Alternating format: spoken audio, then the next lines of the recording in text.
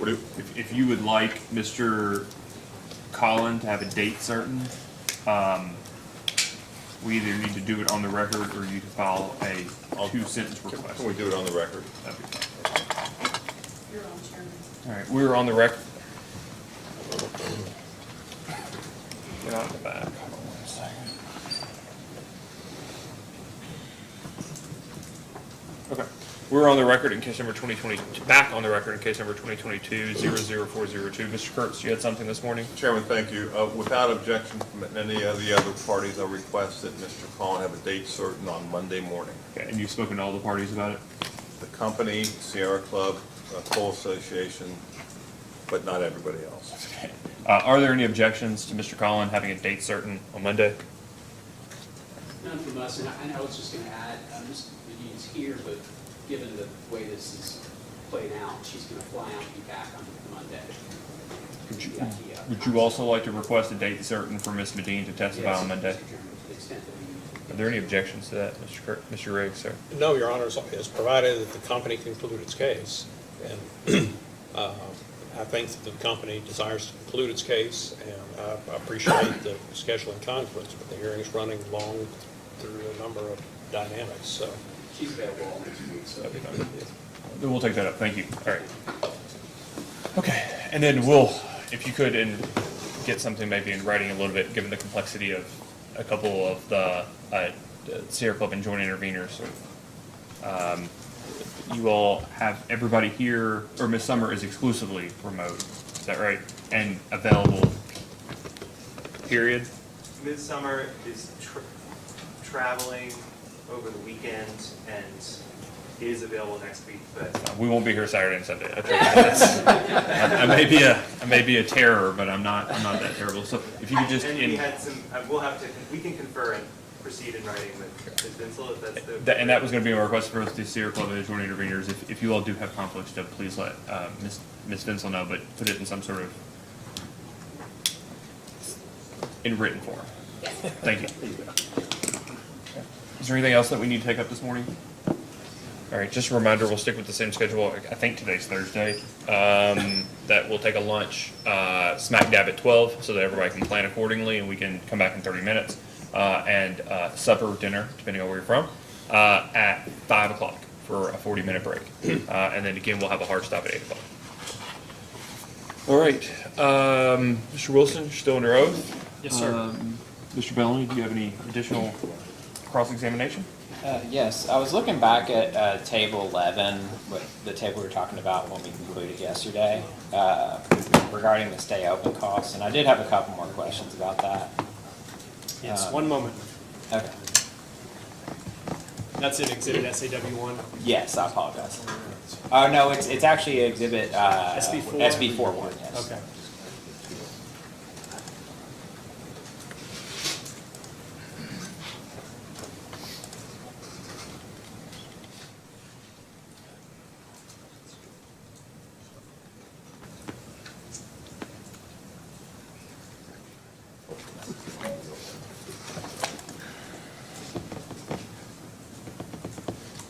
Table 11, yeah. Okay. Thank you. We're here. I'm looking at the ongoing costs for Patty's Run and Heffling 1 and 2. Yes. And I just note it's generally 0.1, and then for Heffling 1 and 2, in 2024 through 2027, it's basically 0. I was curious if the reason for that is that the table is rounding to 0.1. You're correct. Okay. So are the costs, I'm assuming, somewhere hovering around 50,000, and they're dropping below, and then when they're above, it's reflected as a 0.1? That's correct. I understand that the company's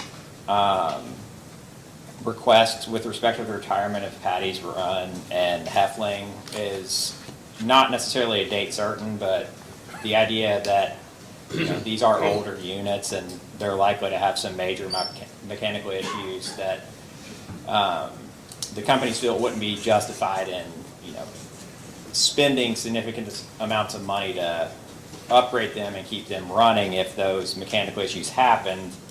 And you're kind of projecting that that would happen in 2025, but you would keep them running until something actually happened. Is that correct?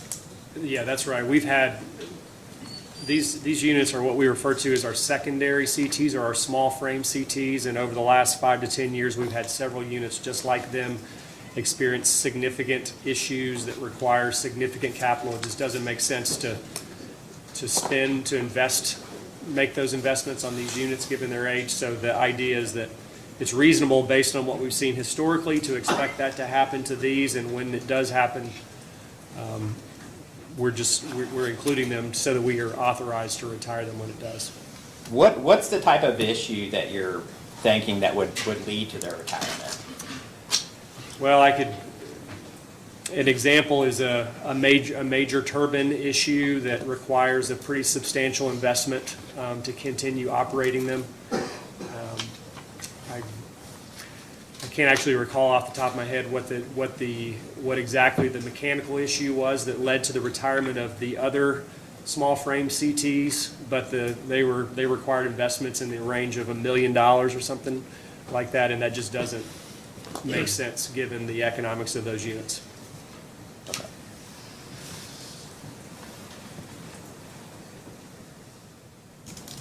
I was looking at table 5 in exhibit SB4-1 again.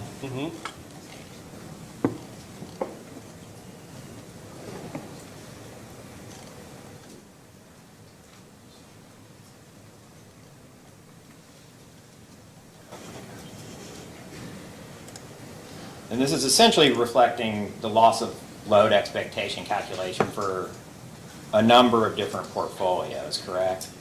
Correct. So this, and it says 2028 reliability analysis. Yes. Was this calculated based on the expected load in 2028? Yes.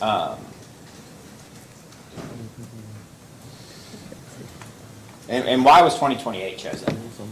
2028 was chosen because that's when we expect to have all of our resources, all of our proposed changes in place. So we evaluated the portfolio at that time for that reason.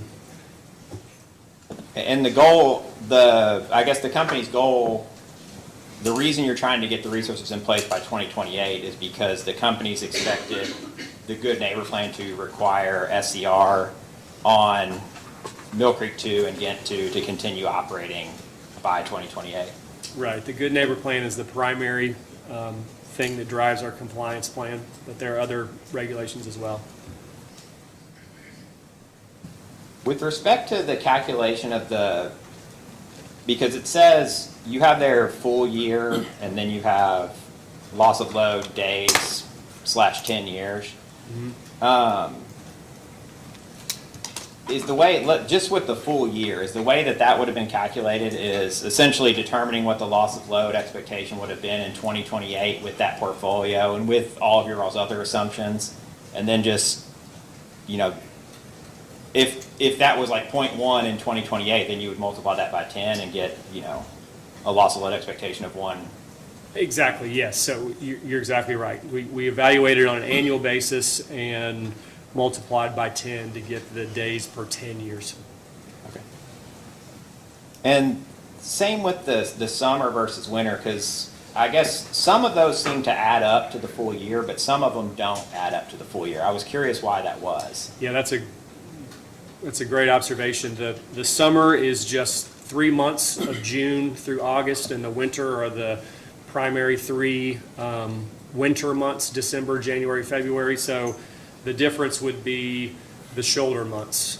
The shoulder months are reflected in the full year value, but from a reliability perspective, we're focused primarily on the summer and winter months, so we reported those separately. Okay, I didn't notice that all the months weren't included there in the parentheses, so Yes. That's the difference. Yes. So when they're the same, effectively, when you ran the modeling, for whatever reason, there wasn't a loss of load in the shoulder months in those years, and there were a few years where there was.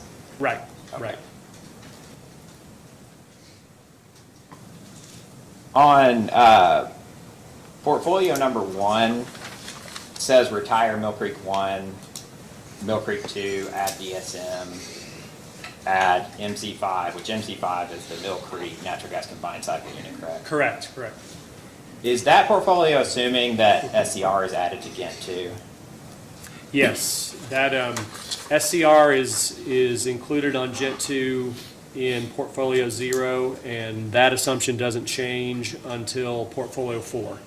So yes, you're correct. Okay.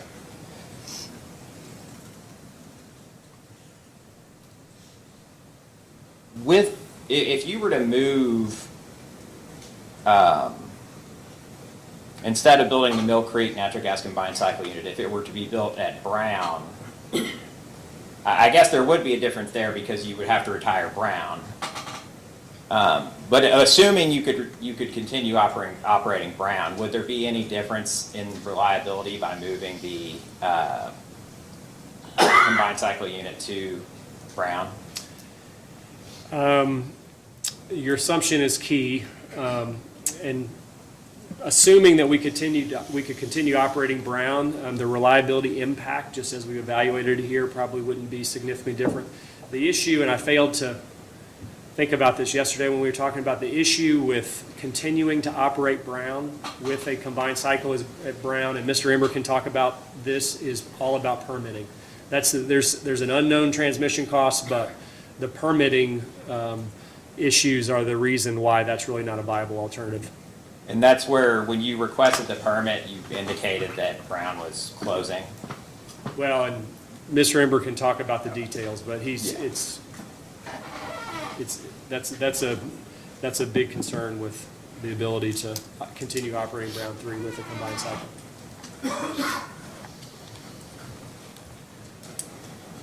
There's sometimes in here where you talk about like incremental changes. Like for instance, when you go from Portfolio 3 to Portfolio 4, the only change, I guess, is that you're not adding SCR onto Ghent 2, correct? Right, so, and we highlighted the changes in blue text. So really, from moving from Portfolio 3 to Portfolio 4, we're basically removing the cost of SCR in Portfolio 4 for Jet 2, and then as a result, not operating Jet 2 during the ozone season beginning in 2028. And when you remove the SCR from Ghent 2, when you move from 3 to 4, there's a pretty substantial drop there with respect to summer reliability.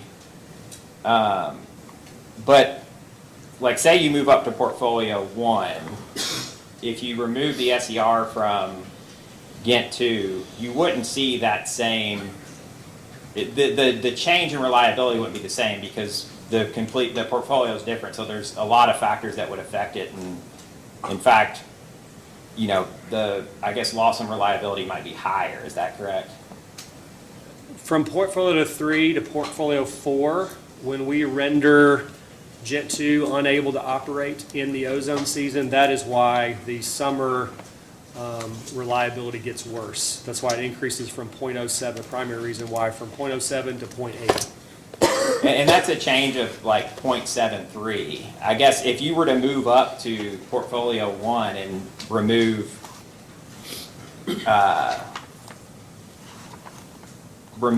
SCR from Ghent 2, would you expect to see a rise of 0.73 in the summer loss of load expectation, or would it be completely different because the scenario is completely different? Well, it wouldn't be exactly the same. I would expect it to be similar. We've provided some responses where we reordered things. It definitely, from the portfolio, where the starting point matters to some extent, but it's not a significant factor. So little incremental changes like that, if you moved them around, they would be about the same, is what you're saying? About the same, yes. Okay. I didn't realize that. Well, so let me ask you a follow-up question to that. Do you see the impact between 3 and 4 in the winter? The exclusive difference between 3 and 4 is whether Ghent has an SCR or not. Mm-hmm. The LOLE goes down Right. when Ghent can't run as often. Right.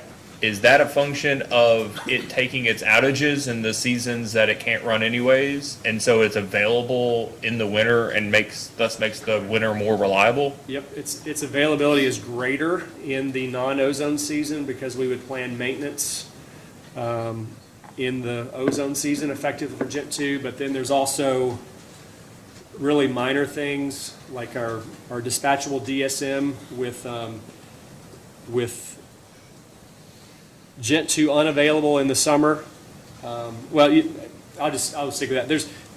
For limited duration and limited availability of resources, those things kind of get shifted around from season to season sometimes, and those can sometimes explain what I would articulate as an immaterial difference. Okay.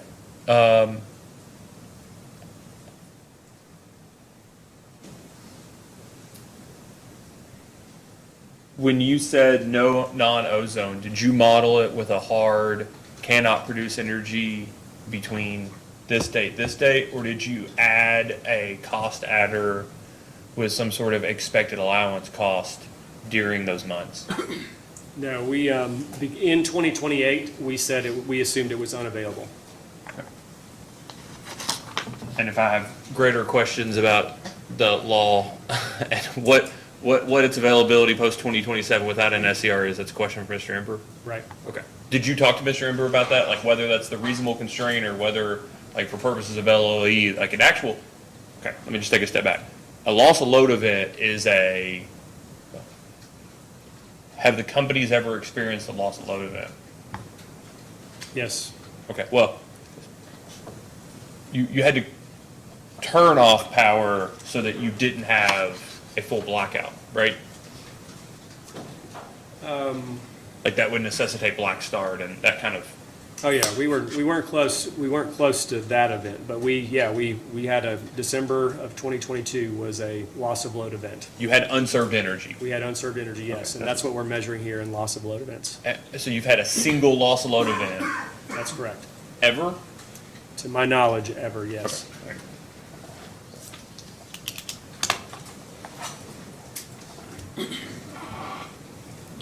Have you looked at any portfolio that would, the reliability from a loss of load expectation perspective, that would effectively maintain the current system without SCRs on one or both or all of the coal units with the solar, to see how that would affect reliability with the SCRs or the coal units potentially not being available in the summer, but with the solar potentially being available at peak times during the summer? Yes, we evaluated that portfolio in our stage 2 analysis. That was portfolio 5, and we didn't calculate the loss of load expectation of that portfolio just because it was significantly more expensive than the portfolio that we're pursuing. Had it been competitive, we would have looked at it further, but its costs were just significantly higher from a present value revenue requirements perspective. Which portfolio? I'm sorry. Portfolio 5. You're saying portfolio 5 and table 5? No, I'm sorry. That's okay. That's why I asked. Our stage two analysis, we evaluated adding SCR to both Gent 2 and Mill Creek 2. And then and then we added renewables and other resources to, I think just renewables to serve load in the summer. But again, because of the cost of that portfolio, we didn't evaluate it further. We evaluated reliability at a high, I'm switching gears to our stage 2 analysis, but we evaluated reliability at a high level just based on dispatchable, fully dispatchable reserve margin and total reserve margin. Those are kind of proxies. But again, the cost of that portfolio is significantly higher, so we didn't look at it further. And you're talking about a portfolio that would have added enough solar, I guess, to meet the minimum reserve margin? Right. Okay.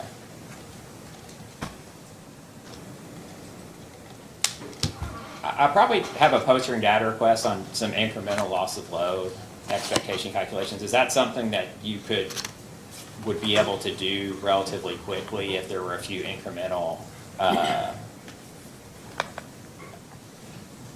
portfolios that commission Sure. staff wanted just a loss of load expectation Sure, calculation for? like for example, what is the loss of load expectation associated with that portfolio file? Yes. Yes, we can do that. Okay. When you were calculating the loss of load expectation in Exhibit SB41,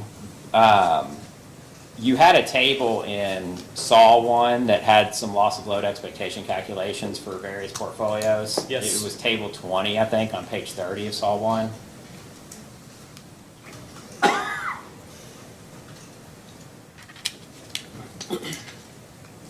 Table 20 and table 21, I think. Yes. We're almost there. You're fine.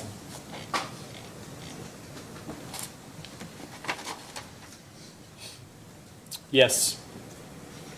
Did you use all of the same assumptions that, when you calculate the loss of load expectation in this table, did you use all the same assumptions when you calculated the loss of load expectation in Exhibit SB41, other than changing the portfolios? Yes. And the answer is yes. We update the version of Exhibit SAW1 that I'm looking at is the one that we updated in May in response to JI 260. So with that understanding, everything ties back. Yeah. And that was actually my follow-up question. What did you change between, with the May update? With the May update, we... Because some of the loss of load expectations went up very slightly, it seemed like. Yeah, so we realized in the development of our weather year load forecasts, so stepping back, we use weather year load forecasts. If that's not clear, I can explain more, to evaluate reliability in Servum. And then completely separate from that, but aligned with that, we have a forecast of load under normal weather conditions to kind of screen portfolios in Plexos. So we uncovered an error in the way we developed our weather year forecasts. We corrected that error. It didn't materially impact any of the results that we had throughout our analysis, but it did immaterially impact some of the results, and specifically results related to this table that you're referring to, and all of our loss of load expectation is something we do in Servum. So there were minor changes to our loss of load expectation values and minor changes to, for example, this table 20 and table 21. So we updated the analysis to reflect those. Like I said, no conclusions were impacted at all, but we still wanted to just have the best data out there. And if you could look at the company's response to staff's second request, question number 50.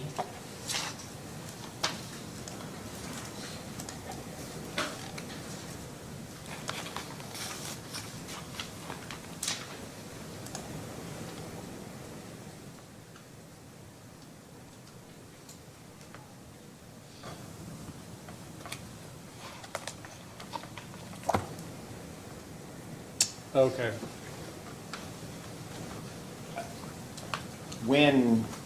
So this was the staff's second request, which I think was sent the same time as joint intervener's second request. So when Yes. you responded to joint intervener's request, you provided that updated version of SAW 1 that changed the loss of load expectation slightly based on the change that you were just describing. Yes. And this request had asked, for a number of loss of load expectation calculations. Yes. Does this reflect the update to the model? Yes. Everything in this round of data requests would have reflected the updated, the changes we made to the weather year forecast. So the only loss of load expectations that wouldn't have been affected would have been, I guess, a response to something in one of the first round of requests. Correct. Yes. With respect to this request, I guess again, you used all the same assumptions other than the changes to the portfolio that were Right. requested. Right. And this is the loss of load expectation based on a a 10-year period, correct? That's correct. Okay. There were a couple of portfolios, portfolio 1, 3, and 5, in this response that had requested the loss of load expectation in the event that SCRs were not built on Mill Creek 1, Mill Creek 2, and Ghent 2. Yes. And obviously, there's a lot higher loss of load expectation, with those portfolios. Was the assumption there that those units would not be running during ozone season? Yes, that's, the assumption there is that exactly that. We wouldn't have access to those units during the ozone season.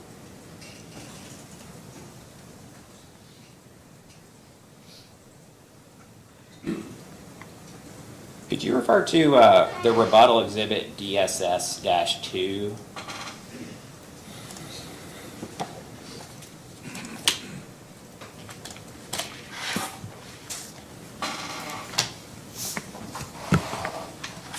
This was part of Mr. Sinclair's testimony, but I've understood that you were a co-sponsor of this exhibit. Is that correct? I didn't co-sponsor it, but my team supported Mr. Sinclair. So, did your team do the actual modeling that's reflected in DSS-1? DSS-2, yes. Or 2, I'm sorry. They work with Mr. Sinclair directly on that. Okay. So, did you have any involvement in it? I was aware of it, but probably Mr. Sinclair is the best person to speak to. Okay. We were kind of doing a lot of things in parallel, so he is prepared to answer questions about this. I kind of had a question that related to another question. Let me refer to you to a response to request for information that you had provided, because Sure. I was going to just ask a relationship between something on that document. Okay, And you may not know, so maybe you can defer to Mr. Sinclair. I'd be happy to. But I'm looking at response to staff's 5th request for information, item 8. Or, I'm sorry, question 8.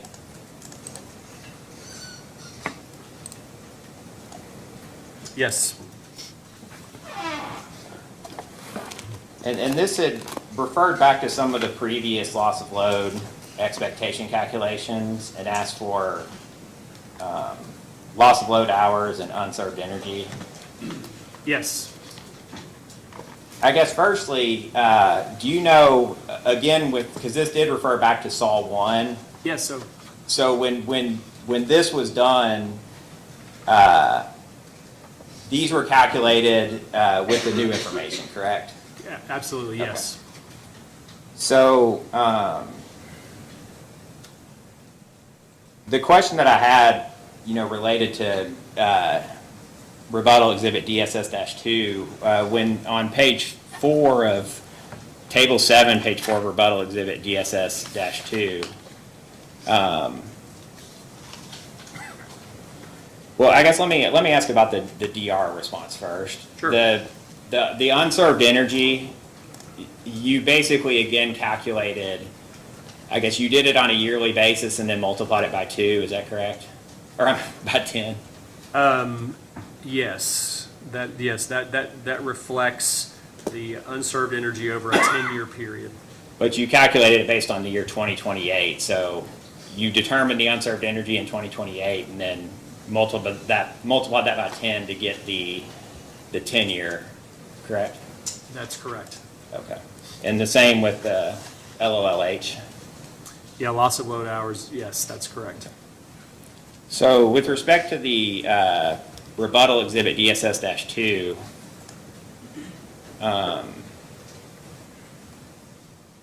do you know whether or not the same methodology for calculating the unserved energy, the unserved energy is provided in a more specific manner, broken down by hours and months?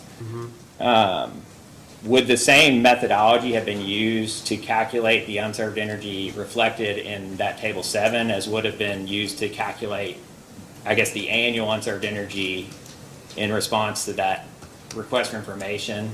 No, the information for Table 7 would have come from an hourly run of ProSim, which is focused on weather or a load under normal weather certain assumptions. So it's a, I would say, average weather versus a full range of weather. So the information in Table 7 would have, is a different source to answer your question. Okay. Different modeling exercise. It shouldn't tie. Would ServM,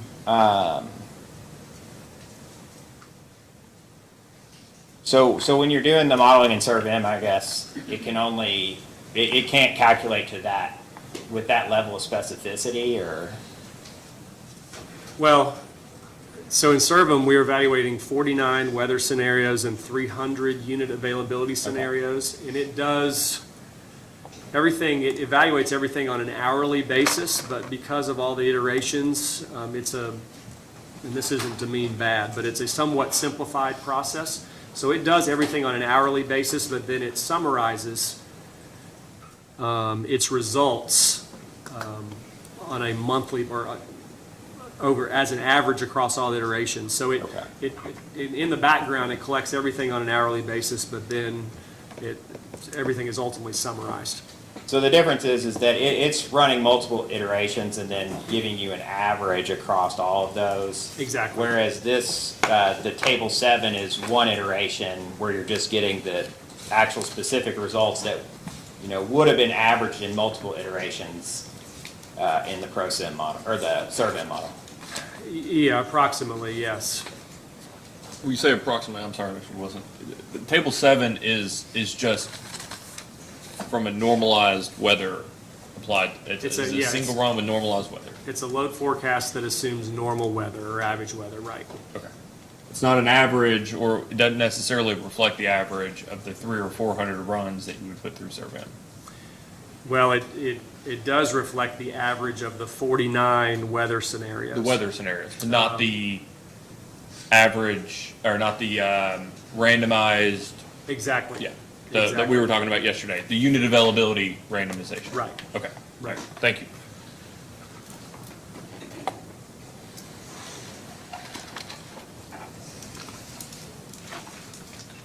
I guess looking back at exhibit SB4-1,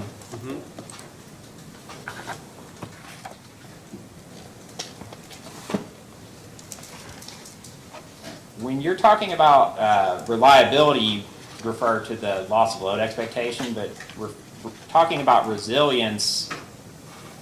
You talk about ramp rate, dispatchable range, and start times. I guess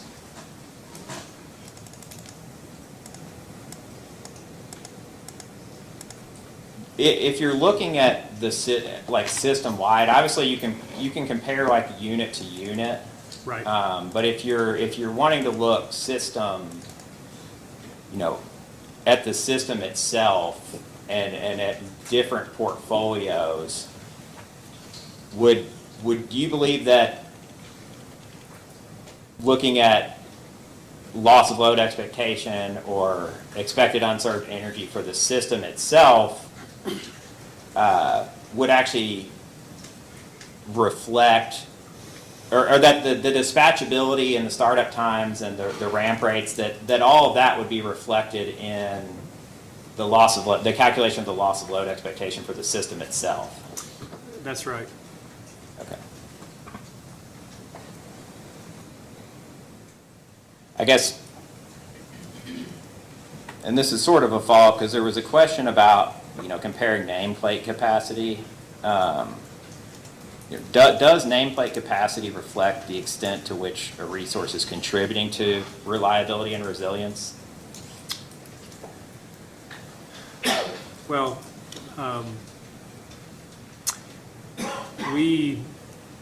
so when we model our resources, we model the availability of simple cycle CTs and combined cycles, for example, they have seasonal ratings that are a function of ambient air temperatures. So we model, for example, the fact that a simple cycle CT has a higher net capacity in the winter than it does in the summer. I'm not sure I'm answering your question, but our goal in modeling reliability is to model all of the operating characteristics of the resources that we're modeling as accurately as we can. So when you mention nameplate capacity, I think sometimes that's one value, but our focus is on the seasonal capacities of our resources in our modeling exercises. And that was sort of my question. I guess, if you're comparing two portfolios, comparing the nameplate capacity of the two portfolios wouldn't be necessarily a reflection of the reliability and the resilience of the two portfolios. Is that correct? No, I mean, and this is, you have to consider the operating characteristics of the resources, the nature of their availability, and that's not to say one resource is better than others. You just have to play to the strengths of the resources when you're developing a portfolio to serve customers. You're right. Ultimately, we need ramping capability to make sure we can serve load when customers need it. So we look at everything on a portfolio-wide basis. Ultimately, in the context of resilience, SB4 requires us to think about resilience, and that's why we, highlighted the better ramping capabilities, the shorter start times, just the generally kind of better agility associated with the combined cycles, for example. But we look at everything on a portfolio basis. We're talking about resilience in the context of a few units just because of the SB4 requirement. I want to ask a clarifying question. I'm sorry, Mr. Beck. So to that point, when you model the reliability of certain portfolios, does the lack of ramping, as you describe it, for instance, a portfolio that includes lots and lots of limited duration resources and very few resources that have the ability to ramp, would that inability to ramp to meet declining increasing net load, would that inability to ramp show up as a risk of a loss of load? It could. In the context of our modeling, we focus on, in an hourly modeling, the limited duration for the limited duration, say for example, of a 4-hour battery, is something that's going to show up a lot sooner than a limited ramping capability, just because the portfolio that we have today has sufficient ramping capabilities to follow our load intra-hour. So the fact that we're adding more ramping capability is, all other things equal, it's good, but it's not going to cause loss of load expectation to go way down, for example, because the portfolio we have today has sufficient ramping capabilities. It's when we contemplate limited duration, that's when, as opposed to resources that can operate for 8 or 12 hours at a time, that's something that affects loss of load more so. Yeah, let me just, I guess, clarify the question. So, this time of year, sun's going down. Thank God it's after we leave, but about the time we're leaving here each night, right? About 8 o'clock, 8:30, whatever it is. Sun's going down. You know that. The sun goes down approximately within minutes, the same time on August the 23rd, any given year, right? Okay. So the model, operators know that. The model, I would assume, knows that. But does it try to optimize and wait for the solar profile or the intermittent profile to go down and then try to ramp immediately to meet that? Or does it, go ahead and increase its generation in order to meet that ahead of time? Like, does it optimize the dispatch as if like ahead of time, like a prudent operator would, or does it try to wait and do it in, just in time, I guess is what I'm saying, and run the risk of not being able to serve load or meet load?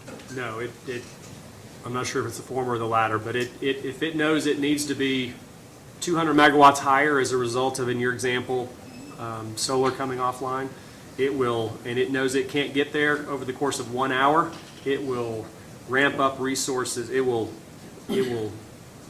adjust accordingly to make sure that by the time it needs to be there, it's there. So let me ask you, it'll be there in anticipation of the need. It goes ahead and models the unit coming up to that low level. Right, well, for example, and Mr. Schramm can discuss this from a real-time operations perspective, but it may back down resources that have greater ramping capabilities and move resources with less ramping capabilities up higher so that it can really follow load with the resources with more flexibility. The model does that. The model does Okay, that, yes. yeah, okay, all right, thank you. Sorry, Mr. Bellin?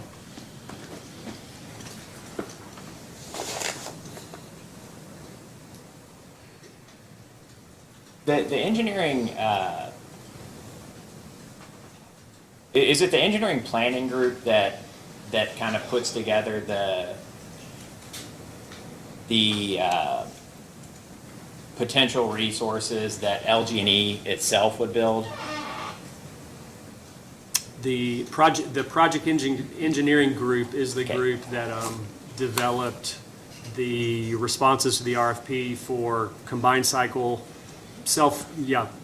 combined cycle to be Mill Creek 5, Brown 12. They also proposed some other resources, but that was the group that did that, yes.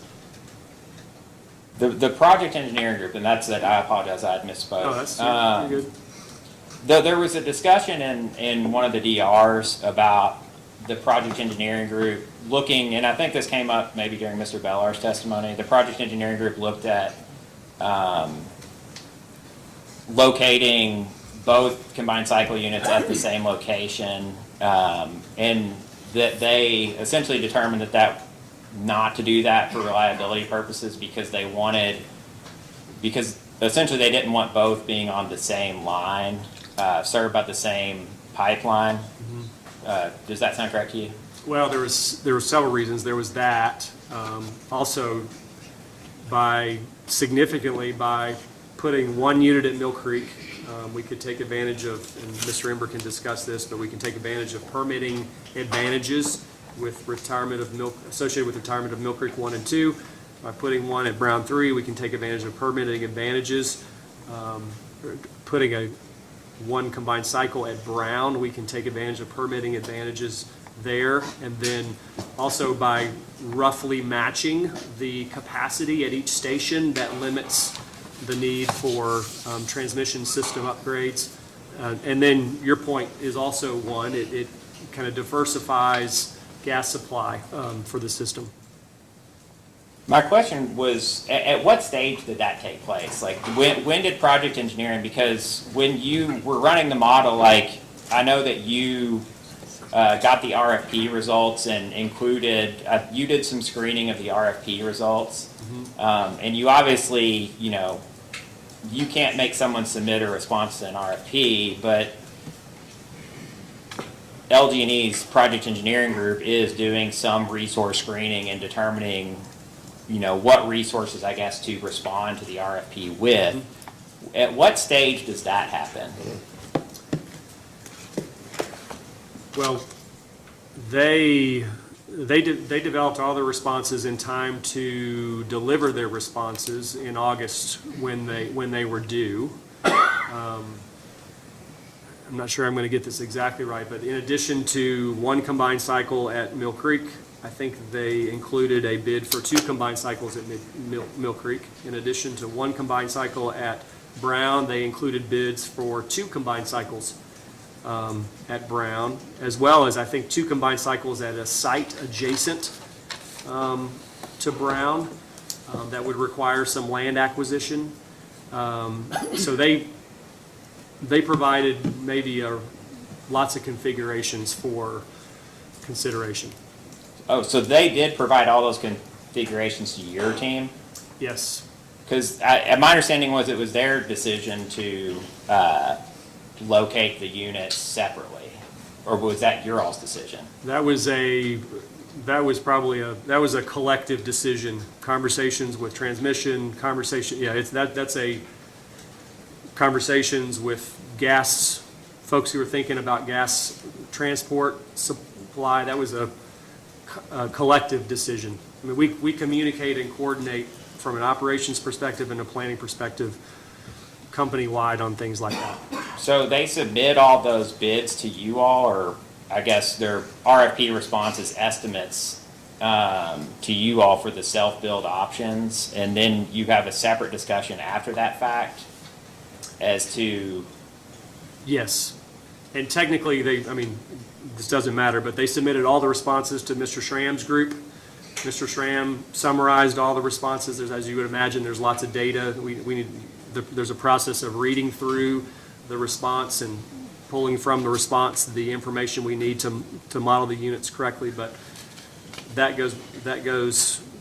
process happens, and then subsequent conversations is what led to the decision to consider, or the decision, or that it was optimal to locate a combined cycle at one So- at Mill Creek and one at Brown.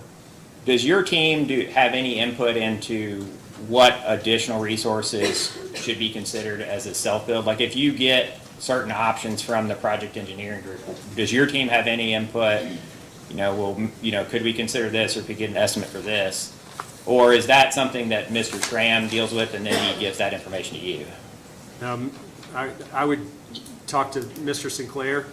It can probably best respond to that question in terms of why project engineering developed bids for the resources they developed. Okay, thank you.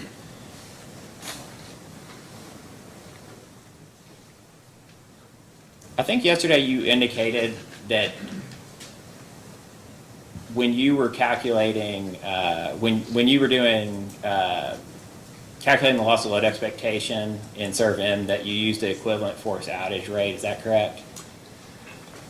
Yes, and it, to be precise, Servum is, so the purpose of Servum is to think about reliability very carefully. So because that is the purpose of the model, E4 is not just one input. We model E4 and are aligned with E4 in the context of time to fail and time to repair inputs, a couple different outage available, and then Servum explores, some outages can be a day, some outages can be 2 weeks. Sometimes after a unit comes back online, it'll take 3 months before it fails again. Sometimes it'll take 1 month, and Servum the algorithm is set up to explore a wide range of possibilities.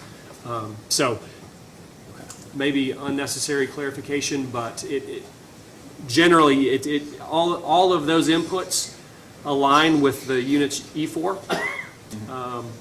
but it really thinks about it in a detailed way. So E4 is an input, and then from that, it will calculate outages and then use a number of different variables to determine how long the outage is going to be and repair rates and things like that. Right, yeah, it's aligned with E4, yeah. So the question that I had, because Mr. Bellar had indicated that the event that occurred with respect to Cane Run 7 and the reduced pressure in the gas supply was not something that would actually be captured in the equivalent forced outage rate. Is that your understanding as well? Yes, yes.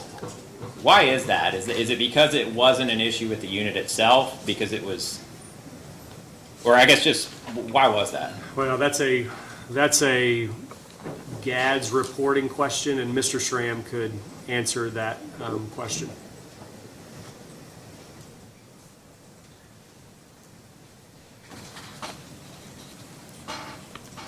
I was looking at Exhibit Saw 1 again, and how you all calculated the gas and coal prices.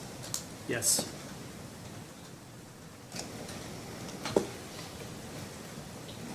I guess particularly the coal prices, on page E5. E5. Okay.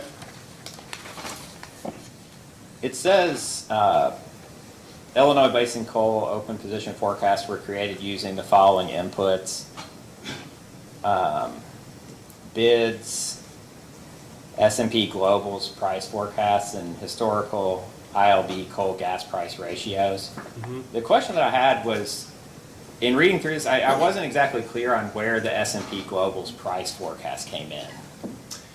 That only impacted our forecasts in the first several years of the mid-fuel price scenario. The first several years of the mid fuel price scenario is a blend between bid prices solicited by LG&E and KU's Fuels Group and that forecast. How long-term was that forecast?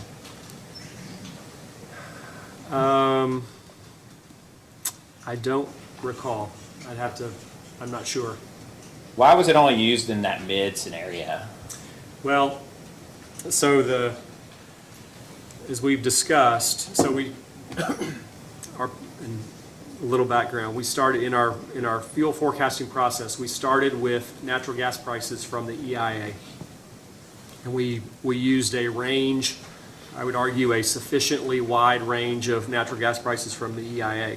So the question is, and we know that coal and natural gas prices are generally correlated. So the question is how do we develop coal price forecasts that appropriately align with the natural gas forecasts? So one of the reasons we wouldn't have used the S&P Global's forecast long-term is because it wasn't developed by the same organization to align with natural gas prices. So what we did instead is we did an analysis, and it's on the same page in Figure 2.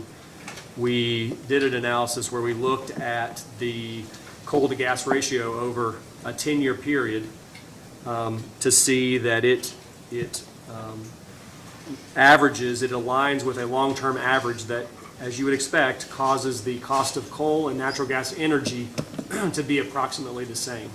So really to appropriately align coal and gas prices in our analysis, we use the coal to gas ratio for a long term. And then again, we talked yesterday, that's a key input to this analysis. So to be as complete as possible, we didn't just look at one long-term average, we evaluated a range about that, just to see how that affects the decision. And when you say, you made a comment just now when you were explaining that it wasn't developed by the same group, or it wasn't developed by the same, I guess, when you say that, are you saying that there's a risk if you're using natural gas prices from EIA and coal price forecast from S&P, are you saying that there's a risk that the assumptions that they've made with respect to economics going out till 2050 might be different, and so the coal price in the S&P forecast might not align with the assumptions that were made in the EIA forecast? Exactly. Like for example, the EIA, they make assumptions about oil and gas supply and what have you, and the concern would be is that S&P wouldn't make the same assumptions. Does EIA have, they do have coal price projections in EIA, correct? I'm not sure, and I'm not sure. We don't, certainly not at the level of granularity that we would need, but to maybe respond completely, I'd have to follow up. Okay. I guess I'll probably do a post hearing data request and just ask for the EIA coal prices, and I was curious too, if there are projections, how those projections would line up under the same circumstances, and I guess not every scenario, but if the coal to gas ratio holds in the projections from EIA. Sure. So I'll do that as a post hearing data request. And I guess to the same point, I think yesterday when you were, I don't remember who you were talking to, but you made a comment that the range is not different than the IRP. Yes. Were you meaning that in the IRP you used actual projections for both or you separately projected coal prices and gas prices, correct? Yes, the IRP, we use kind of a more independent, right, forecasts for natural gas and coal. And my comment yesterday was that while the level of the level of coal and gas prices in the IRP was notably lower than in the CPCN, the range of coal to gas ratios, which is the key issue here in the IRP, were not significantly different than the range of coal to gas ratios that we evaluated in the CPCN. In fact, in the mid fuel price scenario for the IRP, the coal to gas ratio we used there was 0.57. The independent process resulted in a long-term average coal to gas, not surprisingly, but it resulted in a long-term average coal to gas price ratio of 0.57, just like we used in this case. The low in the IRP, the low fuel scenario had a coal to gas price ratio of 0.76, which is pretty high based on the testimony we provided here. That would be definitely in the atypical range. And then in the high fuel price scenario from the IRP, the coal to gas ratio was about 0.48, so comparable to the high gas low ratio scenario that we evaluated here. So that's why I say the range of coal to gas price ratios in the IRP was not materially different than the range we evaluated here. That's what I thought you were saying. That's why I wanted Yes, to yes. clarify. You were talking about when you did the independent projections or how you did the projections in the IRP, you did do it differently, but you were saying that the coal to gas price ratios came out to be similar. Yeah, it's similar. Yeah, absolutely, you're right. I guess as a post hearing data request, I might just request kind of a spreadsheet that would show that ratio that you were just talking about Absolutely, from the prices. sure.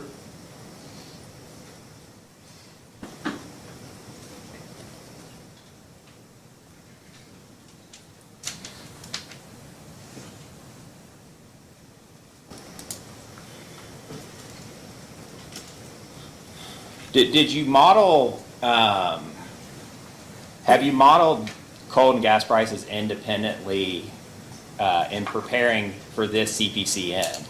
Like, did you try it both ways and then decide to use the coal to gas price ratio, or? No, I mean, this clearly, I mean, our goal in supporting a decision, and we talk about this in context of our decision process, is to make sure the quality of our decision is high. And recognizing in this case that a key question was whether to retrofit a coal unit with SCR or replace it with combined cycle. And let's just focus on that specific question, recognizing that that is a key question in this case. The variable that impacts that decision more than anything is not necessarily the level of fuel prices. The level of fuel prices is important in the context of renewables and what level of renewables would make sense. But in the context of whether to retrofit a coal unit with SCR or replace it, the variable that really matters is the coal to gas ratio. So recognizing that, again, for the purpose of supporting a quality decision, we really honed in on that specific variable. We analyzed it over a historical period, and we developed our fuel forecast to really explore that value.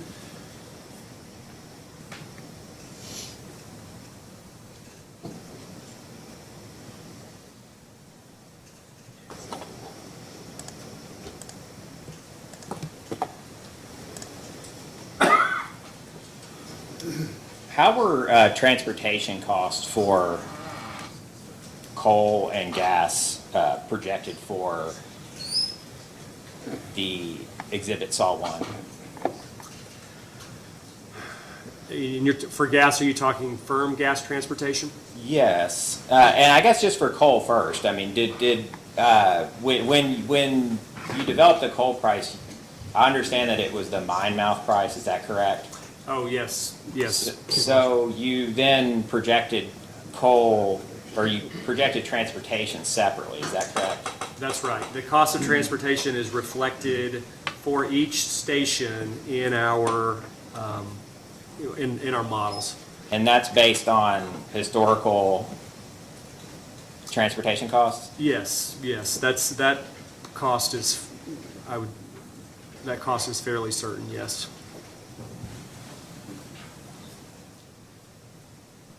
And with the gas prices, were the gas prices that you used, was that, I guess, it wasn't with transportation, was it? Well, in this comparison, we just focused on Henry Hub prices, but the gas price that we ultimately modeled would be, would reflect transportation, the commodity, as well as the firm gas transport that we would get, that we purchase, for example, from Texas Gas. But when you did the coal to gas price ratio, was that just the commodity prices compared against each other, or was it the transportation cost too? No, we developed our we developed our fuel forecasts, Henry Hub and Illinois Basin. We developed them at the level without transportation costs, and then we based our coal to gas ratio on a comparable historical coal to gas ratio that doesn't include transportation costs. We develop our forecast without transportation costs, and then from modeling them to each station, we added in transportation costs appropriately.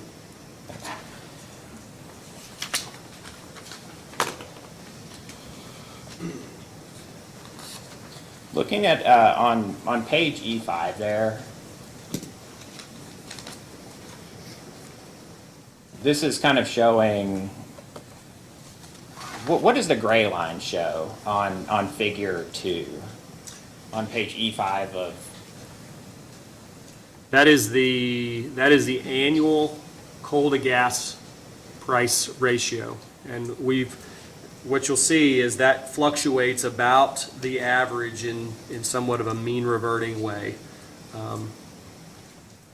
But that's in a specific year. I mean, would you agree that it is pretty volatile? Well, certainly at this scale, it varies between about point, I don't know what the 2021 point appears to be the low point. And it will vary from year to year. If you looked at, so yes, but over the long term, it will typically average. It always kind of converges or comes back to a long-term average. Would it be possible, when you calculate using the average, there's really no fluctuation between coal and gas prices, I guess? It's always, you know, as one goes up, the other goes up, as one goes down, the other goes down. Yeah, there's some lagging effect just due to the nature of the different fuels.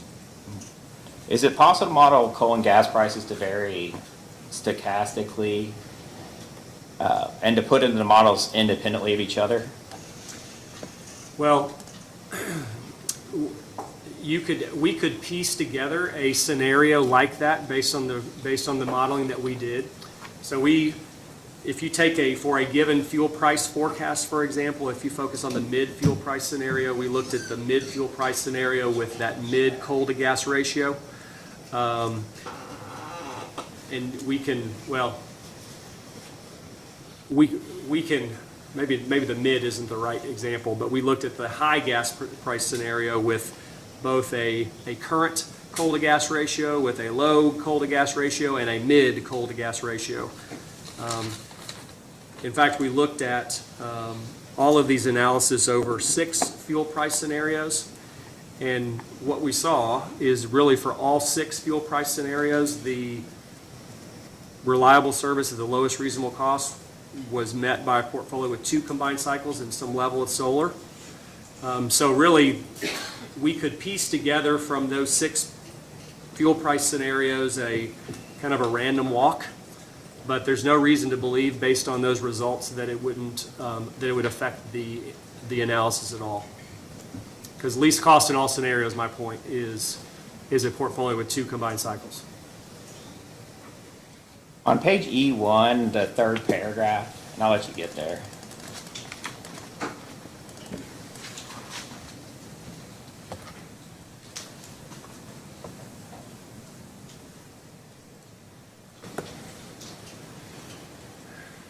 It says, note that the mid-CTG price ratio approximates the ratio of NGCC and coal operating costs. Therefore, it's plausible to expect coal to gas price ratios to revert to this ration over the long term. Yes. In terms of the model, what does that mean? Because it appears that in all scenarios, the CTG ratio never changes. Well, in three of our fuel price scenarios, one with high natural gas prices, one with mid-gas natural gas prices, and one with low natural gas prices, we use the mid coal to gas ratio to forecast coal prices. So over the course of the analysis, we assumed that coal and gas prices remained aligned such that, which I think is reasonable given the fact that coal and natural gas energy are economic substitutes.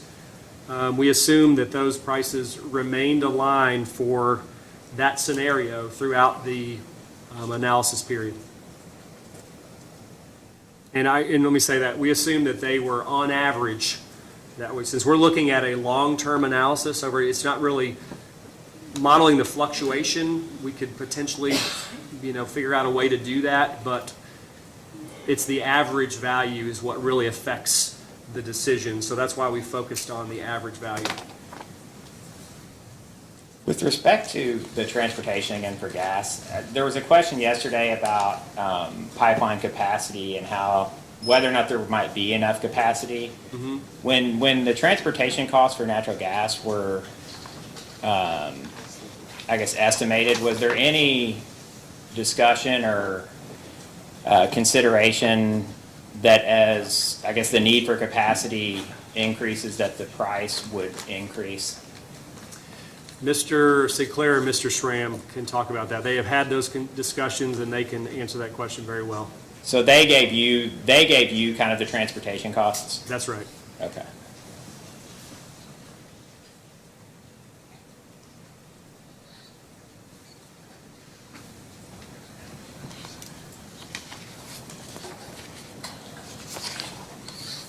I'm almost finished.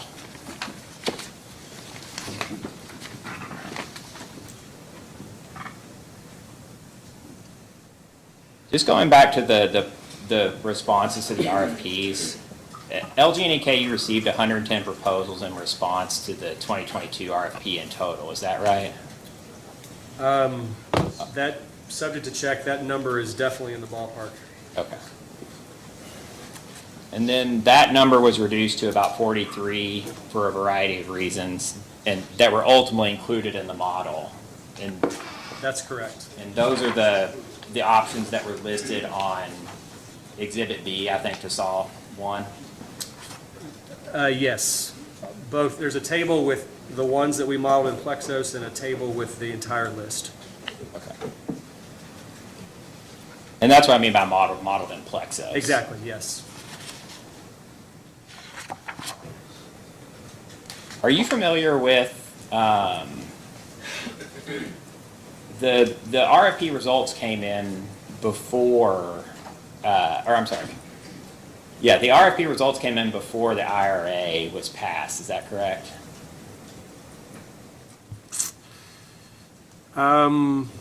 Yes, I think that is correct. And I think maybe Mr. Schramm might have responded to this, but my understanding is that you all did go back to the respondents and essentially give them the option of changing their response based on the IRA. Is that correct? That's correct. And he is the one who responded to that. We went back, we followed up with them really just to make sure that their bids reflected the impact of the IRA. I think most of the respondents had anticipated the impact, but you're exactly right. That's what, because only 5, I guess, came back with changes to their proposal, correct? That's exactly right, and he can Okay. speak to that. I'll save these for Mr. Schramm. It sounds like Sure. he's the proper person, so. Yeah, he's got it.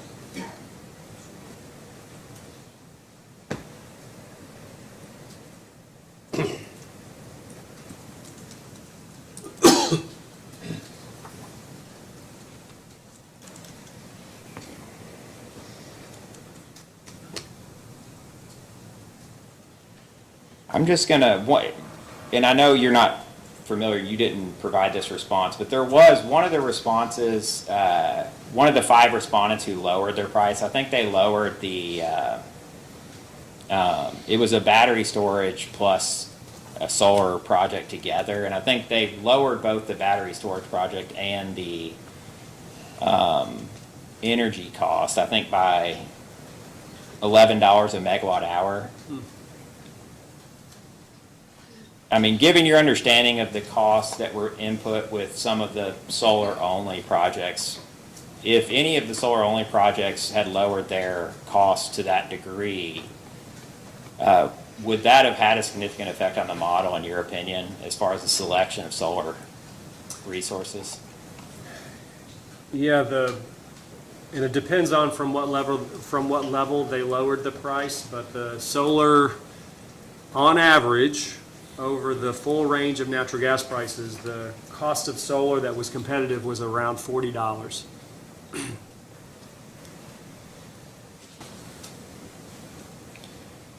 Could you look at response to staff's 5th request for information? I'm looking at 5.2, which was, I think, where you did the updated modeling. Yes.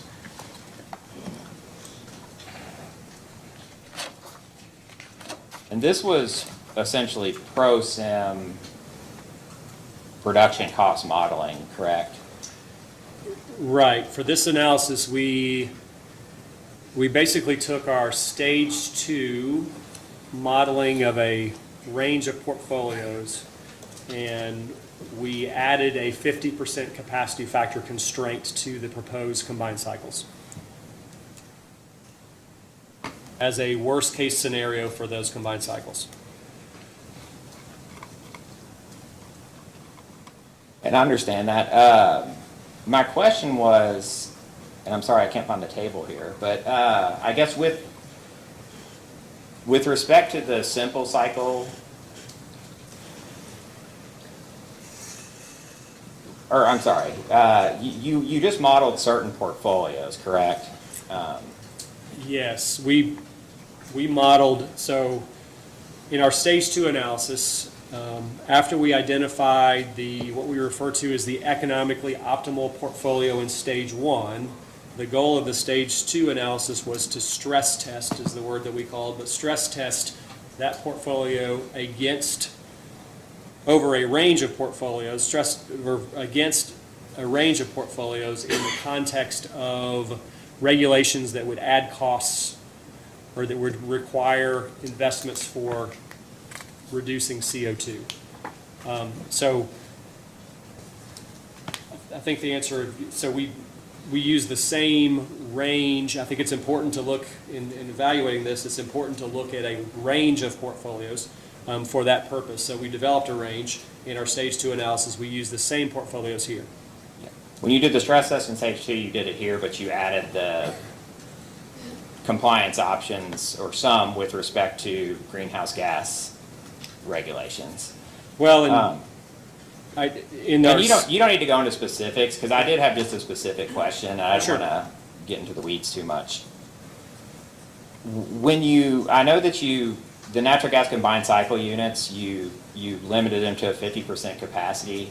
Right. Did you do that with only the new natural gas combined cycle units, or did you do that with the existing natural gas combined cycle units when you ran this production cost modeling? In this case, we only did it with the new combined cycle units. And same for the simple cycle? Yes,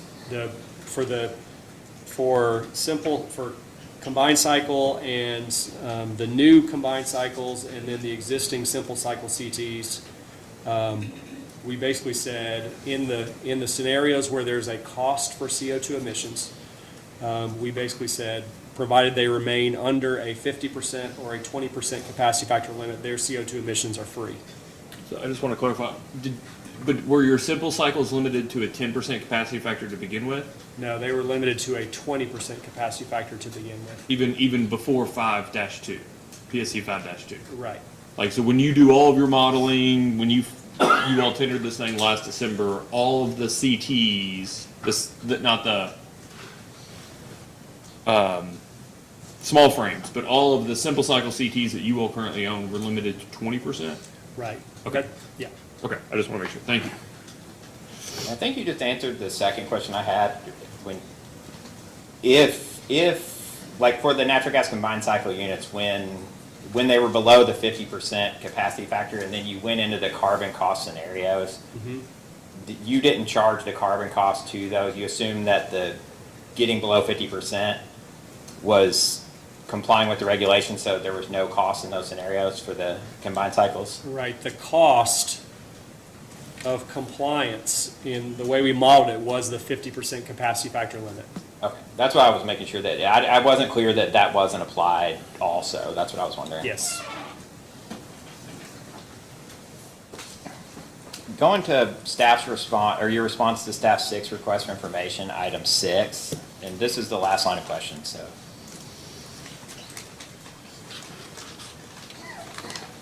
I'm sorry, Mr. Bellamy, did you say the sixth round number 6 or fifth round number 6? Staff 6 request for information, I guess it's question number 2.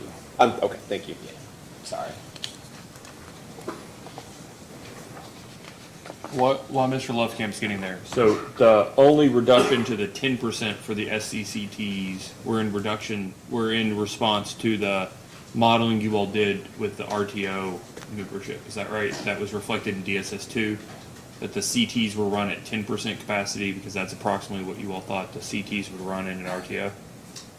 Exactly. That's exactly right. Mr. Sinclair, yes, I'm not as familiar with him, but that's right. I think that's right. So that's the only, other than 20%, that's the only other limit throughout the scenarios that you all put on the simple cycles? Right. Okay, all right, thank you.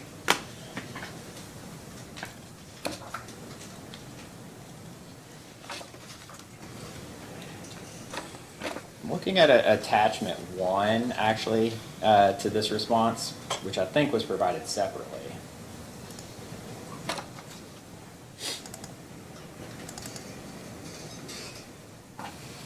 I guess across all 3 CO2 compliance prices, there were 3 fuel price scenarios that added 0 to 86 megawatt hours of solar in the 2020s, while the other 3 fuel price scenarios added between 2,075 and 3,022 megawatts of solar during the same period. Can you explain qualitatively why the model would not select any solar in the first 3 fuel price scenarios, or very little? Well, it's all about the level of gas prices. The first 2 scenarios are low gas prices, and therefore coal prices that are aligned with low gas prices. And if just the absolute level of fuel prices is lower than the cost of solar, that $40 cost, for example, doesn't make sense. So it's all about the level of fuel prices. In the table showing the resource additions, there are separate lines denoting expansion in GCC and expansion in GCC-CS. However, on page 4 of the response to question 2, in LG&K's response to staff's request number 6, the companies claim that they do not have cost estimates for proposed CO2 reduction activities. How was the number of NGCC units with CCS determined by the model without any cost estimates?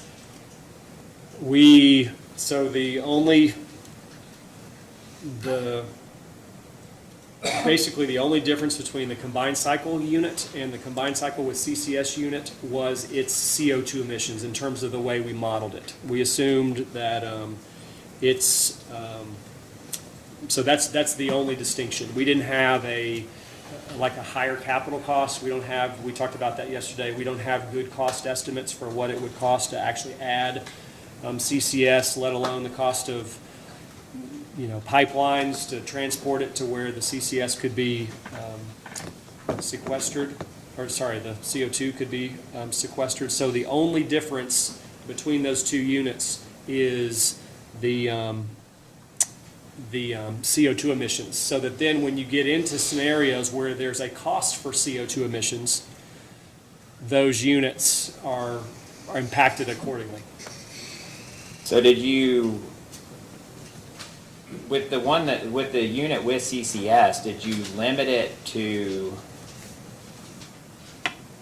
the emissions that would be allowed with carbon capture, which would be almost nothing, so it was essentially not operating? Is that? Well, no, it'd be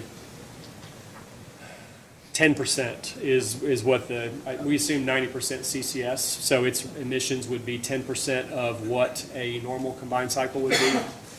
So that basically just significantly limited its operation. Is that what it did? Well, it depends on the net cost of CO2 in the scenario modeled. So in the zero CO2 price, we assumed a net cost. In reality, there would be investments required, and then in the context of 45Q tax credits, there would be offsets to the costs. So the question is what is the net cost of CO2 emissions, or what the net cost of energy going to be? The answer, we don't know. The answer is there's lots of uncertainty. So the best way to think about this is to model a range. So we modeled a range where the net cost was zero. That effectively assumes that we can install 90% CCS by 2030 for free for coal units, and 90% CCS at any point for free for combined cycle units in that scenario. In the $15 net cost, that assumes that after you take into consideration tax credits and et cetera, the cost per ton of CO2 is a net increase of $15 per ton, and then so on and so forth with the $25 case. Okay, so I think I understand.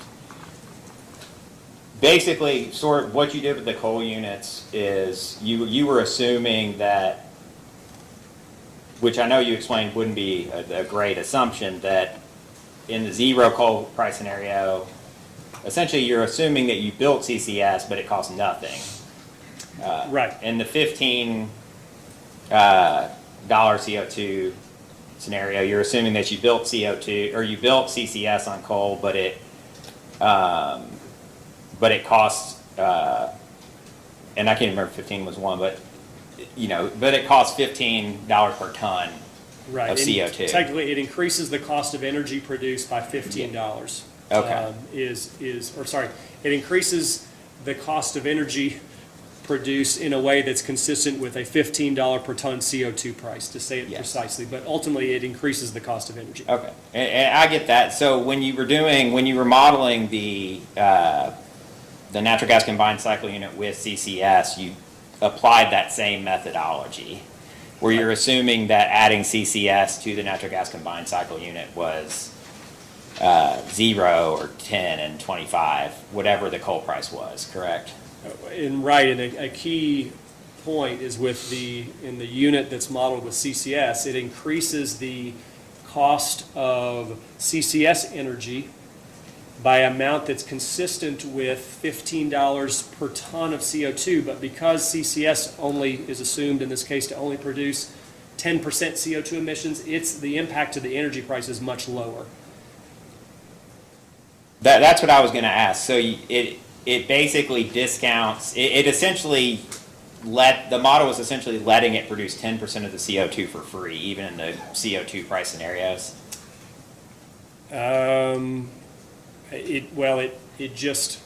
I think technically the way the model works is it would not produce it for free. It would still charge it, still charge for the CO2 emissions, but it would charge it significantly less. I might have to follow up to be sure about that, but it's just, the whole idea with this, and especially in 5.2, are the results that we would really focus on, is the underlying assumption is that the investments required to reduce CO2 emissions are greater for units that emit more CO2, which I think is a reasonable assumption, and that's what is reflected in this analysis.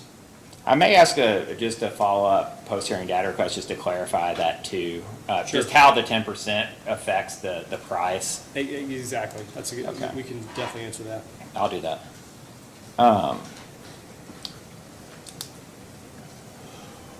In this modeling analysis in response to staff's 6 request, you assess the impact of the proposed carbon rules by limiting the capacity factor of natural gas combined cycle units to 50%.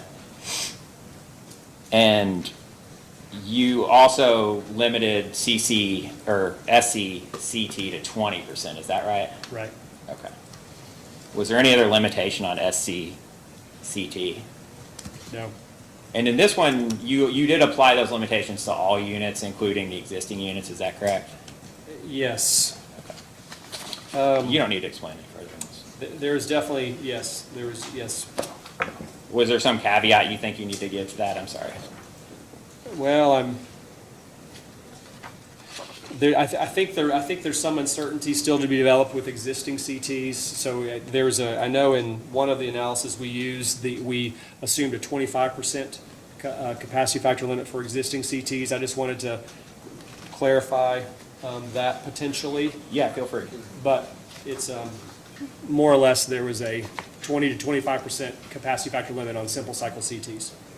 So the reading of the rule, it potentially could allow a higher capacity factor for existing simple cycle CTs. Is that why you would have that difference? My understanding is that what actually is going to happen to existing simple cycle CTs is to be determined. Okay.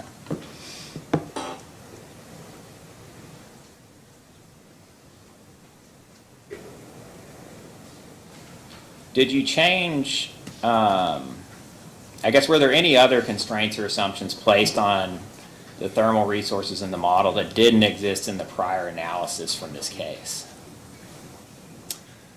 No, we just modeled the capacity factor limits.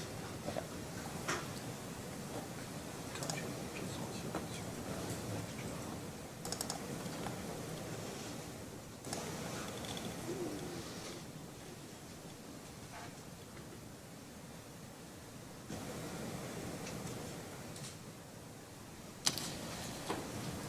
And I know you're not the environmental witness,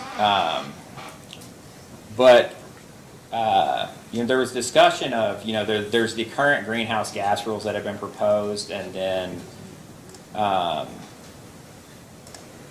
which potentially could go into effect, in the next few years. I know they're not certain at this point, but would you agree, I guess, that there still could be a risk, they review emissions every 8 years, approximately, that there would still be a risk in, 16 years or 24 years or, at some point in the future that, even if these proposed regulations went into effect and you all could comply with a 50% capacity factor, that there's at least some risk of further regulation down the road.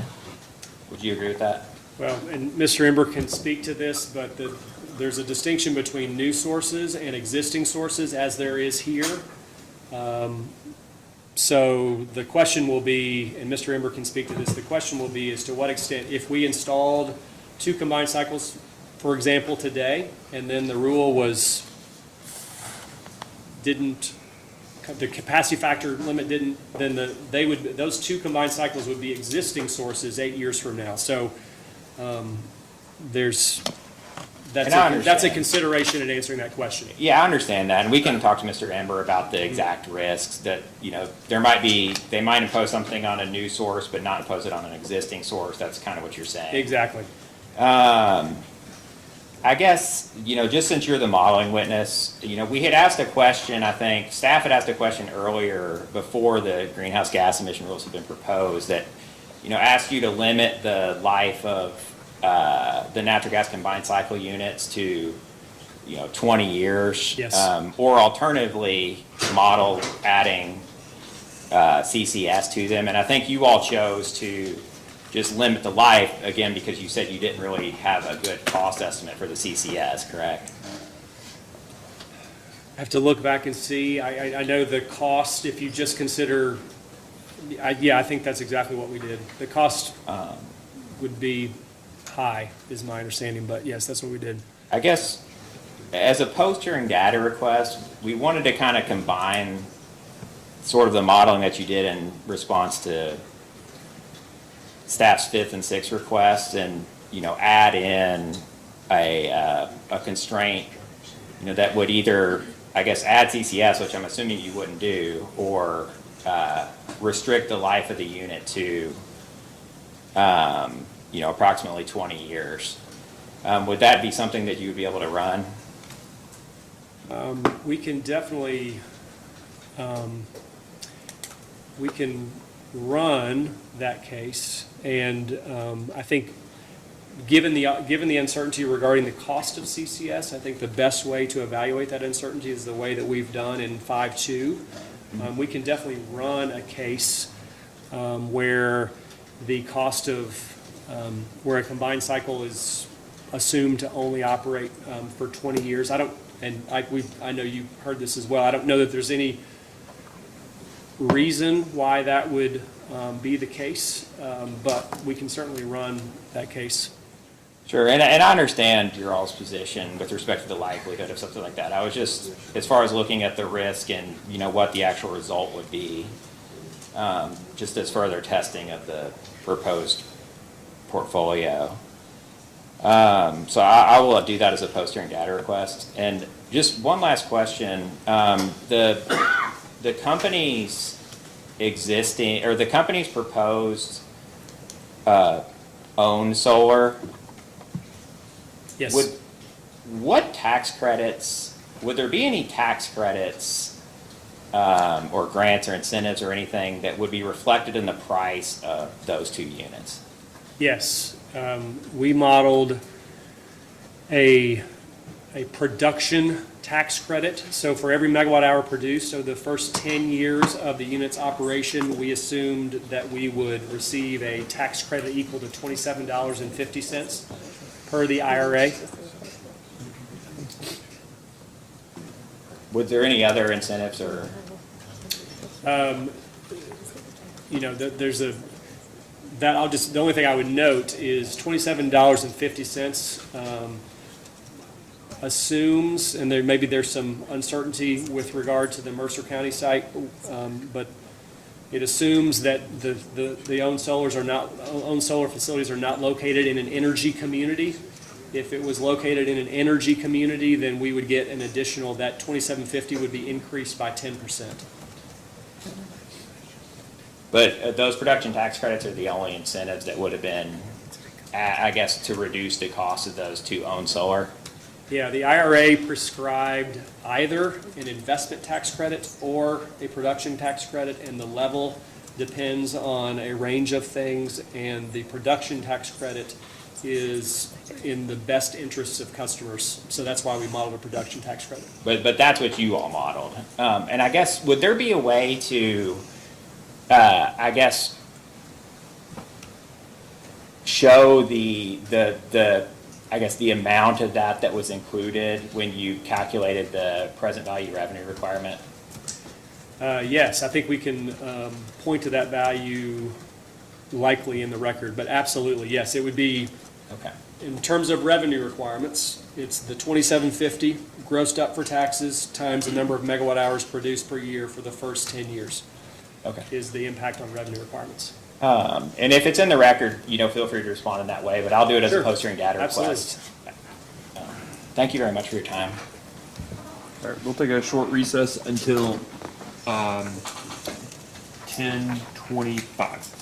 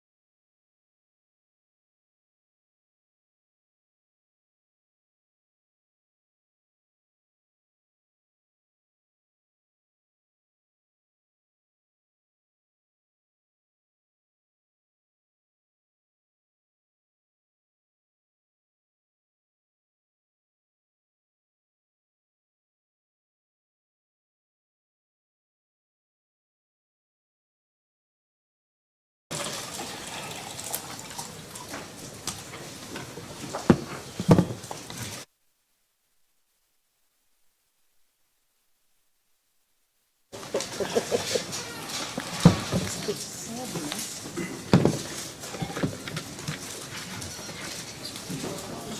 Regan, do you have any more iron mints on the books, on the calendar? Not this year. All right, we're back on the record of case number 2022-00402. Good morning, Mr. Wilson. Good morning. I'm going to be skipping around because I think some of my questions have been answered, so that at some point you're gonna ask for context Okay, of the questions I ask, so. okay. This is your singular opportunity in life to ask me questions if you don't understand or appreciate why I'm asking or what I'm asking or where I'm getting the information that Okay. I'm referencing.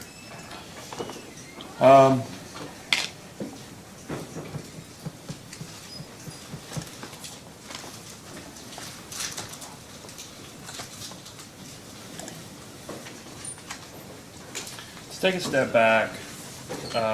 Let's start with fuel for a second. Fuel is a primary input cost, at least for the operations of both the combined cycles and the current coal plants. Is that right? That's correct. And is effectively, so for the PPAs, the cost per megawatt hour is effectively the same as fuel when you model. Is that right? Well, it's just a fixed energy price. Those are modeled with a fixed energy price. Okay. That's not the case with the self-owned. Is that right? I'm sorry? The self-owned, the company-owned solar? No, the revenue requirements associated with owned solar is a investment and then a zero energy cost, but a production, actually the cost for the first 10 years of that project, the cost is negative due to the production tax credit. So it's an upfront capital cost that gets required on a perfect rate-making treatment, an annual rate-making treatment through the financial model, and then the per megawatt hour, the way you did it, is actually a negative number because you assume for every megawatt hour you produce, it gets that production tax credit. Is that right? Exactly. Okay. With the fuel,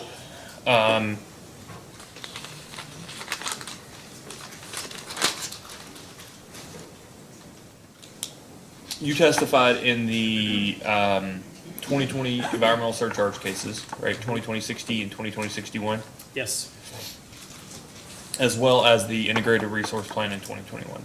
yes. Okay. Did you testify in the 2020 rate cases? I don't think so, no. I don't think so either. So do you remember in the I believe it was in the ECR cases, but it may have been in the IRP. I had a lot of questions about the risk of being wrong with regards to natural gas price forecasts. Yes,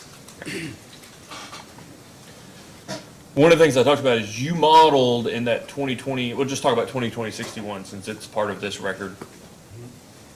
You modeled in that case fuel scenarios, and gas scenarios in particular, because I think you were looking at compliance or retirement, and retirement might require additional generation, and the new generation, the replacement generation would have been natural gas. Is that right? Like roughly?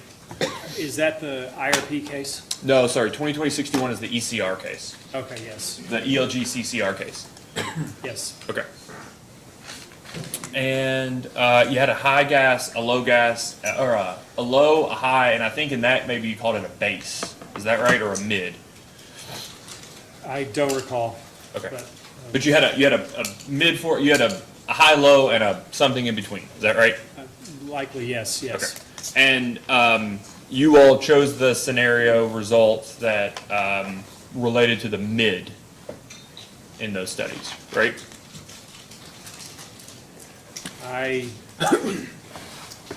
I'd have to look back to see. I don't recall. If we had three scenarios, we only focus on one. Is that what you're saying? I think effectively that was Okay. the chosen way to go about things was the one related to the mid gas price is what I remember. But here's why I asked. Okay, I asked a lot of questions at the time about the likelihood, the difference in the likelihood of the high and the low occurring. Right? You had a high and you had a low, and I took your testimony from that case to mean they were effectively sensitivities of what you expect the base case to be. Does that sound familiar? I honestly, I don't recall.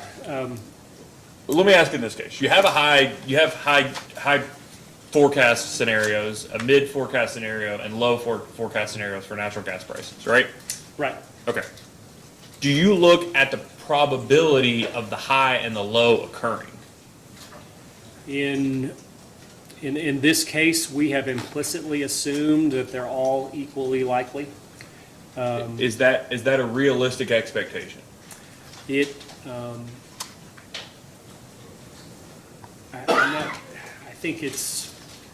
I don't think it's an unreasonable expectation, but in this case, as it turns out, if we were to change the weighting of those likelihoods, it would not impact the result, just simply because the optimal portfolio changes are the same in each fuel price scenario.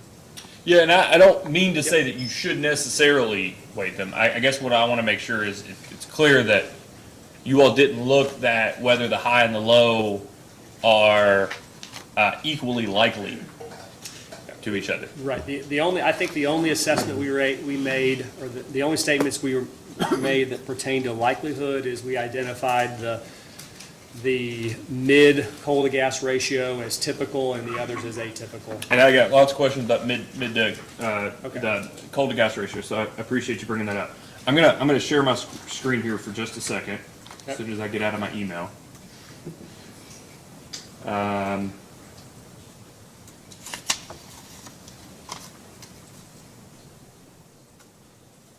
For natural gas prices, let me know when you can see on either the screen in front of you on the right or the big one, doesn't matter. Yep. For the natural gas prices, I didn't want to be here. One second, Mr. Wilson. No.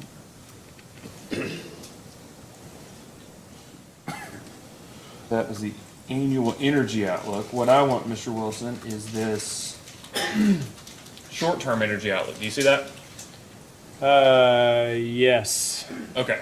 I know it's a very small screen, also the one in front of you, so you're more than welcome to use the one on the wall. You use the AEO, the Annual Energy Outlook. From 2022, From yes. 2022. So that was okay. You use that for your future gas prices, is that right? Yeah, for the range, yes. For the range, okay. Are you aware of EIA's short-term energy outlook? Just as in its existence, not of the actual data? I see that it exists Okay. here, yes.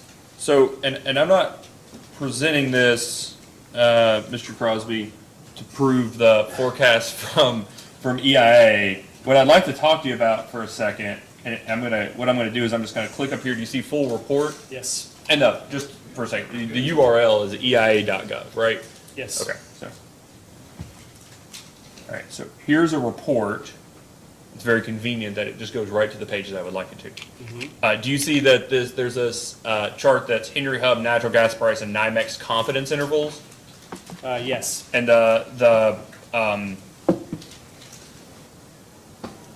there's dates and then there's dollars per million BTUs. Is that right?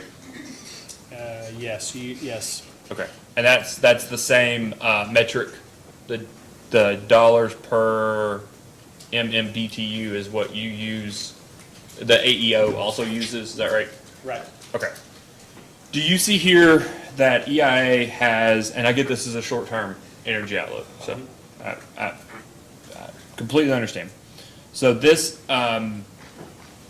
EIA started doing this a little while back, where they used to have a high and a low. Now they give confidence intervals. The high and the low represents their 95% confidence interval in the NYMEX futures price, upper and lower. Do you see that? Yes, Okay, so there's an expected and then there's a 95% confidence interval between high and low, right? yes. Okay. And they're not the same, I'm I'm gonna talk about risk for a second, but risk is like in a more general sense, like a deviation from an expected outcome kind of thing. There's a different risk between their high forecast and their low forecast compared to their expected forecast. Would you agree? Yeah, here's the difference between the high, the absolute difference between the high is greater than the absolute difference between the low and the mid. Yeah. So thinking about, and just in this context of a confidence interval or expectation, a probability that a certain high would occur or a certain low would occur. This is different from the way you all took a high and a low for natural gas prices, right? We just used the three prices that the EIA provided, the three Right. the low, mid, and high forecasts that they provided. And maybe it's just a function of relative closeness to zero, but like a $2 MMBTU gas is $2 away from $0, right? Right. And also $2 away from $4, right? Right. Based on your experience, based on let's just take the last 5 years of observations, is gas more or less likely, in your opinion, with what you do, to go to $4 than it is $0? I agree, the likelihood of 0 is less than 4. Okay, and that likelihood's important when you're talking about risk, again, the generalized risk of the deviation from expectation. Would you agree? I think the likelihood is important. Say that again? Yeah, well, I'd say it this way. Considering that likelihood, so it being $2 off is just an absolute number, right? Okay. But would you agree it's very unlikely for gas to go from $2 to $0, and there's a fair chance, a fair likelihood of gas going from $2 to $4? Definitely. I think 4 is more likely than 0. I definitely agree with that. And then just like, taking a big step back, when with what you're doing, with what you do, your 10 years, and I think that's a long time to do something, so don't, 10 years in what you do, taking into account in some fashion the fact that a $2 change upward is far more likely than a $2 change downward, in that simple example that I gave, is it important to take that into consideration in your modeling? I think Actually, let me withdraw the question. Not your modeling. In decision making based on modeling.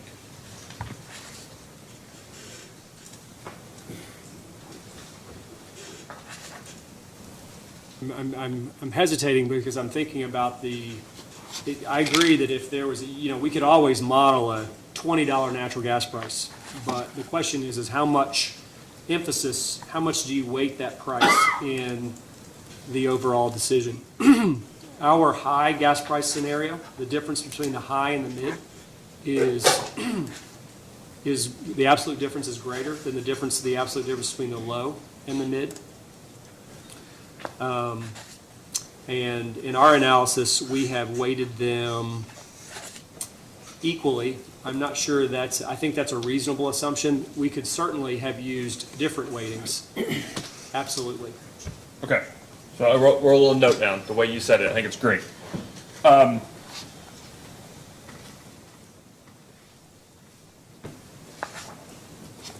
Should you weight the high and the low, like you were talking about? Should you weight it based on its probability of occurrence? In this case, we've effectively weighted them all. We said they're all equally likely, but we could certainly look at different values. I think equally likely is a reasonable approach, but we could look at different weightings if we wanted to. Yeah, and I'm not saying it is I'm not questioning from the perspective of, is it we don't, this is rate making, right? Like it's one of the seminal cases is it's the the result reached, not the method employed. It's an outcome, right, that we focus on. There's lots of different ways to get there. I'm not necessarily saying that your way, or asking it from a perspective that your way is unreasonable. I'm asking, though, sort of from a customer perspective of bearing the risk of a fuel price volatility under today's, rate making, that the expected, or just acknowledging the risk, would you agree is an important consideration? Actually, I think,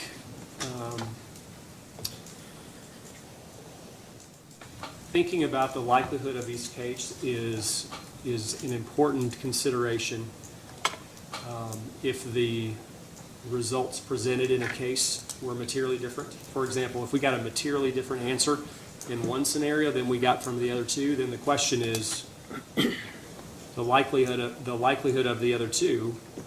To what extent does the likelihood of one have to, what has to be true about the one scenario to cause you to not go with the more common results? I think it's in that context where we would really, to support a quality decision like we really need to ask that question. And I appreciate it. So if that would be, for instance, going back to the 61 case, if you just did high, like no coal to gas ratio, high, mid, low. If the low gas always gave you a different answer than the mid and the high, is that the kind of scenario that you're talking about, that you would need to take a step back and think about, okay, we're getting very different answers based on the single variable. Do we need to consider something different in relation to that variable? Yeah, maybe so. I honestly don't remember what we did. It doesn't have to be specific to that. I'm just saying a high, a low, and a mid. If one of those variables gives you very different answers, is that the type of example you're talking about? That is a good example, yes. That is. Okay.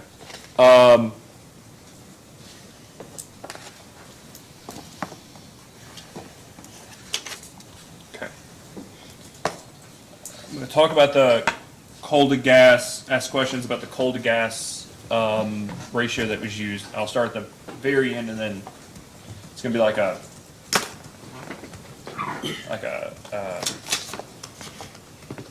new director. I'm going to start at the end, I'm going to go to the beginning, but start at the end. Do the observations that you've seen with Illinois Basin coal prices and Henry Hub gas prices Yes.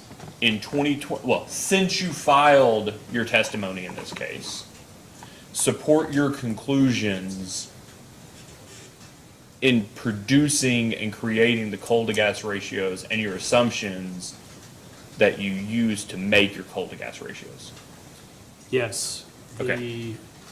In 2022, the ratio of spot coal and gas prices was the 0.84 value that's in the testimony. Since 2022, both coal and gas prices have, spot prices have declined.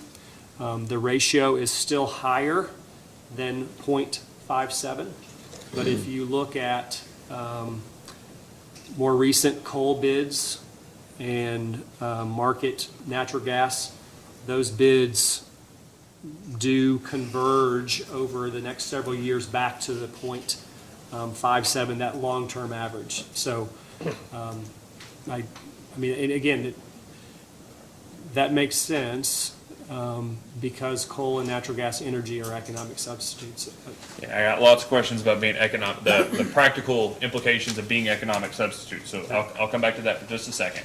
Does a 0.5 coal to gas ratio imply that on a heat rate basis, $1 per heat rate basis, that gas is twice as expensive as coal? Or that it moves, the correlation is twice to, I'll ask it differently. What does the coal to gas ratio represent? 0.57 is a measure of the ratio of coal and natural gas prices, but at that level of, at that ratio, the cost of energy, considering, to your point, heat rate differences and, there's other factors, the cost of energy of a coal unit and a natural gas unit are approximately the same, which, that's why we make the statement about economic substitutes. Okay, I don't, explain to me, well, let's just, as an example, explain the relative difference between a coal to gas ratio of 0.5 and 1. Well, if you had a natural gas price of $4, then a coal to gas ratio of 0.5 would result in a coal price of $2 per MMBTU. Twice as expensive on a dollar per energy basis. Exactly. That's the data on which we base the coal to gas ratio. At a coal to gas ratio of 1, then the coal price would be $4 per MMBTU. So,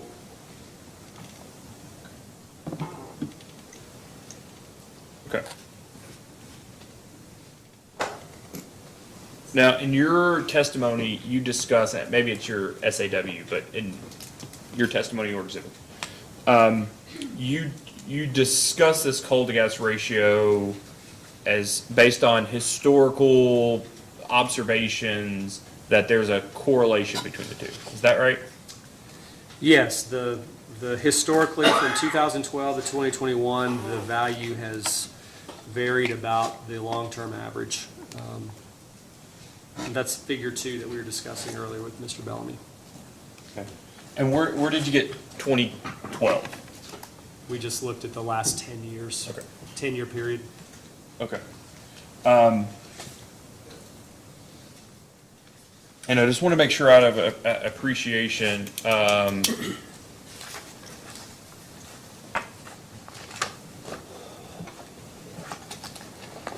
don't know what new math is. So I don't know, I don't know if I'm a new math kid or not, but I suspect he's not in here, but I'm going to guess if Mr. Fitzgerald went through it, I didn't. So, I really don't know what I'm exactly asking here, but Sure. Did you just take the coal to gas ratio in each and every year and then average them, or did you actually look to see if there was a correlation of the price movements over the 10-year period? Well, for this calculation, we just, if you look at the absolute prices, you can see that they generally move together. I think just because of the nature of the coal markets, there's a little bit of a lag. So you can see that they generally move together. That's certainly true. That's what we've seen from 2022 to 2023. Both coal and gas prices have dropped, so they do move together. But for the purpose of this calculation, we truly just took the average coal to gas ratio over that 10-year period. And then as we've discussed, we didn't just look at the average, we looked at a range about that average. Yeah, and I've seen the little graph, I guess, that you have in SAW, and that's one thing for the human eyes to see, but I'm just curious, did you all actually determine whether there was a mathematical correlation between those two data sets? If we didn't, I mean, if we calculated the correlation between coal and gas, it would be a positive number, but that positive correlation, meaning they do move together, but that positive correlation was not an input to our coal price forecasting. Okay.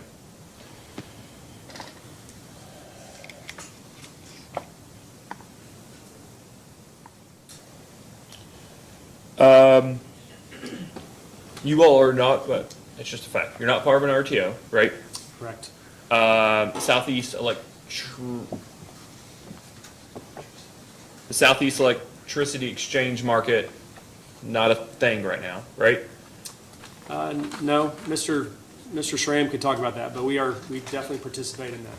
Well, I can ask Mr. Conroy and Mr. Schramm about it, but it's not a, okay, let's just take a step. I'll let them answer. Definitely.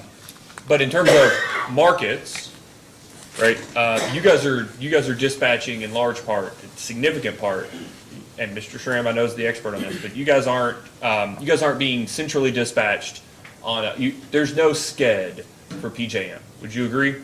Or for LG and EKU? Right, we centrally dispatch our own units, and Mr. Schramm can discuss at length the extent to which we interact with RTOs and other regions. Yeah, I guess you guys are running your own power plants, right? Correct. Okay. And you have a single intermediate or base, if we're using those terms, base, intermediate, peak. You have a single intermediate / base gas unit, correct? We have one combined cycle unit, it's Cane Run 7, correct. But everything else is a quote-unquote peaking unit, gas unit. In terms of gas, yes, we have what we refer to as large frame, simple cycle CTs, and then we discuss the small frame secondary CTs. Those are much older units. They're a dozen megawatts apiece or something like Right. that. Yeah, okay. You'll have more CSR than you do the small frame CTs. All these facts that I should know, I think that's correct. Like yes. 100 and something megawatts of CSR. Approximately 130 megawatts of CSR. and That's my understanding. Less Okay. secondary CTs. So it's really, well, and then so on the coal side, you have Mill Creek 1, 2, 3, and 4, Brown 3, Gent 1, 2, 3, and 4, Trimble 1, Trimble 2, right? That's correct. Those are literally thousands of megawatts of coal. Is that right? Those units total about 4,700 megawatts. 4,700 megawatts. That's going to be very helpful for this. Compared to all of those you would just colloquially consider to be base and intermediate power plants? None of those are peaking power plants, right? Now the coal units? Coal, no, I mean, they're coal units, 4,700 megawatts of coal units. I'm just using like old LG&E KU cost of service terms, base and intermediate power plants. Okay. Cane Run is about, we'll just call it 700. Is that okay? You can do that. It's roughly 660, yes. Okay. For the company system today, are gas and coal economic substitutes? Yes. Okay. How? I mean, when I say that, they both provide power around the clock. If you look back historically, though, probably Cane Run 7 has been, for the last 5 or 6 years, have been the highest dispatched unit. So Cane Run 7 has been, its capacity factor historically has been higher than coal units. Yeah, and I'm not, but you can't meet a good portion of LG&E and KU's load in any given hour with 700 megawatts power, right? Oh, no, absolutely. I'm just saying if you were to assess the economic substitutes, then you may look at Cane Run 7 and say it's a little bit more competitive, or at least has been historically more competitive than coal, just because of its efficiency, possibly, and its newness. That's my only point. It has been, we have leveraged it a lot to keep costs low.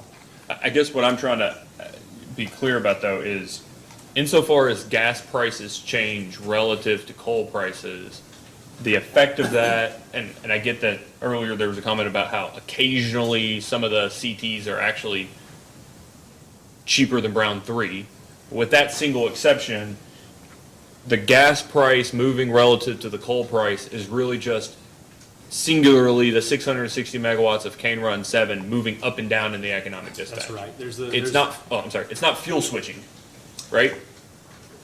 Not at a given station, but there's some, if you think about the load that we serve, just given the nature of our resources, and back to your point about we have a single combined cycle, we know that there's a portion of the load that will always be served by coal, there's a portion of load that will always be served by gas, and then there's a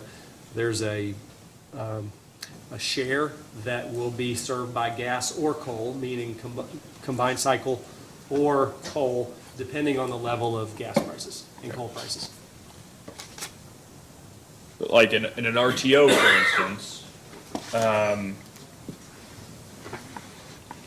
you could have like 2021, where some coal plants don't run maybe 10% of the time, and 2022, where they're running out of coal because they're being dispatched so often because of high gas prices. Right. That's very different for the companies, right?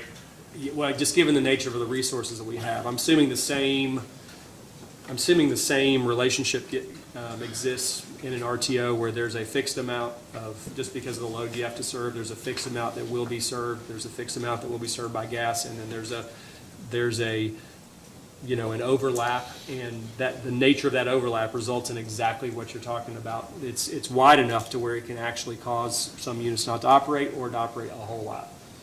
So does having a coal to gas ratio that's considered fairly consistent throughout the modeling, does that effectively attribute the volatility in natural gas markets to the price of coal for your modeling purposes?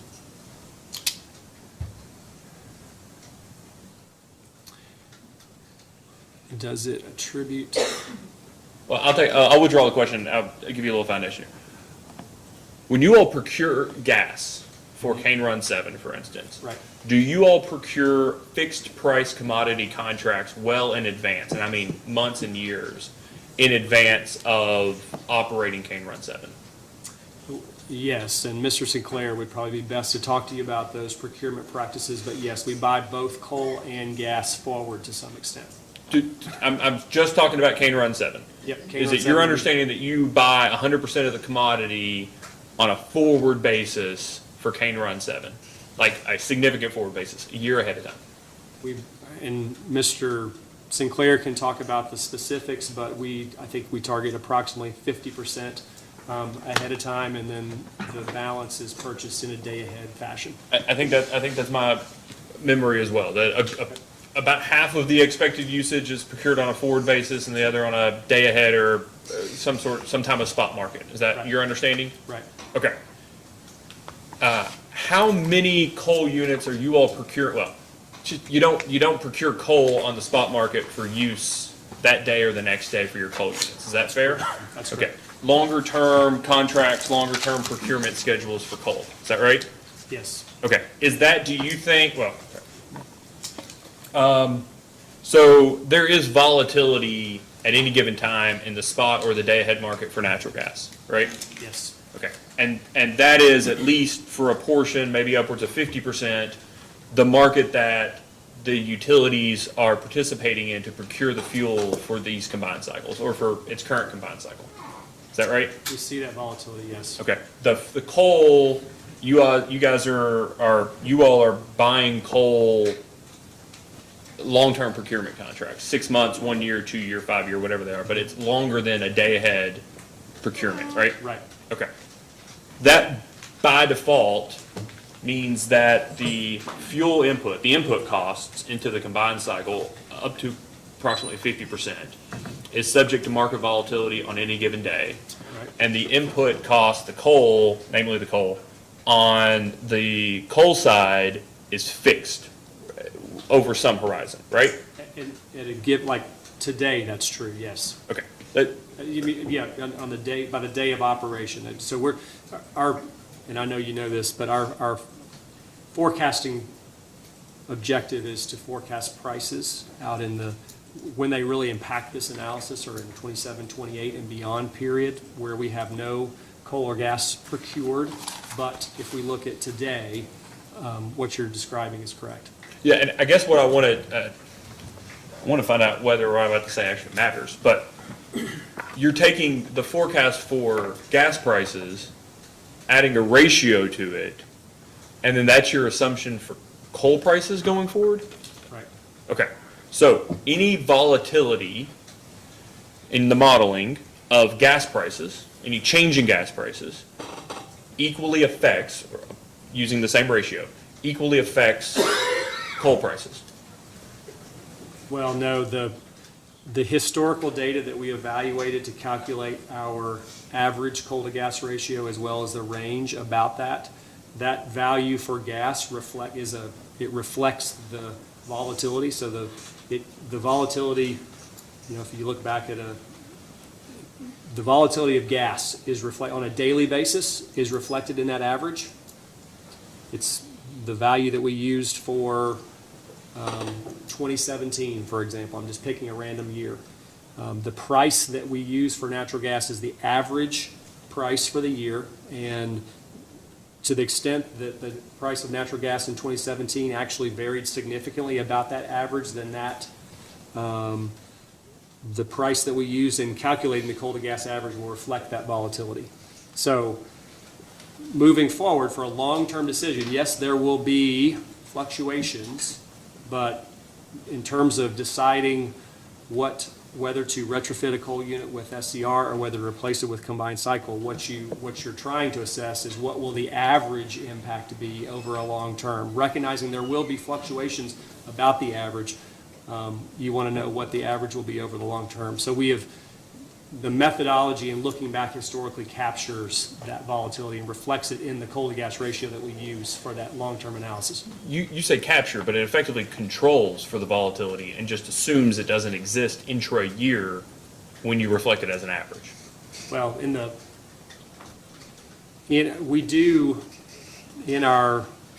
when we take our gas price forecasts and we lay them out on a monthly basis, we do have a level of fluctuation throughout the year that is consistent with normal weather, which is the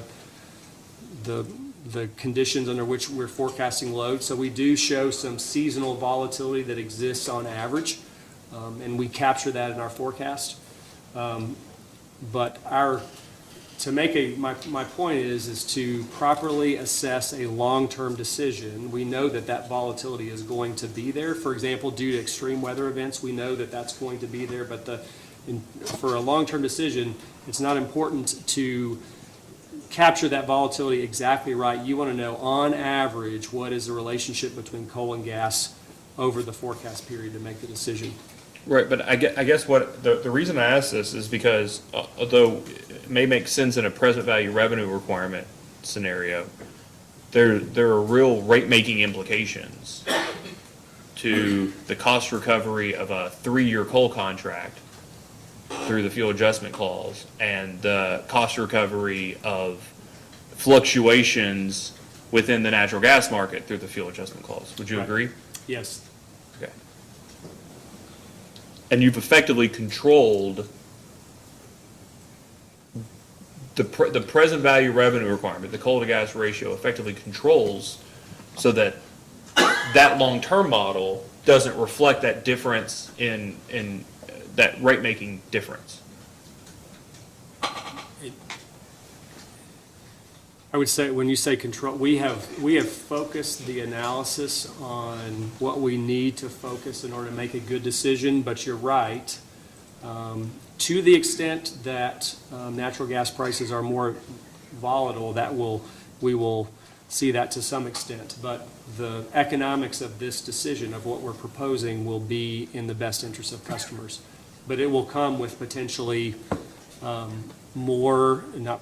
it will come with more energy from combined cycle and more energy subject to natural gas markets. Intra-year volatility. Intra-year. Now, Yeah. again, the questions you're asking, I would touch base with Mr. Sinclair and Mr. Schramm in terms of the way that we're planning to model that. The way we're planning to manage that. They can discuss that. That's Mr. Schramm and Mr. Sinclair. Yes.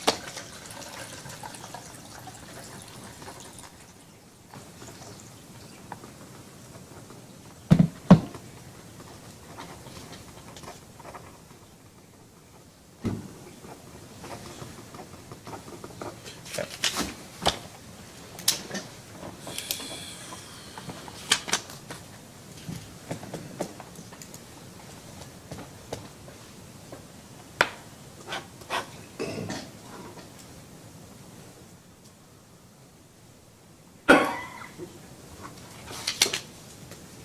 Don't get too excited. It's just a couple of Post-it notes we've gone through. Let me, give me 1 second, Mr. Wilson.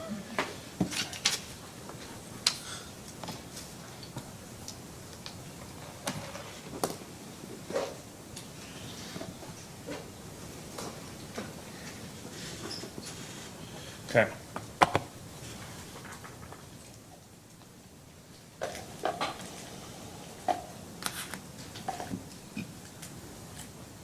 All right, I think I just have one question on this.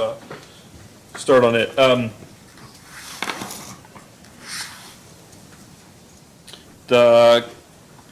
Mr. Bellamy was asking you about combined cycle. I guess probably really just asking you about. And I think you pushed some of the questions to Mr. Ember, but I want to make sure I have an appreciation for how it was modeled. Cane Run 7, the current combined cycle. Right. How did you model the cost of it, did you model a cost of abatement in 8 years for some sort of assumed regulation on existing power plants for the GHG and SPS rule? You're saying did we model a change on Cane Run 7 in beginning in 2031, for example? That's right. Such that we did not. Okay. All right, and so I'll follow up with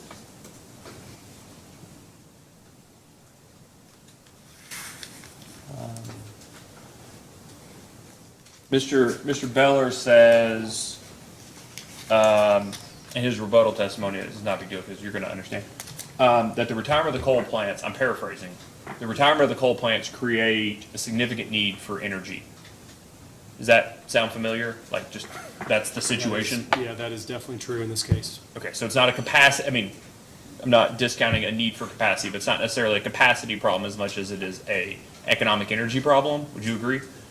Right, yeah, the reason that combined cycle is selected as the optimal alternative is it's really the only resource that can replace that energy economically. That's what I wanted to get to. Yep.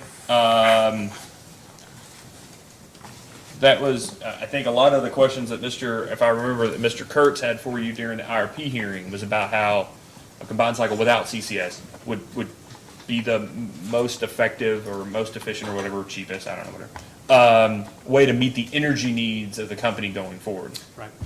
And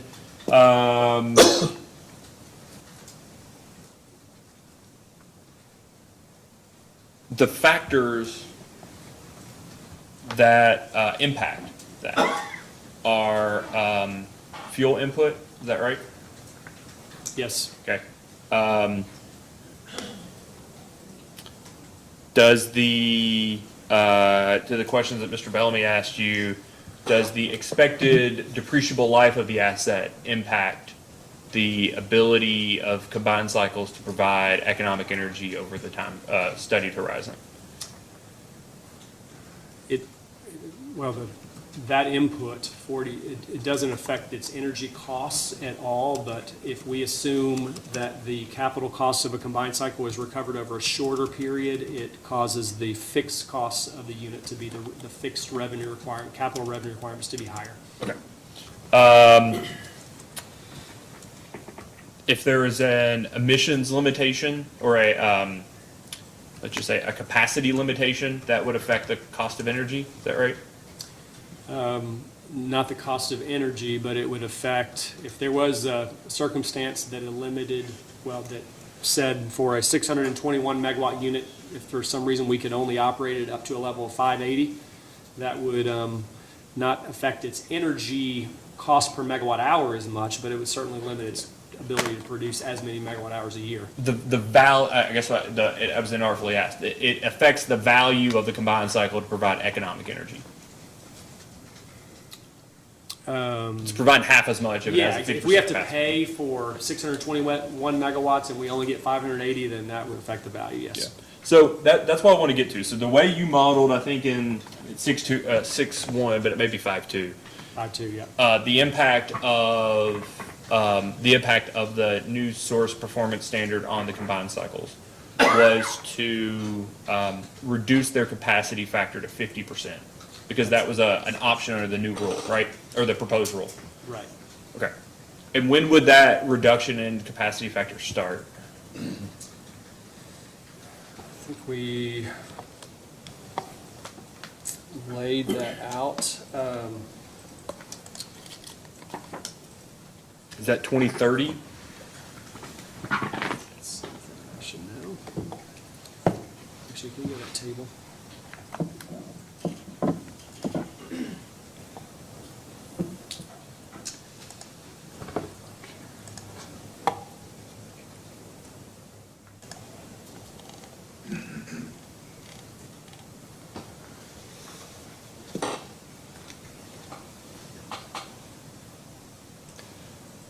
I believe, subject to check, that's 2032, Okay.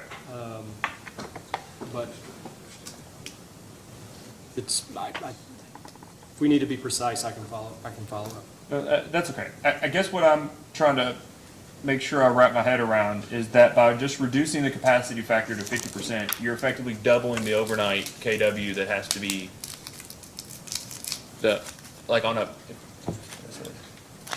you're building power plants twice the size they would need to be because they have to be limited to 50%. No, we can still, like for a 621 megawatt resource, we can still operate it at 621 megawatts.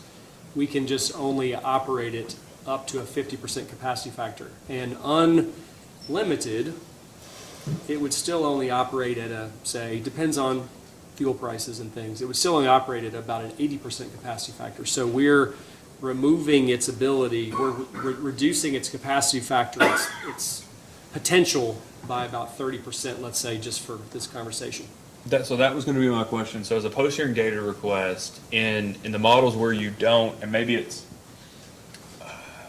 removing that 50% capacity factor, and I'm curious what, under your all's, I guess, blue sky, no NSPS, no, the unit doesn't have to have a limit of 50% capacity. What you all would have expected them, how you all would have expected them to run Absolutely. anyways, right? So an 80% capacity factor, that's great. That gives us an annual idea, but would the model actually tell us in what months or in what days it actually ran? It would definitely, well, yes, we can, probably the monthly data is most readily available. Okay. And then you would also have the loss of load expectation on a weather normalized basis for each of those months, right? We, when we calculate loss of load expectation, we look at it over all weather scenarios. So if we calculated loss of load expectation with a 50% capacity factor, it would be over the range of weather. Okay. All right, so we'll be clear in the data request, but I want to get an idea of how much of a constraint the 50% really is on the capacity factors as compared to, I guess, what you all believe the, I don't know, the appropriate comparison would be. We can absolutely answer that question. I wouldn't expect with a 50% capacity factor, I would expect us to be able to fully utilize that resource in extreme summer and winter conditions. The capacity factor would limit its availability in other hours when we could then rely on other resources. To provide economic energy. Well, yeah, of course, the big question is when we say rely on other resources, that would generally, that would be coal resources absent the 111, B and D proposal, but Yeah, and that's big kind of, question in that regard. you were in the room when I was asking Mr. Beller questions, right? Yes. Okay. So that's kind of the other line that I want to get into here.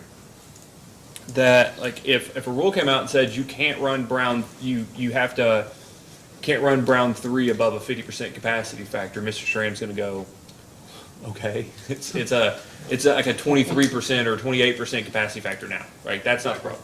But it's in large part the value to the company is as a capacity resource, right? I mean, it's not providing routinely cheap energy for the company or the companies, correct?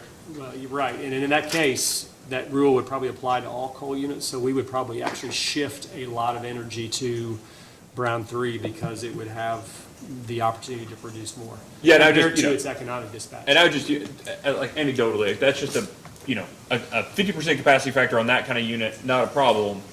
But as I understand it, the combined cycle was chosen, the model chose a combined cycle because of its ability to produce cheap energy throughout the year. Right. But if you're only running it in the hour, there's constraints that only allow the unit to run in hours in which there is let's just say you used extreme, but I'll just say in hours in which there is the loss of load probability is in excess of 0, then that by definition, the combined cycle isn't a unit available to provide cheap economic energy throughout the year. That is something that could be done by a CT for far less capital costs. Would you agree? No, not at a, CTs have limits as well.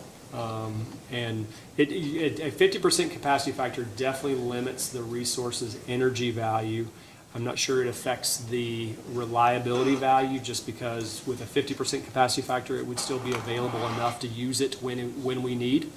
But to assume that we could, with a 20% capacity factor limit on CTs, meet the latter 30% of energy, I'm talking capacity factor here, 30% of energy provided by a combined cycle, I'm not sure that's a good assumption. And what I want to get to is exactly what you were talking about. So I asked Mr. Beller about an equilibrium point of when it doesn't make sense for a combined cycle anymore because of the limiting capacity factor.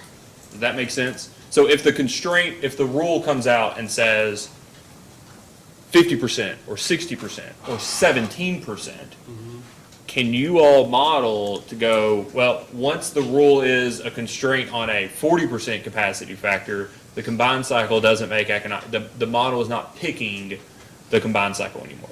Does that make sense? It would instead pick 2 CTs to replace it, or 3 CTs to replace it, as opposed to choosing the combined cycle. There has to be an equilibrium there, right? Yeah, and I suspect that equilibrium is the roughly 20% capacity factor limit that exists, I think that 20% level on a CT, if you purchase and it varies depending on the cost and what have you, but if you are going to, it would not make sense to pay for the additional efficiency and capital to gain that efficiency of a combined cycle if you knew you were going to only operate it at a 5% capacity factor or even a 10% capacity factor. This is the question I think you're asking. I think that break even or that threshold is going to be in that 20% range, which is kind of there where the CT limit is set. But that's something we could. So let me ask it differently. Is it your expectation that your proposed CPCNs and retirements in this case, that the 2 combined cycles, Mill Creek 5 and Brown 12, stop making economic sense only until, in relation to the GHG rule, only stop making sense when their capacity factor limitation is in and around 20%?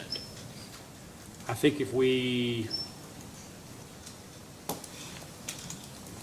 well, just stepping back, I think our proposed combined cycles make sense, provided whatever the final rule says, provided that the cost of reducing CO2 emissions is greater for resources that emit more, so more CO2. So our combined cycle will always make sense, provided that the cost of reducing CO2 for a coal unit, for example, is greater than the cost of reducing CO2. Obviously, it has less CO2 to reduce, but is greater than the cost of reducing CO2 for a combined cycle. Our proposal will make sense. The capacity factor, I suspect, if we were to, for example, if we were to solve for, we have to do like in a case where the investments required to reduce CO2 emissions are estimated, the net cost of that are estimated at $15 per ton of CO2. We could, I'm not exactly sure what the result would mean, but we could solve for a capacity factor that would limit the effectiveness of the combined cycle so much that it would then be economic. I think we could solve for that. But Okay, so that would be my request. Just everything else in the rule's the same, except what you're controlling for is that 50% limitation at a different level, where the equilibrium is of reducing that. So I want to make sure I understand your other answer about the difference in cost between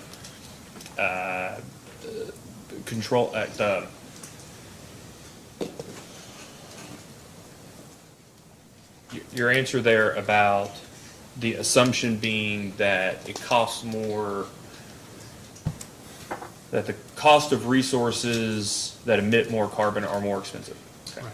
So just to put that into perspective, that if a CCS for 95% of emissions, 95% of carbon on a, I'm just gonna make up numbers here, but costs $50 million for a 600 megawatt coal unit, or 600 megawatt gas unit, $50 million. And for the same size coal unit, it costs only 10% more, $55 million. And I think somewhere in the record, somebody said that the gas units emit about half amount of carbon, maybe 60%. Let's just assume half the amount of carbon that equivalent coal unit does, that 600 to 600 comparison. Right. So carbon capture is only 10% more for the coal unit, but it is emitting twice as much carbon, and assuming 45Q, let's just take 45Q for example, being paid the same amount for a much larger amount of carbon. That would be an example that would not meet your assumption. Is that right? Yes, so yeah, we modeled the net cost. Okay. So in your example, let's say that my understanding is, well, if the cost to remove carbon on a dollar per ton basis, or, well, converted to a dollar per megawatt hour basis was $80 for both coal and natural gas combined cycle, then the fact that coal produces more CO2, it would be a money-making venture to produce as much CO2 as possible. I think that's another kind of example. I don't think that that's the intention of these rules, but if that were true, then that would be probably a unintended result. Okay. That would upset that assumption you were making though If that were true, that would upset that. with your 5-2, right? Right. Okay.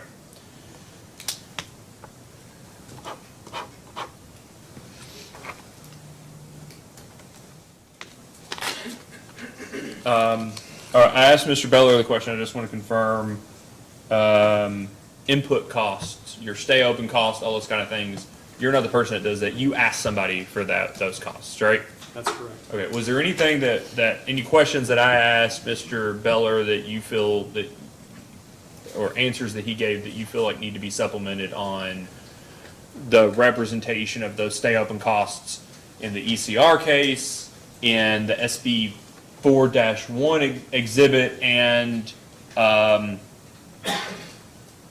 in his 2020 rate case retirement exhibit? Are there any distinctions between those that maybe we didn't get in the back and forth that he and I had on the stay open costs? No, I think he was good. I think the fact that we move outages around can explain differences in a given year. I think generally speaking, there are differences, but generally speaking, the range of values, from $14 million to $30 million, they're fairly consistent. And I think you asked for, when we can point that out in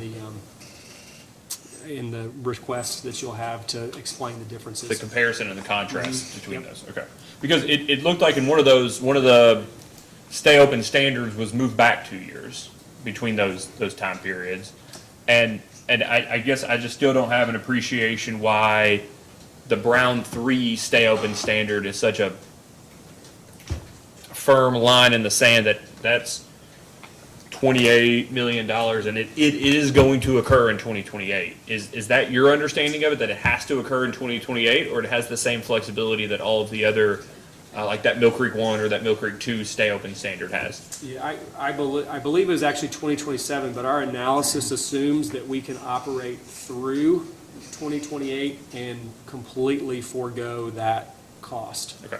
The issue with Brown 3 is, I think, the conversation observed is its stay open costs are just because it's the last resource, are in the $35 million range, and that compared to a $20 million combined cycle is just a that's another thing in addition to its fuel cost that really contributes to the economics of replacing Brown 3. Yeah, and so that stay open cost, and yeah, maybe it's certainly something I didn't have an appreciation of years ago when other Brown units were retired, but the retirement of a single unit at a station makes the other units more expensive, all else equal. Right. Which then makes them less economic any given year compared to the alternatives, right? The Brown 3, that first column, it's not technically stay open, it's, well, do you have your, Yep. we'll just take Mr. Kurtz's, that's fine. Mr. Kurtz's, KIUC Exhibit 1, the ongoing costs. The 30-something million dollars you mentioned a second ago? Yes. Approximately. Ongoing costs, yes. Yeah, for Brown 3, the ongoing costs. Yesterday, I asked you a question, I interrupted somebody and asked you a question about, like Brown 12 showing up, whether any of the costs, ongoing costs get shared with new units since they're kind of pushed onto them as a result of retiring other units. Does the model take the costs from that column exactly as they're presented? Or are there those avoidable costs that I was referring to yesterday that are necessarily different than the ongoing costs that are included here? So these costs reflect the costs associated with Brown 3. We have another estimate of ongoing costs that would be associated with Brown 12. And if you were to dig into those costs, you would see at least a portion of those costs, for example, reflect the same people. Does that make sense? Well, it does, but the retirement of Brown 3, here's what I want to ask. Are there dollars in the ongoing cost column that will not go away when Brown 3 retires if Brown 12 is built? Yes, Okay. but the way we modeled it is we effectively, in order to evaluate the decision appropriately, the way we modeled it is we calculated all the costs that would go away assuming Brown 3 was not replaced. And then we gave, Okay. because if some of the people that will, and I'm using just people as an example, but some of the people, if we build a combined cycle at Brown 12 that will continue to be employed, they will not be employed if we retire Brown 3 without replacement. So the costs here they're developed with the assumption that Brown 3 goes away altogether and with no replacement. But then in the option to replace Brown 3 that we modeled Brown 12, in the option to replace Brown 3, we included the full costs associated with that decision, so that it would fully consider the costs of retirement and fully consider the costs of replacement. Let me ask this differently. Yes. Because I do appreciate that, but I just want to make sure I understand. If the unit looked at an analysis and it had Brown 3 and Brown 12, and they were both going to be there, it doesn't double count those people, right? Well, and I know we already talked about it, but because of permitting, we couldn't do that. Mr. Emmer can talk about that. But if that were an option for the model, it would double count those people, but that was not an option that we gave it. And I'll speak to Mr. Emmer about on a qualitative basis whether that was an appropriate, but I just want to make sure the model cannot account, well, at Mill Creek, can it do that? No, same issue with permitting. Yeah, you all just Yeah, said Mill Creek 2 and Mill Creek 5 cannot exist together. correct. Okay.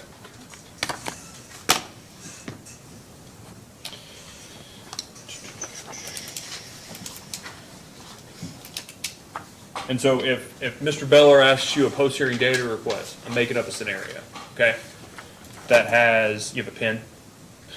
It's okay if you don't. Yes, I do. Okay. That has the jet engines go away, okay? The Hayfling and Patty's Run retire. Oh, yeah. Okay. Mill Creek 1 retires. Yep. Mill Creek 2, no SCR. Gent 2, no SCR, both exist. Just making up something here, okay?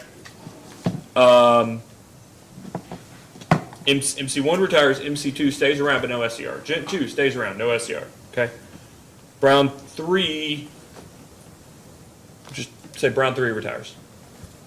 No, so say Brown 3 just stays. This is going to be very helpful here. Brown 3 stays, okay? And we go, you're allowed all the solar, the buy, the PPAs, the build, the PPAs, whatever, and the battery, okay? And you get one combined cycle. I took yesterday from your testimony, all the testimony, frankly, it says it a couple times through the case. If you are given a CPCM for one combined cycle, it's going at Mill Creek, right? Right. Okay, and it goes to Mill Creek. And we ask you to model both the cost impact of that compared to the reference portfolio, the preferred portfolio, and the LLE or whatever it is. Are you going to have to change the model to account for the fact that Mill Creek 2 and Mill Creek 5 are there at the same time and they both include the same costs? Or would the present value revenue requirement impact of that like fictional example just reflect those costs twice? We will, if we look at that case, we will make sure that it includes the correct costs. But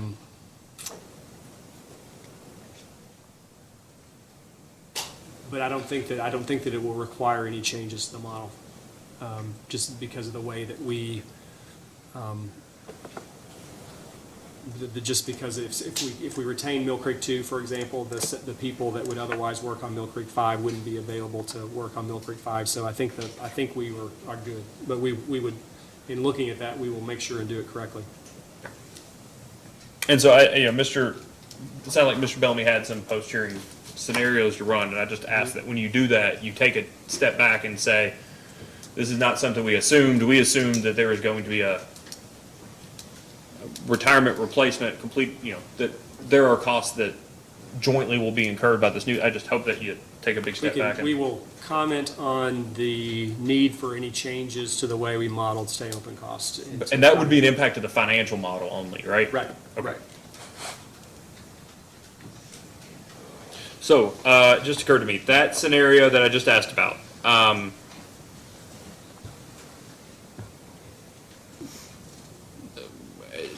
just assume either Mill Creek 2 does retire or Brown 3 retires in that fake scenario I just told you about.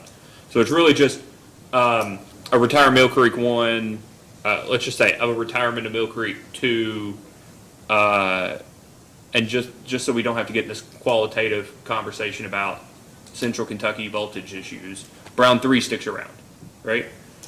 And the company keeps Gent 3 with no SCR and builds a combined cycle at Mill Creek. Yes. Let's just think about that for a second.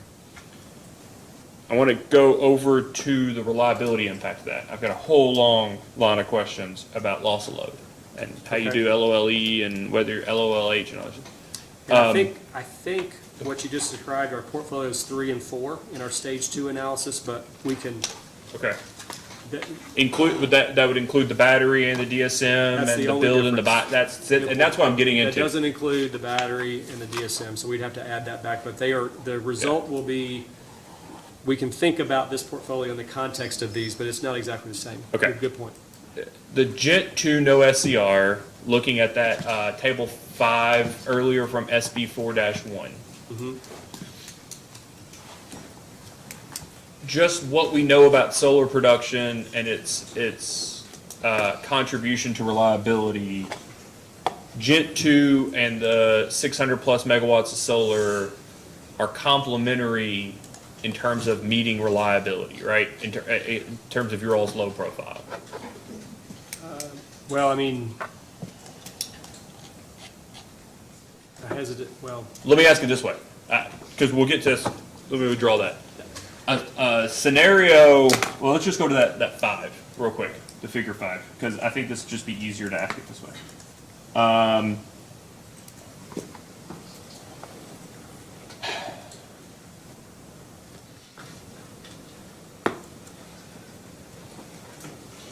Is it figure 5? Table 5, yes. Table 5, that's why the search isn't working here. Page 14. All right, table 5. In SB 4. Yep, so we've got, let's just take row 4 for a second. Okay. That has a 9.2, a 9.2 in 10-year loss of load expectation. Is that right? Yes. Okay. 0.92, yeah. Well, 0.92 per year, 9.2 in 10, right? No. Okay, that's the first thing I want to make sure It's I'm clear close to on. just one event in 10 years, 0.9 Okay. events in 10 years. So, and I'm like a director. It's gonna be a weird film. We're gonna go way back in time, but just to be clear, then that means that every single portfolio on this page is more reliable than the counterfactual that you're proposing to determine reliability. Is that right? The counterfactual portfolio 0 is 0.45 Well, okay. in 10 years. Well, so go to the narrative above it. Table 5 shows below. We're going to go to how this was calculated, but as Table 5 shows below, the proposed retirements and dispatchable replacement generating capacity will maintain adequate reliability, thereby meeting the requirements of Senate Bill 4. I was talking about the counterfactual as being the minimum level, the hurdle for reliability under Senate Bill 4. Oh. That is 3.57. That's my fault. But is that I thought you were correct? just comparing to portfolio 0. You're right. All of these have an LLE less than 3.57. Okay, Right. it's your all's hurdle that you're proposing to us. That's the standard That that is you're exactly proposing right. for meet or exceed reliability is 3.57. That's exactly right. Every portfolio proposed in Table 5 meets or exceeds 3.57. That's right. Okay, so let's go back down. Status quo, no DSM, is something more than 0.45, correct? That's correct. And we just know that because you all added reliability with the DSM. We know it has some directionally reliability benefit. Yes. Okay. So the status quo is something greater than 0.45. Do you know what the no retirements LOLE is with no DSM? I think we provided that in a data response. If you have, that's okay. That's, I just want to make sure it's in the record. Yes, I Okay. believe that is in the record, yes. So row 4 is retire Mill Creek 1, retire Mill Creek 2, retire Brown 3, retire Patty's Run 12, retire Hafling. Is it Hafling or Hafling? Hafling, Hafling. 1 and 2, correct? correct. Keep Gent 2, but with no SCR.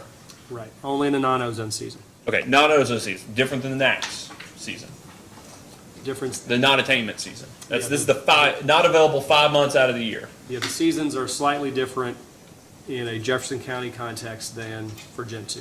Okay, so hot months unavailable. Correct. Okay. So 2 things I'm going to ask, and I hope Mr. Bellamy's asking. The first is to provide this exact same chart, and to, instead of choosing June through August, just ozone season. Oh, we modeled it's unavailable, we assumed that it was unavailable for the entire ozone season? I suspect you did, which is basically the basis of your answer to Mr. Bellamy as to why the total doesn't equal those 2 columns. Right. Because there are other loss of load, there's a probability of a loss of load event in other months than those 2 columns. That's right. I want to make sure I have an appreciation for what the loss of load expectation is exclusively in ozone season. Summarize it on the ozone season, in other words? Yeah, so summer will be ozone season. We can summarize it that way. That'd be Absolutely. great, thank you. So that's the first thing. But just to this question I'm asking, the GH to Gent 2, non-ozone, non-SCR, the loss of load expectation is nearly 1 in summer 2028? Correct. Okay.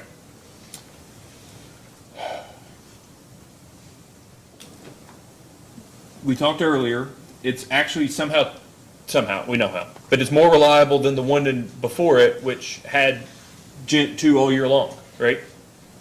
In the winter. Yeah, immaterially, yeah. Yeah. For all intents and purposes, no different in the winter, but yes. Yeah, but I just like, it's helpful to understand the, okay. But you all don't add the solar in the PPAs or the own, or the Brown battery until Gent 2 is actually retired. Right. Okay. What is your expectation of the reliability? Okay, let's take a big step back. The solar and the battery directionally added to column or row 4. Would that make the summer reliable? Would that make the LOLE in the summer more higher or lower? In the summer, it would go, and as you can see, by comparing portfolios 5 and 6, the impact on reliability associated with solar is primarily in the summer, immaterially different again in the winter. So if we were to add just the owned solar to the Gent 2 non-ozone case, it would impact the 0.8, make it lower, but not so much the 0.06. Yeah, and just to be clear, that 0.06 is a negligible loss load expectation. It is, absolutely. Okay. So the difference between 4 and 5 is exclusively the availability of Gent in non-ozone season and Gent unavailable all year. Exactly. So Okay. that's why the impact in difference between 4 and 5 is almost exclusively in the winter. Okay, so here's what I want to ask you about the difference between 4 and 6. Would you have an expectation that if 6 had Gent 2 as an SCR as opposed to retired, that the winter would be anything different or materially different than 0.06? No, an SCR has little impact on the winter reliability. Adding I think your question is if we added an SCR. No. I'm sorry. I want to be clear. That if number 6, that the only change to number 6 was in lieu of retiring Gent 2, Gent 2 was available in non-ozone. Oh, yeah. Then the winter would lower. Would the winter be effectively, I know you can run it, that's great, but do you think the winter would be effectively any different than the winter LOLE in 4? It would be, we'll run it, but it'll be in that ballpark, I would expect. Which is effectively a loss of low probability of almost no loss of low Yeah, probability. a low number. Okay. And even with GH2 unavailable in number 6 and 2 new combined cycles in DSM, the owned solar puts the summer reliability down to 0.3. Yes. Okay. Then the addition of the battery, which I understand is the only incremental difference between 6 and 7, effectively halves the loss of load events, expected loss of load events in 2028 in the summer. Right. It contributes materially to a reduced loss of load event in the winter. Absolutely, yes. At this point, our level of our reliability focus would be kind of shorter duration events. So at that point, a battery really is a good resource for addressing those. Okay. So then going down, the additional 4 solar PPAs, I think that's how many there are. The additional 4 solar PPAs puts the LOLE in the summer in 2028 at effectively nothing. Is that right? Right. Okay. 0.03. Do you think, and I'm going to ask you to run it, Yep. this is this thing I just made up. Do you think that not retiring Gent 2, as one of the parties has proposed, and not building at least one of the CTs, let's just pick one, Brown 12 or something, and I get $40, $30 million, $52 million, whatever for transmission, take that up separately. But do you think that keeping Gent 2 with no SCR and only building one combined cycle, but otherwise having exactly what number 8 has, do you think that that would materially impact the summer and winter loss of load expectations? Removing the combined cycle would be a big deal. Yep. We'd have to run it. Okay. And that's to your point, we're talking about without the battery and the own solar, those are the cases that we ran in portfolios 3 and 4 back in the stage 2 analysis. Yeah. I would expect there to be an impact on LLE, we'll see, and the economics of that are also going to be pretty unfavorable compared to 2 combined cycles. But Sorry. we can run it and see. And just to be clear, compared to 2 combined cycles without a capacity factor limitation. Yes, but also compared to two combined cycles with the capacity factor, the only reason you think about a capacity factor limitation is in the context of the 111, proposed 111 regs. And it,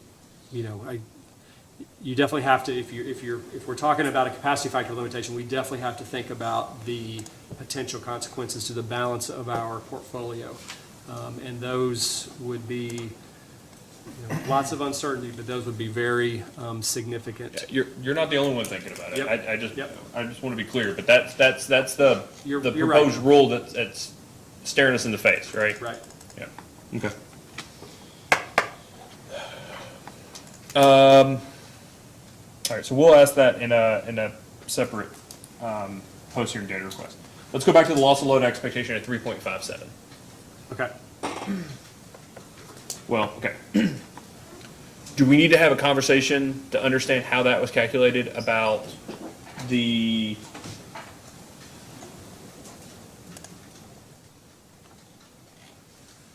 economic minimum reserve margins?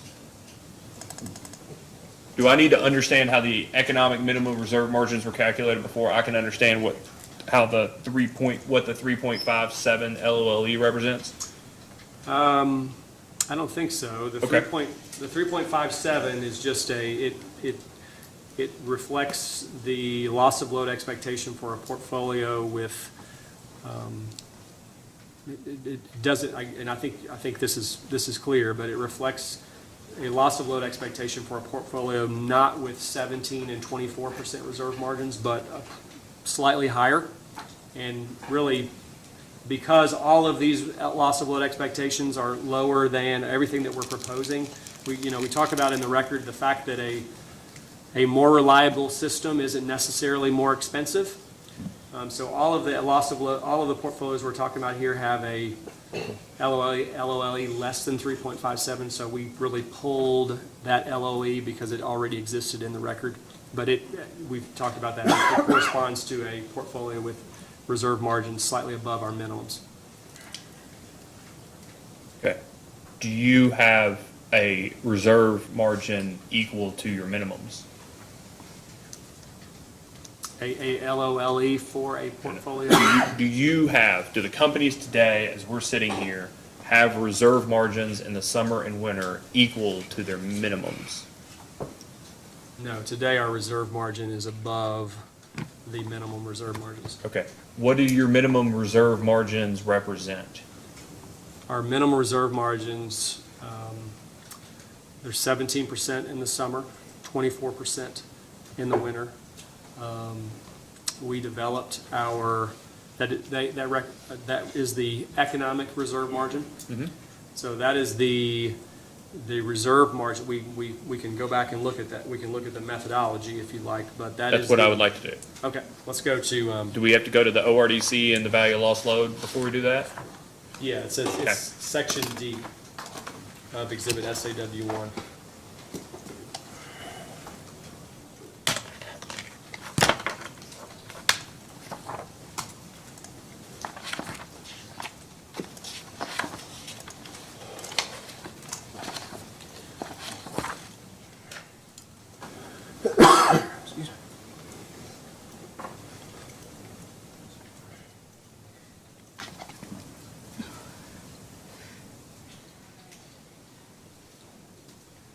Right. Your reserve margin analysis? Yes, it's on D22 is the summary of the the minimum reserve margin and the way we determine that. All right, so taking a step back, let's go to 21. Your value of lost load is based on an operating reserve demand curve where at the point where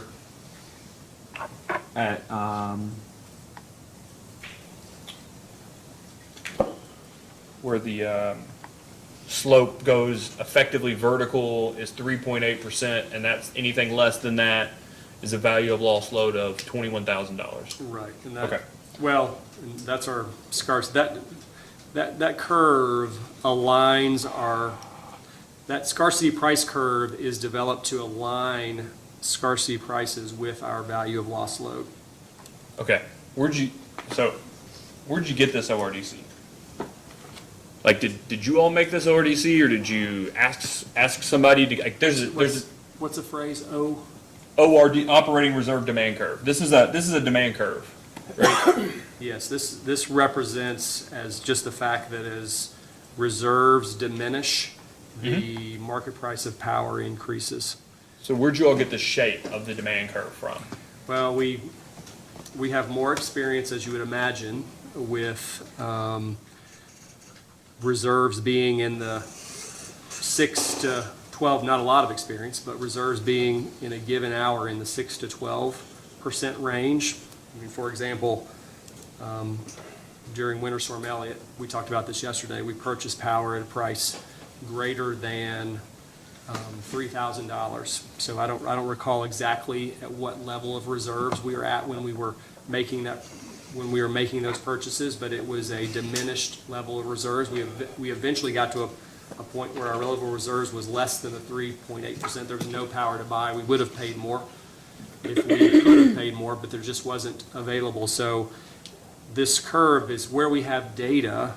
This curve is based on the data, but there's more data to estimate the curve in the 6 to 12% range than certainly there is in the 3.75 to 5% range.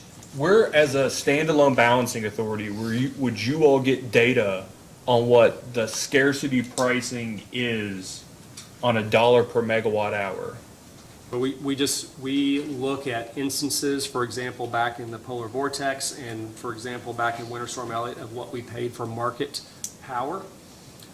And we use those, and we can clearly see that as reserves, certainly the shape of this curve is correct. As reserves diminish, the price goes up. But our experience during the polar vortex back in 2014, we paid in excess of I can't remember the exact number, but in excess of $2,000. December of 2023, we hadn't experienced that event, but certainly the amount of power, the price that we paid for power was consistent with this curve. But the curve is we are roughly fitting a curve through that data. But one of the important things to remember is our access to neighboring regions is pretty limited, especially as it was during Winter Storm Elliott. Our access to neighboring regions is pretty limited during extreme weather events. So this curve only applies when power is available to be purchased. You know, we talked about, I think yesterday, 40%, 42% of the time, we don't have available transmission capacity for importing power. So for that reason, this curve doesn't have a material impact on our analysis, but it's nonetheless based on the experience we do have. I guess I'm trying to find out, even then, this curve would never apply because the people that are importing to you are either setting the price, like Duke or TVA, or have their own reserve pricing, operating reserve demand curve that they're pricing for you, right? Like PJM and MISO have the way they set reserve prices, FERC-approved tariffs of how they set reserves, and they have a max price. That's what's setting the price at that interchange, right? Right, and I think that at the levels when power is available, at the level of reserves when power is available, those prices are experienced. They kind of fall along that curve. You could, if it was, if there was a max price, you could argue that maybe once you get down to 5%, you would keep it at a flat level until we get to the 3.7 and then align it with our cost of unserved energy. That you could make some. I guess here's what I'm trying to ask, Mr. Wilson. This is a shape of a demand curve that seems to be very similar to the old shape in Texas. It's different than the one that PJM uses.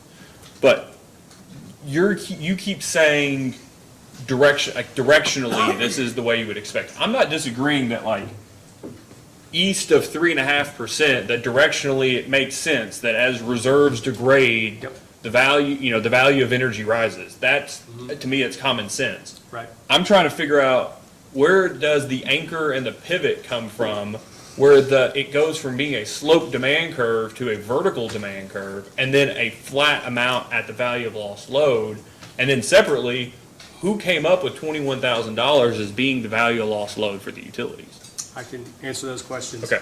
The point at which the chart begins to be 21, that's our value of lost load, first of all, is $21,000. The point at which the value of lost load becomes, or starts to fall from $21,000 is we have contingency reserves, I think subject to check, of about 243 megawatts. The Okay. ratio of 243 megawatts in our peak demand is that 3.75% number. The analysis is conducted with the assumption that if we plan our system so that we don't have to, we can always maintain our contingency reserves. That's just the way we plan our system. So the value of lost load kicks in at that 3.7% level, because that is associated with we're all the way down to where the only excess reserves we have covers contingency. So that's why that value is 21,000 until that point, and that's why it drops off significantly, from that value to, 0.2% or what have you, it drops way down significantly after that. But then, the question about value of lost load, the basis for that is in Table 11. Okay. And these are this is very similar to the value of lost load that you all provide in the IRP, right? It is. None of It's the inputs have changed. that is right. Okay. That is right. And this is a 2003 DOE study, a 2009 DOE study, a Christian Associate study, and a Billington and Wacker study. Is that right? Yes. And that they attempted to assign dollar per kilowatt hour of value that customers have in 3 distinct rate classes. Right. Okay. Residential, yep. Residential, commercial, industrial, just like big picture, not specific to tariffs, but just big picture. And then you all, took your all's energy proportion of those classes, added them to the average of those values, or multiplied them by the average of those values? We applied the proportion of residential, commercial, and industrial load in our system to these values. Okay. And as you noted, my understanding, I've never personally conducted or been involved with a analysis to assess the value of lost load to customers.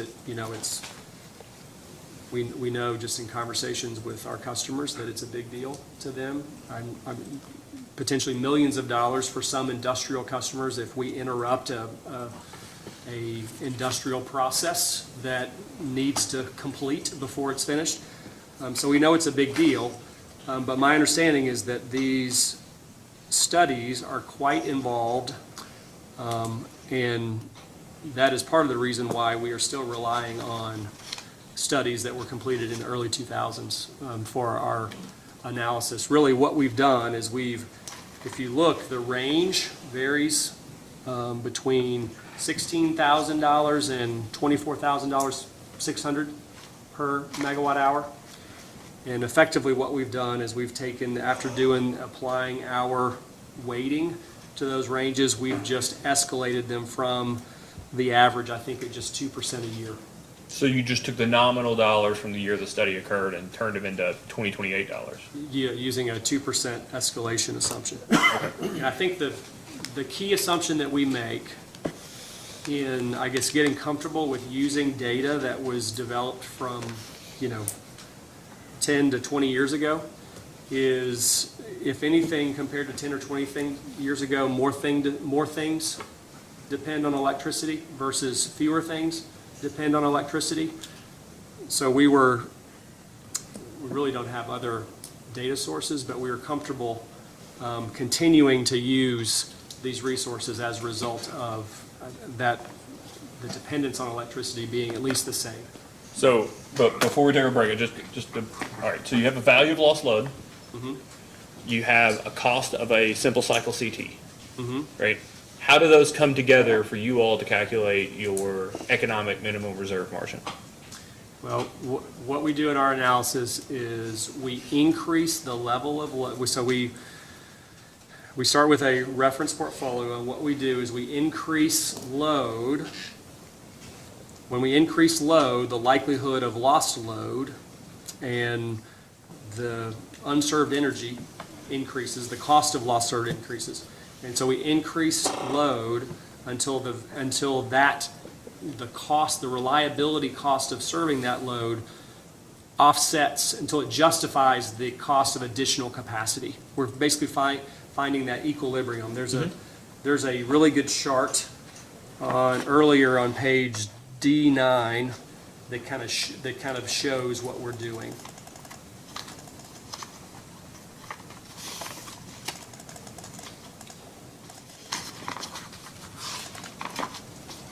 Say that again. So we're basically finding. D9, I'm sorry, D9? On D9, yes. So if you look at this chart, when we add capacity, when we add a CT, that cost of CT, when we add capacity, that increases our fixed costs associated with carrying that capacity. That's the green line. So, for now, let's focus on the solid lines only. So as we increase our reserve margin by adding capacity, our cost of carrying that capacity every single year will be higher. That green line increases.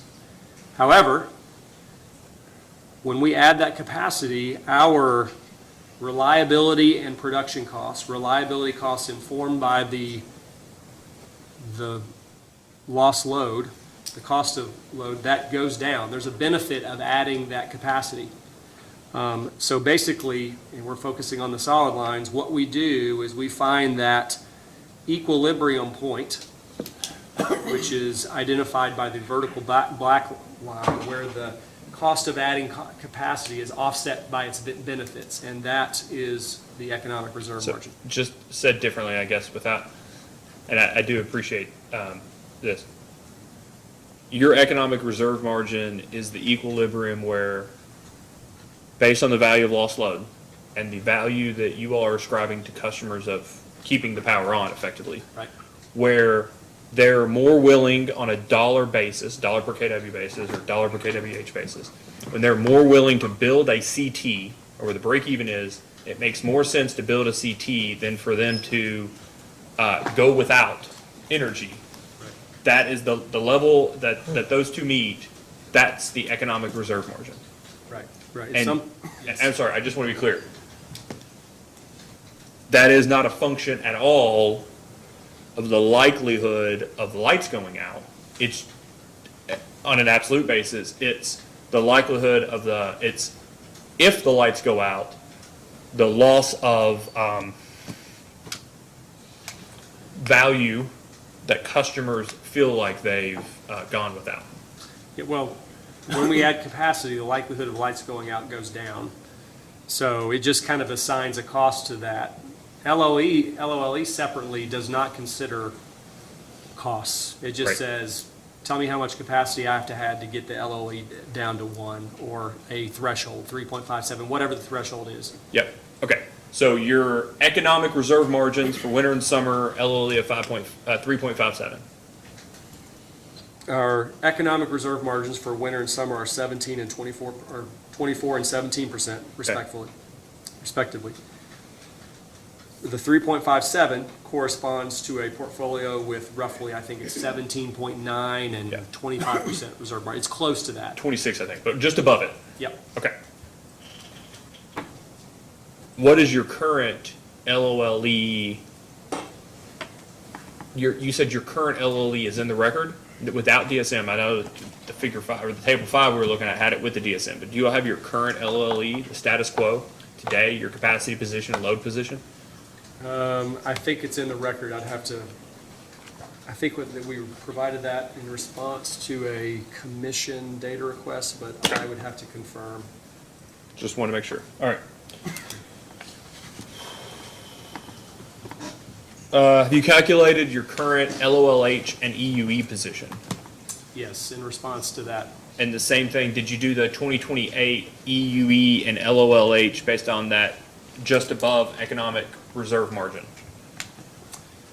We calculated EUE and loss of load hours based on using whatever the portfolio was prescribed. We just calculated for that portfolio in the cases that we were requested. Okay. All right, we'll come back after lunch. I appreciate it. It is 12:06. We will come back at 12:36. We'll come back to you, Mr. Wilson. During recess.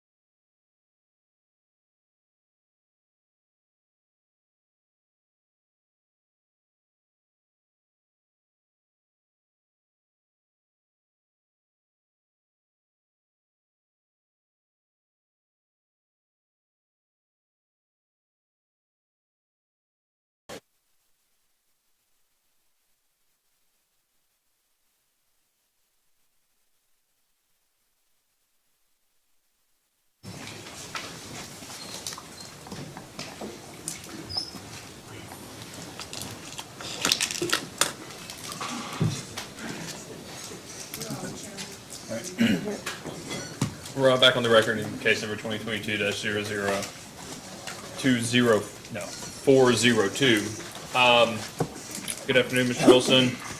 Afternoon.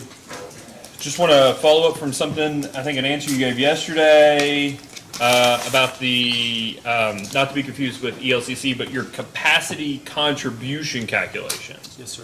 Is that merely a calculation that shows the interaction between the expected production of facilities and the expected demand by customers during those times of production?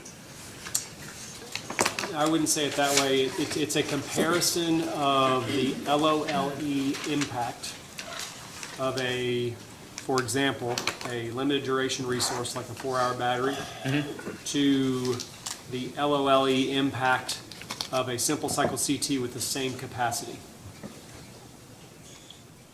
Okay, so it's trying to do it equivalent to a firm unit? So if we add a simple cycle CT, we'll see and observe with all of its operating characteristics and not limited operating durations, we will see an impact, a reduction in LOLE. So then let me be clear. If you don't have a loss of load probability in a particular hour, it doesn't.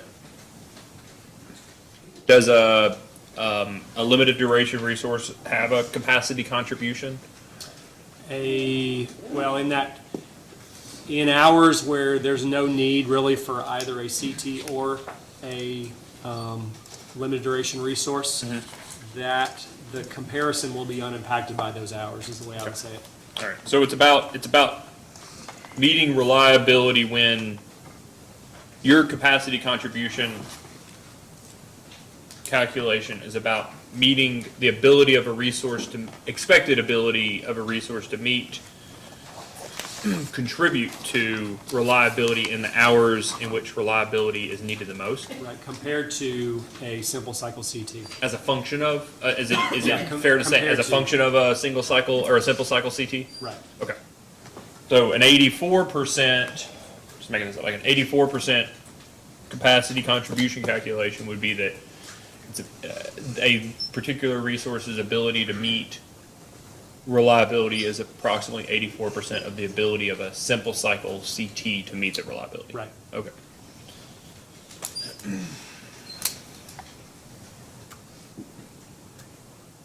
And so from that perspective, since it is a function of loss of load probability, it is in the neighborhood of an ELCC calculation. It's looking at meeting reliability in the hours that reliability is most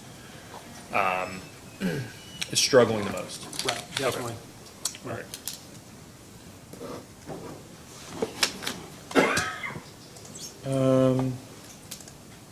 And your LOLEs, well, let me ask this. Is LOLE a function of LOLP?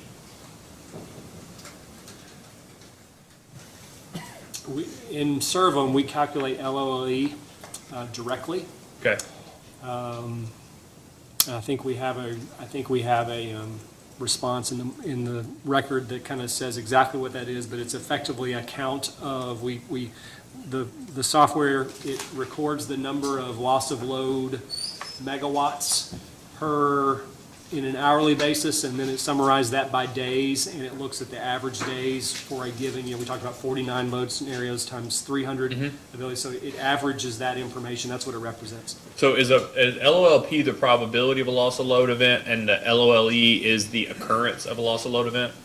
Yes, is that they're very much related. I don't know that they would, decisions based on LOLP and LOLE would be different. Okay. And then LOLH, loss of load hours, is the duration of a loss of load event? Right. Okay. And then expected unserved energy, is that effectively the energy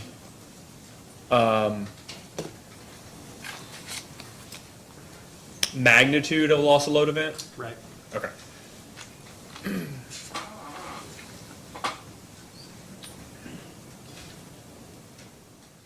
From the perspective of this case, right, trying to make sure that the system is as reliable as possible, and I'm, just characterizing here, but reliable as possible at the lowest reasonable cost for it.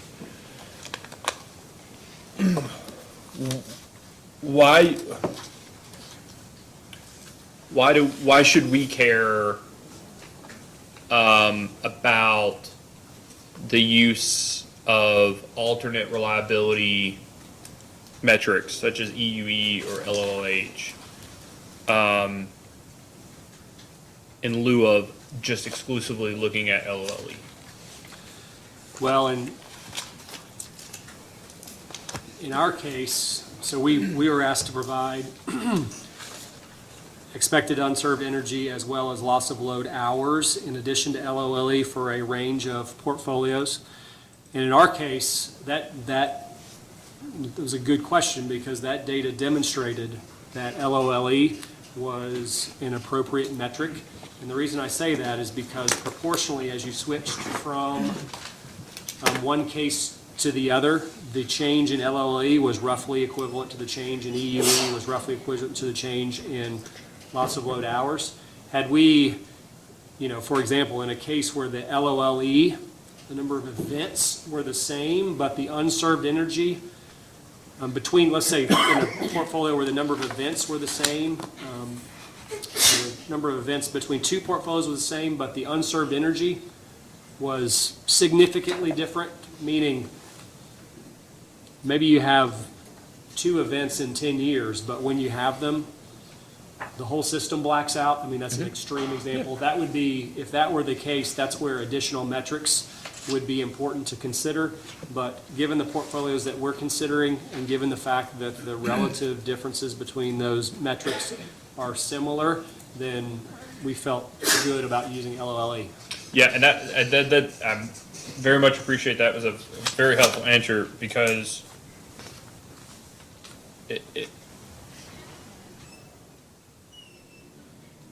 if there's significant differences, then there could by default mean that there would be varying solutions to fix those problems. Would you agree? Right.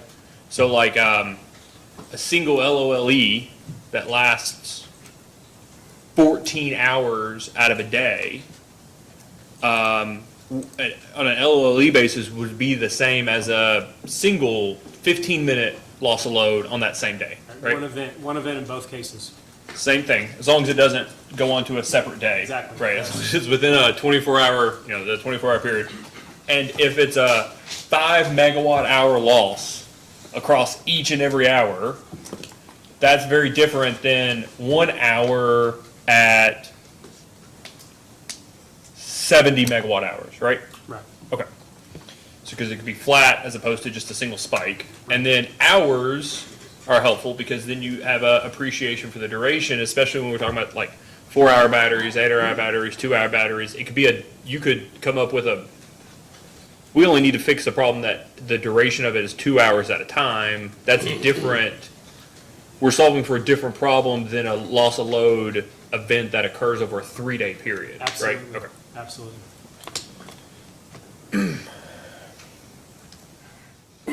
All right.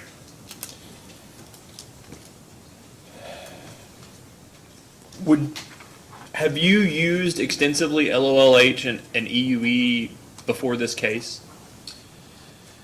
It is an output from Servum, but we've typically, recognizing that we've had proportional results, we've just reported LOLE. Yeah, and I guess you could toggle between the metrics, but it's not what has driven your decision making in the past. Is that fair? Okay. We focus on LOLE. Given the types of responses, RFP responses that the company's received in this case, and given your experience in doing not just the initial modeling, but the dozens, I guess at this point, requests throughout, and even the modeling some of the rebuttal testimony, do you have an expectation post this case that you would recommend the companies use either EUE or LLH in addition to or to supplement or in lieu of LOLE? Do you think they'll be useful as a metric given the types of resources that you tend to be modeling and the constraints that are coming up? I think given the conversation in the industry, we'll continue to follow it, but yeah, likely provide provide more metrics just because I know it's a point of interest. Okay. So based on your response, the directionally, does the LOL, okay, that table 5 we were talking about earlier, the 8, maybe 7 or 8, whatever rows. Table 5, yep. Yeah. It's your testimony that the LOLHs and EUEs move proportionally to LOLE, progressing through those scenarios? Certainly in the, yes, that's my expectation.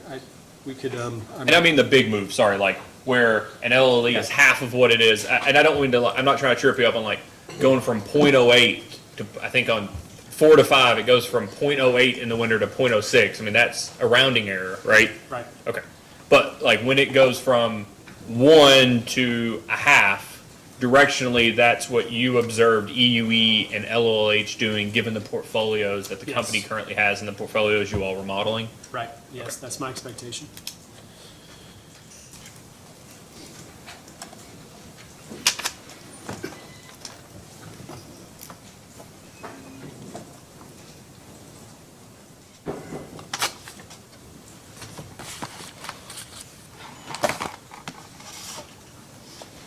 Okay.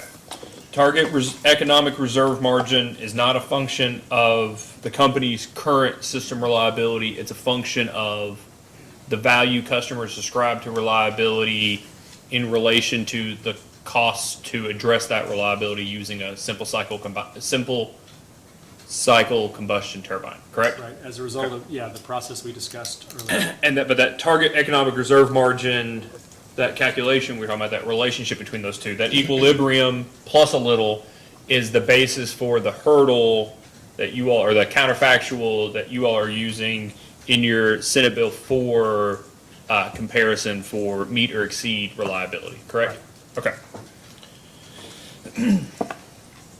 That target economic reserve margin, given that it's a function of the things we just talked about, does not look at the current system's reliability as a function of its equivalent forced outage rates, right? No, the modeling of both LOLE and economic reserve margin, the modeling of units for both of those analyses is the same. So equivalent forced outage rate is what, the modeling of all that unit availability uncertainty is what contributes to loss of load events. Just in one case, those are valued those are assigned an economic value. In the other case, for the LLE calculation, they're just counted. All right, so let me ask it differently then. Are you saying that to do your economic target reserve margin, you're taking your current system, current portfolio, or whatever, the portfolio, adding some load, and then running it through the couple of hundred randomized outage scenarios and the 4 dozen weather scenarios, and then adding a little more load, doing the same thing, adding a little more load, running it again? Right. Okay. And along the way, and we can go to that analysis, that table if you like, but along the way, we're calculating, as you add load, the reliability and generation production costs increases. As you add capacity, reliability and generation production costs decrease. And we're looking for the point is for a given load addition where those two things kind of balance out. Okay. So it's safe to say that the target economic reserve margin is a function of the current system's reliability. Current system's reliability.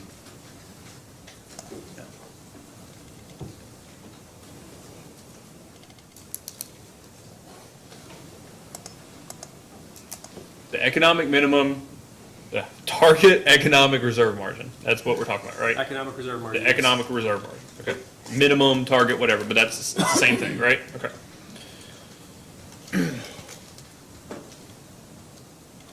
is the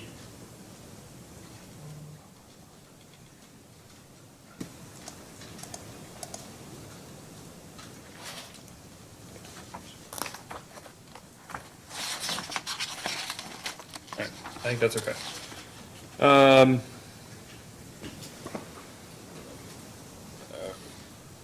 When you run those few hundred outage scenarios or runs of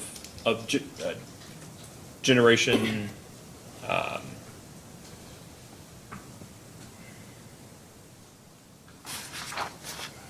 operation scenarios or operating scenarios, the different generation scenarios.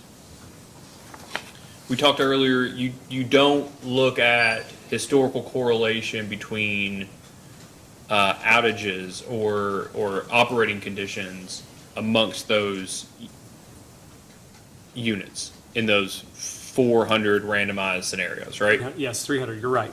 We assume 300, those sorry. outages. We explore the full range of outage possibilities that results. In doing that, we evaluate scenarios where multiple units are off at a given time, but we don't assume any correlation. So one thing that I think it was Mr. Goggin that talks about the STRAP-A? Yes, and Ms. Okay. Summer. Okay, and Ms. Summer. But the STRAP-A report. Do you think that your all's units are fundamentally different than the RTO units or, units that are members of RTOs? Well, let me ask it this way. Do you think that possibly that report is easier to do or more obvious, or the outcome is they're able to come to that conclusion given the sheer number of observations for a system that's like 185,000 megawatts as opposed to a system that's 5,000 megawatts? Here's what I think. I think the key difference is, because cold weather is going to be an issue for any machine. I think the difference ultimately comes down to the way that our units are designed, the way they're maintained, and then the way that we operate them. So with an obligation to serve load reliably, we design our units to be fully functioning in the full range of weather that we experience in Kentucky. So that's minus 22 degrees to 110 degrees or what have you. So they're designed for that purpose. We maintain our units so that their availability is adequate. That's the adequate for serving load during all weather conditions. And then we operate our units. Mr. Sinclair can talk about this better than I can, but we operate, operations is how do we think about fuel procurement and firm gas transportation, but it also involves all the communication that takes place leading up to extreme weather events, days in advance, and Mr. Sinclair can talk about that better than me, but I think, and also the reason I would talk to Mr. Sinclair about this is in a merchant generator in an RTO, for example, Mr. Sinclair has experience in that field. They don't have the same approach, I think he would say, to the way the units are designed, maintained, and operated. So I think that is probably the significant difference. But All right, so let's talk about that, if that's what you think the significant difference is. Would you be surprised to know that PJM has 14 states that all are part of the state or part of PJM? I wouldn't be surprised. I'm going to trust whatever you say about PJM. Well, I don't do that. I don't. But I just so happen to know it's 13 states in the District of Columbia. Yep. Okay, so I'll just run through them real quick, just so we're on the same page. Yep. Illinois, Indiana, Kentucky, Ohio, Tennessee, Virginia, North Carolina, Maryland, D.C., New Jersey, I was going to forget somebody, Delaware, West Virginia, and Michigan. Okay. Yep. You've been in the industry for a couple decades at this point, right? Mm-hmm. Okay. So Indiana is a vertically integrated state. Yep. Okay. Michigan is for all intents and purposes, a vertically integrated state. Mm-hmm. Okay. Kentucky, vertically integrated. Mm-hmm. West Virginia. Yep. So Tennessee's just weird but Tennessee has a small regulated, are you aware of Kingsport, Tennessee, Kingsport Power in Tennessee? I'm not. Okay, No. that's okay. That's all right. West Virginia is vertically integrated, and Virginia. Right. Okay. And I didn't mean to suggest that all resources in PJM, I'm just saying that as an example, a merchant generator in PJM is potentially have different No, and approach. that, Yeah. but that's why it's not everything in PJM is merchant, Oh, totally. and everything you all have is vertically integrated. That's not the case, right? 100% Okay. agree with that, yes. So 6 of the 14 jurisdictions in PJM are vertically integrated, right? Okay. Okay. East Kentucky Power, Duke Kentucky, Kentucky Power, all Kentucky utilities regulated by the Public Service Commission, members of PJM, right? That's my understanding. Okay. Have you ever heard of the quote bluegrass units?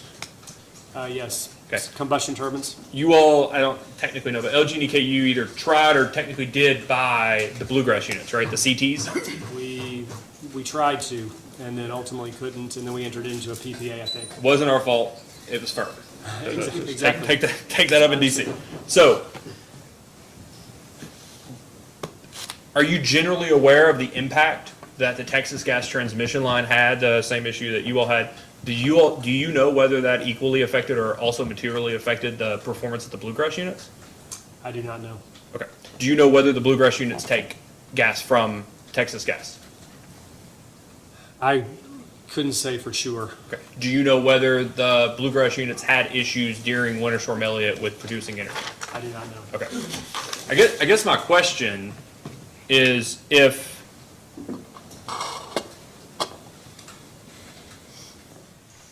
you guys are using the same gas facilities, for instance, that, I mean, I was talking to Mr. Beller about, there's only so few gas lines running through the United States, right? Right. They're fairly common main gas facilities.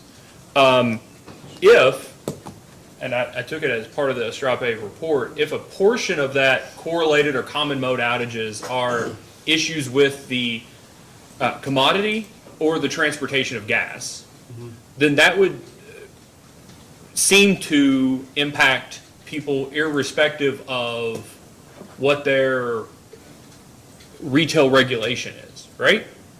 If that were the case, yes. Okay. And so I just understand from your testimony, and it was really it was your testimony referencing Mr. Beller's testimony, that because you all have the obligation to serve, the statutory obligation to serve, you all feel like, and I get that this is mainly Mr. Sinclair, but I'm gonna get to the modeling part in a second. You pointed me to Mr. Sinclair to answer this, but you all feel like because you have that obligation, you all have taken additional steps to mitigate the risk that you all admit that there is, right? Yes. And so just from a big picture perspective, your rebuttal testimony sort of is rebuttal. It's a little defensive. It's rebutting what somebody else said. Are you claiming that the risk doesn't exist, or that couldn't exist, or that it doesn't for you all because you feel you've taken adequate measures to keep it from occurring? The latter. Okay. Yeah. And that the merchant, and this, again, this is Mr. Sinclair's part that you're pushing the hill, but that the merchant model itself might not appropriately incentivize or require those generators in markets to take those actions that you all have taken. Is that basically the crux of the argument? That would be an example. The merchant generator is an example of a situation that may have a different approach to designing, maintaining, and operating Okay. facilities. Yes. But to the question that Mr. Bellamy was asking, and the question I asked Mr. Beller about GADS and the different outages though, and the issue with Texas Gas and Slaughters is that had nothing to do with you all, right? Right. That was, you're a taker of whatever investment decisions or operating decisions that a pipeline makes. And that's the same regardless of whether you're in or out of an RTO. Would you agree? Yes, that is. And that's a metric or an occurrence that is by default not taken into account in the calculation of the E4D because it's not logged in GADS. That's right. And, Okay. Yeah. And so it's not something we should ignore. It's something you all say you've taken care of. Well, I mean, so on that point, and Mr. Sinclair can talk about this, but because he could talk about the specifics regarding the way that Texas Gas is planning to maintain that situation differently and planning to operate that situation. I think they've updated to stick with these three themes, they've operated their maintenance and operation protocols to keep that from happening moving forward. But he can speak specifically. I'm not Yeah, involved in those and conversations. I'll ask Mr. Sinclair about it, but I mean, at some point, we have to have confidence that that will continue past this year. Absolutely, yes. Right. I just want to make sure, I think the last line on here, about the correlated outages. Common mode is not synonymous with correlated. Would you agree? Let me ask you this way. Would you agree that common mode outages seem to be the causation part, that the same item or the same problem caused both of the outages, as opposed to correlation, which just is an occurrence at the same time? Yeah, outages can be correlated with lots of things, but that doesn't necessarily mean that, like, they can show a positive when you do the arithmetic. Yep. They can show positive values, but that doesn't necessarily mean that that is the primary Yeah. cause of the event. And that's why all this conversation and cross-examination, the rebuttal testimony, a lot of direct testimony, the three items that we were talking about, Mr. Beller's testimony, the actions that have been taken, all of those are related to ensuring that common mode outages don't occur, right? Yes. But that does not take into account the fact that there could be correlated outages, that there might be, but I understand you all haven't necessarily studied it. There may be units on your old system that have a history of or a correlation of outages that may not have the same cause, but might just over time show a correlation of being unavailable at the same time. Yeah, there may be some. How would you study that? Well, I think the main thing is starting with that data in Mr. Sinclair's testimony, let's look at extreme events and see how the resources perform. That's kind of where we've started our analysis. And that's probably the best way to, I mean, our generation performance is very good, I would argue. But we would start just by looking at extreme events and really understanding. I mean, we spend a lot of time, obviously operating our resources, but we would start with that. I'm not 100% sure how we would do the GADS analysis, but certainly starting with extreme events is where I would begin. Okay. And by extreme events, those are the yellow dots above the blue line from we were talking about yesterday, Well, right? those are just days where we had extreme heat or extreme cold, and then really understanding what happened on those days. Well, I guess you're saying significant outages.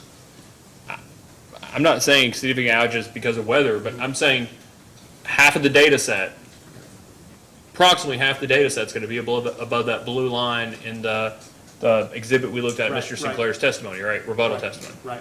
Yeah, those are the days in which you had the largest number of outages on an energy basis, right? Right. Okay. Yeah, so what we should see is that the vast majority of the yellow dots above the blue line are on weekends, where we have intentionally taken the units offline for maintenance due to load. So we would focus on really probably forced events. That'd be great. And focus on events where there are significant level of forced outages. We never want a forced outage, but significant levels of forced outage and understand whether there were some any common. Would you be able to look at so that's an average. The blue line on that DSS2 graph is an average, right? Yes. Okay. Would you be able to look at the events, one standard deviation above the average, in which some proportion was 10%, 50%, 75%, I don't know an appropriate proportion, but which a certain proportion of those outages are a result of forced outages as opposed to pre-planned or maintenance outages? Yeah, like you're suggesting use that as a way to identify the days to look at, absolutely. Yeah, beyond, okay. Some significant measure away from the average and a large proportion of forced outages is what caused it. Right. Okay. That's the posting data request.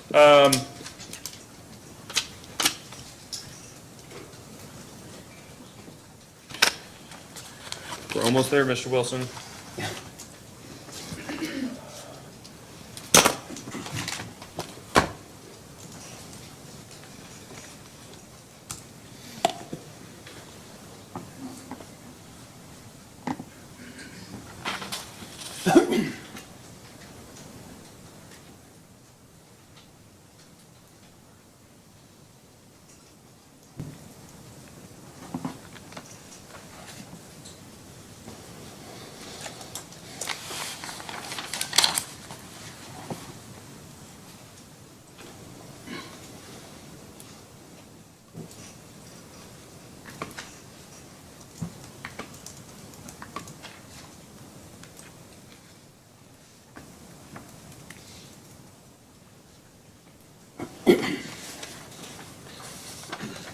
Okay, just following up on a question to make sure I'm clear. We're gonna, and we've already talked about this, we're gonna ask the posting data request for capacity factor of Mill Creek 5 and Brown 12 that you all assume, just blue sky capacity factor. Sure. Can I assume that for the 4 PPAs and the 2 build-own solar facilities, the capacity factor is just effectively, even though, and I get the whole debate over dispatchable, non-dispatchable, can I just assume that for all 600 whatever megawatts of solar, that the capacity factor is effectively identical to the production? Like the capacity factor is not a, let me ask you this way. In your modeling, did the model dispatch, derate, reduce, whatever, the output of the 2 self-owned solar facilities? Yeah, we modeled all solar as a fixed energy resource, assuming no curtailments. Whatever it produced, you used. Right. Okay. Well, whatever the solar facilities produced, served customers. Right. Okay.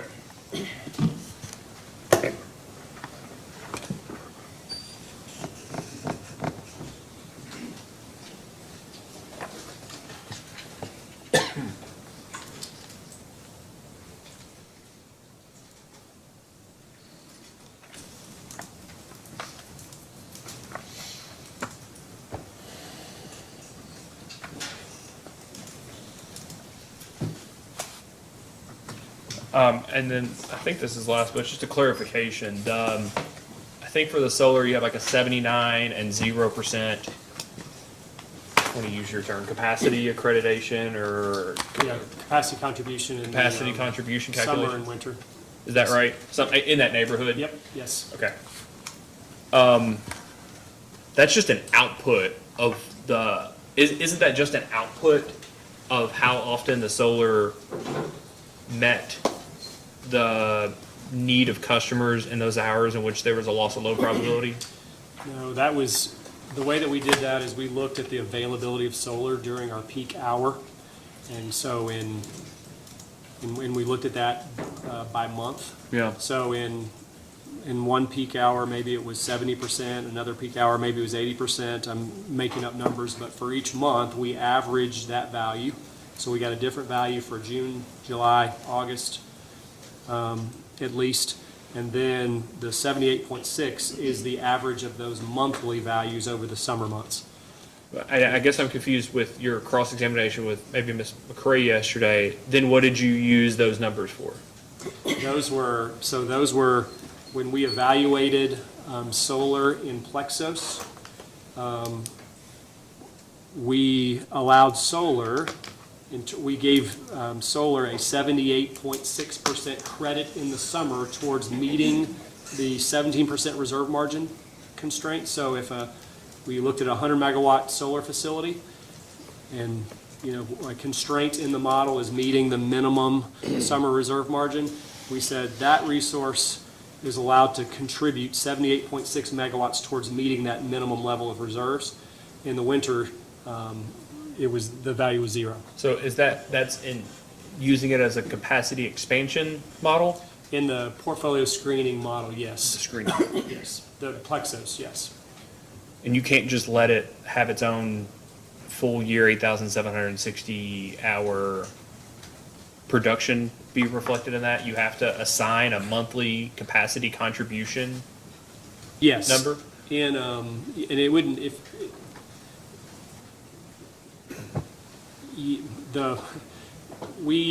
the profile that we use, we model solar as a fixed energy profile, and that profile is consistent with 0% in the summer and 78.6%, I'm sorry, Other way around. 78.6% in the summer and 0% in the winter, but just to speed up the process, that the algorithms process for saying, hey, does this portfolio that I'm evaluating right now meet the minimum reserve margin targets? It doesn't look at that on an hourly basis. It said, okay, how much can this, there's one number per resource for the summer and winter. And that one number for solar, is the 78.6, and that's the way it kind of evaluates whether a portfolio that it's screening meets the minimum reserve margins. Obviously, if it, and I know it generally works this way, if it looks at a portfolio that has a 2% reserve margin, it doesn't bother evaluating that one because it doesn't meet the constraints. But so that's why you have to have one number, is what I'm not sure I'm explaining that well, but that's why you have to have one number. So it can kind of it helps in the process of screening portfolios as it evaluates theoretically hundreds, maybe thousands of portfolios. I guess and I really am asking this to tell me who's the best person to talk to about this, but all DSM and energy efficiency is not created equal in terms of its contribution or benefit to reliability. Would you agree? Yes. Yeah. So like there's some like demand response, or whatever, maybe there may be a demand response program, residential or something that helps in the summer, but not necessarily in the winter, right? Yes. Yeah, okay. If the problems you need to solve for are seasonal, where in the process, when you start getting handed this stuff and said, please run these, do you give that feedback then to the folks who need to create solutions to those identified problems, similar to the EUE LOH conversation we had earlier? So, excuse me, prior to kicking all this off, we had a conversation with the DSM group to talk about the operating characteristics of the resources that were impacted potentially by the Good Neighbor Plan. And we're evaluating DSM as an alternative to those resources. So what are the nature of we're losing these operating characteristics. What operating characteristics do we need to replace those resources? So we talked about the fact that, our coal resources, for example, they produce power around the clock. That's consistent with a lot of what we've referred to in this case as non-dispatchable DSM programs. These are like if you replace your heat pump with a more efficient heat pump, there's an impact in all hours that you're heating or cooling. So that's kind of more of a round-the-clock impact. But then we also talked about the fact that we're more or less, LG and KU are more or less a dual peaking system, and moreover, winter is increasingly becoming the primary reliability focus. So we talked to them about that fact and just observed that if a summer-only DSM program, it's not to say it doesn't have value, but a DSM program that allows us to curtail load in both the summer and the winter, and specifically in the winter at night, is more valuable than one that only allows us to curtail load in the summer. So that conversation was kind of the basis, I guess, for communicating in terms of informing kind of some of the DSM programs. I guess my question is like the iterative idea about this, right? Because you all just assume, it sounds like that initial conversation, either we're going to have to upgrade Mill Creek 2 and Gent 2, or we're going to have to retire them. But that's not necessarily a scenario, because if it was only to keep Mill Creek 2 and Gent 2 and not at SCR, then solar and the demand response, a summer-only demand response, becomes incredibly valuable because it just offsets whatever the loss of load increase is in those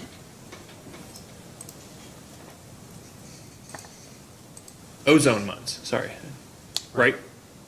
Right. Yes. So how does that play into it? Like there are more options than just hey, these are the units we're about to lose, So, period. no, you're exactly right. So what we did is and this is a Ms. Isaacson and Mr. Bevington thing, but the economically optimal portfolio of DSM, we fully layered in, Mr. Jones layered that into the load forecast. And and specifically what we've been referring to is the non-dispatchable, those are the, More efficient heat pump. yeah, more efficient heat pump, exactly. Then, in Plexos, we modeled the individual dispatchable DSM programs. So for example, the summer-only program and the direct load control, as well as the programs that allow us to curtail load in both the summer and winter. And Plexos considered that in stage one, when it was screening all, hundreds of portfolios. So a scenario, Plexos didn't select a scenario in stage one. I think because of the energy, Plexos focused on 2 combined cycles, but the analysis or the impact, the reason we added all the DSM was because of our stage 3 analysis. That's when we, That's, at stage one, was the analysis, or was the program allowed to pick Mill Creek 1, Mill Creek 2 and Gent 2 without SCR? no, I see where you're going with that. We didn't consider that option until stage 2. And in stage 2, though, when we considered that option, we did, so when we looked at an ozone season only scenario for like Mill Creek 2 and Gent 2, for example, we then fixed that assumption in Plexos, and then in stage 2 allowed Plexos to choose, in addition to all the renewable options and what have you, the dispatchable DSM. So can I, Mr. Lovekamp, real quick, just because I want to make sure I have a full appreciation for this, could I ask counsel for Mr. Lovekamp to please bring up Mr. Bevington's direct testimony, and in particular the exhibits attached to it that are the DSM Advisory Council, or the CADMIS, I think it's maybe the Advisory Council.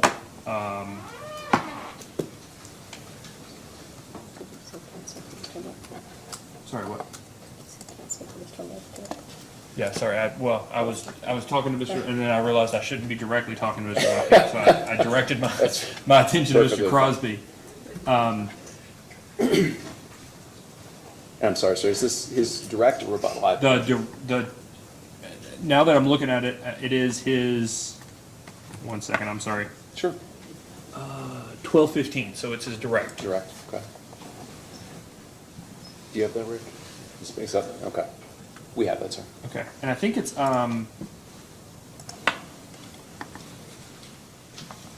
here it is. All right. Mr. Crosby, could you tell Mr. Lovekamp it's 131 of 170 page? 131 of 717. Thank you.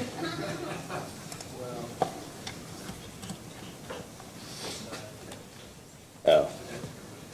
It's a rubric background. This is in, It should say JD1. rubric background and example. yeah. Sorry. All right, so it's actually 128, just so that Mr. 128 of 170. It's just the cover letter, DSM Okay. program evaluation and DM. process. Got it. Let me know when you see that, Mr. Wilson.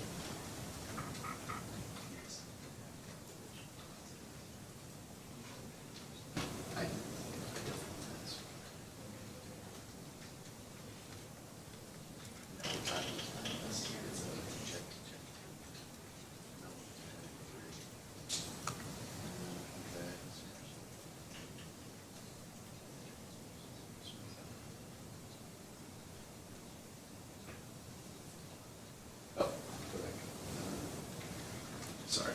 Let's skip here. It's exhibit JB2. It is in JB2. Yeah.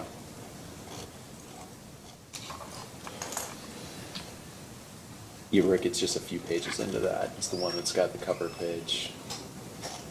Yeah, it's the It says DSM program It's evaluation. the 919 and 928 presentation.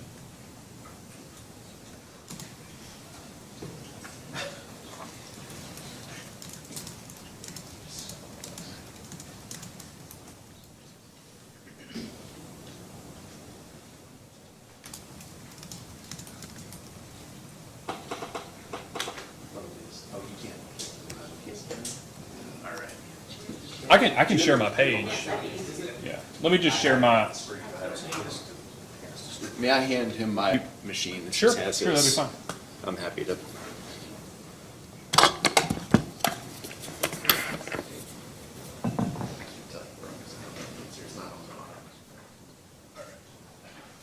So it's just it's a DSM program evaluation process slide.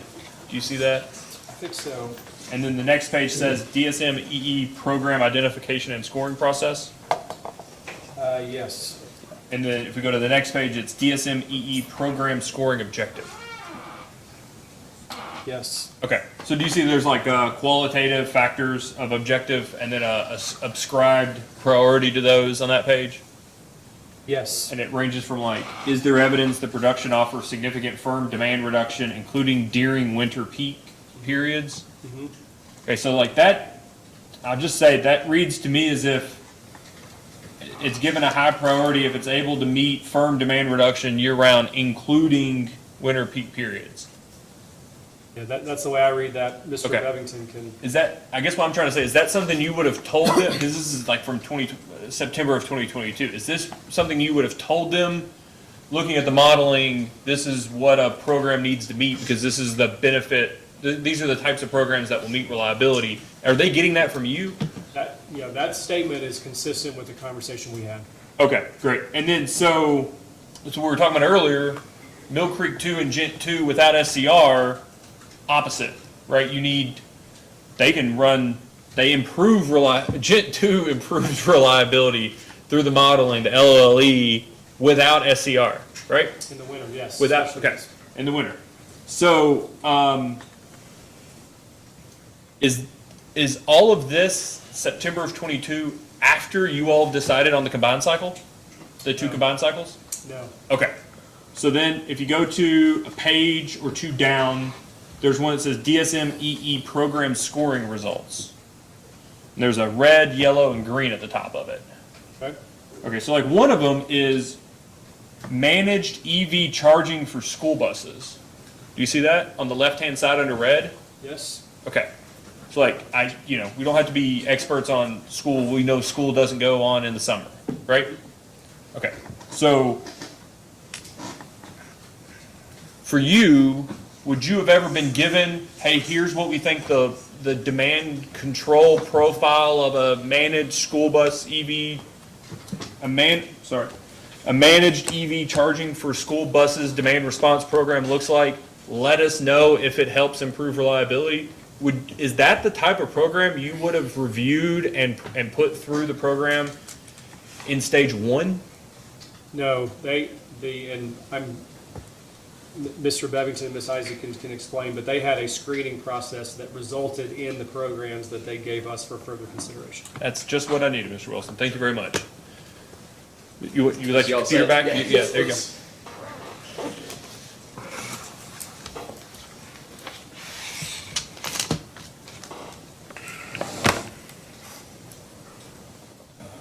Mr. Crosby? Yes. Direct? Oh, okay, yes, just very briefly, sir. Good afternoon, Mr. Wilson. Good afternoon. I don't know what it is. All right. Let me find my way back here for just a moment, please. Do you recall having a discussion yesterday with counsel for the joint interveners concerning your rebuttal testimony at page 12, section B, heading B, portfolio screening concerning Plexos? Do you remember that discussion? Yes. Okay. And in particular, I think counsel pointed you, at least in part, to your testimony at lines 9 to 11 that says some of the model features that Ms. Summer recommends are not available in the version of Plexos the companies use to complete their analysis. Is that correct? Correct. Okay. But did the companies then subsequently change the version of Plexos that they used and rerun their modeling? And if so, what were the results? We did. And this is summarized in my rebuttal, but we took all of Ms. Summers' recommendations. We modified one to increase the granularity of the modeling. But then with those recommendations, the results were entirely consistent with what we had already proposed in our stage 1 results. Were there a couple of things that changed? Well, when I say entirely consistent, we evaluated 6 fuel price scenarios, and in 4 of those 6 fuel price scenarios, 2 combined cycles were included in the optimal portfolio. With those changes, new version, improved granularity, 2 combined cycles were least cost in 5 of the 6 scenarios, which was just consistent with what we ultimately, the results that we got at the end of our stage 1 results with detailed production cost modeling. And one other change was that the existing concerned existing DSM, correct? Oh, yes, so prior to, with the version of Plexus that we used, the model did not select any DSM. But with the Ms. Summers' recommended settings, the model selected existing DSM, but not the proposed. The proposed still wasn't added until our stage 3 analysis, but nonetheless, those are, again, consistent. Okay, thank you, Mr. Wilson. I think you also mentioned during the same discussion, roughly the same discussion with Joint Intervenors Council, something about ProSim, and I think you mentioned that it was calibrated. You all had calibrated that model somehow. Mm-hmm. Can you explain what that means, please? Yes, I mentioned the process of developing business plans, the fact that when we develop business plans, there's always inputs that change, and as we update those inputs, we step through each input to understand the impact of the change and to make sure that the nature of the change is reasonable and consistent throughout the forecast period. But something I did not mention, and something that is important to do, is we have for months at a time gone back historically and replaced in ProSim the forecasted load with actual load. We've replaced in ProSim forecasted gas prices and forecasted coal prices with actual coal prices and actual gas prices, and then reran the model to see how it compares to what actually happened in terms of dispatch. So that's just another example of what we've done from a calibration perspective. As I mentioned, I fully expect to move at some point to Plexos, but that's the process. When I say calibration, that's what it's definitely important for us to do that and be fully comfortable with that process in the context of Plexos before we move to Plexos for detailed production. So you don't have any fundamental concerns with Plexos as a modeling tool. It's just making sure that it is, to your point, properly calibrated the same way that the companies have spent years calibrating their ProSim model they currently use. No, that's right. That's right. Okay. No further questions, Mr. Chairman. Thank you. Thank you, Mr. Wilson. Appreciate your indulgence. Not that you had a choice, but I appreciate it. Just remember, it was Mr. Crosby that put you up there. It's my fault. All right. The next witness is Mr. Jones. Mr. Jones. All right.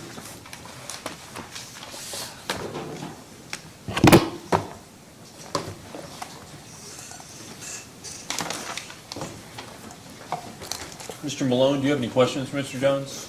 I do, Mr. Chairman. Do you all want to come on up?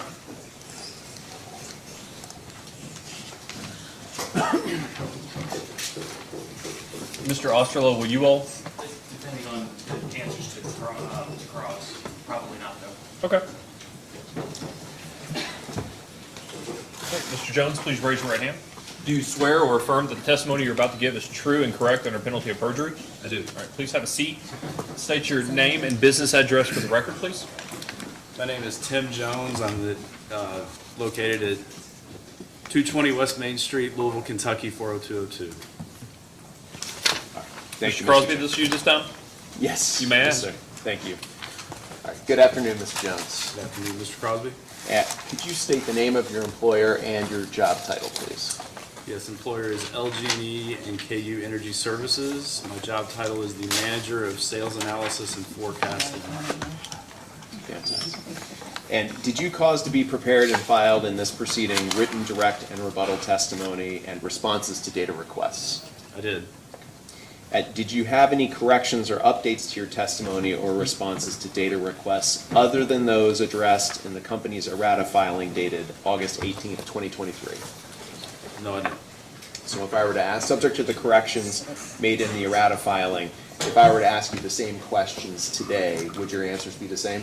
Yes, they would. Okay, and again, subject to the errata filing, do you adopt your pre-filed testimony and responses to data requests as your testimony today? Yes, I do. Okay, Mr. Chairman, he's available. Thank you. Before we go to you, Mr. Malone, you did remind me, Mr. Crosby, you filed 2 sets of errata. Is that Yes. the plural of errata? Errata? Yeah, Two- yeah, two sets. the errata, yes. Yeah, 2 sets of errata. Yes, sir. Last week, I believe, with Mr. Schramm, Wilson, Ember, Jones, and was there an additional errata? There was one data response, yes. Okay.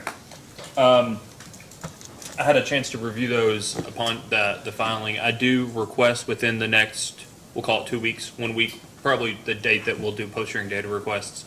I'd ask if you all would also, and you all have done it in this, I think this way before, if you all would reflect your errata as text changes and markup, like similar to like tariff Like changes. red line? Red line, strike through. It would be very helpful, and you all can just do the pages Of the correction. where the corrections are. You don't have to do the entire testimonies or data requests, but if you all would do that to reflect the errata, that would be very helpful for the record. Certainly do that, Mr. Chairman. It's very difficult to go to that page and that line and then go to that person's testimony and replace 1 million with 800,000 and I don't think it was like 1 billion at 800 million, but you get the point. So if you all would do that within the next 2 weeks, that would be helpful. We will. Thank you. Thank you. Mr. Malone, cross-examination? Thank you, Mr. Oh, Chairman. I'm sorry. Yes. I think we still do not have any questions for you. Mr. Malone? Thank you. Mr. Jones, Matt Malone from KCA. In your direct testimony of December 15th, you state there are 3 major growth components in your forecast of annual energy requirements. Could you outline those for us? Can you, well, I don't have exactly where those are, I can help you out. but just off the top of my head. Yeah, off the top of your head, I can help you here.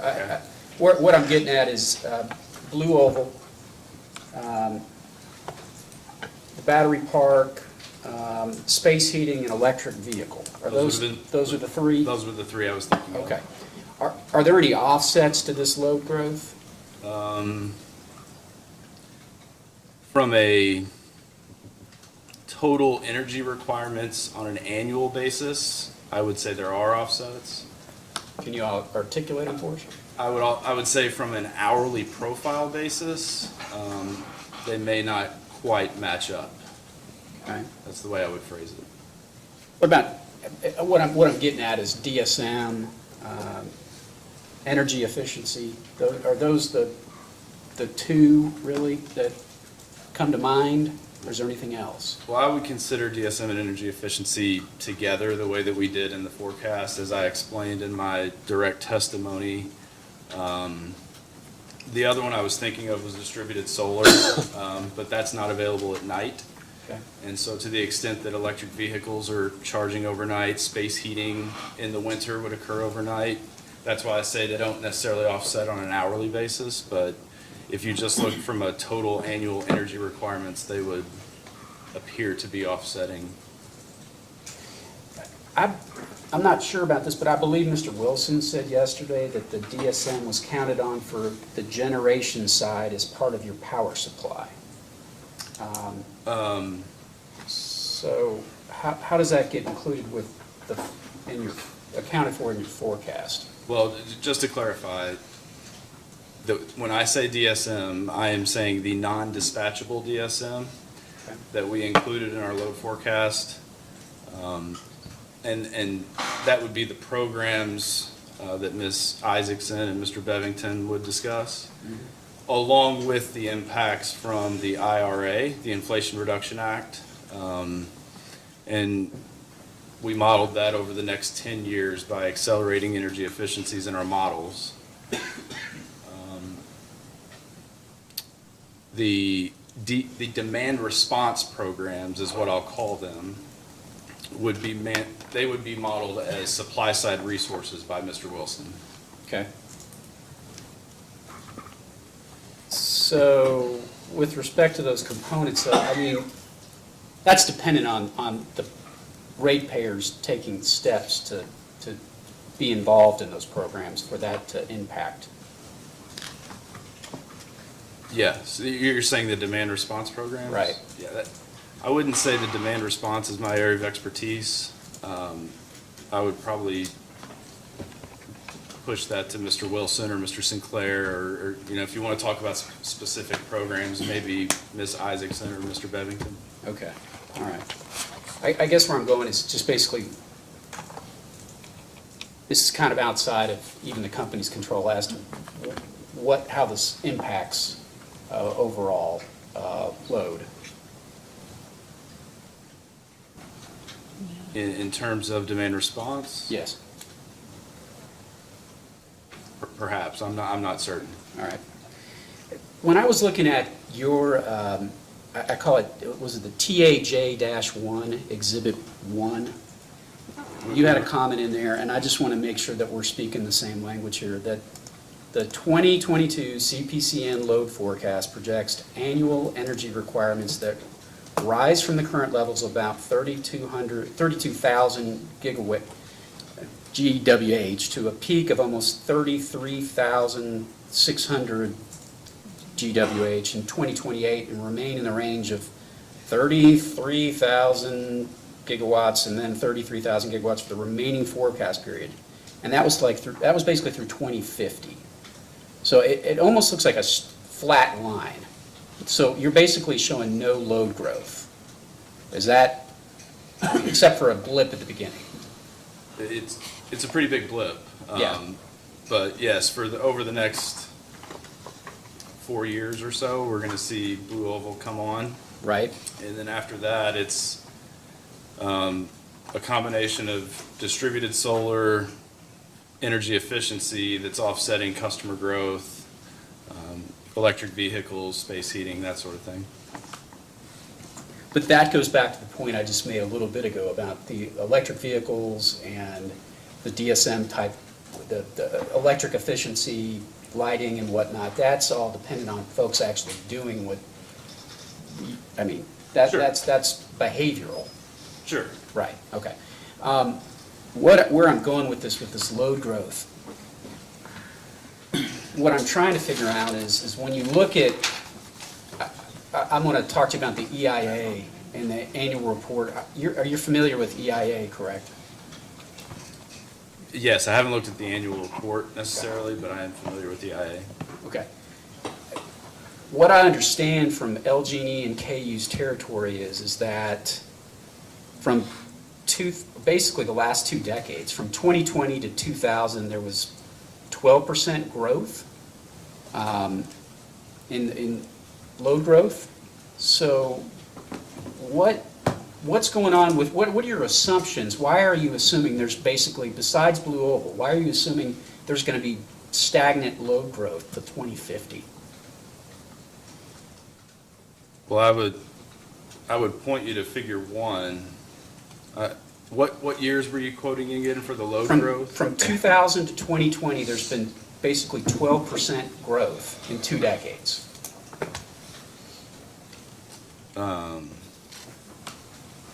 Our models don't look as far back as 2000, and I would have to check that EIA article to be sure and be able to look at it myself.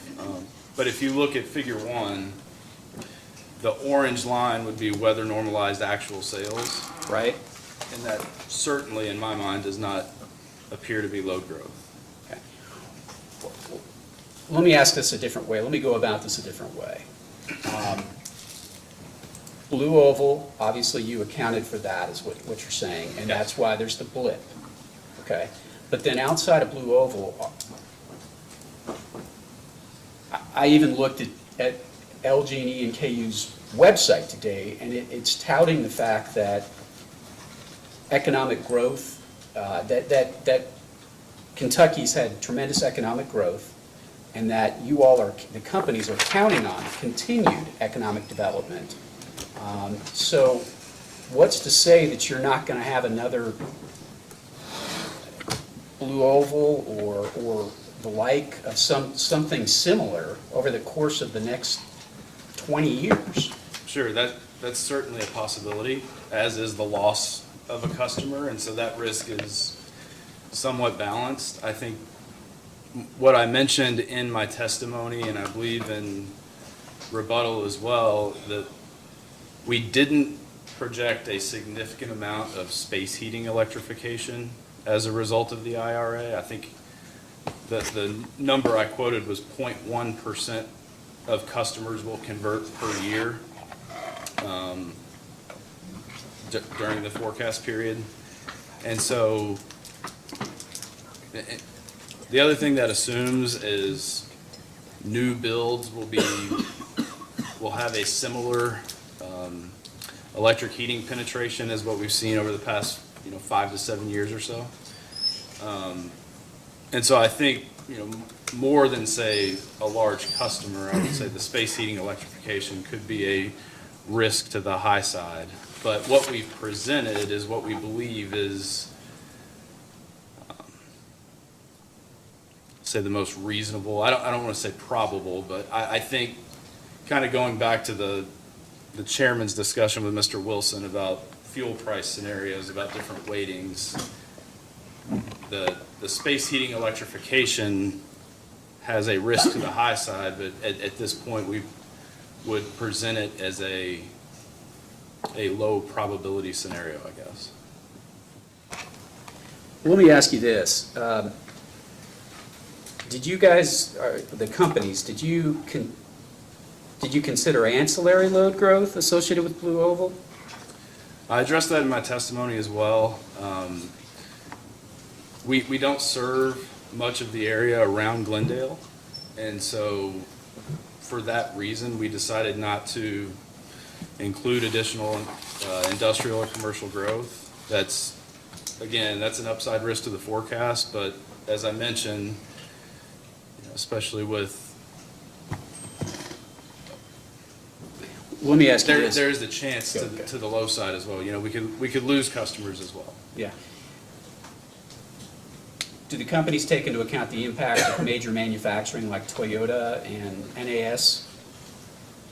Right? Yeah, so I mentioned this in my testimony as well. We have a major account process as part of our forecast process, and so we have conversations with our largest customers just to see where they're at and what their projections are for the future.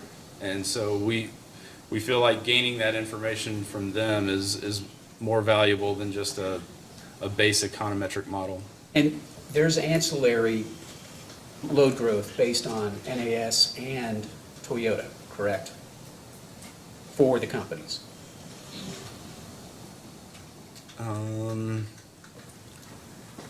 I don't recall that for sure, and I would have to check. I would have to check with members of my team to see if that's the case in this forecast. I don't believe there is, but I'm not certain.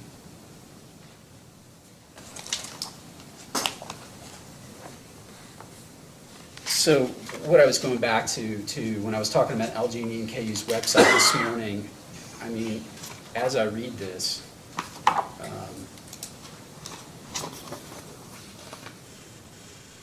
there's been a record $11.2 billion in investments and more than 18,000 jobs announced statewide in 2021, and more than half of those investments and jobs were announced in LG&E and KU service territories. So I go back to my previous question. So what are the assumptions that there's going to be stagnant load growth going forward? I think a big piece of that are the proposed demand response DSM EE programs, the non-dispatchable programs, alongside the Inflation Reduction Act. Okay. What we did was we accelerated, so we get energy efficiency projections from a third-party, Itron, who gets energy efficiency projections from the EIA. And we took their 2043 levels and accelerated them forward to 2033 because the IRA is a 10-year program. The DSM EE programs are approximately 10 years, closer to 7 or 8 maybe. And so that accelerated energy efficiency that we're seeing in the service territory decreases load.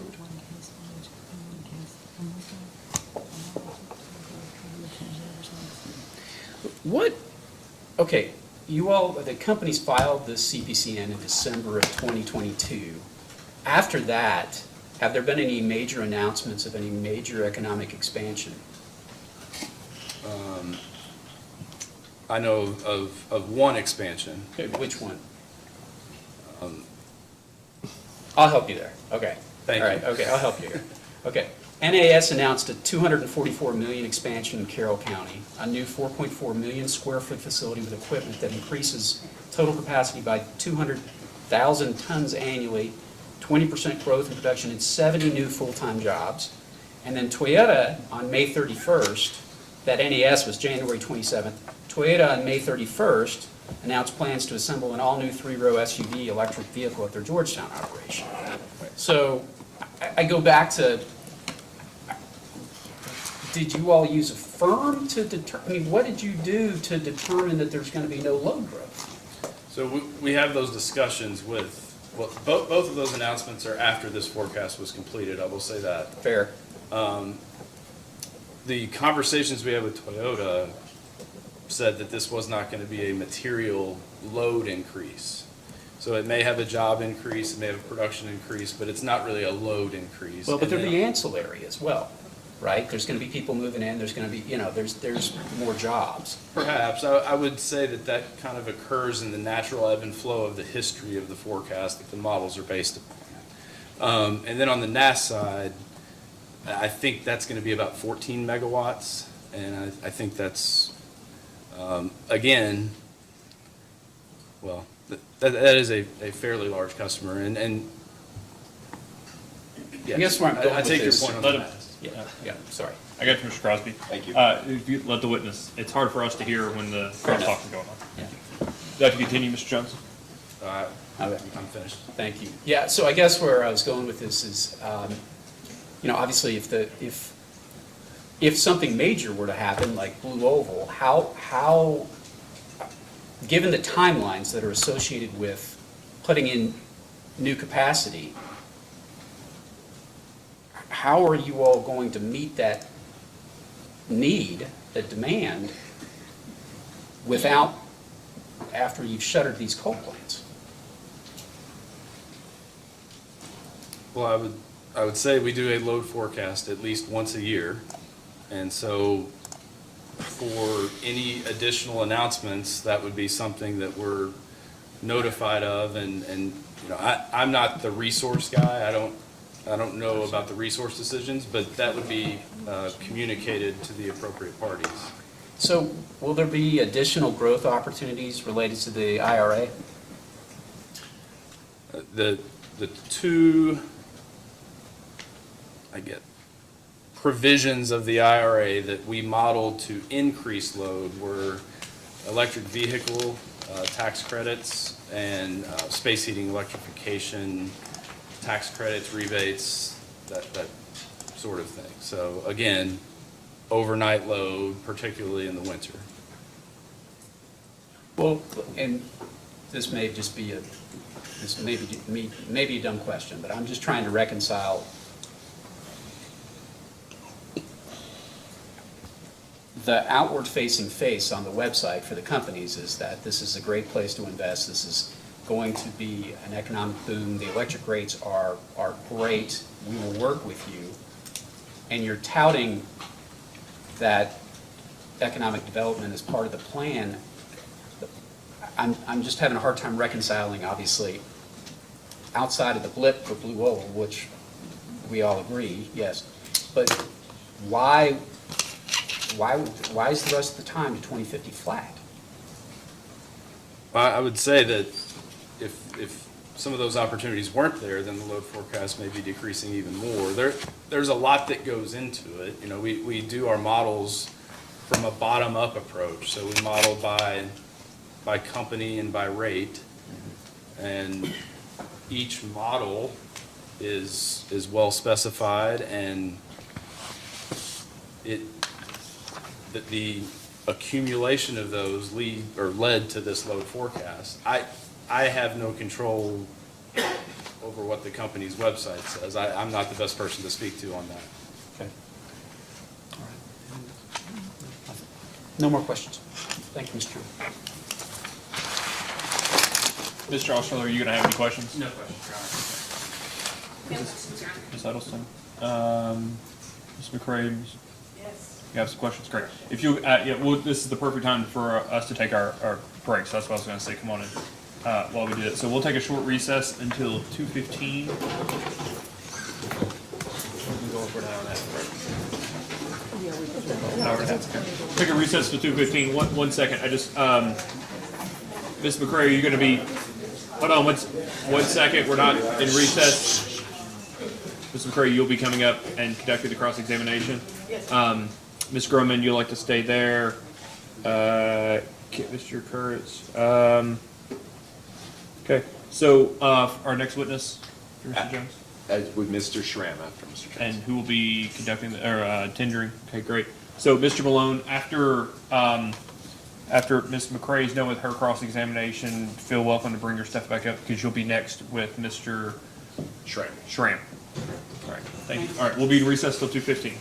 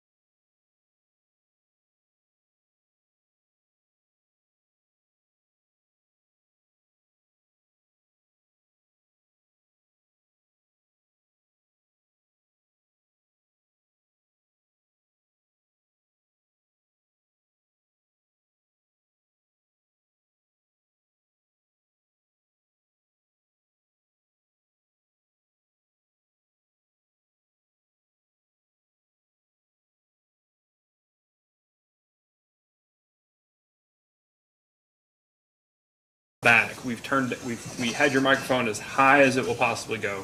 We've turned it down a little bit because I'm going to ask you to really speak up. Okay. I think as I mentioned we're back on the record, as I mentioned to a previous witness, however loud you think you're talking, you're not going to be yelling. So please just add an extra 20 or 30% to it, and occasionally, if you're not talking loud enough, I'll interrupt you and ask you to speak up. Got it. All right, even louder. Got it. There you go. All right, counsel, would you like to conduct some cross-examination? Yes, thank you, Your Honor. Good afternoon, Mr. Jones. Good afternoon. My name's Cassandra McCrae. I'm here representing the joint interveners.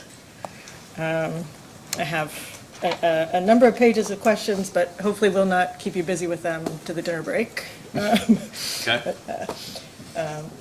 I'd like to just start first with making sure information Mr. Wilson shared previously about the timeline here is correct from your perspective. So it's my understanding, after speaking with Mr. Wilson, that the final version of the hourly load forecast was completed in late October 2022. Is that right in your view? That is correct. Okay. I believe through discovery, you've also communicated to joint interveners that sometime in October 2022, your load forecasting group was provided with preliminary non-dispatchable programs and kilowatt-hour savings estimates for inclusion in the load forecast. Is that right? That is correct. Now, in response to that discovery request, it only offered, sometime in October 2022. Since that time, do you have any more certain recollection of when you received those preliminary estimates for the DSM-EE programs?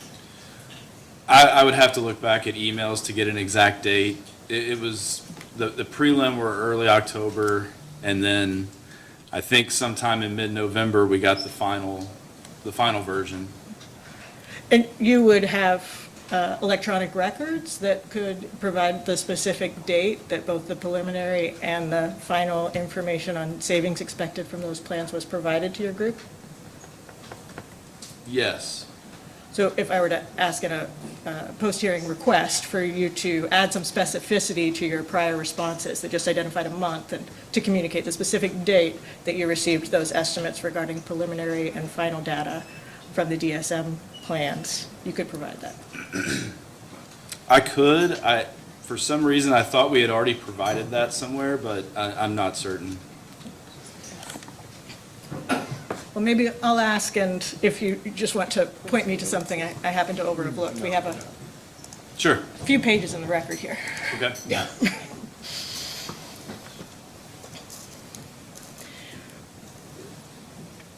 So we did follow up after our first round of discovery requests to ask you to provide specifically the preliminary information that was conveyed sometime in October 2022, estimating what the DSM-EE plan peak and energy savings would be. Could you confirm that you provided that preliminary information in response to Joint Intervenors Data Request Number 2.85A? Subject to check. That was the one I was thinking of. Yeah, okay. So someone would be able to look to that response, and there would be a work paper with the preliminary savings estimates that were provided at sometime in October 2022. Yes, I believe so. And then you, as you said, you got the final savings estimates sometime in November 2022, right? Yes, that's correct. Okay. And that final information on the DSM plan savings, that would be reflected in your confidential work papers entered into the record as Exhibit TAJ3. Seem accurate to you? Yes, I believe so. Yes.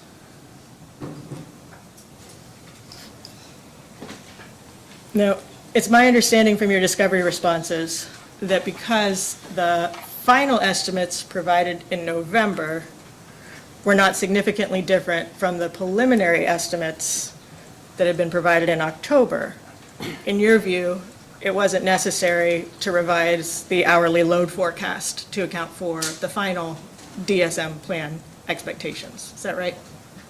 That's correct.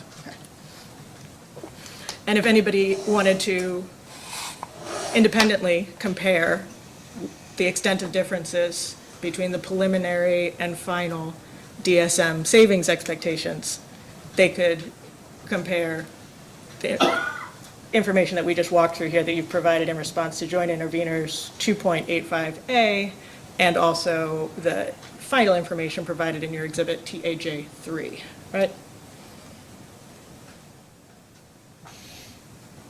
Yes.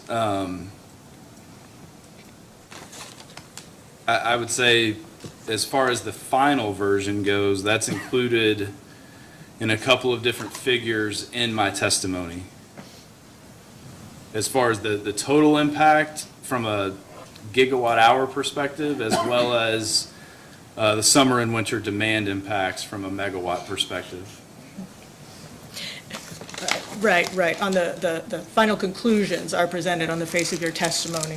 And in TAJ3, someone could look at a more detailed level to the work papers underlying that final conclusion presented on the face of your testimony? Yes. Okay.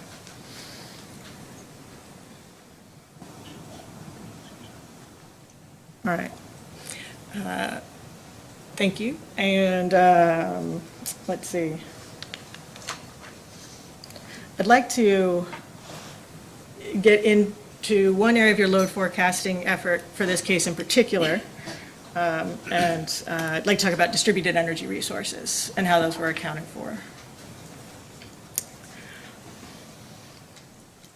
To do that, can I ask, were you involved in the 2021 IRP at all? Indirectly, my group produced the load forecast that would have gone into that. Okay. Now, in your direct testimony, I believe it's beginning at the bottom of page 4. If you could turn to that, please. Okay?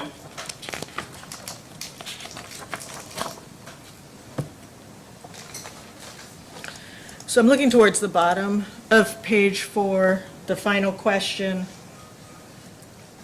concerning recommendations from commission staff. Yes. Okay. And continuing on to the following page, page 5, you provided a number of bullets summarizing commission staff's recommendations regarding the IRP load forecast. Yes. See that? Okay. In the third bullet point, represents a recommendation that the company should expand discussion of distributed energy resources to identify resources other than distributed solar that could potentially be adopted by customers and explain how and why those resources are expected to affect load, if at all. You recall that recommendation? Yes. Okay. You understand that recommendation? I believe so, yes. Okay. Your load forecast embeds certain assumptions about the rate of customer adoption of distributed energy resources, right? Yes. Okay. Your load forecast assumes all distributed generation additions will be solar resources across the load forecasting period. I would say we explicitly model that. I would say to the extent that distributed batteries, for example, exist on the system today, they would be inherent in the data that is used to produce the forecasts. And so for residential, for example, the residential models, because we do a use per customer model times a customer model, to the extent that there's distributed battery growth, then there would also be a, albeit very small, margin of incremental growth in the forecast as well. Two things there. One, the answer to my question was yes. Is that a question, I'm Council? going to object. I mean, That was the a question, answer- yes. The okay. answer to my question was yes, that is a question. Could you repeat the question again? I absolutely can.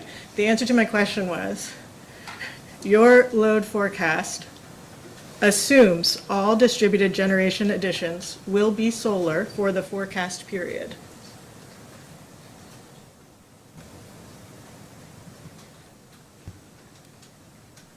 Again, because there's that inherent data that already exists on the system, I don't know that I can completely agree to that, but I would say That's okay. yes explicitly. Okay. Do you have your exhibit TAJ1 in front of you? I can get there.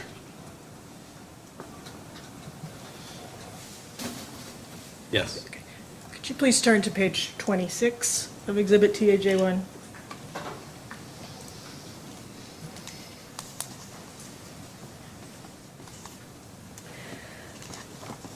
In the top of that page, section 3.6.1.6, do you see that? Yes. The final sentence there reads, "The company's load forecast assumes all distributed generation additions will be solar for the forecast period." Yes. That was exactly my question. Yeah. Yes, I would say that my intent was to say that we modeled explicitly. So you did not say what you meant in exhibit TAJ1. Maybe I didn't provide quite enough detail. Second question then. To the extent that your historical data incorporates your customers' actual adoption of distributed energy resources, that historical data, as relied on in this case, would predate passage of the Inflation Reduction Act, correct? Correct. So to the extent that the Inflation Reduction Act would have any impact on customers' adoption of distributed energy resources, your historical data has not implicitly embedded that change, correct? Correct. I would agree with that.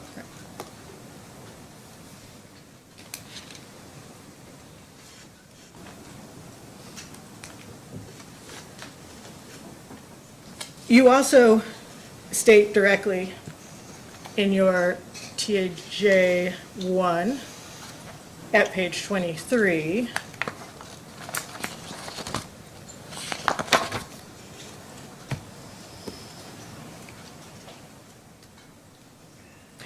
in sections 3.6.1.2, sort of at the bottom third of that page. Do you see where I am?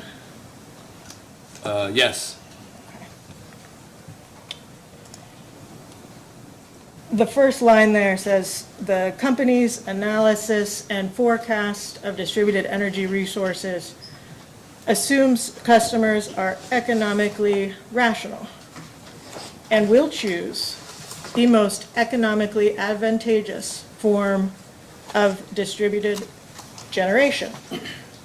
It further assumes that customers will invest in energy storage only if it is economically advantageous for them.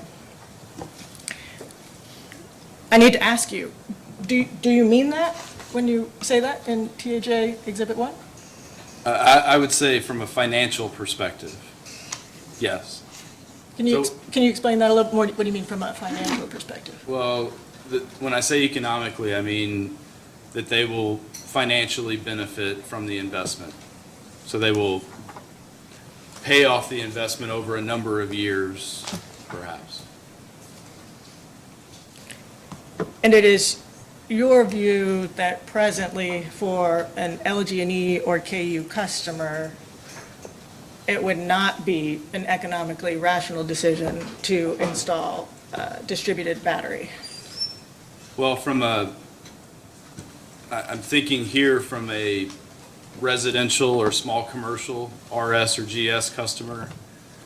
There is one fixed energy rate for most of those customers. And so because batteries increase energy consumption overall because of round trip losses, it would then increase their bill.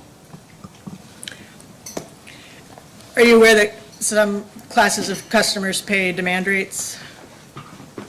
Yes.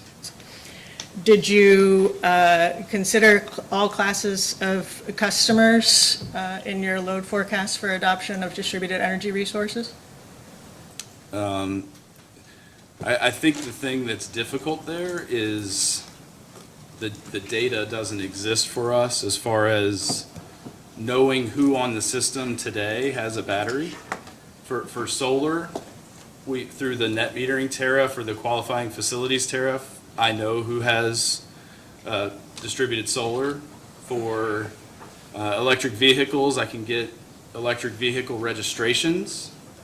But for distributed batteries, at least as it stands today, unless the customers communicate that to us or unless it's paired with distributed solar, then I don't know about that today. It's your testimony that you do not have data on customers in your service territory with distributed energy resources, batteries in particular? Specifically batteries, yes. Ooh, are you familiar with your confidential work papers? Yes. Do you have access to your confidential work papers now? I think Mr. Lovecamp is pulling it up. Would you like council to move into confidential session? I don't think we need to Okay. right this moment, no. I assume when Mr. Lovecamp pulls this up for you, it will be exclusively for you, your view only? Yes. Yes, okay. It's just on the laptop. Just, okay. And I certainly do not mean to elicit any confidential responses from you with this. If you feel like I'm getting anywhere close to that, please say me or look panicked towards your own counsel. Let me get you a file path in your confidential work papers.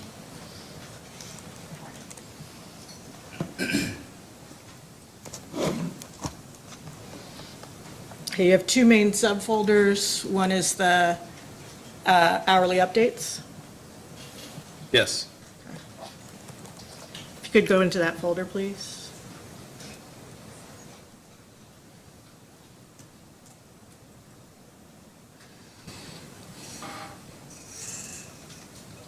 Okay.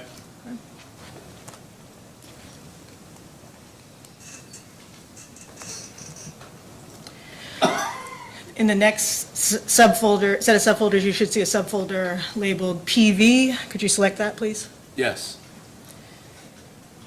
Within subfolder PV, you should see a file labeled confidential _net metering cust -LGE -KU space 2022 -October. Do you see that file? Yes. Could you please open that file and take a moment to review it and familiarize yourself with the information therein? Yes, I'm familiar with this file.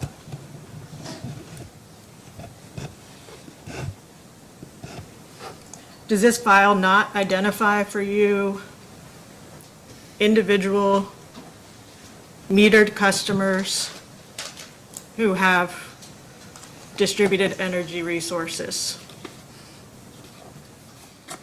But I don't believe that's exactly what I said. I think it was more on the storage side, the distributed batteries.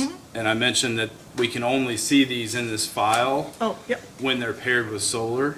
And so there was a data response where we had paired with solar and then not paired with solar. And I think we said unknown in the not paired with solar portion. Thank goodness. Okay. So you do know that you have information on your distributed energy resource customers who have solar, if they have solar and a battery. Yes. Okay.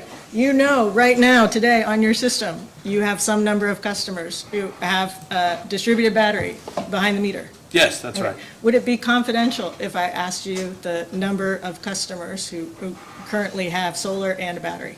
No, I don't think so. Okay. I could give you a range. I think it's somewhere between 250 and 300 at this point. Okay. In October 2022, which is the vintage for this, the data in the work paper that you're looking at now, subject to check, the number was 242. Sounds reasonable, yes.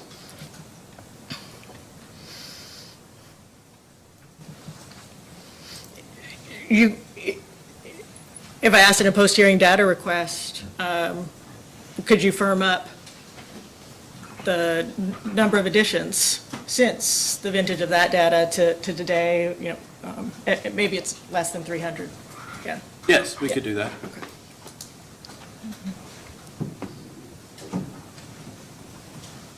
All right. Thank you, Mr. Jones. Bear with me just a minute while I figure out where I was. Sure.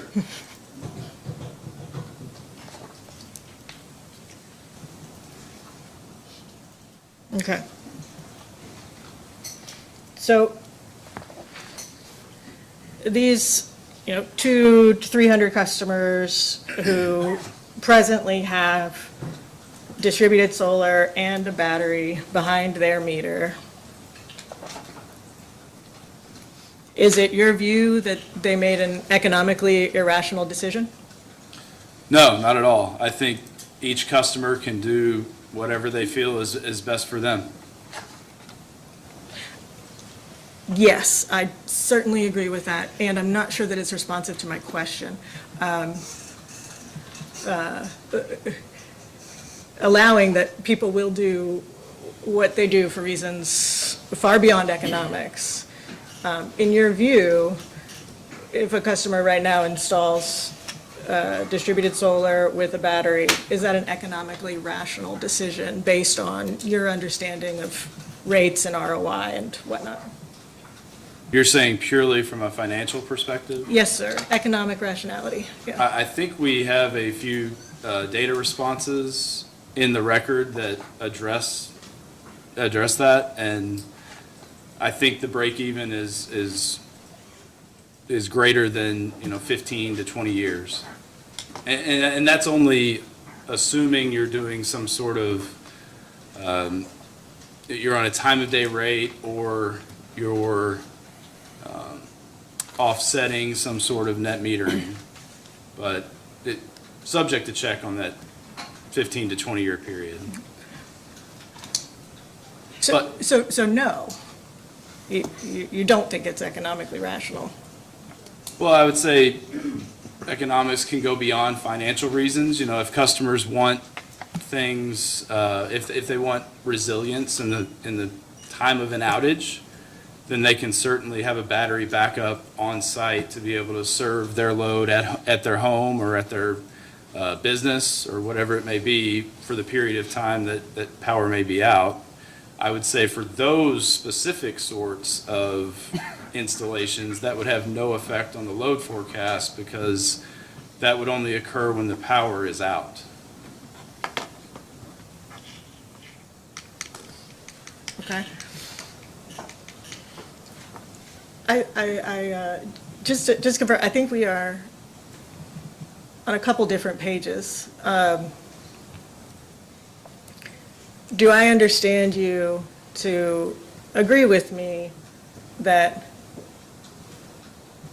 each of your individual customers has their own idea of what value they would derive from investing in a distributed energy resource? Yes, completely agree.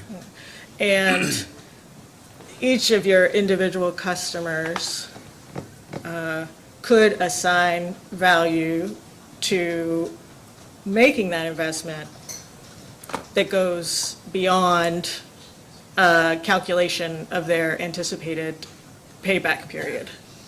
Yes. Okay.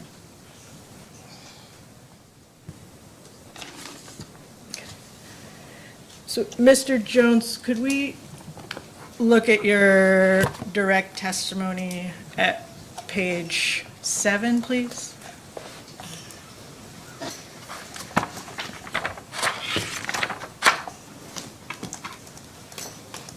Okay, I'm there.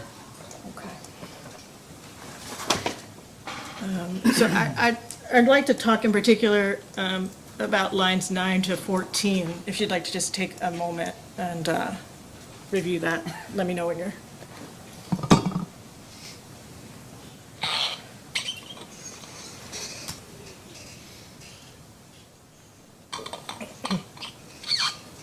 Okay, I read through that.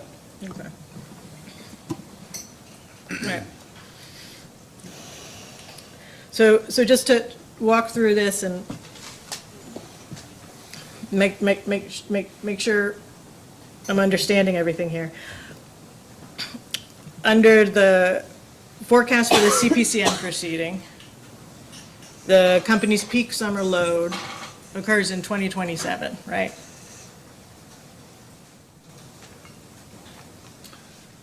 Yes, that's, yes. Yes. Winter peak increases, however, from 2027 through the end of your forecast period in 2052, right? That's correct. Okay. And drilling down to, in lines 12 to 14, you observe that this difference in summer and winter peak trajectories reflects the impacts of increasing electric heating load that are difficult to offset with increasing distributed solar generation, because such peaks tend to occur in non-daylight hours. Did I get that right? That's right. And is that what you meant to say? Yes. Okay. A customer who pairs a battery with their behind-the-meter solar system does have a contribution to offer to your winter peak, right? Potentially, I think it assumes, if the battery's charged, how they're discharging it, if they even want to discharge it, if they're only keeping it as backup. There's a lot of uncertainties at this point with batteries, especially on our system where the majority of customers have a single energy charge, as I mentioned. Outside of time of use rates, do you have any currently operating programs through which the company directs how the customer will cycle their behind-the-meter battery? That may be a better question for Ms. Isaacson or Mr. Bevington. You're quite right. That's quite fair. Yeah, okay. Yeah, I'll leave that there. I don't believe so, but you can ask them. Here's what I don't understand, just real quick, Mr. Jones. With the programs that are discussed in the DSM suite, they're proposed to go 24 to 29, is that right? It's a 5-year suite of demand-side management programs, right? DSM-EE programs.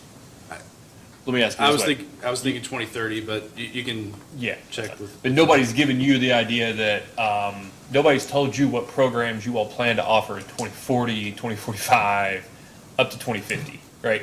Correct. Okay. How is it even possible for you, from a load forecasting perspective, to take into account the interactive,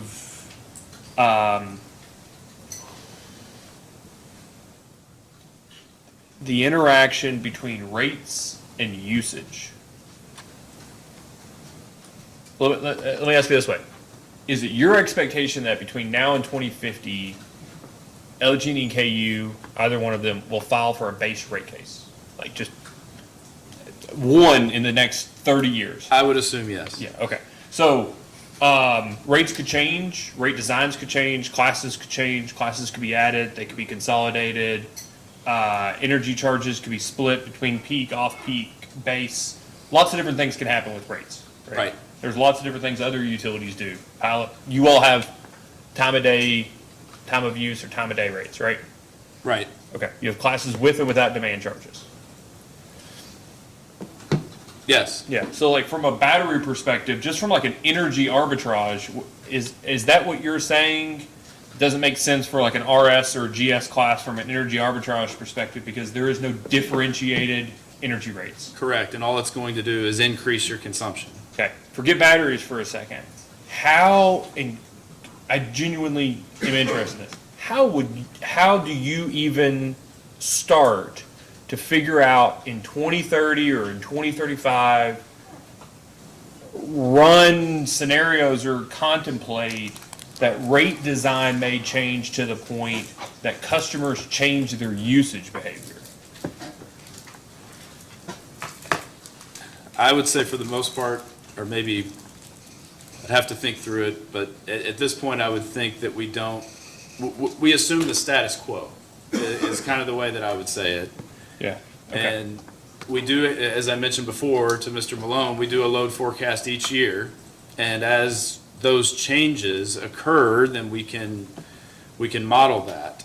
The difficulty that I have with the time of day rates, is it a chicken or egg thing? Did folks switch because that was their profile and it's going to benefit them to be on time of use, or did they change their profile so that they could be on time of use?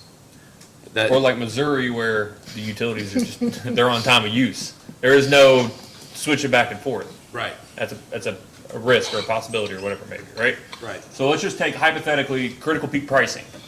That's a program that's being discussed here where, or peak time rebate, sorry, a peak time rebate. Let's just, have you ever heard of a peak time rebate case where if you save money or if you reduce your usage or your demand in a particular time period, a called time period, compared to a baseline of what you were expected to use, you're provided some sort of compensation. Okay? I've heard of it, yes. You heard of it, okay. So like you could model that, I'm sure, as like a demand side management program, either I don't know if that's a dispatchable or non-dispatchable, but that could be modeled in your load forecast, right? Well, we labeled that one as dispatchable, so that would be a resource in Mr. Wilson's Even better. program. So that's over Mr. Wilson's program as a resource. But even if people aren't going to necessarily say, like, participate, and instead are going to just install a battery because there's now an on-peak and off-peak arbitrage with the energy rate during a peak time rebate, with a peak time rebate rate, how do you take that part of it into account when talking about like DER or battery adoptions? How does the creation of these changed rates and the possibility of arbitrage impact your load analysis? Well, when we looked at arbitrage, it was specifically on net metering or on a time of day rate A time of day rate that exists now? that exists today. That's perfect. So it's not something that we've looked at this point. All right, thank you. Counsel?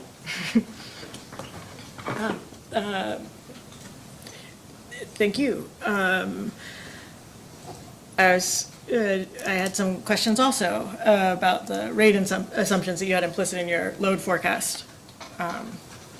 My understanding from your exhibit TAJ1 is that the distributed generation forecast that you developed, to feed into your hourly load forecast, it assumed LG&E and KU's current base rates would remain unchanged until July 1st, 2025, and that rates would increase 2% per year thereafter. Is that what you meant to say? Well, I believe what the chairman was speaking of was more around, okay. Time out, yeah. I'm not asking you what the chairman asked you. I'm asking you something different. It- Yeah, my first question is that right? Your assumption here is that rates would increase 2% per year after July 1st, 2025. That's right. So, well, there's a 5-year business planning period. There was an assumption given to us by financial planning about the date that you mentioned. And then beyond that 5-year period, we just increase rates at the rate of inflation, 2%. And so that is, in our residential and general service models, we have a price elasticity assumption built in, and that is specifically for that price elasticity assumption. It is purely a forecasting assumption.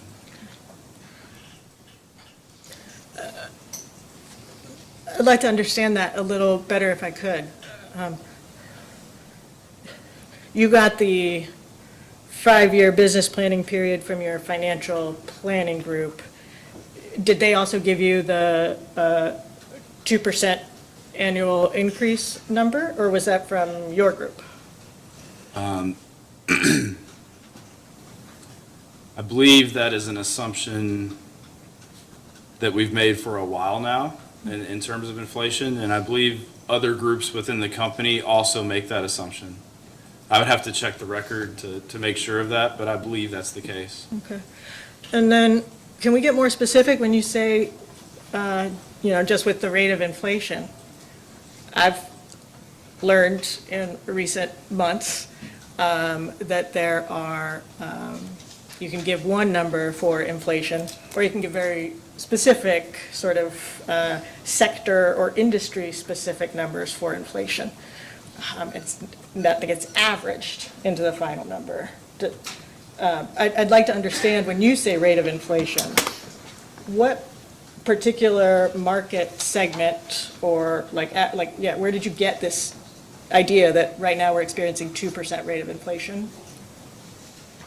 Well, I think it would just be a historical average. I would have to research a little bit to give you the exact source of that. I think it's consistent with the Federal Reserve, but I'm not 100% certain of that. Would that be your aim, to align your assumed rate of inflation with the Federal Reserve's current assumptions for rates of inflation?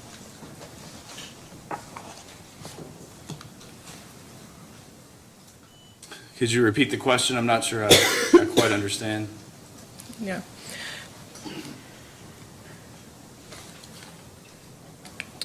Yeah, I can repeat. Maybe it would help more if I unpack.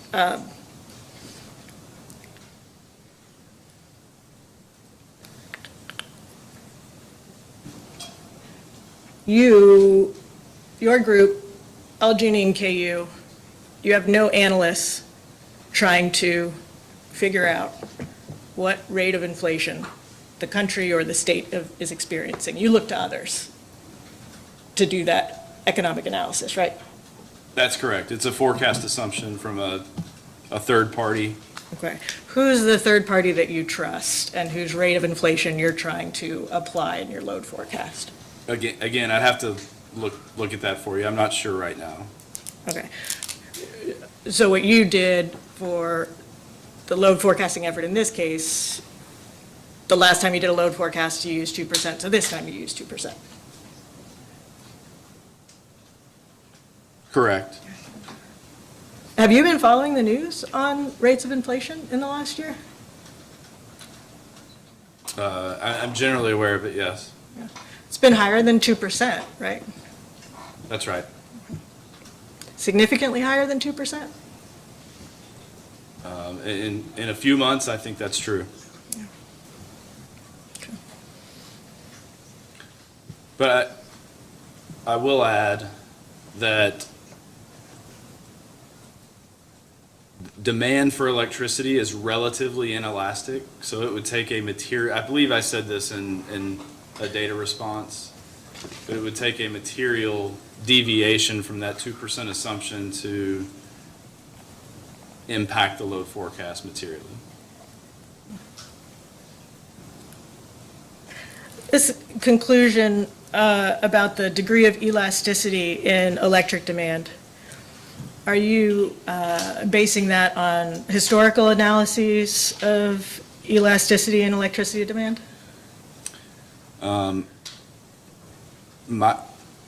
I haven't done that specifically. It's an input that we get from Itron, which is a third-party company that we get some modeling resources for.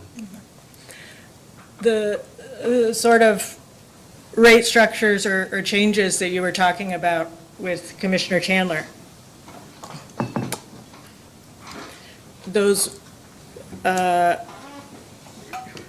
would be to encourage customers to shift their demand in time? Is that right? Potentially, yes.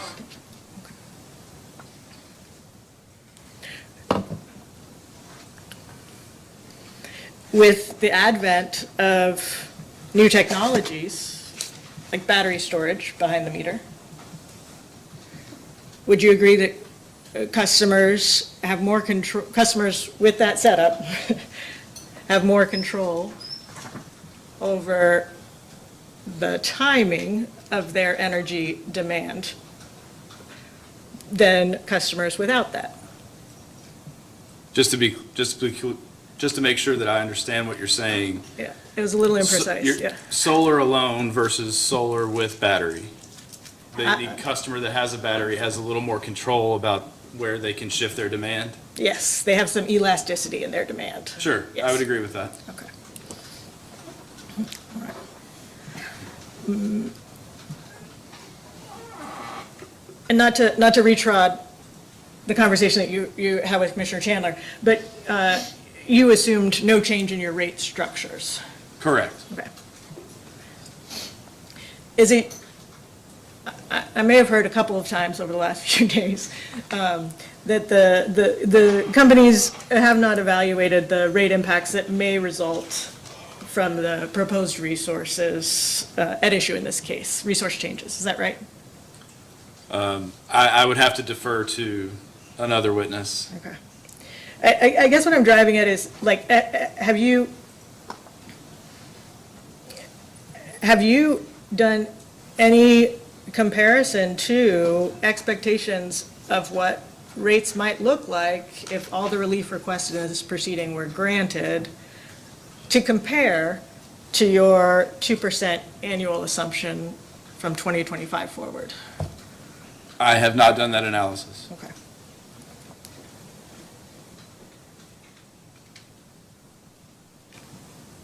Even without doing that analysis, would you think it's a safe assumption that rates would increase by some amount after the year 2025? I'm not sure. Fair enough. And yeah, I don't mean to stretch you outside the load forecasting, and let me leave that there.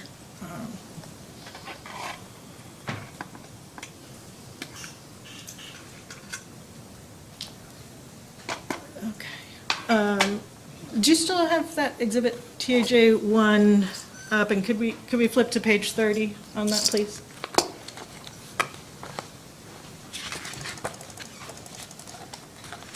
Okay, I'm there.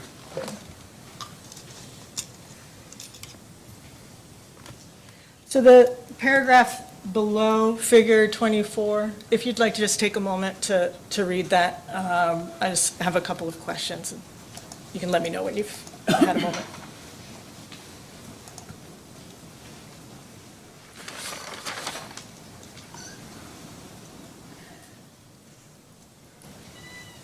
Okay, I've read through that. Okay. So, forgive me, I need to make sure you meant what you said here. So you had 3 distinct phases of distributed energy development in your load forecast, is that right? Yes, Okay. The first phase reflects a time period when NMS2 service remains available to new customers. That's right? That's what you meant? correct. Okay. Under NMS2 service, the model predicts rapid growth in distributed generation customers. Did you mean that? Yes, Okay. And then for load forecasting purposes, you assume NMS2 will no longer be available by mid-2026 when distributed generation capacity reaches 1% of the company's annual peak load. Is that what you meant? yes, If the companies were to continue to offer NMS2 beyond the 1% of annual peak load required by statute, that could impact the adoption rates for distributed energy resources? yes. all else being equal, to the extent the companies continue to offer NMS2, would you expect to see the same rapid growth in distributed generation customers that you assume in your forecast up to the 1% requirement?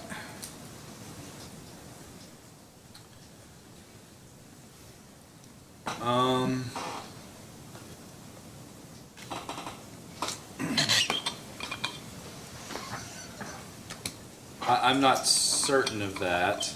I think we did a data response where we removed it at using the same modeling structure, and it was not materially different going forward. So I'm confused by that, because I read this paragraph on page 30 of TAJ1 to say that that 1% threshold makes a material difference in the adoption rate. Did I misunderstand? No, I think, so on, in the chart there on page 30 that you mentioned,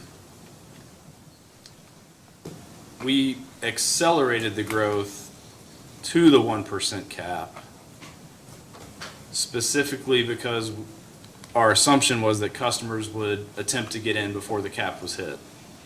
And so that's a little bit of model adjustment, I would say, just to account for that. So that's not directly out of the model, but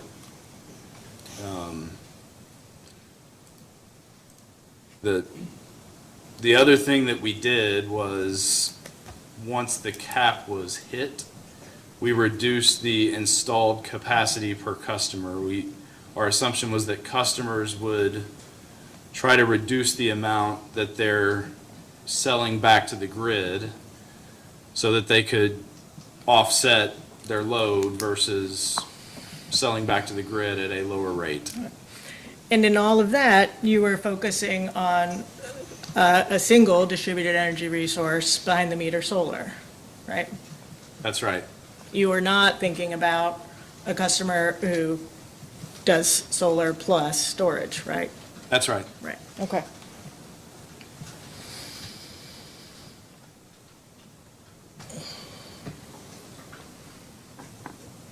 All right, if we could shift gears a little bit.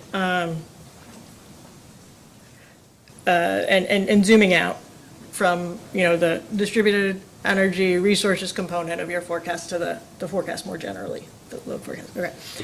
Okay. So my understanding from reading your testimony is that the load forecasting group did not materially change the approach to electric load forecasting since the 2021 IRP. Is that right? That's right. Okay.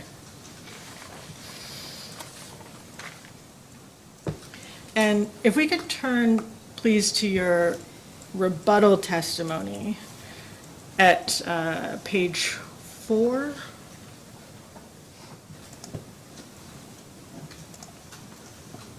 Okay.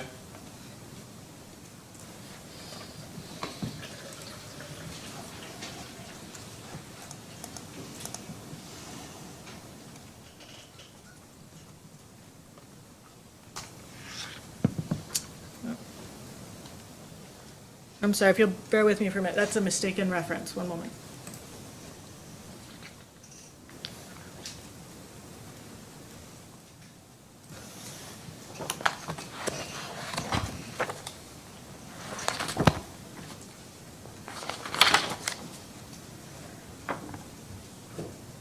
You know what? I am looking for your direct testimony, page 4, please. Okay. Apologies, Mr. Jones in the room.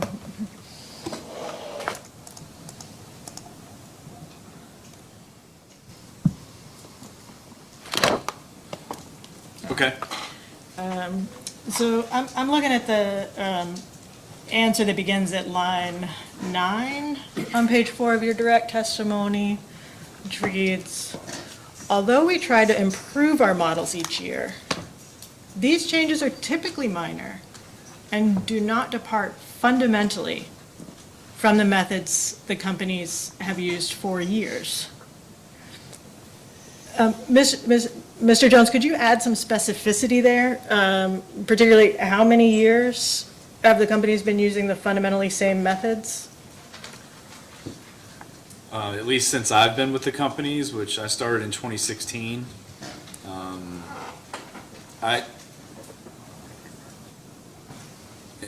When I say that, I mean, for example, the residential and general service models are the SAE framework that I mentioned. The major accounts forecasting process is very similar. Obviously, we've changed things along the way. But on the whole, the bottom-up approach is very similar.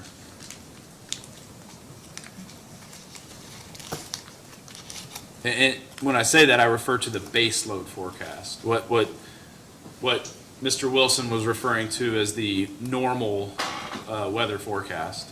Okay. Understood.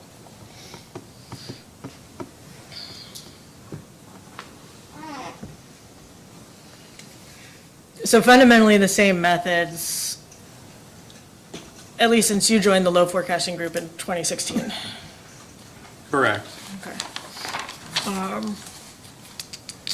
And say in response to a post-hearing data request, might you be able to consult with other folks in the group and clarify for us how long those methods were consistent before you joined the group in 2016 as well?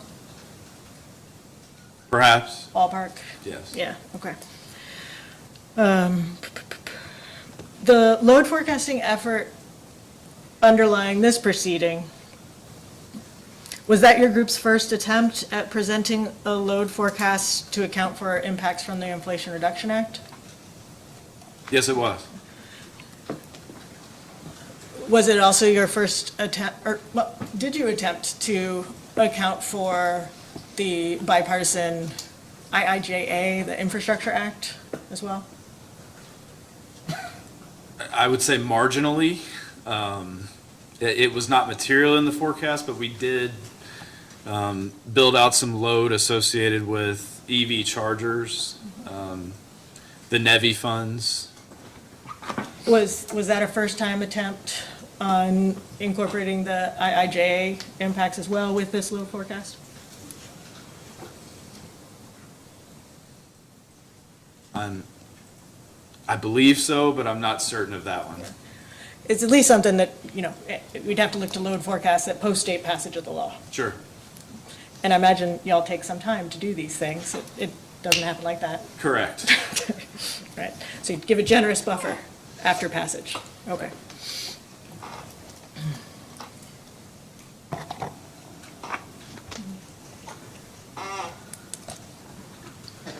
And let me check myself first.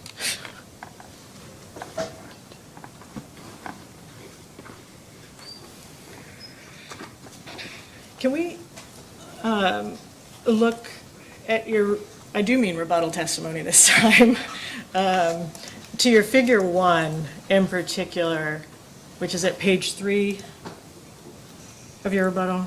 Yes, I've got it. Okay. I was hoping we could just talk a bit and make sure I'm understanding how to think about this figure. In figure 1, is my understanding right that you are illustrating the effect of accelerating efficiency curves by 10 years for, in particular, residential central air conditioning and heat pump efficiency indexes?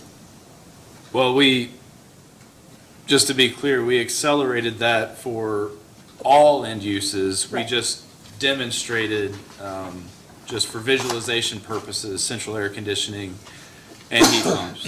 Right. This isn't everything. Correct. This is just a sort of illustrative example of the effect of a 10-year acceleration on 2 particular indexes among many. Correct, and those are inputs to the model, or models, plural. Okay, so these were decisions that folks on your teams made, on your team made? This is exogenous to the model? Correct. Yeah, okay. On the y-axis, at the bottom, it's 1.00, and then it goes up by increments of 0.05. Are you representing percentage changes from the 2015 baseline? Essentially, yes. Okay. So the first bar across at 1.05, that reflects 5% increase from the 2015 baseline and so on? I believe so, yes. Okay. And then the idea here is to compare the solid lines to the solid lines and well, is that right? Correct. Okay. And you're not trying to compare what's happening in the solid lines from the dotted lines? Correct. No. You want to compare solid to solid and dot to dot? Yes. Okay. And then if I wanted to understand the effect of your acceleration assumption at any point in time, I could pick a year, say 2033, and if I drew a line straight up until I hit the first dotted line, the effect of your acceleration is the difference between the lower and the higher of those two dotted lines in that year. Is that right? Yes, that's right. Okay. So with year 2033 here, that changes, somewhere between the grid lines that you've provided for a 5 to 10% increase. Would you venture a guess at what the gap between those dotted lines represents on a percentage basis? Between 2 and 5%, maybe? I'm sorry, what? You're just saying the delta between the two? Yeah, in 2033, it looks to me more like that's maybe 1/100th.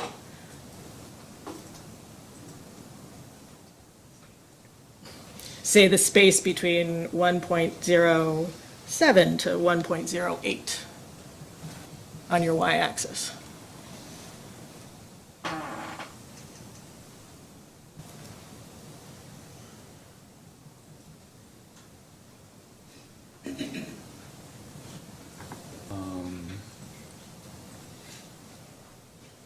Okay.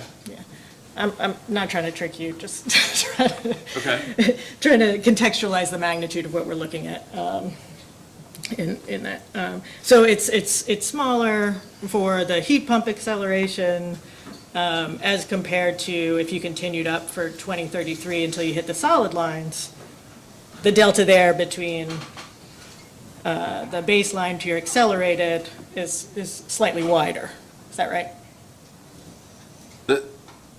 That's right. These are the energy efficiency assumptions that we get from Itron. Right. And what we did was we took the 2043 levels, moved it forward to 2033, and so essentially what you're seeing, at least as EIA and Itron would suggest, is a plateauing effect of energy efficiency. And so we've accelerated forward to that plateau is the objective here. Yep. Understood. Thank you. And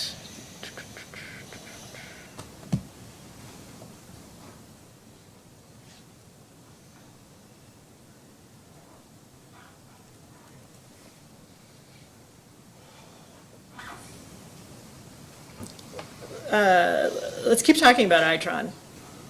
That's your source for customer-initiated energy efficiency savings, is that right?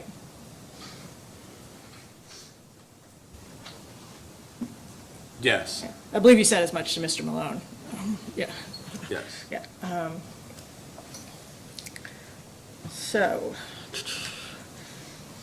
can we look at your,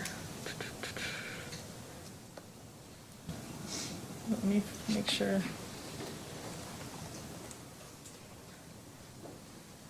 Figure 11 from your direct testimony, please.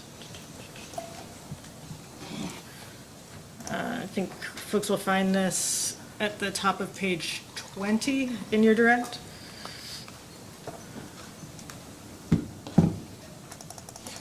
Okay.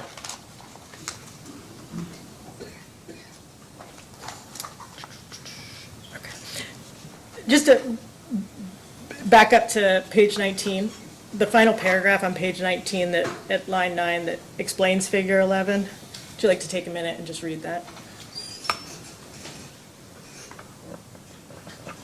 Okay. Okay.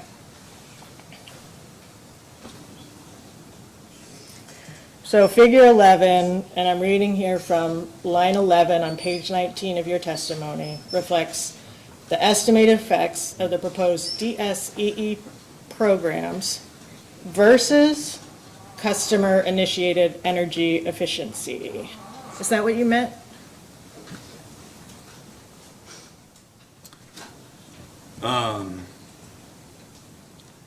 I'm hesitating a little bit at the word versus. Me too.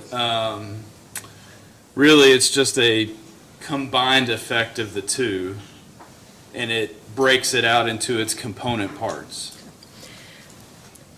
So, looking at figure 11,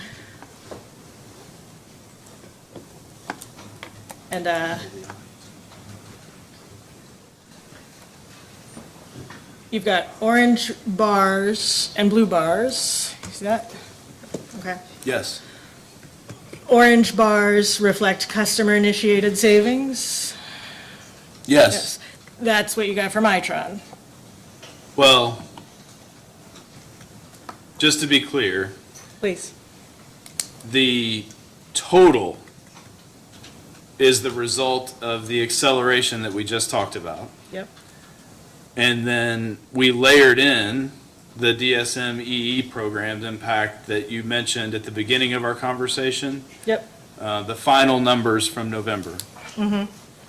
So those should match with the blue Yep. on an annual basis. And then the incremental was what we assumed customers are doing on their own for some reasons, just because standards change, and as your 30-year-old air conditioner dies, then you're going to replace it automatically with a more efficient one.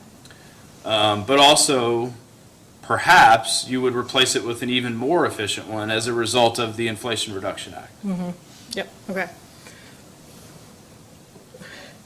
Well, just so I'm not misreading this, if we wanted to take out the DSM EE contribution to the savings that you put into your load forecast, the top of those orange bars would be exactly where it is. It would not move down.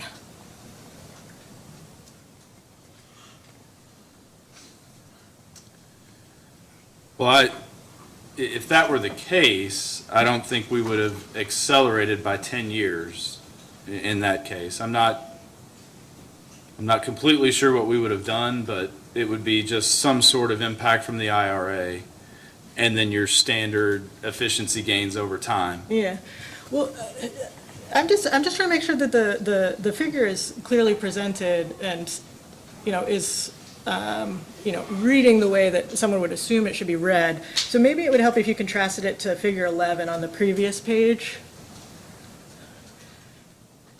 And do you appreciate the differences in how information is represented between your figure 11 and your figure 12? Acknowledging these are apples to oranges, we're talking about totally different, we're talking about different things, but. I think, go up a little bit. I think it's figure 10.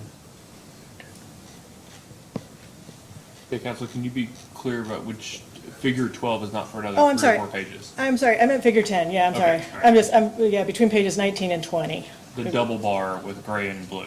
Yes, Okay. yes, Thank yes, you. yes.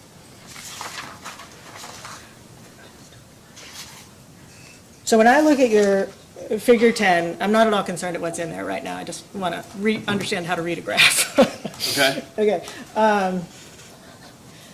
I can see quite clearly in 2025 the independent contribution from the gray bar and the independent contribution from the blue bar.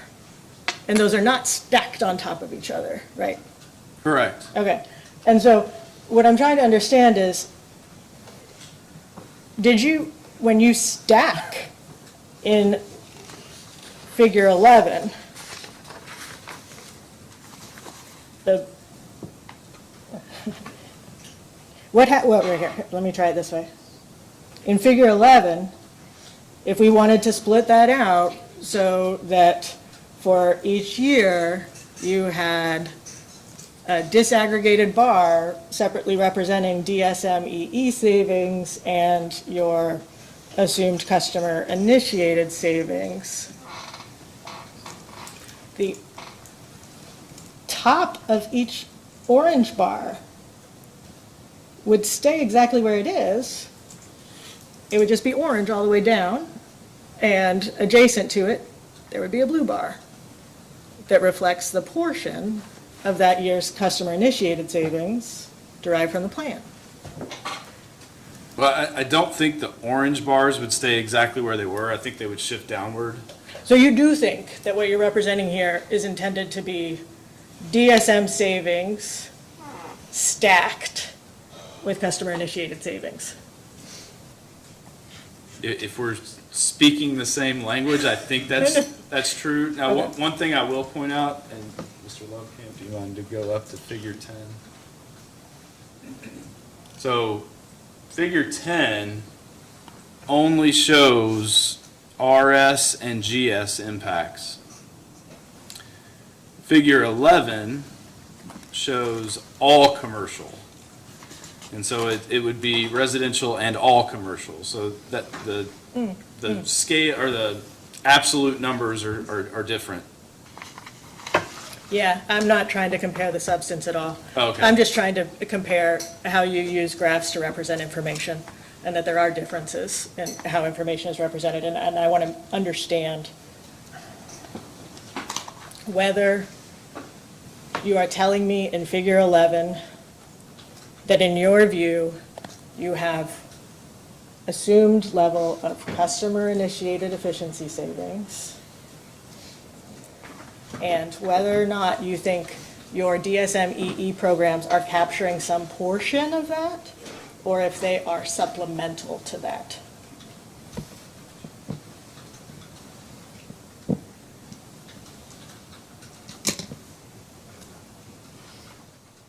I think I see what you're saying. So for example, in 2028, we are attributing, I think it's roughly 627 gigawatt hours. And then I believe it's subject to check 267 additional gigawatt hours from customer initiated. Okay. That's what you think is happening in this figure? Yes. Okay. Can I ask a clarifying question, Council? Yep. Let's just, the easiest way to do it. The commission says $0 DSMEE.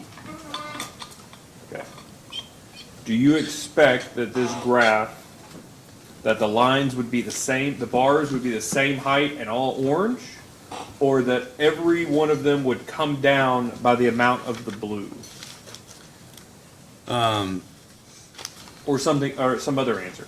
Yeah, it would definitely be all orange. Yeah, but would the orange take the place of the blue?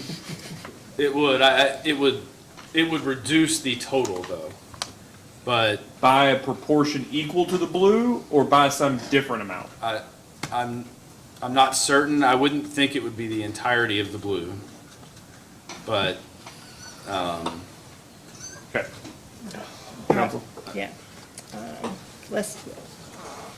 I appreciate your patience, and yeah, we can move on.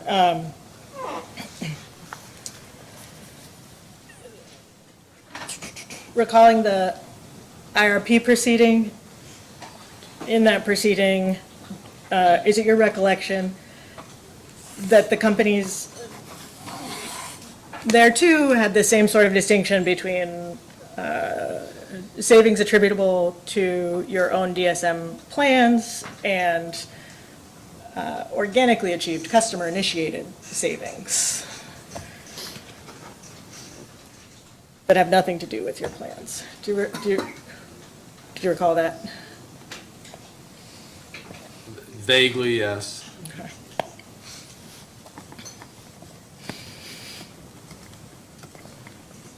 All of your load forecasts since 2016 include some implicit assumption about customer-initiated savings over time, right? Well, it would just be the combination of the two. The combination of customer initiated and DSM Okay, and non-dispatchable. right. The companies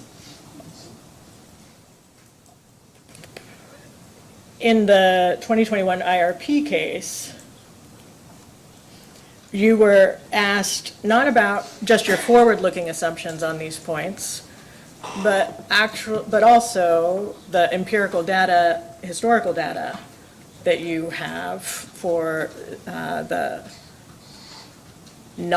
customer-initiated savings that you believe on a weather normalized basis did occur on your system from 2010 forward.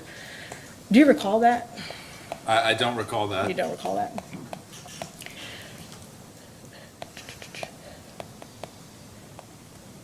Can do this a couple of ways. I can give you a subject to check or another post-hearing data request.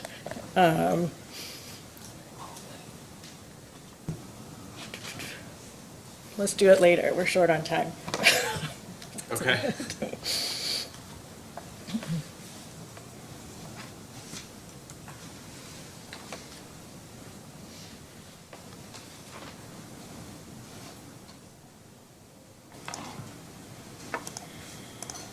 Are you aware that Itron provides data about future energy savings on a disaggregated basis, separating savings from utility-sponsored programs versus the savings from, improvements over time of end-use efficiencies? I'm not aware of that. Are you aware of which version of Itron's data you relied on for the load forecast in this case? The aggregated both or the disaggregated, separating utility-sponsored programs and or organic energy savings? And just the way that we modeled it, I would assume it would be the aggregated, the combination of the two. But you don't know? I believe so, yes. You weren't even aware that they offered it in different ways? I believe in the record in Exhibit TAJ3, I provided the work papers, so I think whatever they provided us would be in the work papers. Fair enough, yep.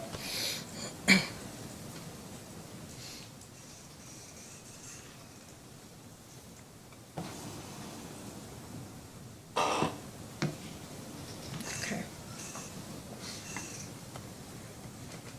I may not have much left to bore you with, Mr. Jones. Just if you could bear with me for one moment. Council, if you don't mind, while you're taking that opportunity to do that, let's take a short 15-minute recess. Absolutely. And then it'll be our last break before supper. So we'll be in recess until, well, let's just see if we can do it in 12 minutes, till 3:45.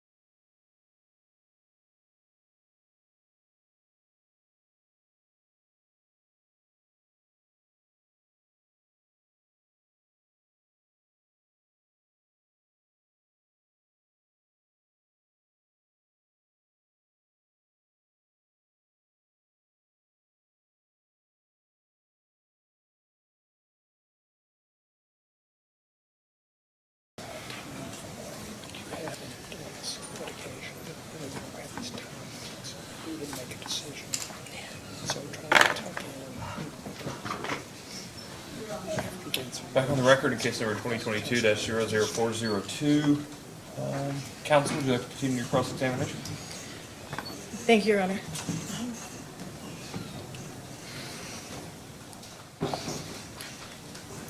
I can assure you, I don't intend to go back to figure 11. After I had one question, I had enough time to decide, let's not talk anymore about that figure.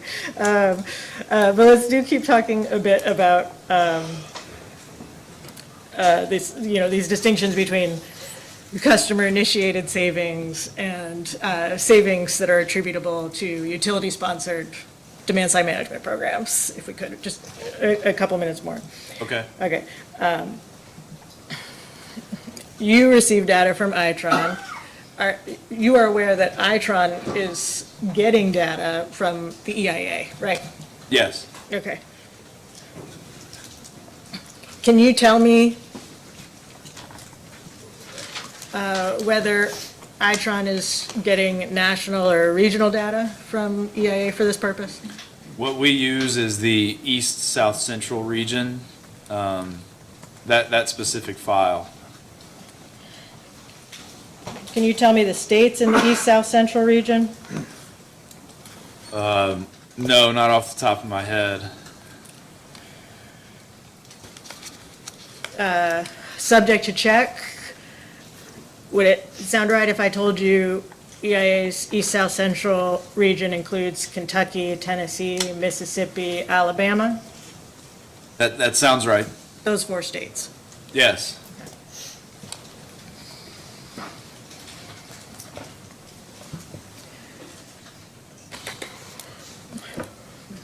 You know that EIA does not have perfect data from the utilities in those 4 states or any state, right? So it's giving you the data for utilities in this place, in these states that it does have. Let me withdraw the question.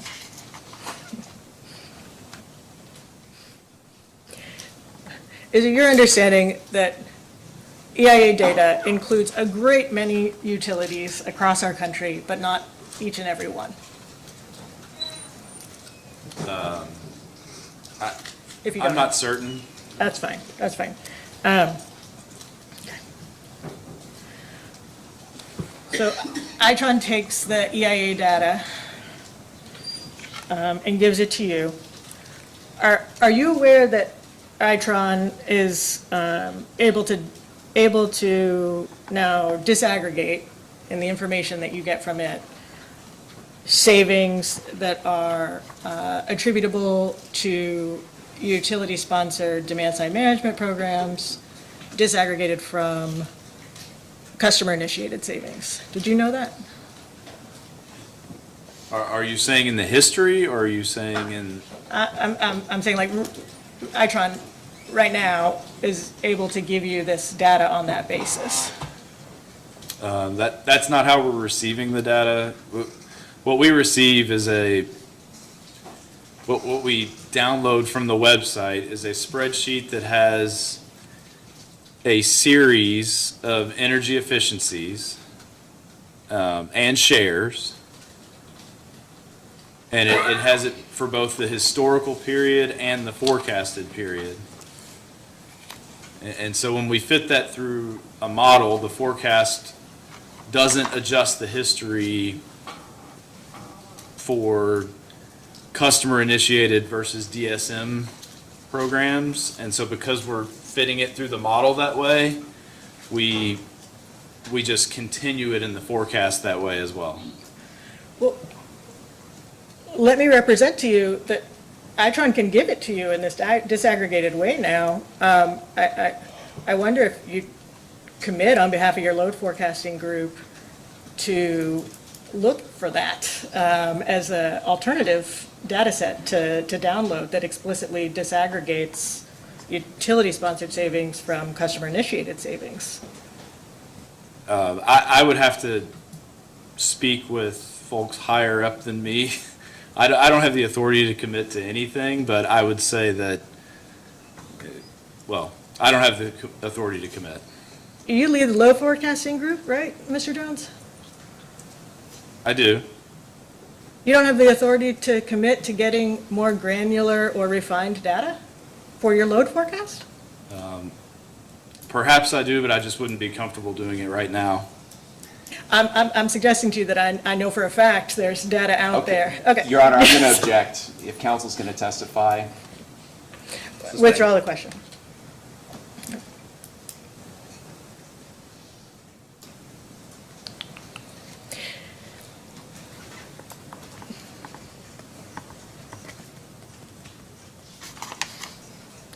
Is it your understanding, Mr. Jones, that in your load forecast, the effect of savings from your past utility-sponsored demand-side management programs are implicitly embedded in your actual load data? Yes, because we don't add estimates back to history. Okay. And you do not yourself have a way to extract and explicitly attribute some portion of those savings to your past programs? That's correct.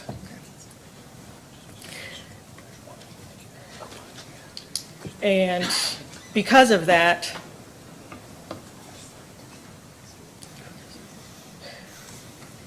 you are not able to produce a forecast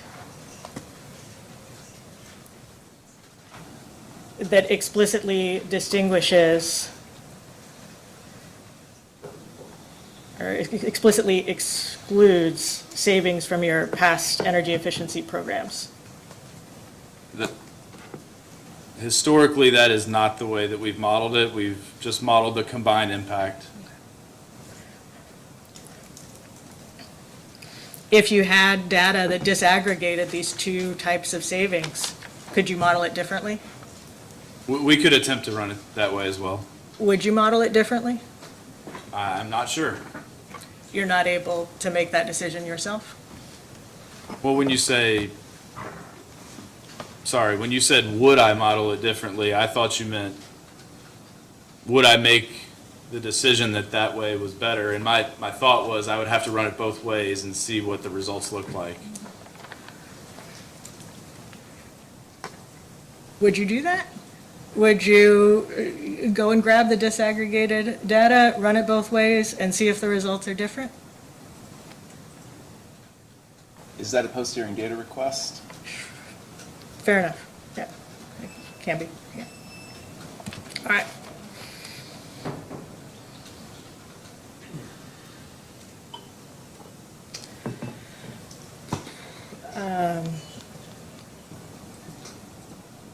Mr. Jones, I assure you I'm getting close to done for the day. Could we look at your rebuttal testimony, in particular page 3, beginning at line 14?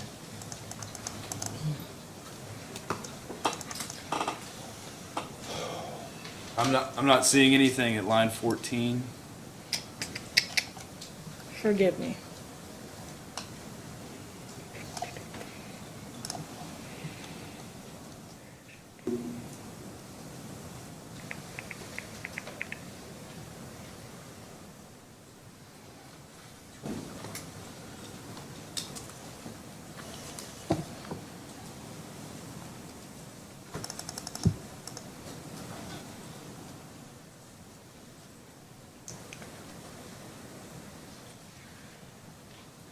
Made the same mistake again. I'm looking for page 3 of your direct testimony, Mr. Jones.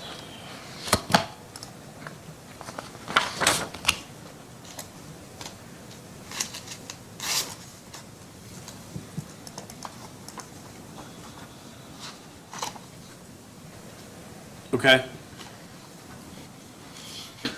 So line 14, the question you were asked here is, how do the companies ensure their electric load forecast is reasonable?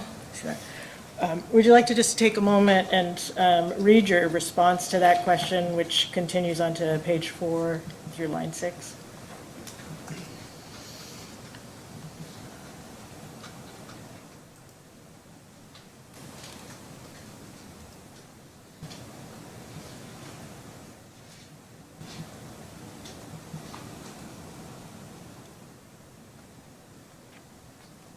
Okay?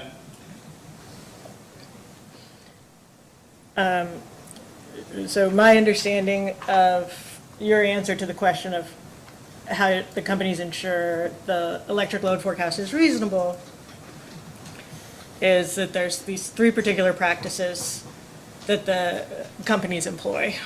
Is that a sort of fair gist, fair paraphrase of what's happening in your response?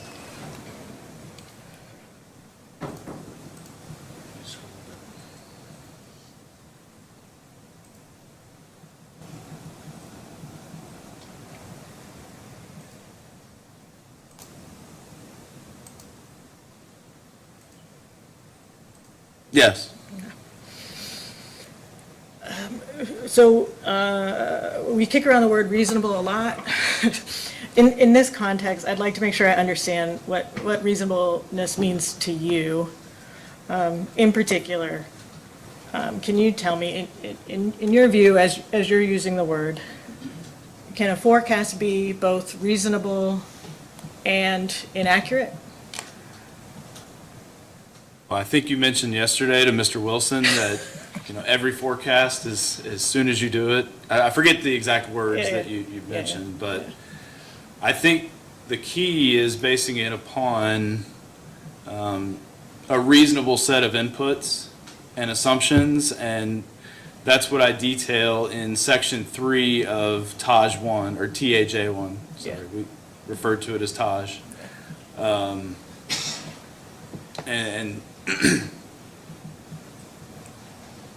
And I think, as I mentioned at the end of this, in the IRP, the commission, did agree that the process was reasonable, and as they have for prior forecasts, even, I'm assuming ones that I wasn't a part of as well. Sorry, commission staff, right? Commission staff. Thank you, yes.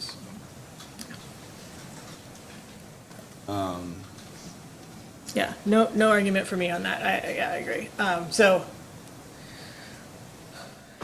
your exhibit TAJ1, for instance, like you look out to the far years of that forecast, you'll give very specific numbers, right? And what you're aiming for in a reasonable forecast, correct me if I'm wrong, is not that in 2052 you achieve that precise number, but that you have gotten in the ballpark. Is that talking the same language on that?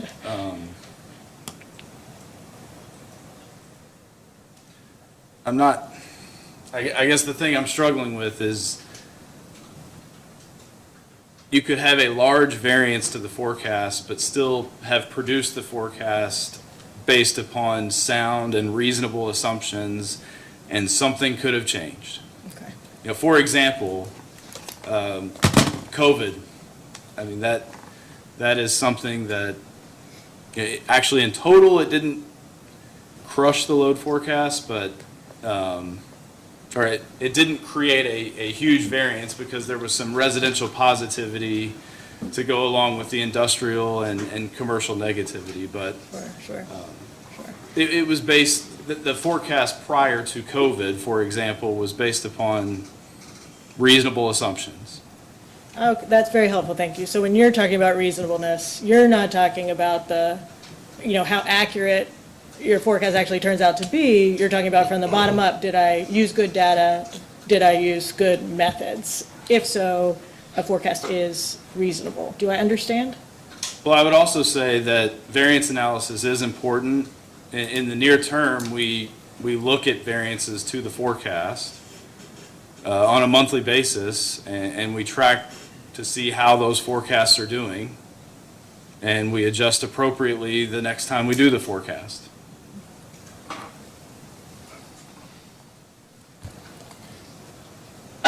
That's happening on a monthly basis?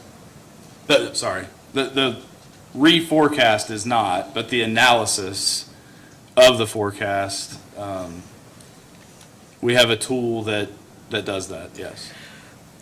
Which vintage of forecast in that process are you comparing against?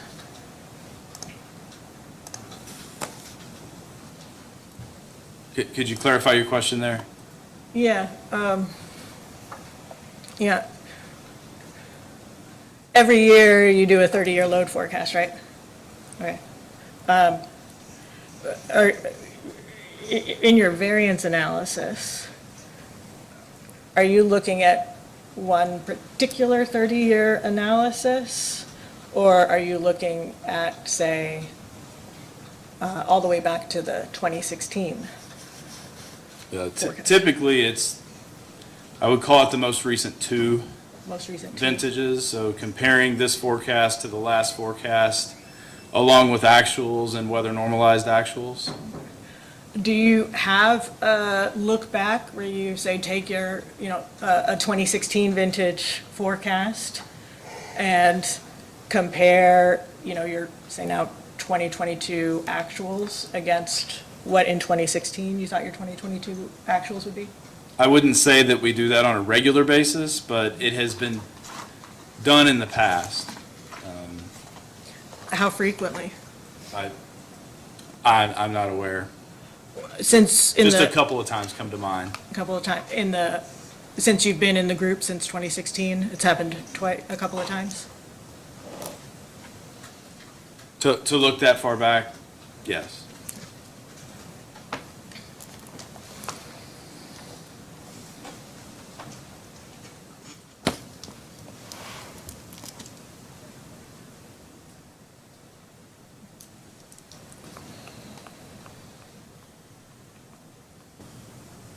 Okay.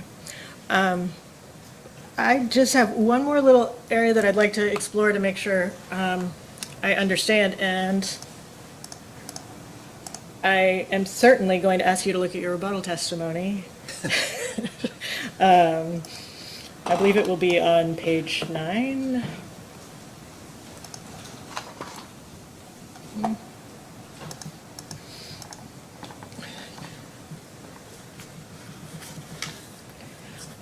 At page 9 of your rebuttal testimony, do you see a table between lines 2 and 3? Yes. Okay.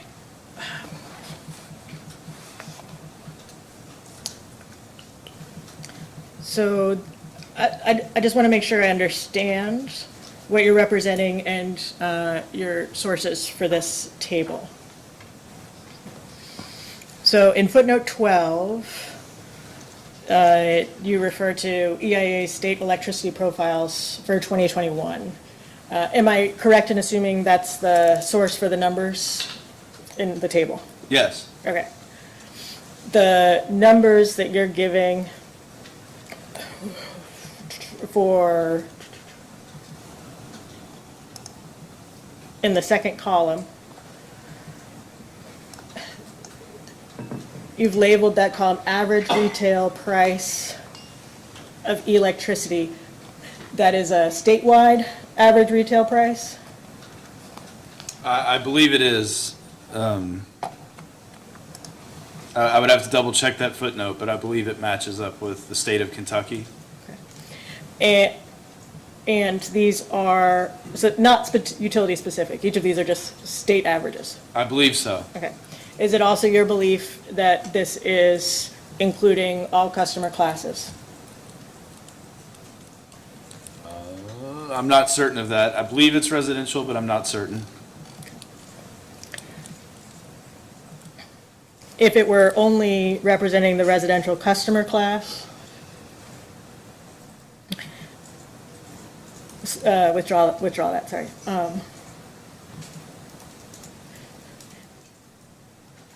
No, yeah, if it is only residential, that would suggest that this table isn't offering anything to account for commercial or industrial energy rates in any of these states, is that right? That would be correct. Okay. Or maybe you're wrong and this is all classes merged together, in which case it's just giving us an average of the volumetric rate for all classes of customers on a statewide basis. That could be the case as well. I don't recall, I'm sorry. I understand. But it's one of those two things, and somebody could look to the 2021 EIA data and parse that. Do you agree? Yeah. I agree. Okay.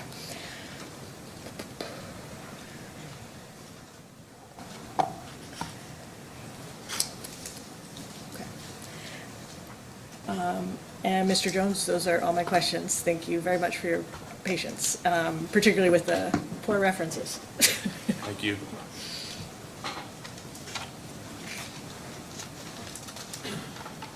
Looking for Ms. Grunman.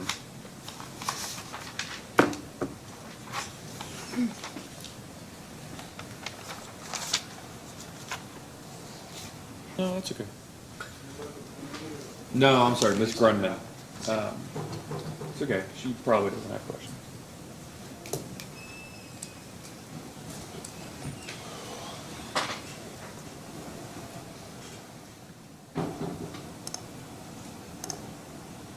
No questions. As represented by Mr. Osterley, Ms. Grunman does not have questions. Mr. Kurtz, do you have questions? No questions. Mr. Howard? No questions, Mr. Chairman. Okay. Ms. Vincel? Mr. Bellamy?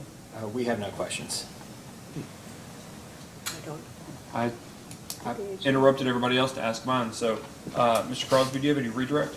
Do not, Mr. Chairman. Thank you. Thank you very much, Mr. Jones.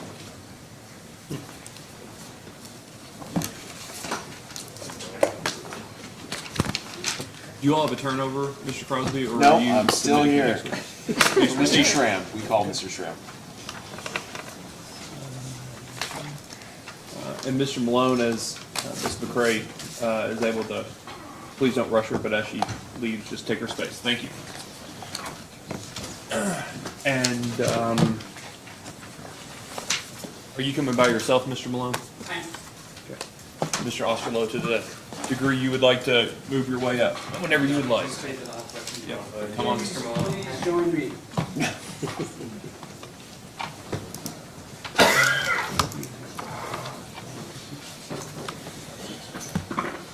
Mr. Schramm, please raise your right hand.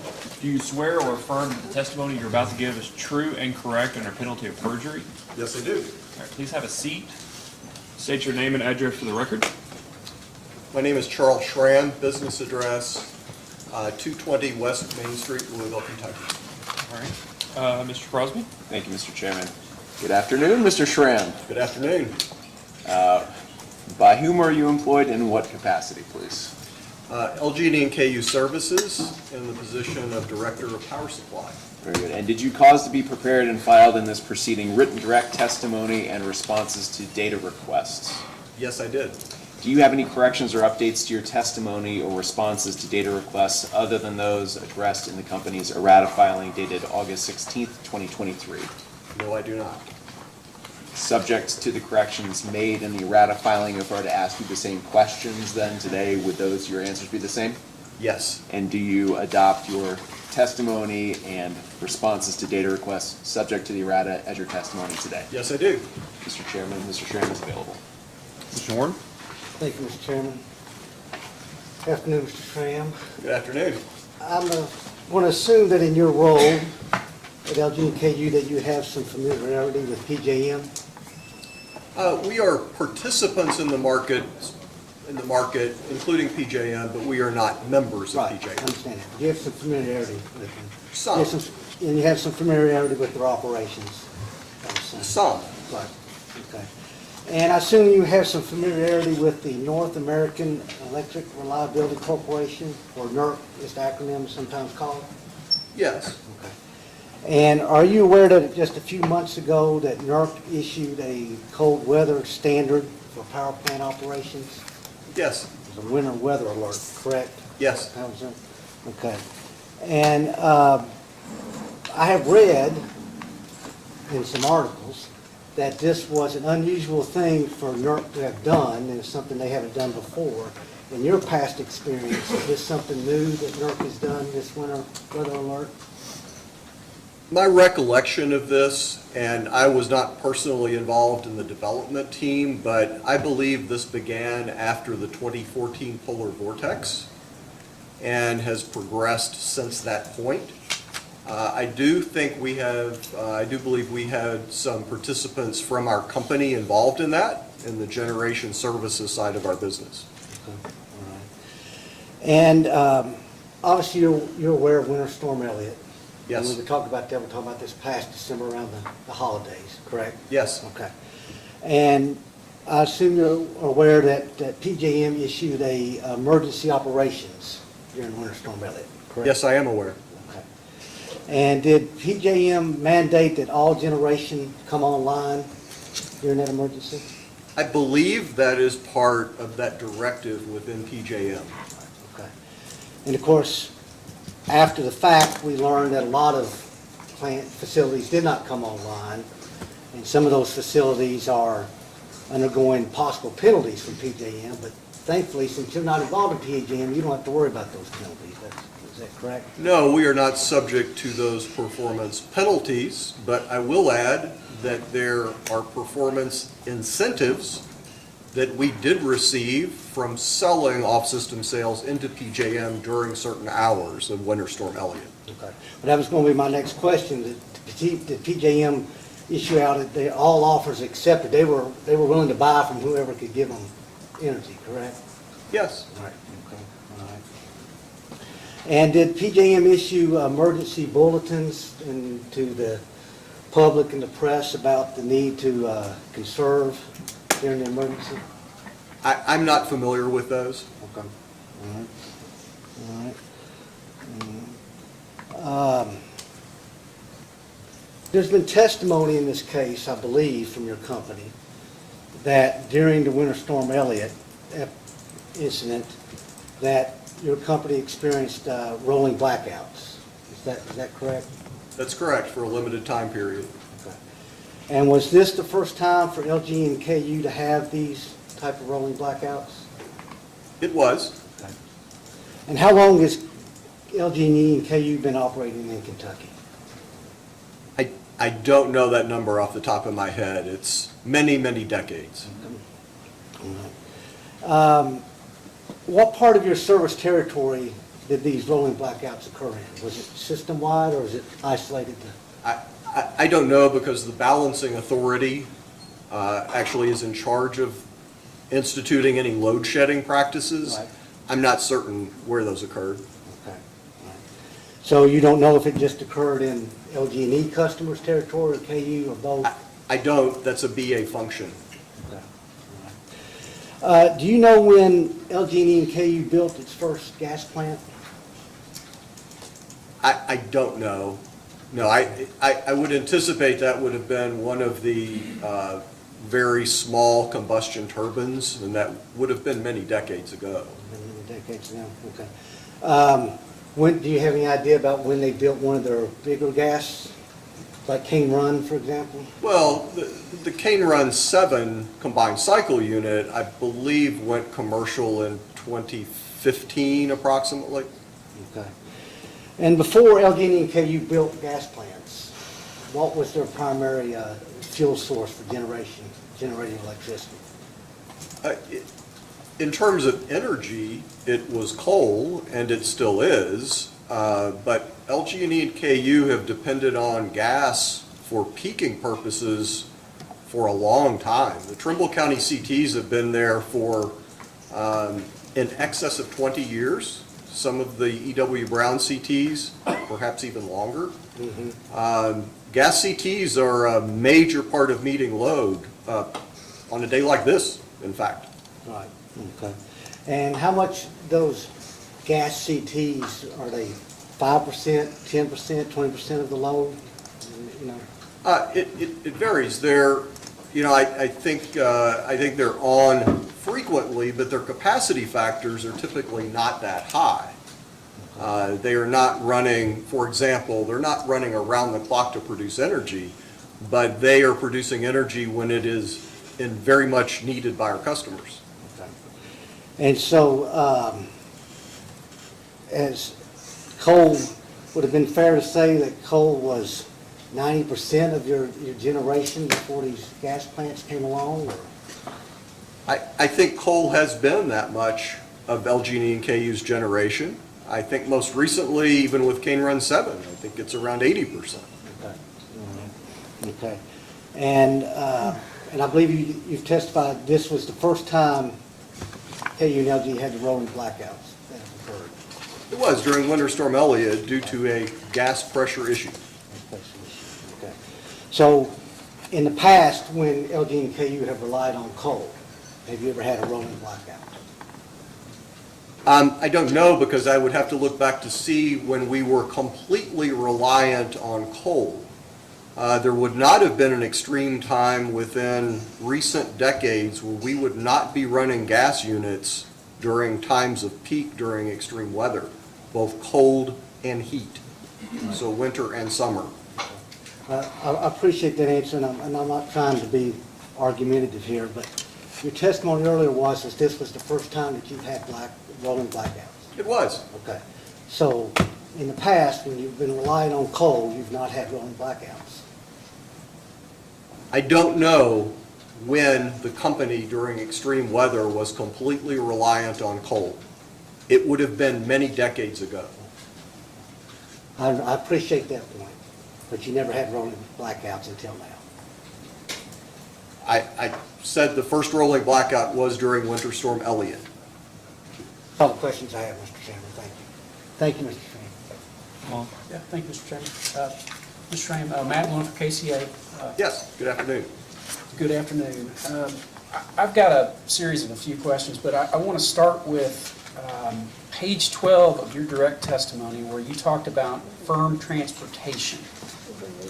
We are trying to figure out, and help me, what's the status of the firm transportation contracts? For the proposed units? Yeah, for the proposed units, yes, sir. Yeah.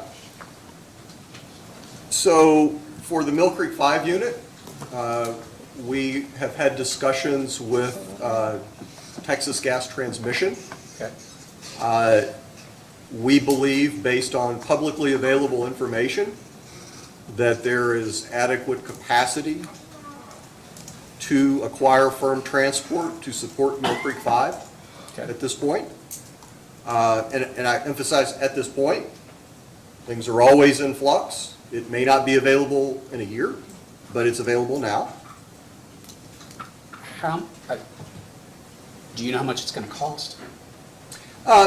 There are tariff rates, and we, as part of this analysis, as part of Mr. Wilson's analysis, he used available rates, and we believe that the cost will be consistent with what he used in the analysis. Well, can you tell us and the commissioners, like, what do you, per year, what's the range? It's in the record. I don't have it in front of me. I recall it in a recent data response. We went through a series of steps to talk about the annual cost. Let me back up. Are you familiar with Vectron in Indiana? Yes, I know Vector, and I think they're actually part of CenterPoint. That's right. Thank you. Yeah, that's where I was going with this. Are you familiar that they requested an 850 megawatt gas unit with the IRUC in the last 5 years? I am aware of that. Okay, and you know the result of that? I do. Which was what? I believe it involved a pipeline upgrade that consumed quite a bit of time to get regulatory approval. Well, take it on what I'm telling you. Would you agree that the IRUC, the equivalent of the PSC, denied their request in Indiana? I'm not aware of that. Okay. The reason I'm asking about the firm transportation, how long do you anticipate entering into a contract, for example, with Texas Gas? With a long-lived asset, such as a. In other words, where I'm going with this is it going to be a 10-year contract? Is it going to be a 20-year contract? Is it? I think that's subject to negotiation with the provider. I think, we have current contracts that are more in the 10-year range. Okay. 5 to 10-year range. I think you could look at this and you could say it could be longer than that. Okay. That has not been determined. Okay. The reason I brought up the Vectren situation is my understanding is it was about 20 million a year for 850 megawatts for the firm transportation, and for a 20-year contract. So, I mean, rough math, just back of the hand, it's $400 million. And I'm trying to figure out, as things stand right now, it's fair to say that the companies don't know what the firm transportation cost is going to be. No, I don't think it's a fair characterization. I believe the discussions with Texas Gas Transmission and the figures that Mr. Wilson used in his analysis, some of which were using maximum tariff rates, some of which were actually using an adder for particular meter upgrades that are involved. I don't think it's an unknown at this point. Well, but in all fairness, it's a negotiation, so you don't actually have a number at this point. No, but I would suggest that we have more of a ceiling. A ceiling. I would suggest our estimates in Mr. Wilson's analysis are more on the high end. Well, can you give me a range of what it's going to be per year? It is in the record, Mr. Lovekamp. We can find it. I can't recall what data request that's in. And in all fairness, I'm not picking at you because I understand. Yeah. I mean, but don't you think this would be important for the commissioners to know how much it's going to cost? I do, and that's why we put it in the record. But, okay. Okay. Okay. All right, so changing tactics here. In your testimony on page 14, you mentioned that 50% of the gas purchases on a forward basis are going to be, for lack of a better descriptor, almost like a hedging. You're going to pre-purchase, or describe that for me. How does that work? Yes. Well, first, that refers to our existing unit, Cane Run 7. Okay. And currently, we do purchase up to 50% of the fuel supply for that unit on a forward physical basis. Is that going to be the same for the NGCC? No, as we pointed out, we need to assess what the optimal mix is depending on the firm transport suite of products we acquire. Okay. What would be the right mix? And also delivery points are important here, so you have to consider the whole suite of assets as well as services. So, yeah, thank you for bringing that up. So how is that going to work from a delivery standpoint? And what I'm getting at is, I realize, there's the pipeline, there's the city gate, so are there going to be system upgrades that are tied into this to get the right amount of gas, or how does it work? So there's typically, depending on the firm transport services you procure, there's the ability to redirect certain gas to certain delivery points within your services. Obviously, the Mill Creek point of service, the pipeline that would go to Mill Creek is different than the one that goes to Cane Run. That segment would be different. Okay. But we currently, the good comparison here is between Cane Run 7 and Trimble County combustion turbines. And we flex, what I would say flex gas between those delivery points is allowed by our firm transport services, so that, for example, if Cane Run 7 incurs a forced outage, we've purchased forward gas, we can burn it at Trimble County, as well as use our imbalance services that are inherent in those transport services we've acquired. Going back to my previous question, though, so if the companies get what they're asking for with the 2 units, are there going to be pipeline upgrades associated? Are there going to be necessary pipeline upgrades related to the new units? Well, let me put that in 2 different buckets. Okay. One, obviously, we have something in the project for connecting Mill Creek 5 to the interstate pipeline. Okay. That's a given. The upgrades discussed with us by Texas Gas Transmission have not been upgrades that what I would characterize as major upgrades. You could look at that, they don't have to build a new segment of pipeline. Okay. They do have to do certain meter upgrades within their system to support this, but that's the limit of it. But the companies themselves are not going to have a huge, or is there a substantial, okay. No. It's not a substantial, No. okay. No. Okay. Okay, and talk a little bit about the SMRs. I understand you all issued an RFP related to the SMR and got no commercial response. Is that? No, we issued my team issued an RFP for capacity and energy in June of 2022. Okay. We'll take all forms of technologies. Okay. We were not technology specific. Okay, but just for clarity, for the record's sake, you guys didn't contact anyone about any of the SMR developers or industry participants or anything like that? It was reactive as opposed to proactive? Nor did we contact anyone from natural gas combined cycle developers, solar developers. We sent our RFP, though, to a wide audience. Yes, sir. In terms of industry publications as well. Okay, all right. Talk a little bit, page 8 of your direct talks about the PPAs, Yes. and I had a question for you about that. There was language in there about a 60-day reopener. Yes. Okay, can you explain what that is and if there's any update? Yes, so for 2 of our PPAs, this is 2 of the 4, there's an opportunity by either the buyer or the seller, a price reopener that would take place, and I'm going to say it's approximately 60 days before project financing would take place. Yes, sir. Either party would have the ability to terminate if we could not come to an agreement. Again, either party can open that. Okay. When this was, when my direct testimony was filed, we still had not executed these PPAs. So in addition to this, there's another one of the PPAs that has a reopener that can be implemented by the seller within a very specific time frame. Yes, sir. Has anyone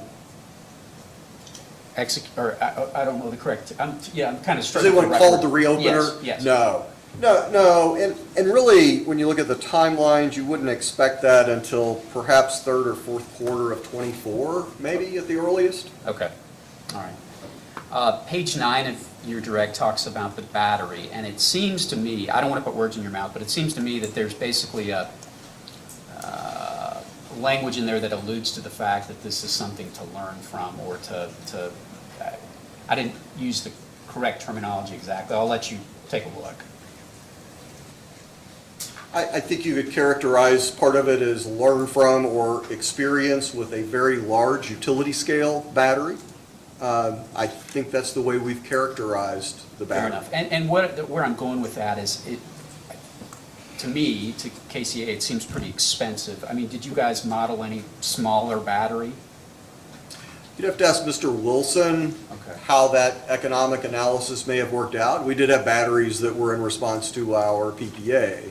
Okay. I've got one more going back when I was looking at this.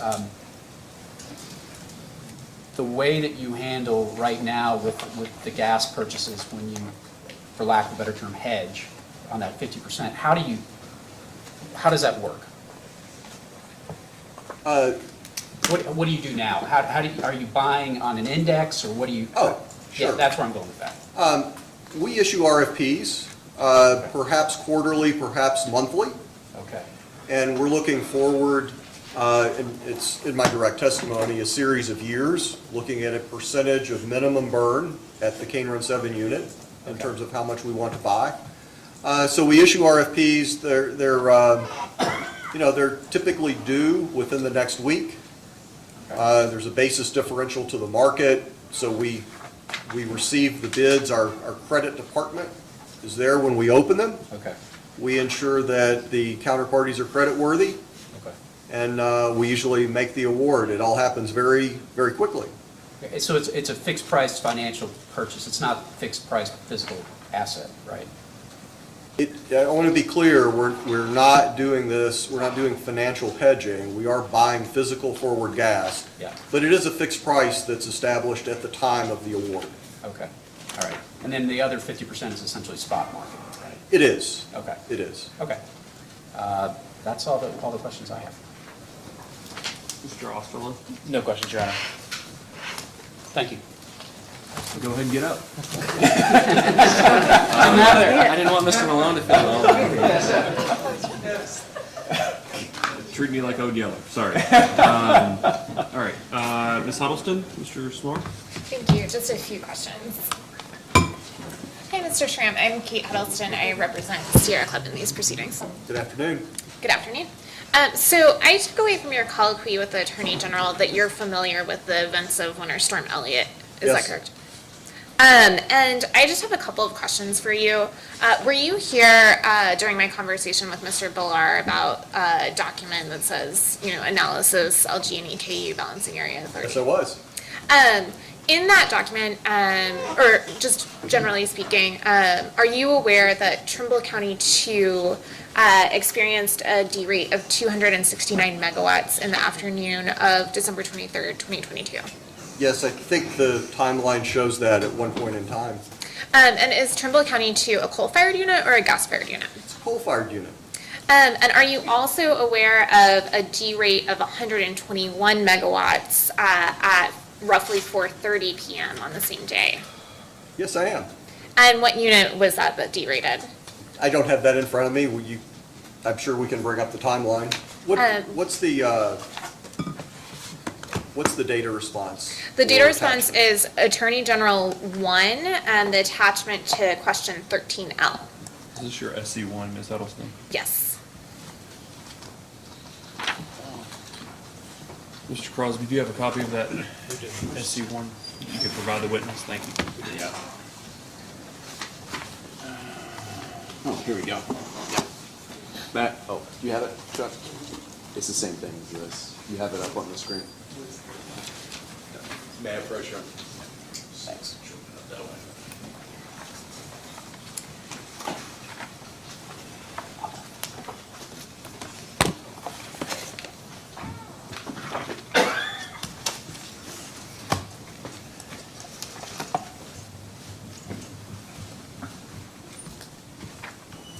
Okay, I have that now. So you're on the afternoon of the 23rd at what time?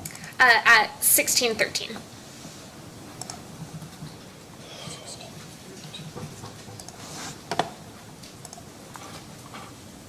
Oh, yes, I see it. And Mill Creek 4 lost a coal feeder due to cold weather-related bunker issues. Coal tripper froze up and took a 121 megawatt D rate. Is that correct? Yes, it looks like for a little over 2 hours, yes. And is Mill Creek 4 a coal-fired unit or a gas-fired unit? Coal feeder, coal-fired unit. Thank you. And 269 plus 121 is 390 megawatts. Is that Yes, it correct? is. How many megawatts of load shed or how many megawatts were responsible for the rolling blackouts during Winter Storm Elliott? It's 300 plus. Do you remember exactly how much? I'm sure it's here. It's 300.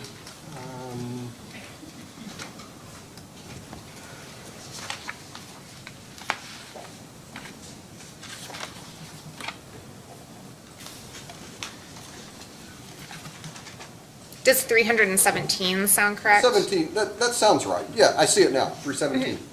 And is 390 megawatts more or less than 317?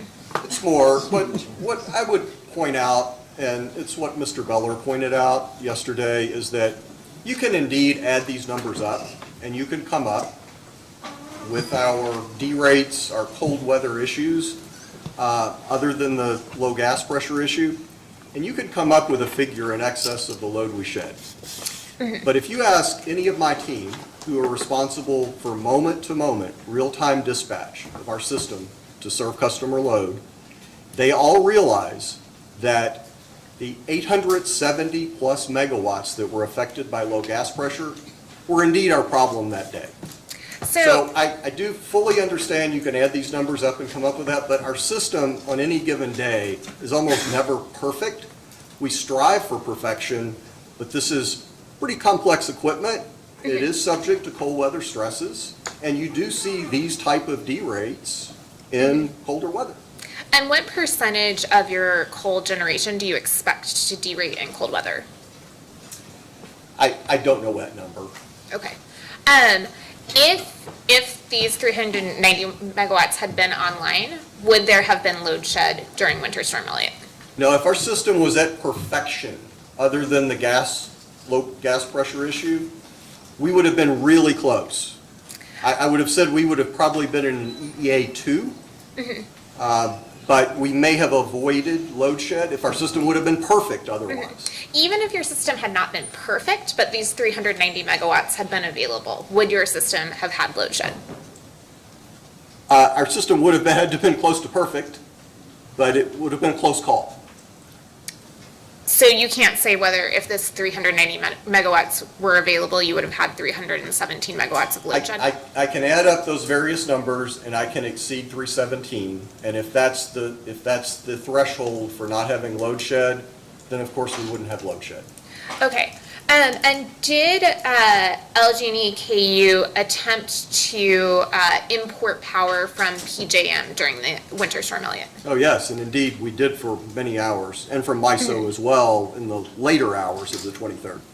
Did you experience any curtailment of imports from PJM? Yes, we did. And was the reason for that curtailment because PJM was keeping that power for members of its regional transmission organization? Yes, it was, and according to PJM directives, they did exactly what you would expect them to do, and they cut non-firm exports from their footprint. And so if the 400 megawatts that you had attempted to import from PJM and were curtailed had been available, would there have been rolling blackouts during Winter Storm Elliott? Again, 400 exceeds 317. I would have to assume we could have avoided them. So, in other words, if PJM if you had been a member of PJM, could you say whether you would have had rolling blackouts during Winter Storm Elliott? Now, I can't say for sure because PJM's Manual 13 is pretty clear on what happens when a control zone becomes capacity deficient, energy deficient. And they refer to this as a manual load dump. And they typically will target the capacity zone that is deficient. So clearly, we would have been deficient if we were members of PJM. So it's obviously we're not members of PJM. It's a hypothetical. It's impossible to answer. But we would have been capacity deficient. So it's uncertain. Did any utility within PJM experience rolling blackouts during Winter Storm Elliott? I don't believe they did. I think cutting the firm exports and taking the steps that they needed to take they were able to avoid it. But their thorough report on Winter Storm Elliott indicates just how close they were to load shed. As a percentage of its generation, which has more, PJM or LG&E KU? Which has more coal? As a percentage of total capacity generation. Or from energy? Capacity. I believe it's LG&E KU, but I don't have the PJM figures in front of me. Thank you. Those are all my questions, Your Honor. Commissioner Small? Yes, Your Honor, thank you. Good afternoon, Mr. Schramm. Good afternoon. I wanted to start by following up on discussion you had with Mr. Malone about available gas capacity. Did I understand you to say that you relied on publicly available information to determine that there's sufficient gas transmission capacity? No, not initially. I was suggesting that today there may be publicly available information about capacity on the Texas gas transmission pipeline. I see. And so there was a discovery response to Kentucky Coal Association 1-60.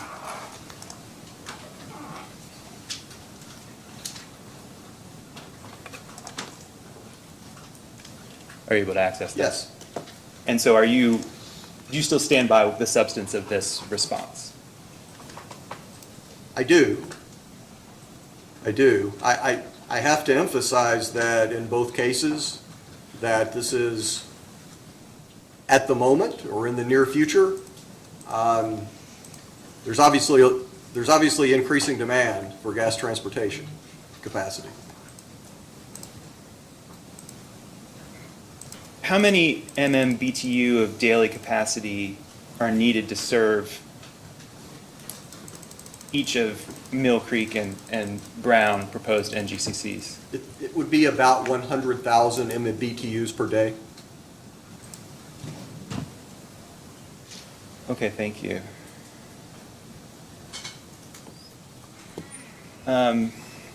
Switching topics here, you mentioned earlier you supervised the team that oversaw the June 2022 RFP for energy and capacity, is that right? Yes. Is that referred to as the power supply team? Yes, that's part of the department, yes. What were the communications between that team and the power engineering group concerning the proposed NGCCs prior to the June 2022 RFP? The only communication prior to that would have been, the power supply team also submits transmission service requests. So those project engineering, anything from project engineering in terms of transmission and service requests to get in the queue for study would have come through my team and we would have submitted it. But that's more of an administrative handoff. So your team would have been the ones to make the submittal to the interconnection queue? We would, and obviously, once you make that submittal, it's in the public domain. And do I understand correctly that the two submittals that were made for self-build gas capacity prior to the June 2022 RFP were the two proposed NGCCs? Yes, although I believe there might have been a resubmittal of one of them at some point later on. Understood, yes.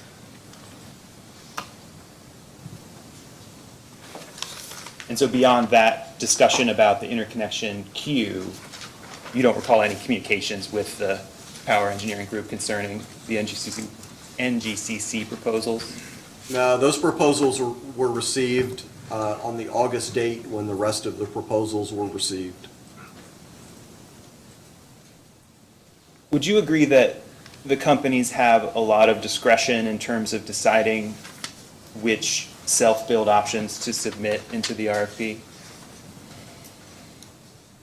Well, I think the companies, by virtue of owning assets and owning real estate, that's owning plants that are close to existing transmission lines, owning existing units, have a lot of knowledge and more discretion, if that's what you would call it. And so it was the company's discretion to decide, for example, which self-build options for gas units they could have submitted, correct? It was, and the companies would know the siting issues, I think, in a detailed way. And that would also apply to self-build options for solar and batteries, right? Potentially, depending on site availability. And so that could have, the companies could have proposed different options than they did for self-build solar and batteries, including larger options? I would think that the companies were aware, our project engineering group was aware of the right size footprint, for example. What do you mean by the right-sized footprint? For example, for a battery, it would require a certain size footprint. I would think they would be aware of what sites were available for that. So I think their discretion in submitting something would be, they would have an idea of what to submit and how large it should be.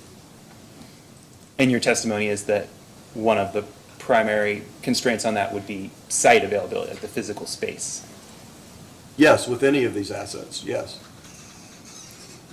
Any other constraints on that you can think of? I think transmission availability is pretty important.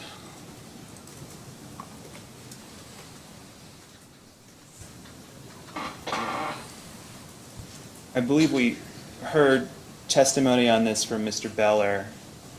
Would you agree that the companies have a unique ability to site self-build generation at the sites that the companies own and already have the permits and the workforce and the infrastructure in place? As I noted earlier, yes, I would agree with Mr. Beller. And that gives the companies an advantage in the RFP process, correct? I don't think I could agree with that because I don't know what other developers might have under development. For example, I would refer to solar.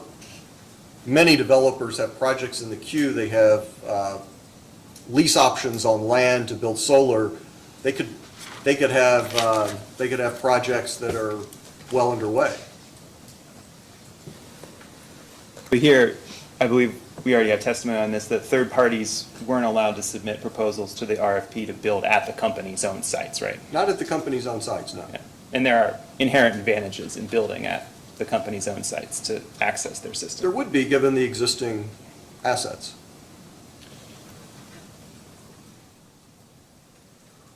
One other, well, I should never say one other. An other line of questioning for you, Mr. Schramm. Could you explain what process the companies use to schedule dispatch for their units? Yes. So my team looks at a 7 to 14-day load forecast that's developed through a variety of means that we have, a variety of models. We then look at unit commitment plans based on that, based on available units, unit condition. We then will procure, for example, if it's a gas unit, we'll make sure we have the fuel procured and the transport services, the balances of services available for those units to operate, to serve load. As we get closer to the time, we have a day ahead forecast as well. And then we make intraday adjustments as needed. Do the companies use any modeling to schedule their dispatch? We use modeling to forecast load. I wouldn't say we use modeling to actually schedule dispatch. We do have a dispatch plan. Which models are you referring to? So for forecast modeling, we use a variety. We use something called a similar day model. We use something called, it's a neural network model called ANSTELF. So we generally compare those. We look at varying weather inputs to those to make sure we understand the range of possible load in the upcoming days.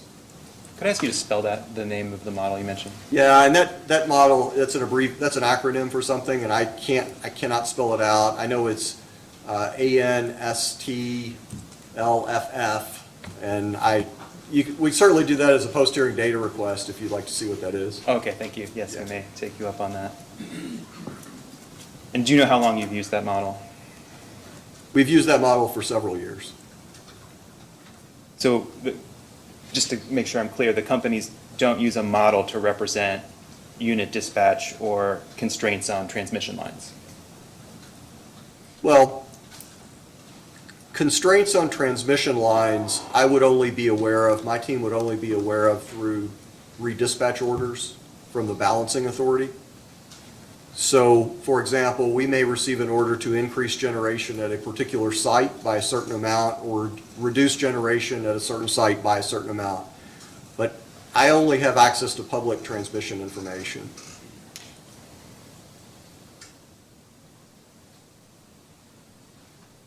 And this would be the, what's it called, the OASIS? It would have to be information? posted on OASIS for us to be able to see it in accordance with FERC standards of conduct.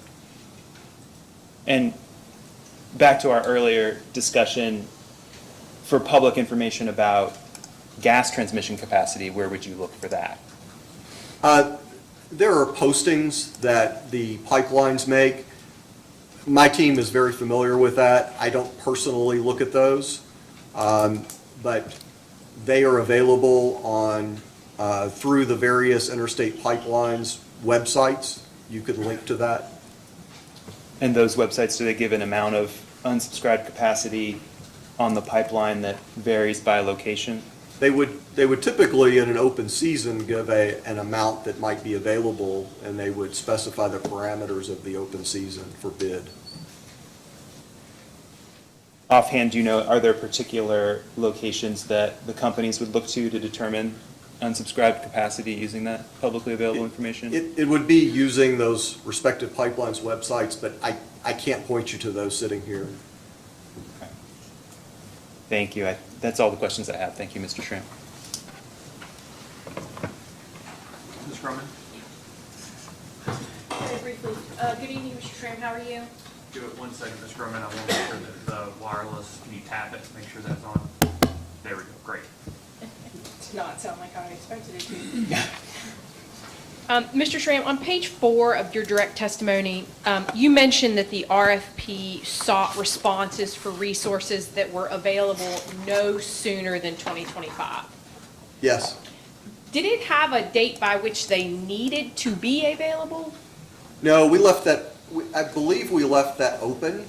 I believe we left that open to see a variety of responses.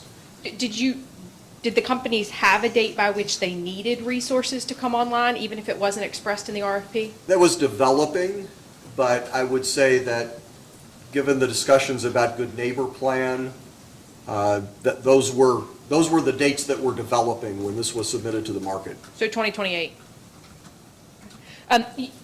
Were you, just out of curiosity, were you surprised that you received no SMR bids in response to your RFP? No, I wasn't. Are you aware of any commercially available SMRs? I'm not aware. This is a technology that typically those that are already have nuclear assets may be looking at first. But I'm not the right person to answer questions about the technology. It's just my observation that I'm not seeing announced plans to build SMRs at this point. Are you aware that the NRC, the Nuclear Regulatory Commission, has issued only one approved set of plans for new scales, 50 megawatt SMR? No, I don't recall that. Okay. Is there another witness who might have any insight into SMR? Mr. Sinclair may have more insight. Thank you. Those are all the questions that I have. Mr. Kurtz, do you have questions for Mr. Schramm? I do. Let me just be point blank. Are they going to be longer than 4 minutes? Yes, they will. So we'll take a recess until 5:40 for dinner, and we will come back at 5:40.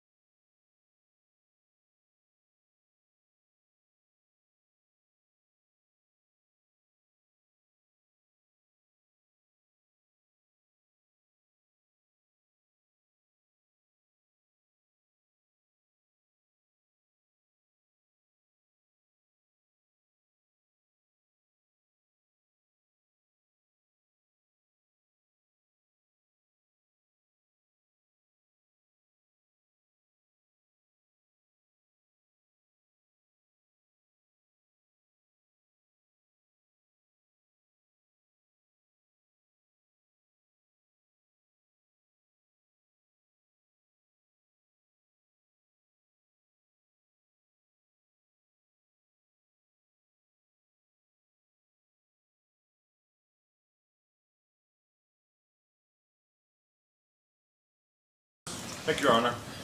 Good evening, Mr. Tram. Good evening. Okay, you did an RFP for the, I want just solar PPAs. You did an RFP for the solar PPAs that then ended up with 4 contracts for 637 megawatts total? Yes. Okay. I just want to kind of put it in context. Sorry, Mr. Chairman, we're gonna have to do a quick break and reset something in the back. It's logged on me, which means I have this transition. Oh, sorry, I'm sorry.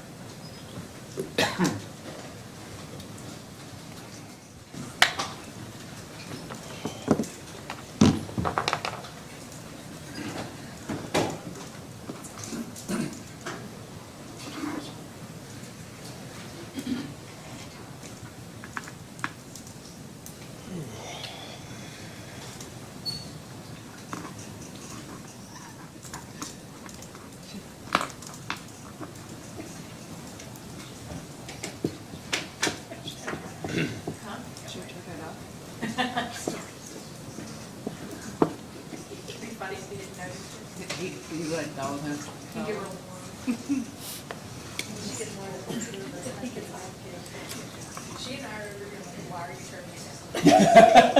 And he was like, let me go to the back and turn it down.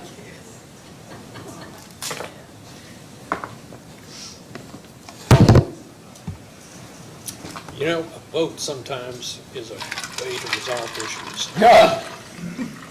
Sometimes that. We lost. Mr. Kurtz, try again. Okay, Mr. Tram? Okay, 4 solar PPAs, 637 megawatts total, proposed to be in service 2026? It varies a bit. It actually now goes all the way up to the end of 27 on one of them, yes. Okay.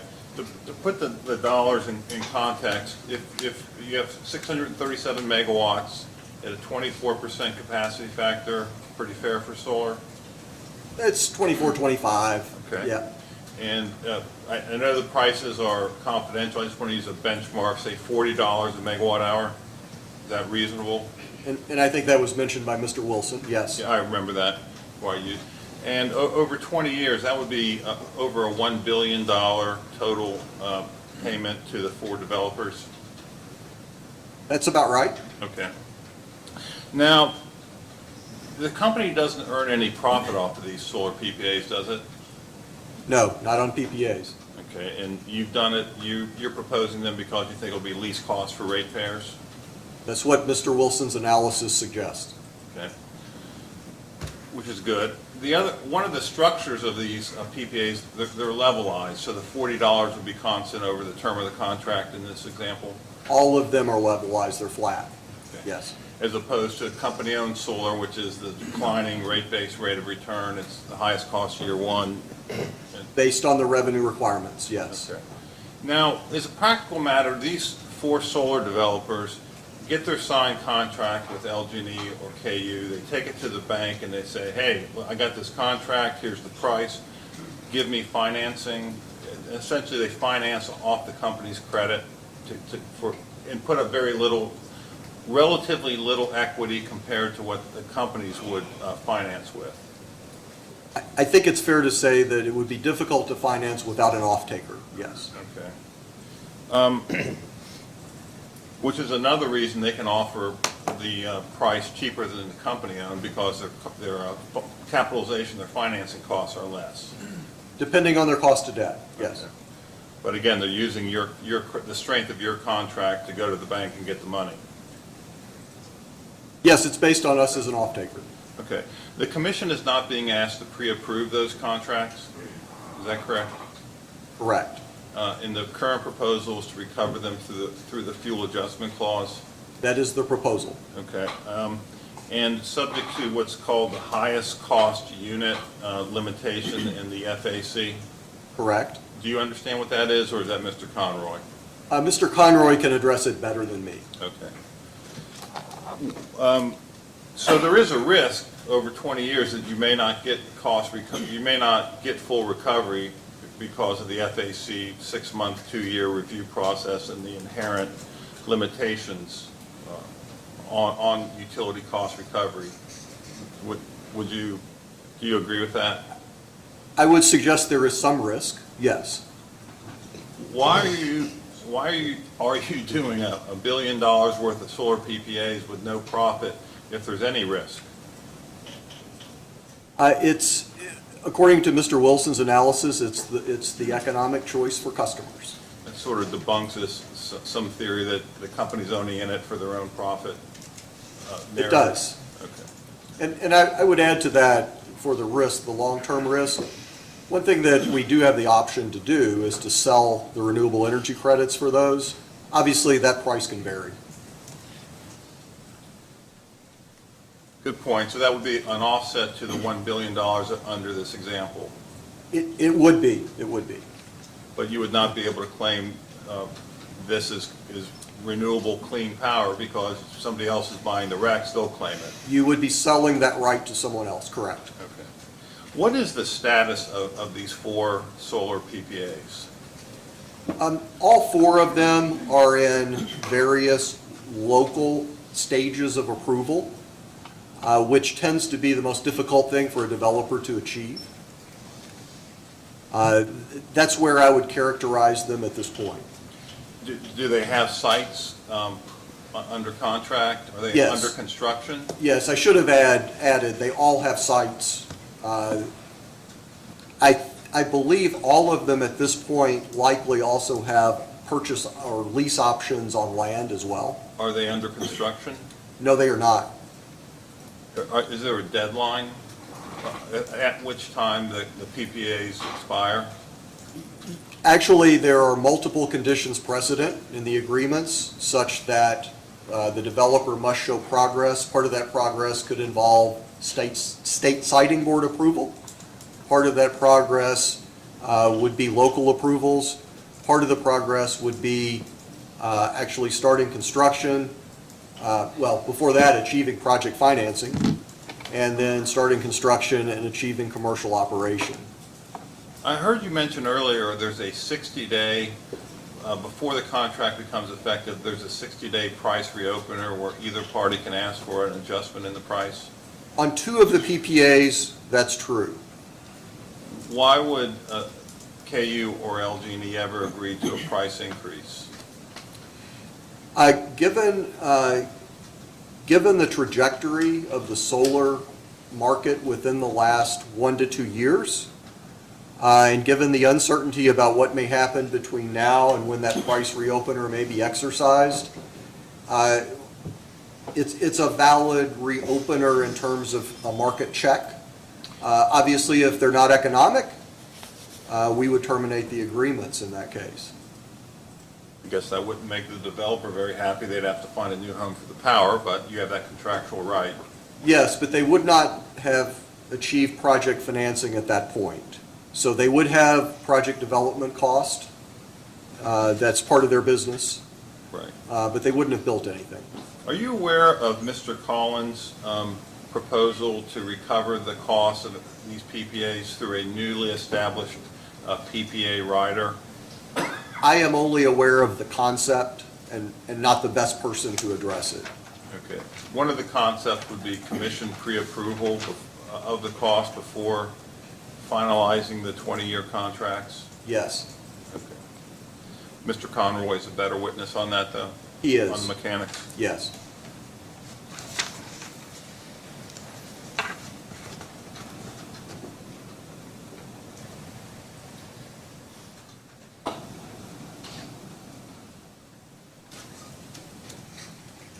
Thank you, Chairman. No more questions. Anything for you, Mr. Howard? No, Mr. Chairman. Bill? Yes, we have a few questions. When you were speaking with the attorney for the Kentucky Coal Association earlier, you made a comment with respect to the availability of firm transportation capacity on the pipelines. I think you said something to the effect that it may not be available in a year, but it's available now. Right. I just wanted to elaborate on that comment a little bit. What is your expectation as to, I guess, the need for additional capacity in this area and how that might affect your all's ability to get capacity within the next year?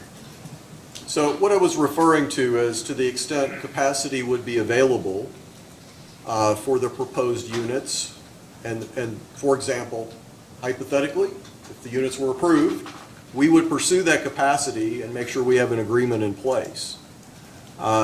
Service wouldn't begin immediately. Service would be tied to the construction of a new unit. But given that there's going to be more demand for gas pipeline capacity, in all likelihood, across the country and in the eastern U.S., it's reasonable to think that this capacity is going to be used up. And when I say used up, the pipelines, the interstate pipelines, have a process for adding capacity, but it can be a long process. And if you actually have to construct significant facilities that require more extensive FERC approvals, it can be a multi-year process. We've been quoted figures of at least 4 years. So it's a long timeline. Okay, and I'll follow up on that in a second, but you kind of answered another question I had. You said that you would get, like, if you got the CPC in, you would get agreements.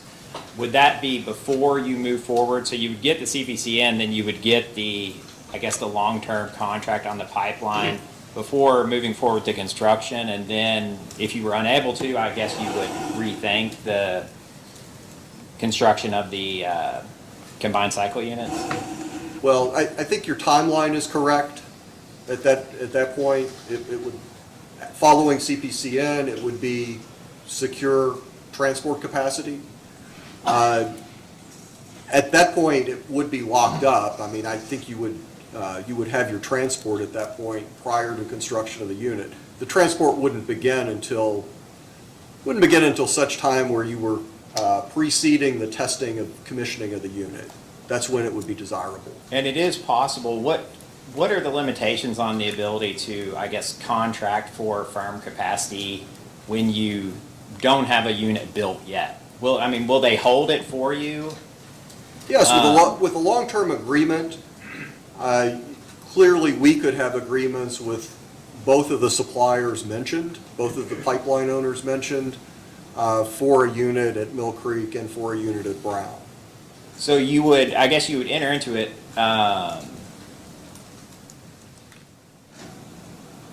It's reserved, in their case, what would happen is that until your contract began and you needed the capacity, they would be free to sell that capacity to others until that time, but only on a short-term basis. So you would enter into it and you would have the capacity immediately, but then you basically be paying for the capacity immediately and they would have the ability to sell it until that period? No, you wouldn't pay for the capacity until the start date. So how far out will they typically allow you to contract for firm capacity? Because you're basically holding up that spot, aren't you? You are, but it's not unusual given that some minor upgrades have to be made by the interstate pipelines for example, in the dates we're talking about, 2027, 2028. It would not be unusual to have that capacity held prior to those construction dates. How far out are you aware that they will let you hold it? I don't know, but I'm aware that you can certainly hold it until the late 27, early 28 timeframe. So you know that you could contract, say, end of this year through late 2028, but you might be able to do further, but you're not sure. Yeah, not certain about that at all. And you would be signing a longer-term agreement, and given the revenue requirements of the pipelines, the longer you push that out, they're going to recoup the revenue requirements. You're going to pay more. Okay. So if you sign a contract out further, you're going to end up paying more on the ultimate 5 or 10 year contract that you obtain, because they're going to want to recover the delay that you created. Well, they're certainly going to recover any upgrade cost, and there's a delay in that recovery, so you're going to pay for that. You're not necessarily paying for the capacity between the contract execution and the contract start date, though. You're not paying for the capacity in that period. You mentioned the term of the contracts, 5 to 10 years, as being a typical term for a long-term contract. No, 5 to 10 years is what we have previously executed for Cane Run 7 and for the Trimble County CTs. That's not very long in the gas pipeline world.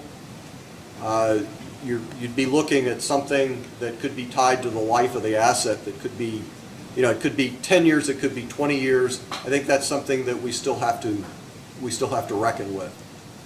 There was discussion yesterday, I think it was from Mr. Beller, but I could be wrong, indicating that there's typically a right of renewal in these long-term firm capacity contracts. Could you kind of explain how that works?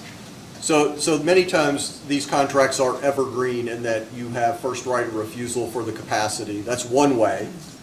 You may be subject to increased rates over shorter terms versus longer terms. That's understandable. But many times you can have evergreen contracts for the capacity where you have the right of first refusal. That is common.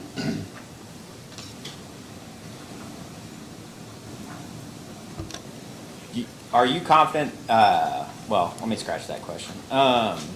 You mentioned earlier kind of the tariff rate being the maximum rate you would expect on one of these long-term contracts. I guess, are you indicating that when you get a long-term firm contract, it's typically, given the amount of capacity that's involved, that you would expect to get some sort of discounted rate below the tariff rate? It varies.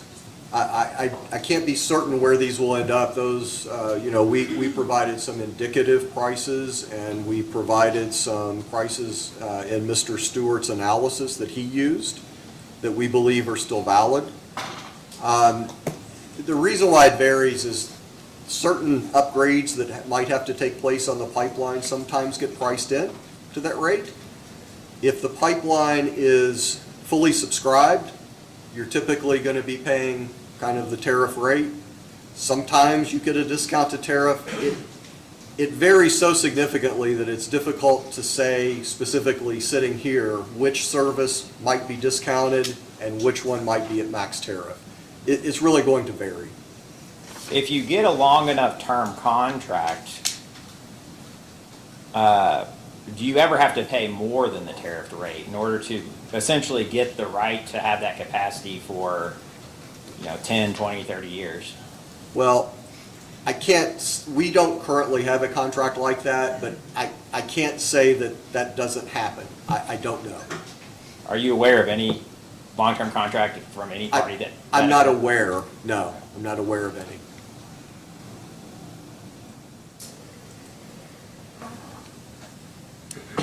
Have you had any discussions with the pipe? You kind of referred to the construction of a new pipeline taking something like 4 years. I guess, have you had any discussions with any of the pipeline companies regarding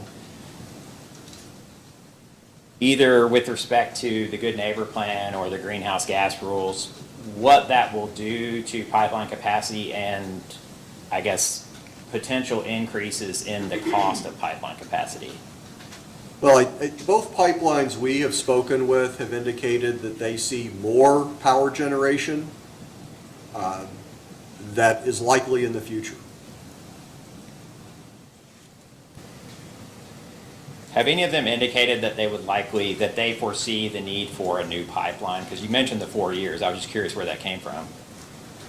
Yes, it's probably best not to characterize it as a new pipeline, but there are certain upgrades that broach the threshold of significant approvals. Okay. And yes, we have indications from both of the pipelines we spoke with that they see that on the horizon. Both of the pipelines, meaning Tennessee and Texas? In this case, it does, yes. That includes Texas East? It's, no. Just Texas? Actually, the Texas Eastern or TETCO pipeline has no available capacity right now.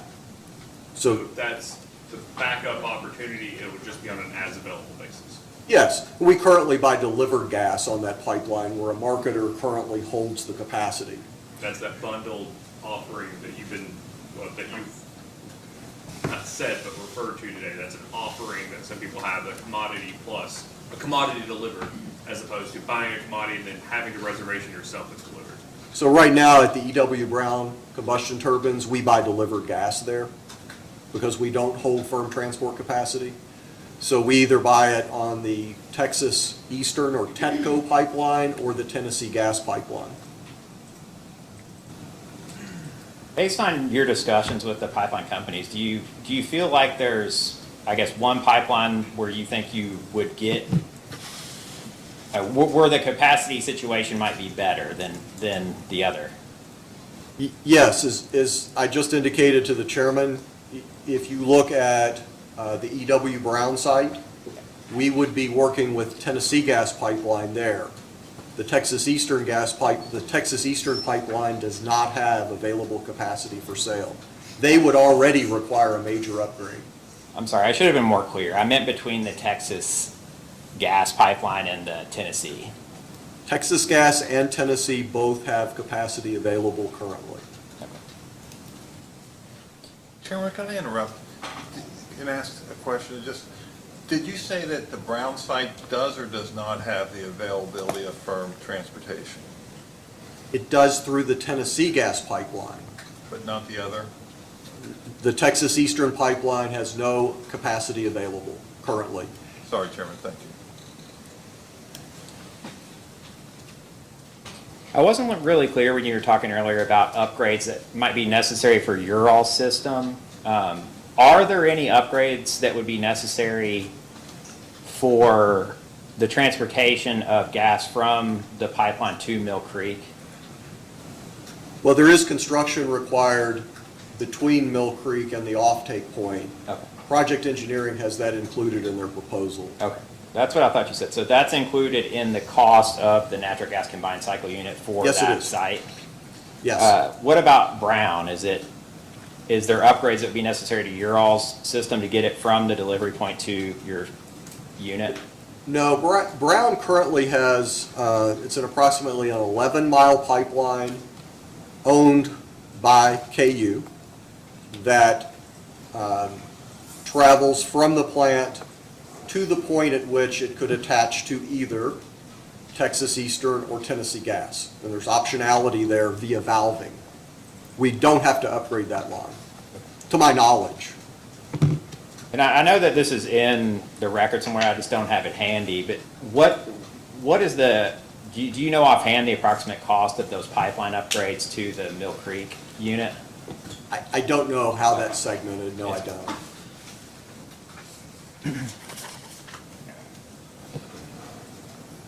With respect to the price reopener and the PPAs,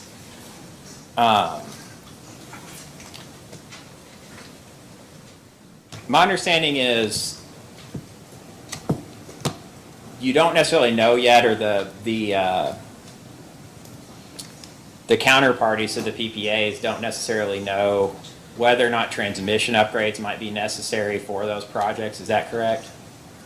I think that varies among the developers. Okay. For example, one of the PPAs, it was was actually the Clearway Song Sparrow project.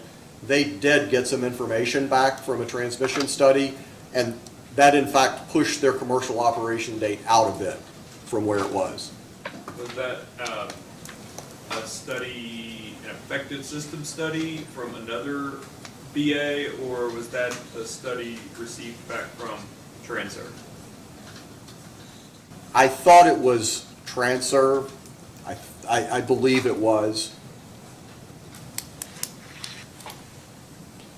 The counterparty, they would be responsible for those transmission upgrades costs, is that correct? Well, it's all according to the open access transmission tariff. Mm-hmm. So as we've indicated in our filing, you have certain costs, the developers, their interconnection costs, they are responsible for. Yes. Sometimes there are costs within the transmission system for any generator in the BA. And those are, according to the tariff, they may be socialized across all customers. Okay. I guess with the price reopener, and I guess maybe perhaps some uncertainty as with respect to interconnection costs, I guess would the company have any limit on the extent to which they would raise the price? or be willing to accept a higher price from the counterparties? So things could change between, and this is why the price reopeners are there, things could change between now and when those could be invoked. Mr. Wilson's analysis would indicate what price would still be economic for customers. I guess that's what I was wondering. How would you all decide? I know 2 of them, you all can reopen it, and then I guess 3 of them, they can reopen it. I guess if you all reject it, then you wouldn't move forward. Right. How would you all make that decision as to whether or not to move forward if the price was reopened? We would look at an analysis from Mr. Wilson's group to understand the economics of the situation. So to be clear, in some form, 3 of the 4 have reopeners, 3 of the 4 PPAs. Yeah, I understood that. I apologize, I might be misremembering this. I had asked Mr. Wilson, I believe, about the equivalent forced outage rate and why the loss of pressure during Winter Storm Elliott wouldn't be counted in that. And he deferred it either to you or Mr. Sinclair, and frankly, I couldn't remember if it was you or Mr. Sinclair. I can answer it. Okay, could you explain that? According to the NERC GADS system, so the kind of the generation availability data system, fuel supply issues are deemed, this is a quote, outside of management control, so the plant really couldn't control that, so therefore it's not included in the forced outage rate. It doesn't mean that we don't track it. Obviously, we've done extensive tracking as a result of Winter Storm Elliott. We understand every moment that there was a derate, but it's not really tracked in the forced outage rate of the unit. How often do, I guess, fuel supply issues lead to a derate of a unit? Well, rarely in our situation, because with our obligation to serve load, we procure firm gas transportation for our gas units to ensure that we have adequate fuel supply or adequate transportation. We have no issues in buying natural gas to transport to the units. So we have not experienced fuel supply issues prior to Winter Storm Elliott. So that's the first time in your recollection that that's ever happened? And I mean with either coal or gas. Well, there's a reason why we have coal on the ground in inventory, because you can obviously have transportation issues with coal. You can have supply issues. You can have mines that close for one reason or another due to issues at the mine. Could be anything from a fire to, it kind of runs the gamut, but supply issues affect all fuels. But we've managed that via fuel inventory, coal inventory, and we have not had natural gas supply issues.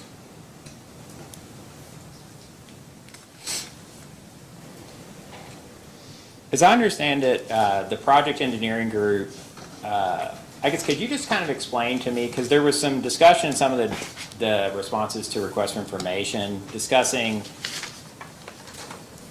the consideration of siting 2 natural gas combined cycle units at one location as being an option, and then doing it at 2 locations. At what point, as I understand it, the project engineering group was at least partially responsible for making that decision.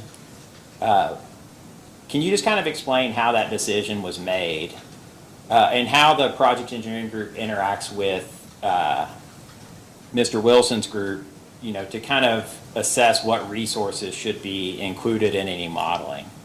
Well, I'd have to let Mr. Wilson address that part. Okay. My group's interaction with project engineering is fairly limited. As I mentioned earlier, my group does submit transmission service requests for potential new units to get them in the queue. That's more of an administrative task. Those are passed to us and we do enter them. We did accept project engineering's bids in response to our RFP. We went back for clarifications where data was unclear before passing that off to Mr. Wilson's group for analysis. So when you got the bid, just to be clear, from project engineering, it included all those options with the natural gas combined cycle units at 2 at Mill Creek, 2 at Brown, all those options were included? Yes, as I recall, project engineering presented the entire suite of options. We made sure all the data was available for Mr. Wilson's team's analysis, and we passed it on to generation planning. But you don't have any information as to how project engineering, I guess, came up with the resource options that it was going to present? I don't. No, I wasn't involved in that. Okay. I'm sorry, I misunderstood that. As I understand it, the RFP responses were due on August 17th of 2023, and that was the day after the passage of the IRA. Is that correct? That is correct. In response to staff's first request, item 69, I think you provided that response, and I think it basically, and I'll let you pull it up and look at it.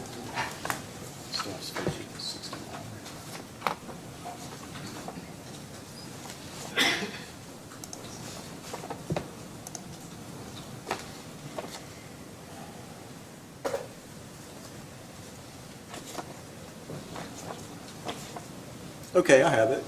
Okay. And it basically just asks about the magnitude of the price change with the 5 respondents. I guess there were a total of, 110 proposals, correct? And they came from about, let's see. I believe we had 22 respondents. Okay, yeah. They had 39 proposals, but when you took all the combinations of differences in term, it ended up at about 110. It was in excess of 100. Okay.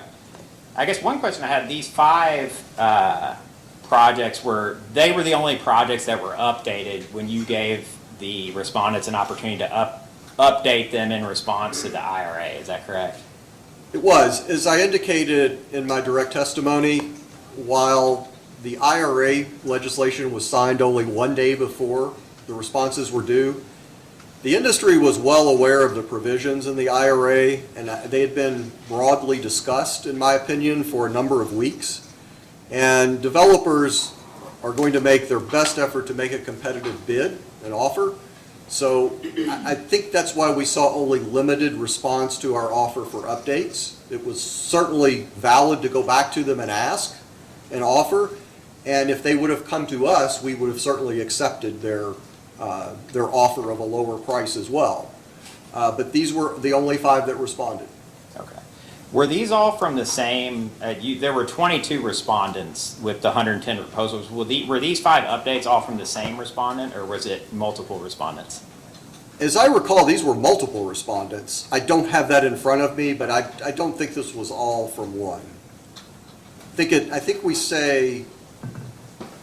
we do say 5 offers, but my recollection is these were multiple respondents.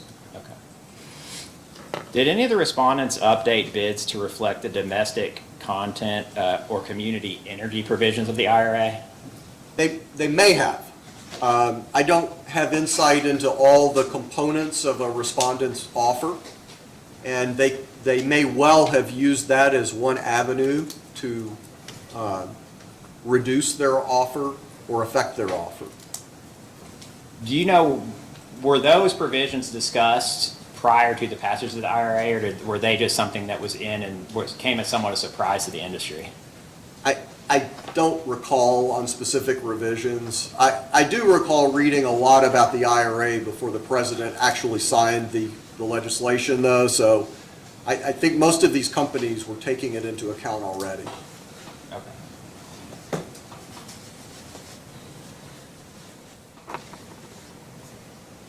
You kind of explained this honestly during your testimony during the IRP, but this is a different hearing, I guess. Was there a particular reason why you limited, when you sent the IRP out, there was a limit, or I guess a requirement that it come in increments of 100 megawatts, or at least 100 megawatts, is that correct? It's at least 100, okay. Yes. What we're not concerned about incremental. It could be 105 or 120? Correct. Yeah, just at least 100? Yes. Okay. What was the reasoning behind that? Well, there's multiple reasons. Past experience with RFPs have indicated that there are economic advantages to larger scale projects. And when you consider this, it's not surprising. A developer has similar amounts of fixed cost on site development, local approvals. They would have the same on a 50 megawatt project as a 100 megawatt project. Obviously, they would need less land on a smaller project, but many of their fixed costs are the same. I don't know this, but it's also likely that project financing cost may well be better for a larger project. As I noted in the IRP proceeding, if we had two 50 megawatt projects from the same developer and they were wanting to couple them, we would have accepted that in terms of our analysis and reviewed it. And then I think the other aspect is that, we do have an LQF tariff available for customers for smaller projects that's available for something that's 100 kilowatts or larger. So that's another avenue for smaller projects if a developer or customer wanted to pursue that. Can I ask you a clarifying question, Mr. Tram? You said if there were 250, same developer, you would have accepted it, is that right? We would have certainly analyzed it. Yeah, the word you used was, I want to make sure I appreciate it. Are you saying that that would have been a conforming response? If the developer coupled them together, we would have certainly looked at it as conforming and analyzed it. But I'll give you another example. But that, I'm sorry. Oh. Conforming is you analyze non-conforming responses, right? We really analyzed everything we received. That's what I want to make sure. You're not making a distinction between it having to be conforming in order for you to have analyzed it. Right. Okay, that's what I want to. Ultimately, we did give everything to Mr. Wilson's team. That's helpful, thank you. And he could address better their screening process, but we did turn everything over. Sort of on the flip side of that, I understand when you were submitting the RFP, you were kind of doing it in anticipation of the Good Neighbor Plan, correct? With the idea that you might need capacity in 2028? We believed that we were directed to issue the RFP because the company believed they needed potentially significant amount of capacity and energy in those years, yes. And the RFP, it had it was resource neutral, I understand, and it had the requirement that each proposal be at least 100 megawatts. Was there any explanation in the RFP of the scale of the resources that the companies were looking for? The RFP is actually attached to my direct testimony, but I don't recall that we gave an upper limit. We really decided to leave it open. Yeah, I didn't think there was. That's what I was asking. I guess that was sort of what my question was. I guess, and not necessarily even an upper limit, but I guess an explanation of the scale of the capacity that the companies were looking for so that larger third-party generating, I guess, third-party generators, might be more likely to file a response to the RFP if they know that you're looking for 600 megawatts or 1,000, as opposed to, the limit of it being at least 100, which I understand, why you did that, but, they might not necessarily have an idea of, the scale that you're looking for. Developers are generally very competitive and very aggressive. It's been our experience that you'll generally receive more rather than fewer offers. Leaving things open tends to lead to more offers, in our experience. Well, I understand that. I mean, I guess, was there any discussion of just kind of giving an idea of the scale that the companies were looking for to see what they would get? I don't recall that we had much of a discussion about a maximum amount or a targeted amount. And I wasn't suggesting a maximum, I was more suggesting a targeted. Right. I mean, does it typically cost, to put together a response to an RFP for a large thermal unit, there would typically be some pretty significant costs associated with doing that. Would that be correct? I'm not familiar with it from the developer's perspective. That's fine. Just one last question. The fixed forward price that you were talking about for the gas, is that an index price, or is that actually a price, a specific price that you would get? Are you referring to the commodity natural gas? Yes, the commodity. You mentioned getting a fixed forward price for the commodity gas. Oh, sure. Is Okay. that an actual price, or is that an index price? No. When we issue, for example, for the Cane Run 7 combined cycle unit, we issue RFPs for gas supply for a portion of the fuel burned by the unit. And upon award, it is a fixed price for a future point in time. It is not indexed. Okay. It is fixed based on the futures prices when the marketer submits the bid, so it's anchored that day. But we know what it is when we award the bid. I'm sorry, I'm a little confused. So, if the futures price, it would be the specific futures price from that day, and then it would be plus or minus that amount, and then it would be a specific dollar amount, or would it be the futures price every month at, $1 below or after? No, it's not, to be clear, it's not indexed. It's Okay, fixed okay. at the time of award. Okay.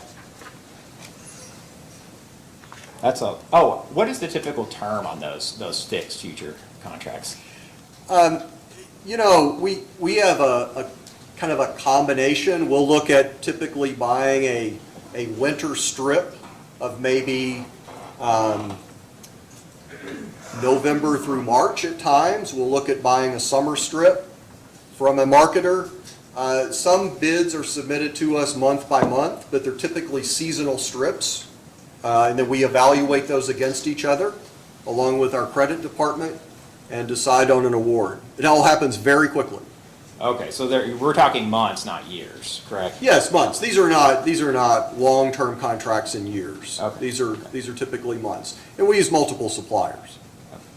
Thank you. I don't have any other questions. Thank you. Vice Chair? Good evening, Mr. Schramm. Good evening. Can you hear me okay? I can. A little earlier, in response to a question from Mr. Kurtz, you were asked if in this proposal there would be new infrastructure such as pipelines. Right. And you said you wouldn't want to call it a new pipeline, but will there be new pipelines? Yeah, so from an interstate pipeline perspective, there's no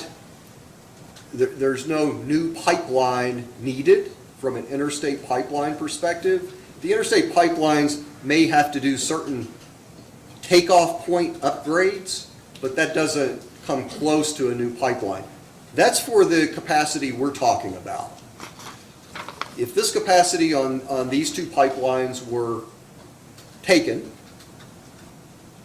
future additions might require more extensive upgrades, and that could include certain segments of pipeline that may have to be upgraded or built. I think most of the time when I think about a new pipeline, I think about something that stretches hundreds of miles. Many times these are in various locations, and within their system, they have to do certain upgrades and looping to make things work systemically. So there'll be a new pipeline, but it'll be short. You could look at it that way for some, but again, that's still considered a major addition if you have to do that.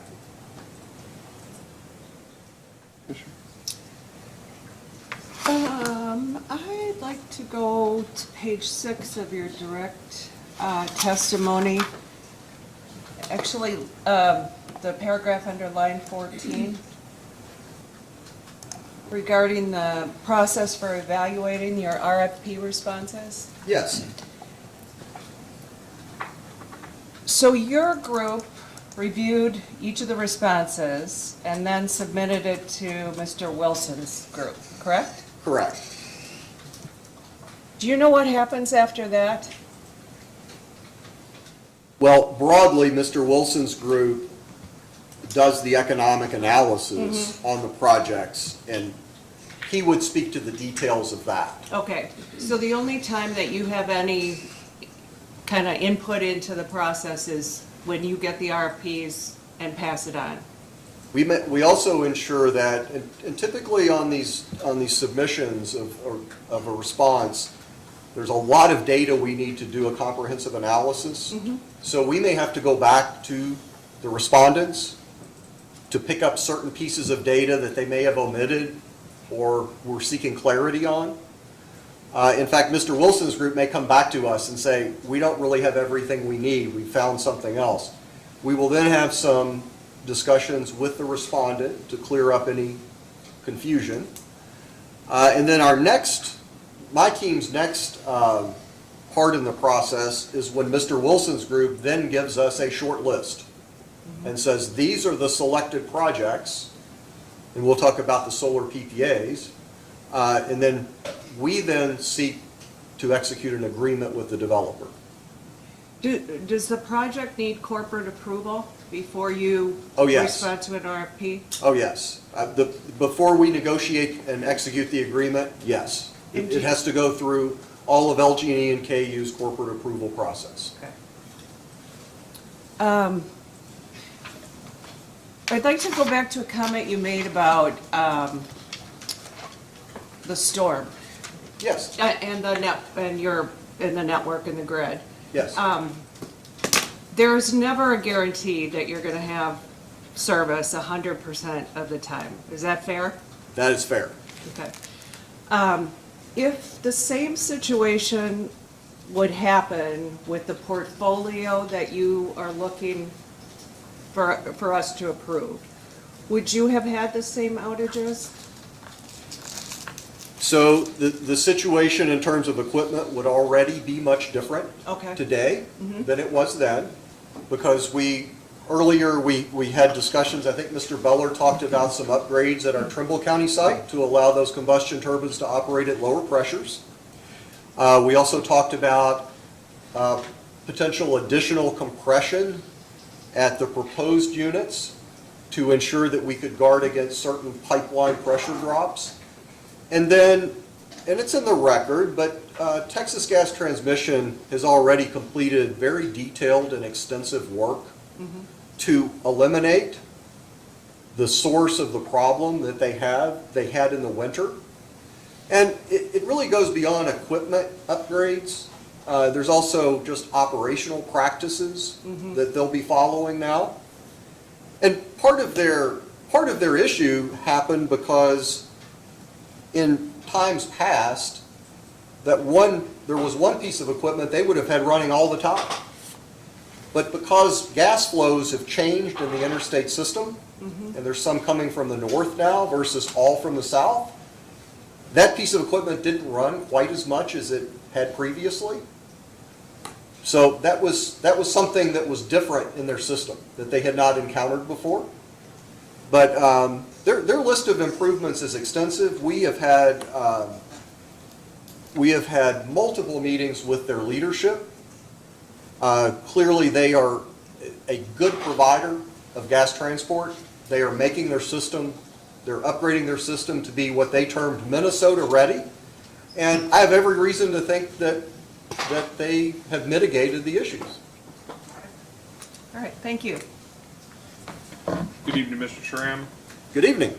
You've been here for the whole hearing? I have. Okay. I've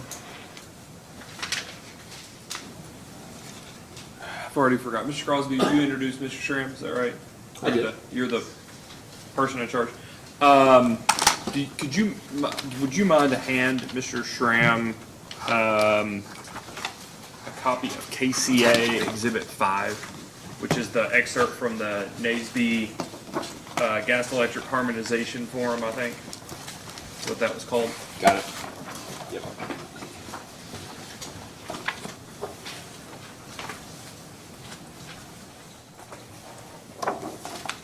You have a copy of that document, Mr. Yes. Schramm? Yes. Are you are you aware of the existence, I guess it maybe doesn't exist anymore, but the existence over the past year of have you ever heard of NASB? Yes, I have heard of NASB, yes. Have you ever heard of the NASB gas electric harmonization? I That's had not. Electric Harmonization Forum? No, I had not until I had seen this report only a couple of days ago at the beginning of the hearing. Okay. So all of these 20 recommendations would all be new to you in terms of their presentation here? Yes, I really scanned the 80-page document, and, you know, I do recall certain aspects of the recommendations, but not all. Okay, so, bless your heart that you've, in a couple of days, gotten to scan all 80 pages of this thing, but, just a fair warning, sometime tomorrow, you're gonna become intimately more aware of this, most likely. So let's just go to recommendation 10 and recommendation 11, where it starts bringing, which I think it really in 7 maybe starts bringing us into the conversation. Well, let's just start at 7. Okay. You see that myself and the other 2 commissioners get drug into this in the first 4 words of recommendation 7. Right. Okay. State public utility commissions and applicable state authorities in states with competitive energy markets, and then it goes on. Do you see that? Yes. Okay. So it's not clear to me when I read that whether only the state commissions and state applicable regulatory agencies only in competitive markets. So that's why I'm going to keep reading. It talks about how we should all engage with producers, marketers, and intrastate pipelines to ensure that such parties' operations are fully functioning on a 24/7 basis in preparation for and during events in which extreme weather is forecasted to cause demand to rise sharply for both electricity and natural gas, including during weekends and holidays. Do you see the parenthetical there? Yes. Okay. States could consider the approaches adopted in FERC regulations affecting the interstate pipelines. That's the parenthetical, correct? Right. In instances where state authorities lack enabling authority to take such actions, the FERC should adopt regulations to achieve identical outcomes within its authority. Did I read that correctly? Yes. Do you see that recommendation 10 also takes our name, not necessarily in vain, but at least mentions state public utility commissions? Yes. It's talking there in 10 about LDCs, right? Okay. But the last sentence of it is specifically referencing the increasing interdependence of electricity and natural gas, correct? Yes. Recommendation 11, state public utility commissions should encourage LDCs within their jurisdiction to provide voluntary conservation public service announcements for residential, commercial, and industrial customers in preparation for and during events in which demand is expected to rise sharply for both electricity and natural gas. You see that? Did I read that correctly? Yes. All right, so there are a number of these. I'm going to guess here there are educated guesses. There are 1, 2, 3, 4. Well, I'll just name them here. Recommendation 7, 10, 11, 12, 13, 14, 15, 16, 17. That all are referencing. I'll give you a chance just to. You said you got to glance at the whole 80 page. I did before. Yes. But that many of those talk about state authorities and state public utility commissions, right? Yes. So would it be, from your glancing at the 80-page document, is it fair to say that your takeaway is that the forum looked at the possibility of greater harmonization between the electric and gas industries? Yes. I also think, because I noticed the word competitive energy market, and, you know, it's obvious that there are more challenges, perhaps in RTOs, than we have, because with our obligation to serve load, we have firm gas transportation. We know which units are going to run. We know which units we're going to run to serve load. We don't have to think about which units might be called upon by another entity dispatching those units. So our objective function's a little different.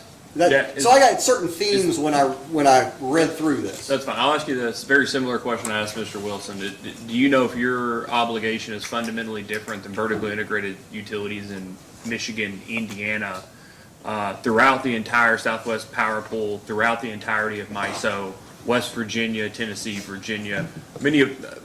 SPP and MISO, let me ask, let me draw that question. SPP and MISO, as a general matter, is it your understanding almost all of those utilities, as that, colloquial term, are vertically integrated in those RTOs? I certainly agree with you, there are vertically integrated utilities. Those are, yes, I agree with you.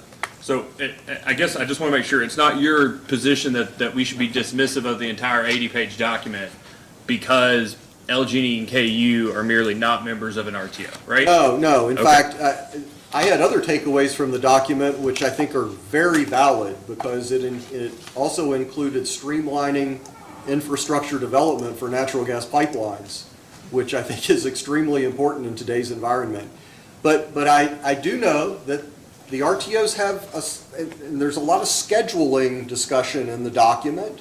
That's fine. And I do know within the RTOs, some of the generators are challenged because they're thinking, well, there could be performance penalties if I don't buy the gas or if I don't have the transport. But the RTO is struggling with a way to provide either a carrot or a stick approach to make sure that the generation is available. And when I say we're different, that's just not the situation we're in. But I fully agree with you, there are vertically integrated utilities within those RTOs as well. I understand. So, for instance, there's an entire recommendation 14 where it talks about the adoption of legislation or regulations or other actions to create a secondary market for unutilized intrastate natural gas pipeline capacity, including a requirement for intrastate pipelines to offer some minimum level of firm service and/or bilateral agreements between end users. Do you see that? I do, and I had to think when I read that was a Texas thing, but I wasn't sure. Well, it was interesting. I don't think it's not a Texas thing, but Yeah. I guess what I'm trying to ask there is, you all don't necessarily depend on the intrastate natural gas pipeline, right? No, I think that's kind of a fundamental market difference here. I will say this, when we were in discussions with Tennessee Gas in Houston back in July about potential firm service, they showed us their gas control area, and they had an entire room that was their interstate, their various segments of their interstate pipeline companies, and they had a whole nother area just as large for Texas intrastate. So I think in some states, that's an issue. Yeah, so let's go to the top. Let's go do 12 for a second. Okay. Joint and cross-market long-term planning should be expanded by relevant gas and electric market participants with an increased focus on fuel adequacy. FERC should encourage this planning coordination using its oversight roles for interstate pipelines, regulated RTO ISO interstate transmission, and ERO, that'd be NERC, related planning authorities, and collaborate with state public utility commissions and applicable state authorities. Does that seem like a relevant It does. recommendation to what you were Especially discussing? given an environment of perhaps less transport capacity. Yeah. So, and then, well, real quick, we'll just hit 13 so I can put this document down. The FERC, state public utility commissions, and applicable state authorities in states with competitive energy markets should consider whether market mechanisms are adequate to ensure the jurisdictional generators have the necessary arrangements for secure, firm transportation and supply service and/or storage to avoid and/or mitigate natural gas supply shortfalls during extreme cold weather events, and if not, determine whether non-market solutions are warranted, including funding mechanisms borne or shared by customers, and if warranted, adopt such non-market solutions. Now, I get that there's a reference to the market mechanisms in Yes, there.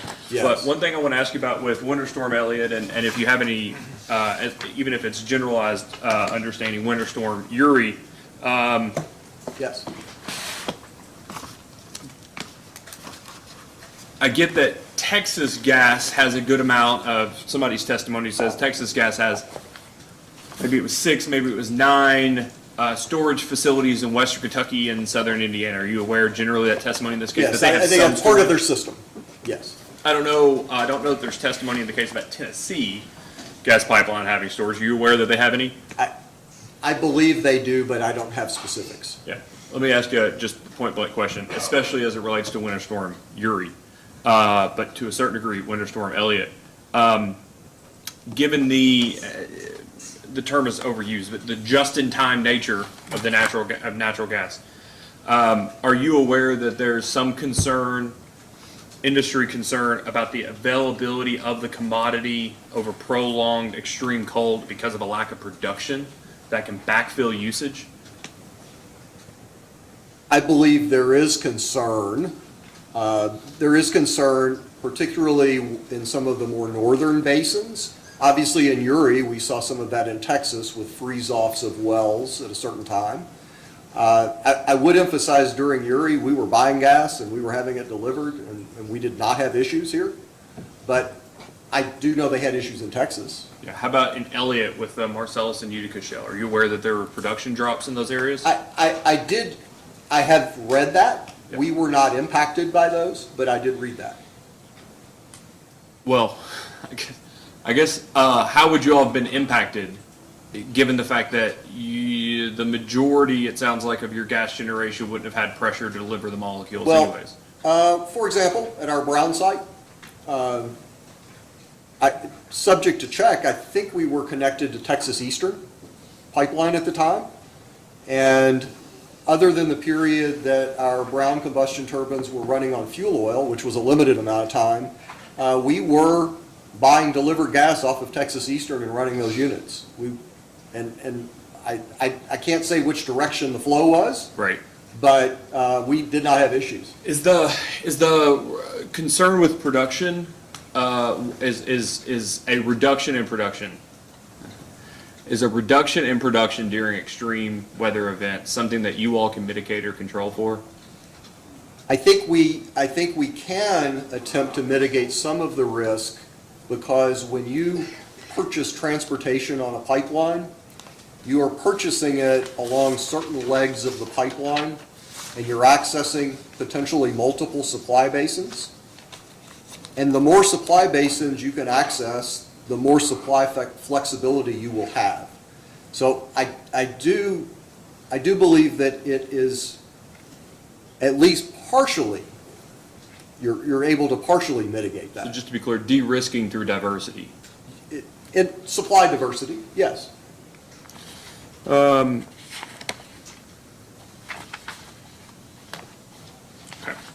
So,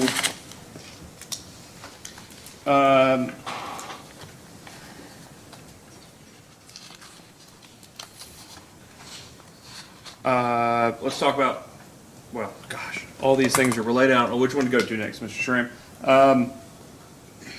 Are ambient D rates for generators calculated as part of E4D or reflected as part of E4D?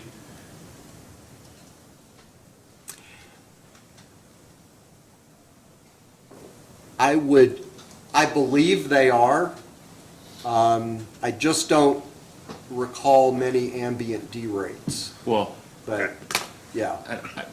You recall any ambient D rates? Are they inputted to GADS, ambient D rates? I don't recall that they are. And I'm thinking that could be. Recall if they are or whether they are? Yeah, I don't recall whether they are. And I'm thinking those are probably more applicable to a system that may not have seasonal ratings. So, I mean, we have summer, fall, spring, winter ratings for our units. I could see where ambient D rates could come into play to the extent you didn't have those multiple ratings. I think Mr. Beller might be better able to respond, or someone who reports to him, in terms of those ambient D rates. I'm just not, from a dispatch perspective, I'm not seeing those. Yeah, I mean, I'm just sitting here thinking, I can go out and occasionally, any given year, play golf in January in a pair of shorts. But the expected benefit of running a thermal unit in January is not going to be the same on a 75-degree January day as it is a 30-degree January day. Would you agree? I would agree, and I'll give you our combustion turbine example is our Trimble County units. They have a winter rating. If it was a winter day and it was 75, the rating probably doesn't apply, but it's also unlikely they'd be running. Okay. So ask as opposed to your data request whether ambient D rates are specifically inputted into GADS. Yes, we can answer that. Okay. E4D is a trailing metric, is that right? Yes, Okay. forced outage during periods of demand. Yeah. How far back does your all's applicable E4D go? Is it the previous year's forced outage rates? Is it the last 5 years' forced outage rates? Is it an equivalent factor based on the entirety or the history of the unit? I mean, we're typically looking at calendar year figures, but our data goes back multiple years. Well, I mean, don't get me wrong, I hope you're not shredding stuff when the calendar no, year it's- comes up, but I just want to make sure if the E4D, like a unit that goes through, some units, thermal units have 8-year overhaul periods, right? Okay, so if towards the end of that time period, life is rough for that unit, it has higher than expected forced outage rates. Right. Does it ever get to start over with its effective forced outage rate, equivalent forced outage rate, or does it, do the sins of the last year before the overhaul haunt it forever? Well, I think that's why it's viewed typically within the calendar year you're in. Okay. But you can always take multiple periods and look at it that way. What do you all do? Well, our generation services group, who reports to Mr. Beller, as well as at each of our plants, they're watching those numbers very carefully in terms of equipment and things that they're seeing patterns on. And I would suggest that you don't get to our favorable levels of reliability without doing that. So there's teams that are looking at this. It's not my team, I want to be clear, it's not my team. Okay. So what is that, when you ask the question about that chart about the forced outage, we'll just do an E4D and ask how, over what time horizon the data is accumulated. Have you ever heard of the Bluegrass units, the 3 CTs? Yes, I have. That the company's tried to buy? Okay. Yes. Do you know if those today have dual fuel capabilities, one or more of the units? I'm aware that at least one of the units has dual fuel, and it could be more. Yeah, that the commission approved the build, well, they didn't have dual fuel when you all tried to buy them, right? No, they did not. And they do now. And when we had a tolling agreement with Bluegrass, they also did not have dual fuel. Okay. Yeah. So since EKPC became the full owner of Bluegrass, at least one of the units has dual fuel. Yes. Yes. Do you know whether the dual fuel was available and operating through the entirety of Winter Storm Elliott? Any personal knowledge?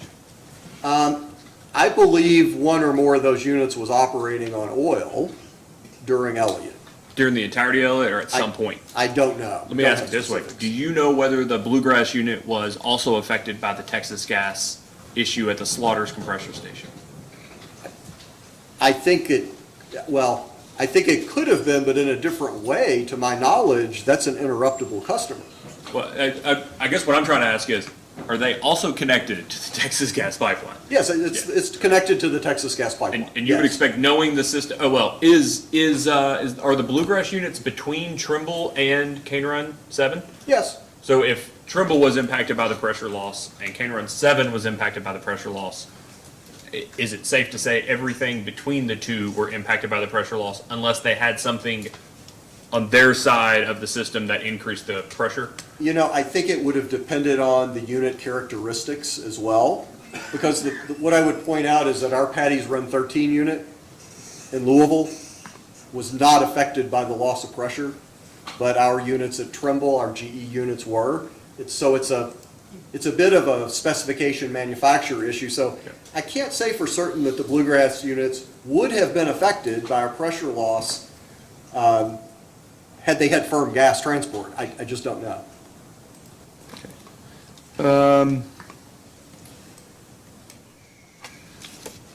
Is Mr. Sinclair better on that, or should I just assume nobody can answer that question? I'm not sure we're going to know the specs on the Bluegrass. Well, I guess units. there's nobody here that can speak on behalf of the BA, right? No. But the BA would probably know about those things because it's technically those units are technically in your all's balancing authority. I assume they are. I guess there's some sort of pseudo-tie arrangement to PJM is what I would assume. All right. You made a reference to PJM's Manual 13 earlier. Yes. What was that, the basis of the reference about the not having enough capacity within a load zone? Yeah, within a control zone, if a control zone that becomes capacity deficient, and if the overall footprint is not able to support it, it's the capacity zone that is load deficient that is asked to curtail load. Oh, I see what you're saying. In addition, so it's not just capacity deficient, but you were trying, you were referring to capacity deficiency and the inability to transfer, transmission capabilities, transfer capabilities. Correct. Okay. Correct. Such as happened in Elliott when they restricted exports. They got to a point where the footprint was starting to get short. Yeah. All right.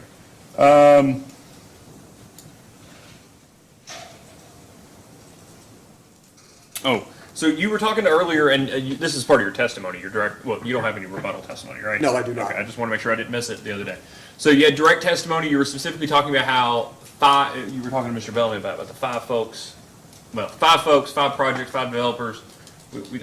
I think it's developers, but 5 developers updated their bids post you all asking them to with the passage of the IRA. Is that right? Correct. Okay. What is the communication that you all had, that the email or letter or whatever it was?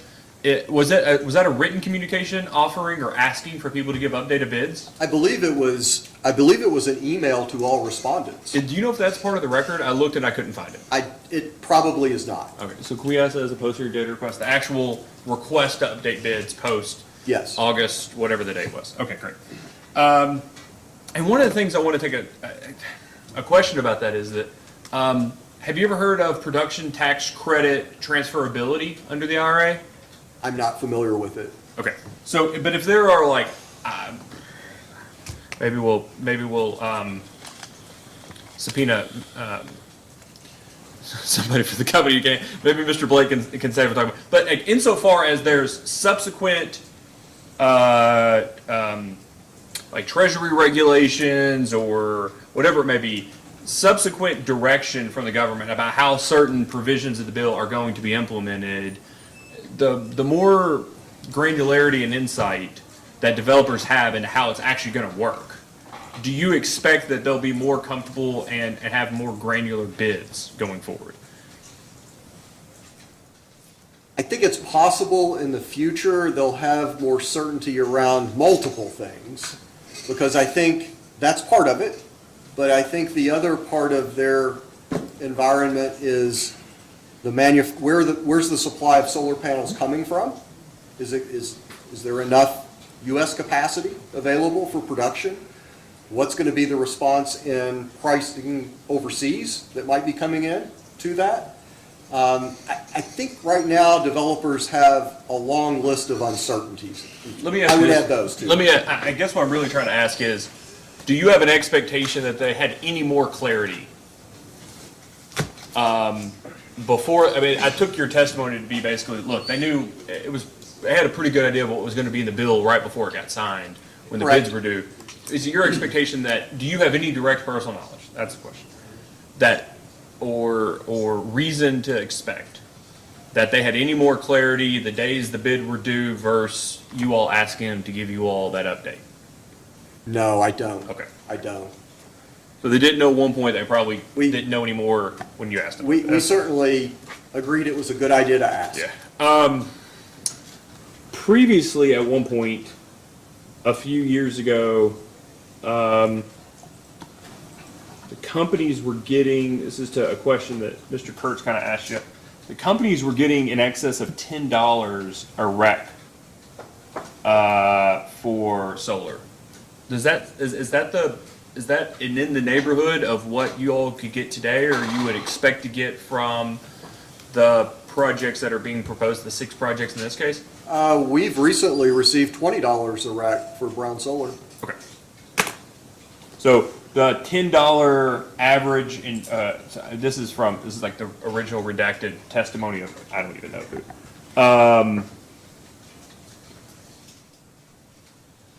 Mr. Sinclair, 3 years ago, that brown, you all were getting $10 a rec on average in 2019 when you all sold brown recs. You're saying the market now is Yes, it's higher. It's higher, but it varies. I don't want to imply that it's straight line. Okay, so let's talk, so thank you for that, it's very helpful. But if I want to know Any more detail about that, Mr. Sinclair, is my person? Um, The rec market, or is that? I think I could probably help you with the rec market. So I think we're good. Okay, so let's talk about a market occasionally high, a little bit volatile. Don't know how much. Don't know how much trading is happening in it. I asked Mr. Wilson questions 3 years ago in that 2020 61 case, the environmental surcharge case, about price fuel forecasts, basically, like that there are I think it's maybe CBOE or there's a market out there that has a price in excess of 1, 2, 3 years even for natural gas. Correct. Is that a market with any liquidity that you can actively participate in? For natural gas? For natural gas. Oh, natural gas, yes. Futures markets for natural gas, 3 years is certainly. Okay. Yeah. So how far out, and based on your experience, how far out do you have insight, and do you believe, how far out do you have on a price in the future that actually has real liquidity that you could participate in? Certainly in natural gas, you can go 3 years out with no problem, and probably 5, close to 5. All right. And I just want to be clear, we're talking about natural gas and not renewable energy. Yeah, sorry, I moved on to natural gas. Okay. Yeah, I'm sorry. Perfect. Okay. So we have that 3 to 5 years. I was told that I could talk to you or Mr. Sinclair about addressing fuel price volatility with increasing penetrations of natural gas for electricity generation. That was Mr. Wilson's fault that he pushed it to you. So either fix or address, and I don't know which one it was. But do you remember having that question kicked to you? No, could you repeat the question, please? So, well, basically, I was asking that you have a certain level of electricity today being produced by natural gas, right? Correct. You're proposing, in this case, to increase the in an absolute amount and in a relative amount of the amount of electricity you all produce by natural gas in this case, right? Both by the building of natural gas facilities and the retirement of coal facilities, correct? Correct. Okay. I heard from Mr. Wilson that, not that I needed him to tell me, but it's great to have a record evidence that natural gas is a more volatile market than coal. I would agree with that. Okay. And volatile meaning up and down. Well, yeah, Yes, that's the definition. That's my understanding of the Absolutely. definition of Yeah. volatile. So Yes. volatile than coal, and that at least the mechanisms by which you all have historically procured the two fuels, that you know, on coal you all aren't, what I understand from the testimony, that you all aren't buying it on the daily spot market or even, you know, a month or two ahead. That many of your fuel contracts for coal are 6 months, 1 year, 2 year, whatever it may be. That there's some sort of idea or known cost into the future, right? Well, I think you're best to ask Mr. Sinclair about coal. Okay. And it's not about coal that I'm asking, Okay. but they're different. Would you agree?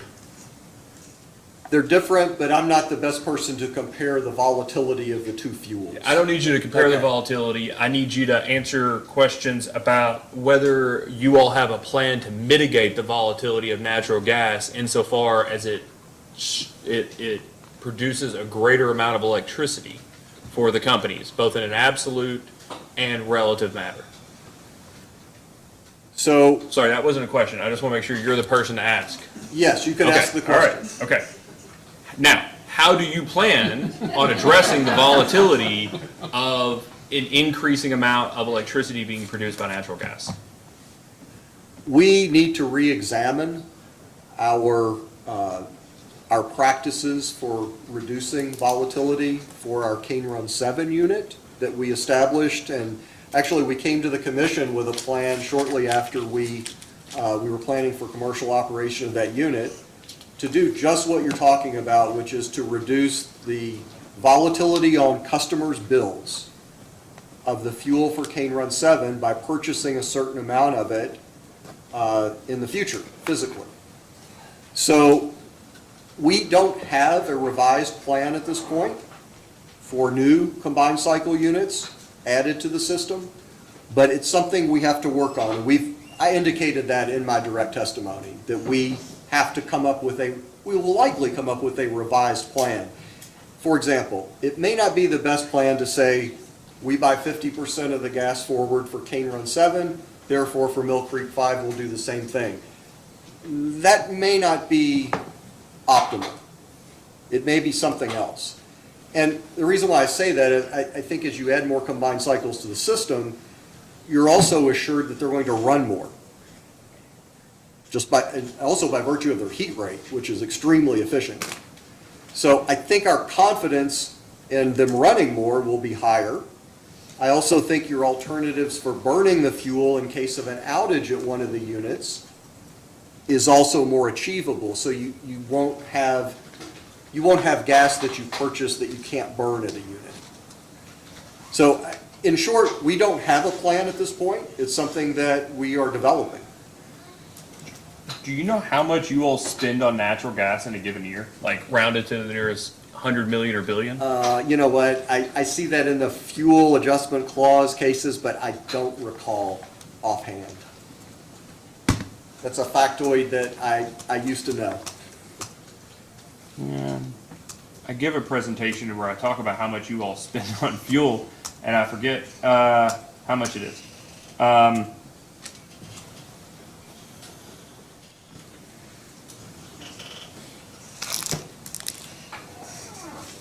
Okay. So you have any thoughts other than it's not sustainable to do the half fixed, half spot? I'm not saying it's not sustainable. I'm just not sure that's optimal for reducing fuel cost volatility at those units. Well, let's just for argument's sake say I thought adding 2 combined cycles at an 80% capacity factor for 40 years and half of the fuel for those being at the spot is not sustainable. What do you have any thoughts? Well, for example, I'm not sure that operationally, for example, on the Texas gas pipeline, if we would want to buy, and let's just say we're buying 50,000 MMBTUs a day for Cane Run 7, I'm not sure we would be comfortable with saying, now we're going to buy 50,000 a day for Mill Creek 5. That's 100,000 a day. That's a lot potentially on the spot market. And you could be buying that in kind of only in certain zones or certain nodes. So that will play into the decision as well. Have you ever heard of, like I've seen it with people do with treasuries. They do like a laddered purchasing with treasuries where they'll buy like a 1 year, a 5 year, and there's always something coming up at any given time. Is that what you're thinking? Like a Yes. 6-month contract, an 8-month contract, a year contract? And in fact, I think that's a bit of an extension to what we do today.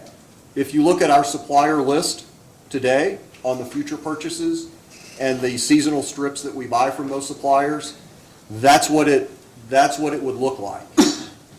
Okay, I have a document, and I'm going to ask this as a post-hearing data request if you don't know the answer, but I have a document effective January 1, 2020 that was given to the commission in a 2020 FAC that is entitled Power Supply Commodity Policy, Natural Gas Fuel for Generation. It's a 2020 document signed by you, Mr. Beller, Mr. Sinclair, Lynn Oker, yes. Works with or for you? For me. For you. And Charlie Martin. He's retired. Okay. Do you know whether this is still the effective document for this purpose? A January 2020 document? I would have to check on the effective date. All right. So we're going to ask this as a post-hearing data request too. And you're the respondent to this. So okay. I don't know if, do you remember giving an update on one of these in a subsequent FAC case? I know we typically would supply the latest copy of that. Okay. So that's what we need to check. And the reason I ask is because I think when this one was given, the most recent one was from 2017, so I didn't know if it was on a 3-year cycle that you updated it. Yeah, it could have an update, if nothing else, for the signature page. Okay. Do you think Mr. Sinclair has any more on reducing fuel price volatility, how to address that unsustainable operation, if unsustainable mechanisms, if you all get 2 more combined cycles at an 80% capacity factor? He may want to address more there, yes. Seam, I was told to ask either you. Yes. Or Mr. Sinclair, probably also Mr. Conroy. Is seam a thing today? Are Yes, you all it is. participating even after the DC Circuit case? It's still ongoing? Yes, it's still ongoing. Nothing has Okay. changed immediately in SEAM because of that ruling. Okay. Do you all know what your all's revenues are in seam net of costs? Your net income, effectively? Yes, so our margin from sales into SEAM since market inception last November, and this goes up until the first part of August, have been in excess of $900,000. Okay. And that's net of direct costs? Well, that's actually the margin on the sales. I could easily add up perhaps 100,000 or slightly more in terms of cost to participate. Those would be things like software maintenance, auditor fees, et cetera. So overall, SEAM has been, and I think what I'm not adding to that is we've also purchased some energy from SEAM as well. We have, I'm thinking we've purchased perhaps 8,000 megawatt hours and we've sold 40,000 megawatt hours. So it's only a fraction. Right. So do you know whether you've been told by your BA or someone else that you could not participate at any given time because of transmission constraints in SEAM? No, because I'm not sure if the match would take place if there was not transmission available. That's the unused transmission component of That's what I'm things. trying to understand, if Yeah. you would ever actually know why the match wasn't made, whether it was because the prices don't add up, somebody wants to not pay near as much as you all want to sell it for, or because there's not available transmission capacity to consummate the transaction. I am not aware that we can tell. Okay. I'm not aware that we can tell. All right. Just to be clear, so I can get rid of a Post-it note, Mr. Shrimp. Earlier, you were talking about natural gas infrastructure. The stuff I showed Mr. Beller yesterday, could you see it up on the screen, the EIA about the lack of additional capacity added in Kentucky with inflows? I could see it, I could see the bar graph, yes. And then, then the individual numbers, 10 years, 7 years, 5 years, however long the time periods were. Did that surprise you to learn that there hadn't been additional capacity added to the inflows into Kentucky on the Texas Eastern, and the Tennessee gas pipelines? I wasn't really sure how to take that because I don't appreciate how that capacity may be added in tranches over time, but I did note that it was much lower than prior years. Okay. And I understood from your responses to Mr. Beller that the quote I wrote down is, "At this point, there's available pipeline capacity," but I took from your testimony that you don't necessarily expect it to be there much longer. I think that's a real risk. Okay. And I guess just big picture, do you have concerns along the lines of the questions I asked you at the outset, that as pipelines are fully subscribed and no one is making new investments in capacity, or maybe investments generally, but no one's making very few capacity interstate transmission pipeline capacity additions or expansions, that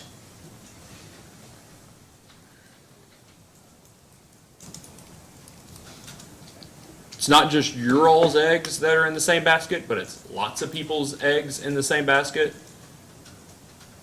Insofar as more people are depending on the same amount of infrastructure to apply them energy at any given time. Well, I would be concerned if I was an interruptible customer on those pipes.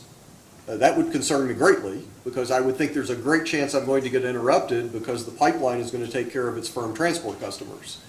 I think that's a real risk. The pipelines have a process, and they won't sell capacity that doesn't exist, and they will go through the process to create new capacity.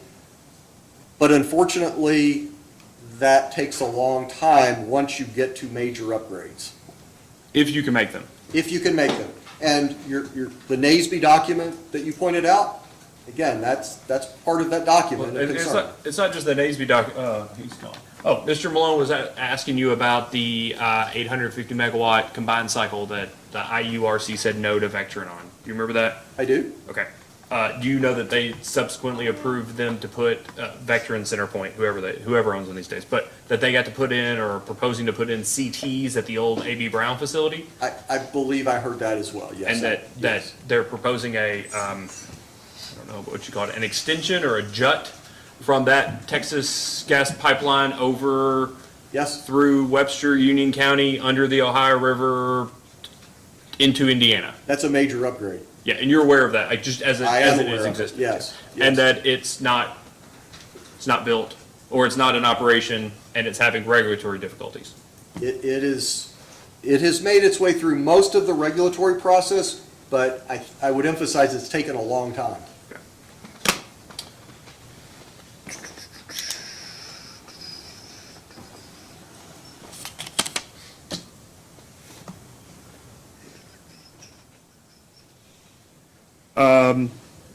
Did you disagree with Mr. Wilson's agreement about the definition of MSSC?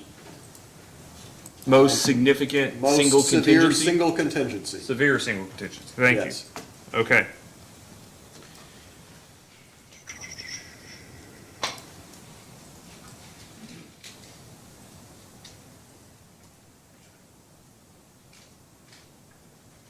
Oh, there is a document. One second, Mr. Schramm. And if you can't answer it, I do want you to tell me who can.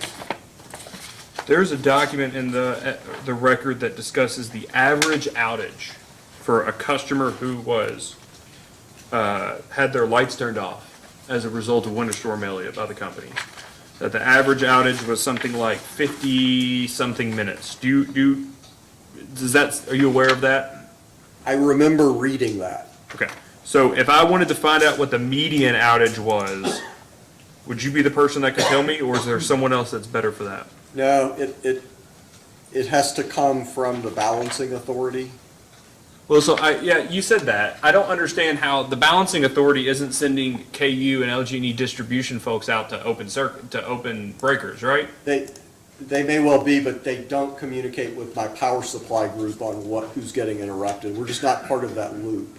Okay, so who do I need to ask at LG&E and KU to find out? It would go through Mr. Beller. Okay. So we're just gonna ask as a post-hearing data request, if the average was 52 minutes, what the median outage was for those customers.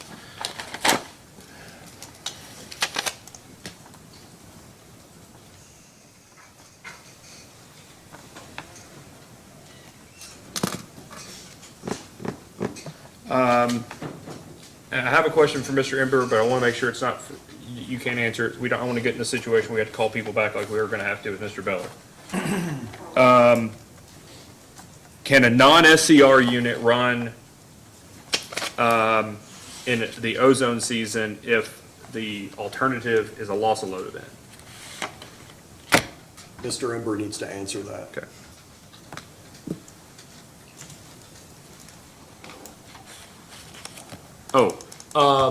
The upgrades, like let's just say it's gonna cost Texas Gas $900,000 to upgrade to allow you all to put a combined cycle at Mill Creek. You said the longer I took your testimony, the longer it's delayed, the more expensive it's gonna be because that costs a cruise. Is that what you were meaning to say? Yes, I was really thinking about an upgrade that might happen in the short term, but we wouldn't take service until the longer term. That's fine. Yes, that's it. Have you ever heard of the term contribution aid construction? Yes, I have heard of that term. Is yes. that something that the interstate gas pipelines do, or is it kind of like, hey, we're going to make this upgrade and don't worry, we'll just get you on the price? I think sometimes you have an option. Okay.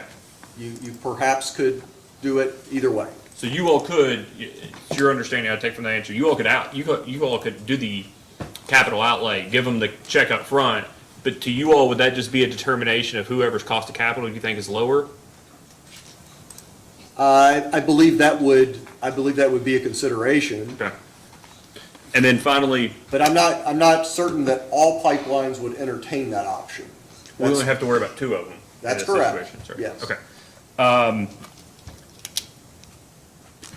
Is there an additional option by which the companies go ahead and pay for it, keep it, and then assign that capacity to someone else? Monetize it, other than allowing the pipeline to monetize it? Yes, I mean, subject to a specific agreement, typically companies who own capacity on a pipeline can sell that capacity or release the capacity. In this case, I think you're talking about selling it. Yeah. Yes, no, that's definitely a risk mitigation measure for owning capacity on a pipeline. You all could contract with a shipper or a marketer and go, hey, if you'd like to use this to deliver to somebody else as a what's the term I used earlier, as a bundle, with your commodity, we're happy to sell you this for the next 2 years, we don't need it. Or a shorter period of time. Typically, those are shorter rather than longer. All right, thank you, Mr. Schramm. Mr. Crosby, any redirect? Very, very short. Oh, yeah, you're not done yet, Yeah, Mr. Schramm. yeah, sorry. Yes, thank you, Mr. Chairman. Mr. Schramm, do you recall during cross-examination by counsel for the joint interveners, a discussion about models associated with the company's dispatch? And I think in that conversation you mentioned something, I believe, was a unit commitment order or a name like that. Can you describe what that is and just a little bit more about how the companies take care of serving energy? Yes, and I believe where I stopped was saying that companies look at the economics of committing certain units, buying fuel for them, having them ready to run. What I didn't include was, once those units are online, the energy management system contains the incremental heat rate curves for those units. So as load changes, as demand changes, and the generator output has to change, that is all handled through the energy management system, or better known as the EMS.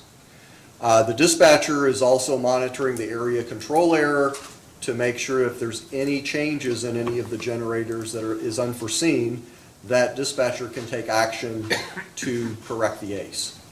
And just to make sure I understand, with EMS, is that an economic, when you say it has heat rate curves, and does that mean it will seek to adjust as economically as possible? Yeah, so the economic come in on two fronts. One, before the unit is even committed, the company is deciding for reliability and economics, which unit should be committed.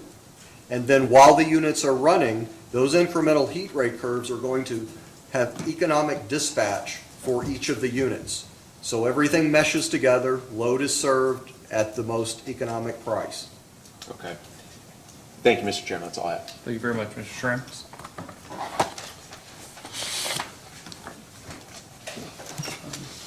Let's take just a moment, 2 or 3 minutes, stretch our legs, use the restroom. If we need to, we'll take a quick recess, and I'm going to turn the air back on. All right, so we'll be in recess for just a moment.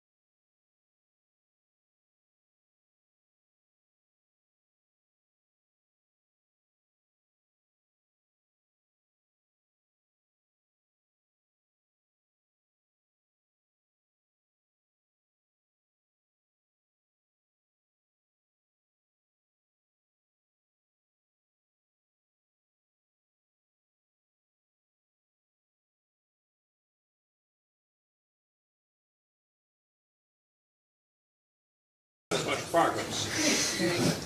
Potato, potato. Are we still ending at 8 o'clock? Yes. Yes. We're back on the record in case number 2022-00402. Mr. Riggs, would you have to call your next witness? Yes, Your Honor, please call Mr. Philip Ember to the witness stand. Please raise your right hand. Do you swear or affirm that the testimony you're about to give is true and correct under penalty of perjury? I do. All right, please have a seat. State your name and address for the record. Philip Ember, 220 West Main Street, Louisville. Are you muted now? Are you muted? I am, I'm Okay, sorry. great. That's good. Mr. Riggs? Thank you, Your Honor. Mr. Ember, would you please state your title or business? Director of Environmental and Federal Regulatory Compliance. Mr. Ember, did you cause to be prepared and file with this commission direct and rebuttal testimony? Yes, sir. And did you, as part of the errata that was discussed earlier by the chairman, submit a minor errata to your rebuttal testimony? Yes, I did. Subject to that errata, if I were to ask you the questions contained in your direct testimony and your rebuttal testimony this evening, would your answers be the same? Yes, it would. Do you adopt and affirm both your direct and rebuttal testimonies as your testimony this evening? Yes, I do. The witness is available for any questions, Your Honor. Mr. Horn? Thank you, Mr. Chairman. Good evening, Mr. Ember. Good evening. I want to go out on a limb here and say from your title that you deal with EPA rules and regulations in your job. That is correct. I'm the company's environmental witness, yes, expert. Does KU and LG ever submit written comments on EPA rules? Yes, we have. Does PPL comment on EPA rules? Yes, they have.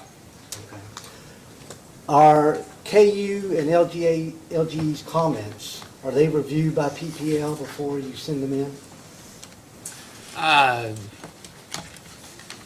Starting at what point? So not always, but generally I would say yes, at this point, yes.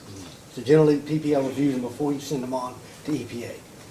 Not always, but they Sometimes. can, yes. Okay, all right. Did KU and LG&E submit any comments on the Good Neighbor Rule? Yes, we did. And what were the, kind of the theme of your comments? The theme of our comments for the Good Neighbor Plan were, well, I actually have them. What do you have in front of you, Mr. Ember? It's from DR 11 from response to commission staff. Question 11 from February 17th. So this is DR 1, I'm thinking. Generally, we commented that the dynamic budgeting and bank recalibration were problems. That there were. What else did we comment to?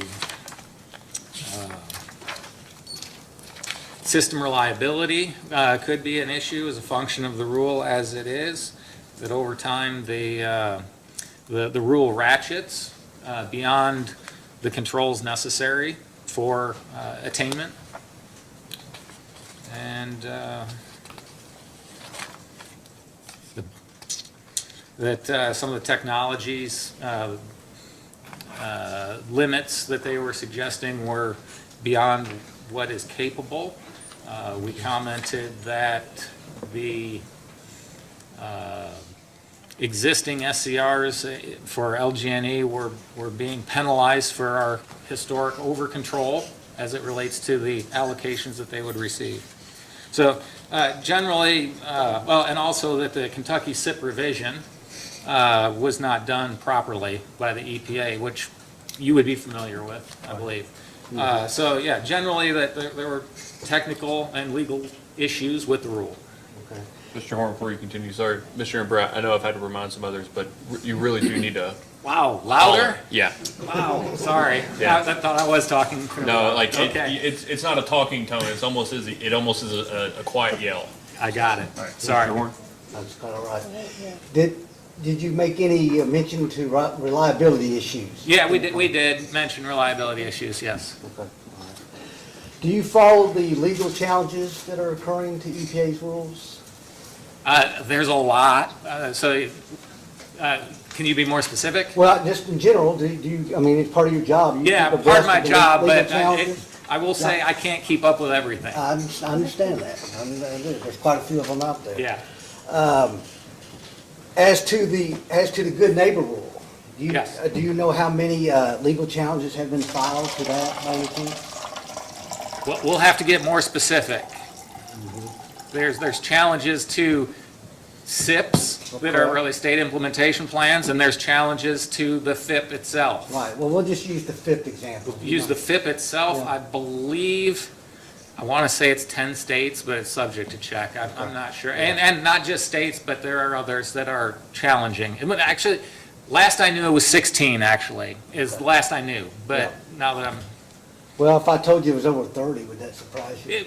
At this point, it wouldn't surprise me, but Okay. there's a lot going on, yeah. Now, are you aware that the Attorney General obtained a stay in the U.S. Sixth Circuit Court of Appeals? Yes, I am aware, yes. Okay. So you're aware Excuse that me, counsel. Mr. Ember, let counsel finish before you fine. answer, okay? Excuse me, counsel. So you're aware that the SIP and FIP rule are not applicable in Kentucky at this moment? Yes, I am aware that the SIP and FIP are not, well, the SIP that's being challenged is not applicable in Kentucky right now, yes.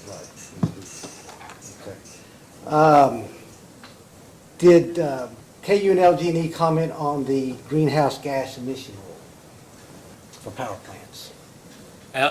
PPL officially were the commenters, but yes, LG&E and KU were involved in that. Okay, but you didn't submit something separate for KU and LG&E. PPL was the only one that submitted the comment. So just one set of comments, and that came from PPL. There's one set of comments to the proposed rule that is existing today. Right, okay, okay. But you all had some input on those comments to PPL? Yes. Okay. And generally, what are kind of the theme of those comments that PPL submitted? Themes to the comments, number one, affordability and reliability.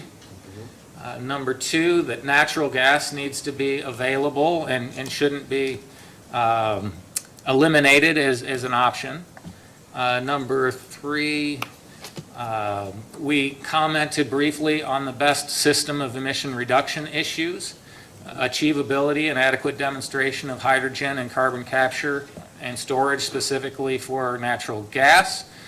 I don't recall, I have to look a little bit more about how we exactly commented on 111D for coal, but definitely glide path and timeline related issues with the transition and the reliability of the system and supply chains to achieve that type of transition for the 111D aspect. We commented that hydrogen is being considered for a new source performance, this green hydrogen construct, and that this was not the proper rule to be generating a hydrogen standard. It needs its own hydrogen standard, 111 production standard, new source performance standard. We commented on the fact that the EPA should submit a model trading program. The greenhouse gas rule talked about the possibility of a trading program, but left it to the states. And I think that's a big challenge, and we commented to that.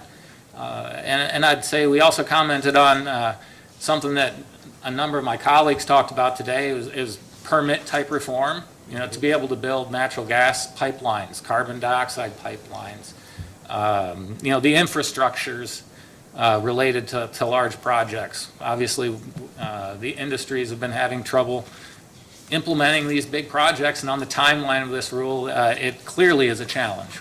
So I think...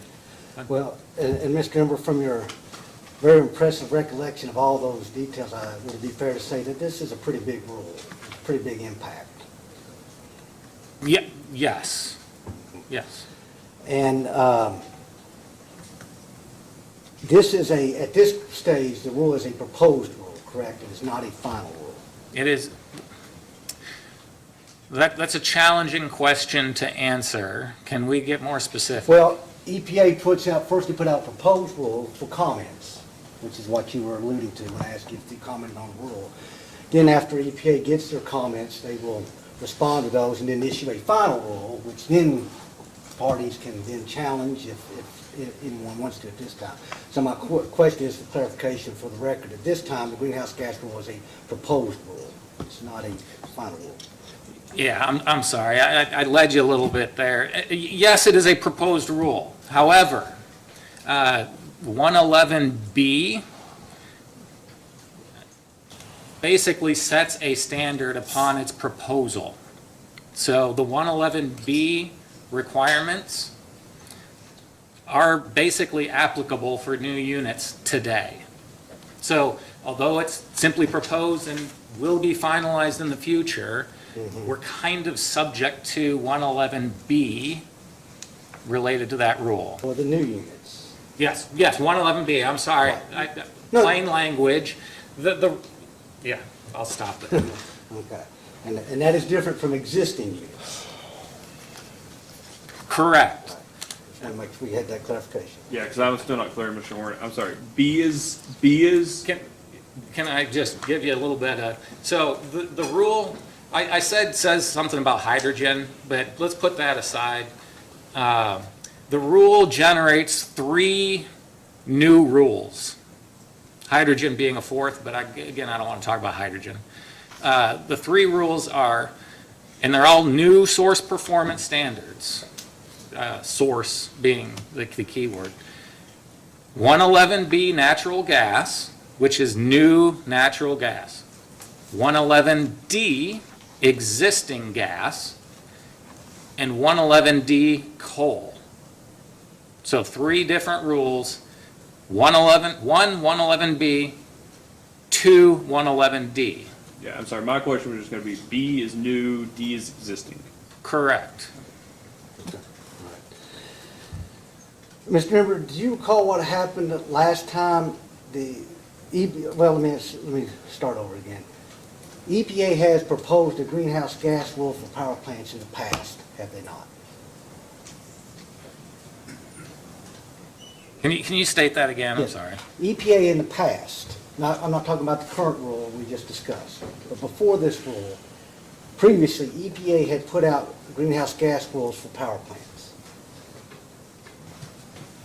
Well, again, this is slightly challenging. In 2015, there was a greenhouse, the very first greenhouse gas new source performance standard. Right. Sometimes it's true that's the clean power plant. But No. No? No. So, in 2015, a new source performance standard was set. Okay? After that, then that was for 111B. Once the 111B standard was set, the EPA was obliged to generate a 111D rule. And yes, the EPA has attempted twice now to implement a 111D rule. Well, and now a third is proposed. And what happened with that attempt, 111D attempt? Well, the first one was called the Clean Power Plan.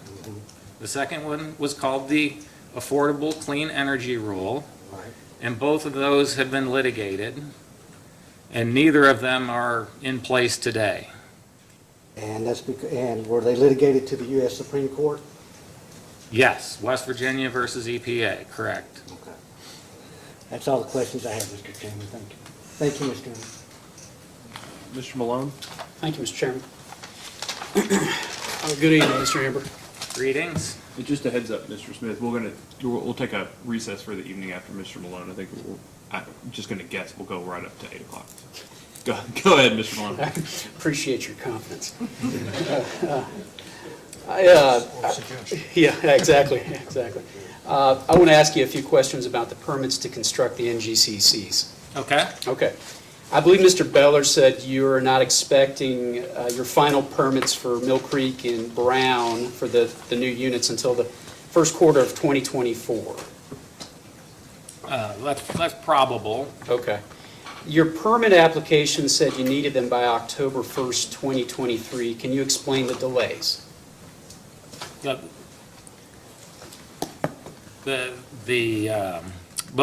KDAQ, the Division for Air Quality here in Frankfurt, and the Louisville Metro Air Pollution Control District are on pace to publish for comment permits here in the next month.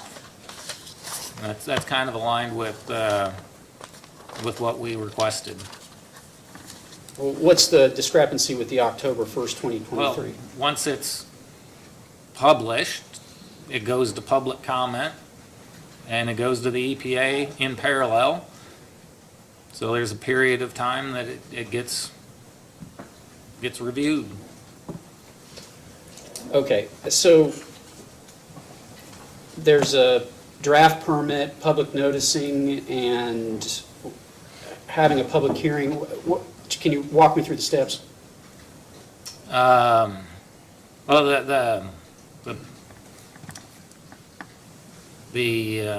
the state and local level, it's a 30-day public comment period. It's a 45-day public comment, or not, comment period for the EPA. I don't know that there will be public hearings or not. Just Do the agencies have time to respond to the comments? yes. Okay. How long is it going to be until the public will get to see at least a draft permit? It should be, I mean, with LMAPCD, I'm thinking it's fairly imminent with the state, in about a month. How long after you get your final permits before they become valid? Once they're final, they're valid. Okay. What happens if the permits are litigated? And specifically what I'm asking is, do the companies then proceed to commence construction, or are the companies barred from doing so while the permits are being litigated? So I'm not a lawyer, but I will say that I think it's a business decision for the companies as to whether they would continue or not, and a function of the litigation process as to whether or not there stays or other aspects of the litigation process. But I think it's a business decision. So you're not thinking you're going to get a final permit until probably next year? Early next year, as discussed. Let me ask you this another way around. So if the final permit doesn't happen until next year, how do you know if the turbines that you purchased can meet the conditions of those permits? Okay.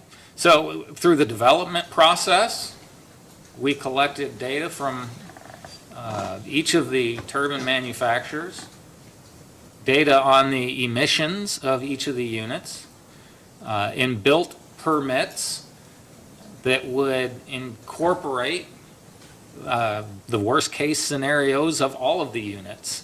And so, we have a emissions box that we've permitted that would be applicable to any of the engines that we purchase. It seems to me, and I'm just trying to figure out, that you won't know what the turbines will be until after you get the bids back, right? And conduct an evaluation? We know what turbine manufacturers are. We know what they manufacture. And we know what the emissions profiles of those engines are. So we have very high confidence in the values we put into the permit. I will note, this is the exact same process we followed when we built Cane Run 7. And so we do have a applicable Title V permit, and it seems to be working just fine. I understand. I guess where I'm going with this is the final turbines to be installed have to be or the selection has to be, for those to be installed, has to be completed before the agencies can even really issue a draft permit though, right? No. No? Okay. Are the NGCCs that you all are looking to get subject to new source review at each of the sites? All changes at facilities are subject to new source review. Okay. Can you talk to me about the NOx emissions? How does that work? With respect to Mill Creek 1 and 2 and Brown and the airspace for the new NGCCs? I'm sorry. Can you explain to me how the math works on the NOx? Is that part of the process here? I mean, relative to Mill Creek 1 and 2 and Brown? So, I think I know what you want you to answer, and so I'll just answer the question. Yes, please. We went through a netting process to net out emissions from the retired units that we're contemplating, Mill Creek 1 and 2 and Brown 3. We compare those to the emissions from the new unit, and as long as we do not, from what we take out with the retirements, but add in with the new units, as long as we don't trigger the emissions limits for potential for significant deterioration through the NSR process, we would not be subject to the new source review. And that is what we've done for these permit applications. We are performing a netting permit, not a full PSD permit. So the NGCs would be subject to new source review if you didn't retire Mill Creek 1 and 2 and Brown 3? That is true. Okay. So by retiring them, you're able to avoid the EPA's direct participation in the permitting process? That is not true. Can you explain? The EPA will review every permit that we submit. Okay. I want to ask you a few questions about the retrofits of air and water pollution control equipment on the units to be retired. Okay. For example, Mill Creek 1. Yes. The resource assessment talks about the companies will need to retrofit wastewater discharge equipment to operate in compliance with effluent limitation guidelines beyond 2024 at Mill Creek 1. What would that retrofit entail? So I would anticipate that retrofit would entail adjustments to the intake structure and/or a cooling tower for Mill Creek 1. Now, and I'll note for Mill Creek 1 specifically, with Senate Bill 4, there was it was a change of law post our most recent KPDES application, and we would need to petition KDOW to address those 316B issues that Mr. Beller mentioned on day one. So we did not perform some of the study work prior to our new permit this summer, our permit renewal, with a retirement obligation for Mill Creek 1 that we put forth prior to Senate Bill 1. So if that equipment's not in place now, how are you currently complying with the effluent limitations that the Kentucky Division of Water has imposed on your discharge from Mill Creek 1 into the Ohio River? Completely two different issues here. So 316B is different than ELG, effluent limitation guidelines. So the effluent limitation guidelines and our discharge, we're complying with our KPDS permit as it's drafted for Mill Creek 1.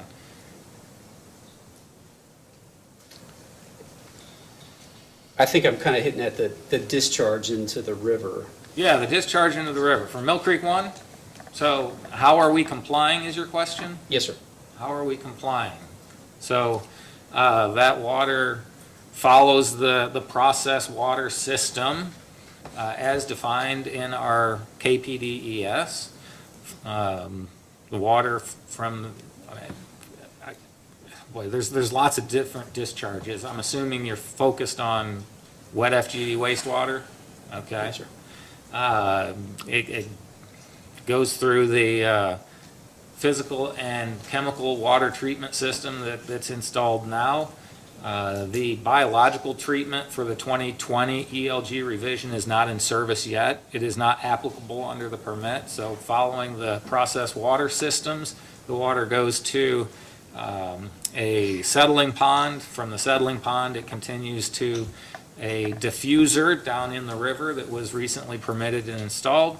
And that is the process to achieve our compliance with our KPDES permit, our Kentucky Pollution Elimination, Discharge Elimination System permit. Is there an arrangement with the Kentucky Division of Water relative to Mill Creek 1? I mean, as I spoke a moment ago, there's an arrangement with respect to the 316B rule. We as an entity signed a document that we would retire that unit. And in signing that, it was exempting us from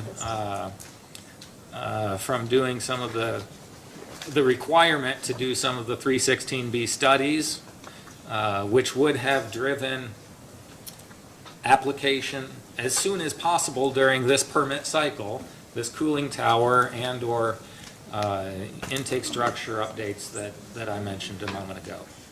Okay. With respect to Mill Creek 1,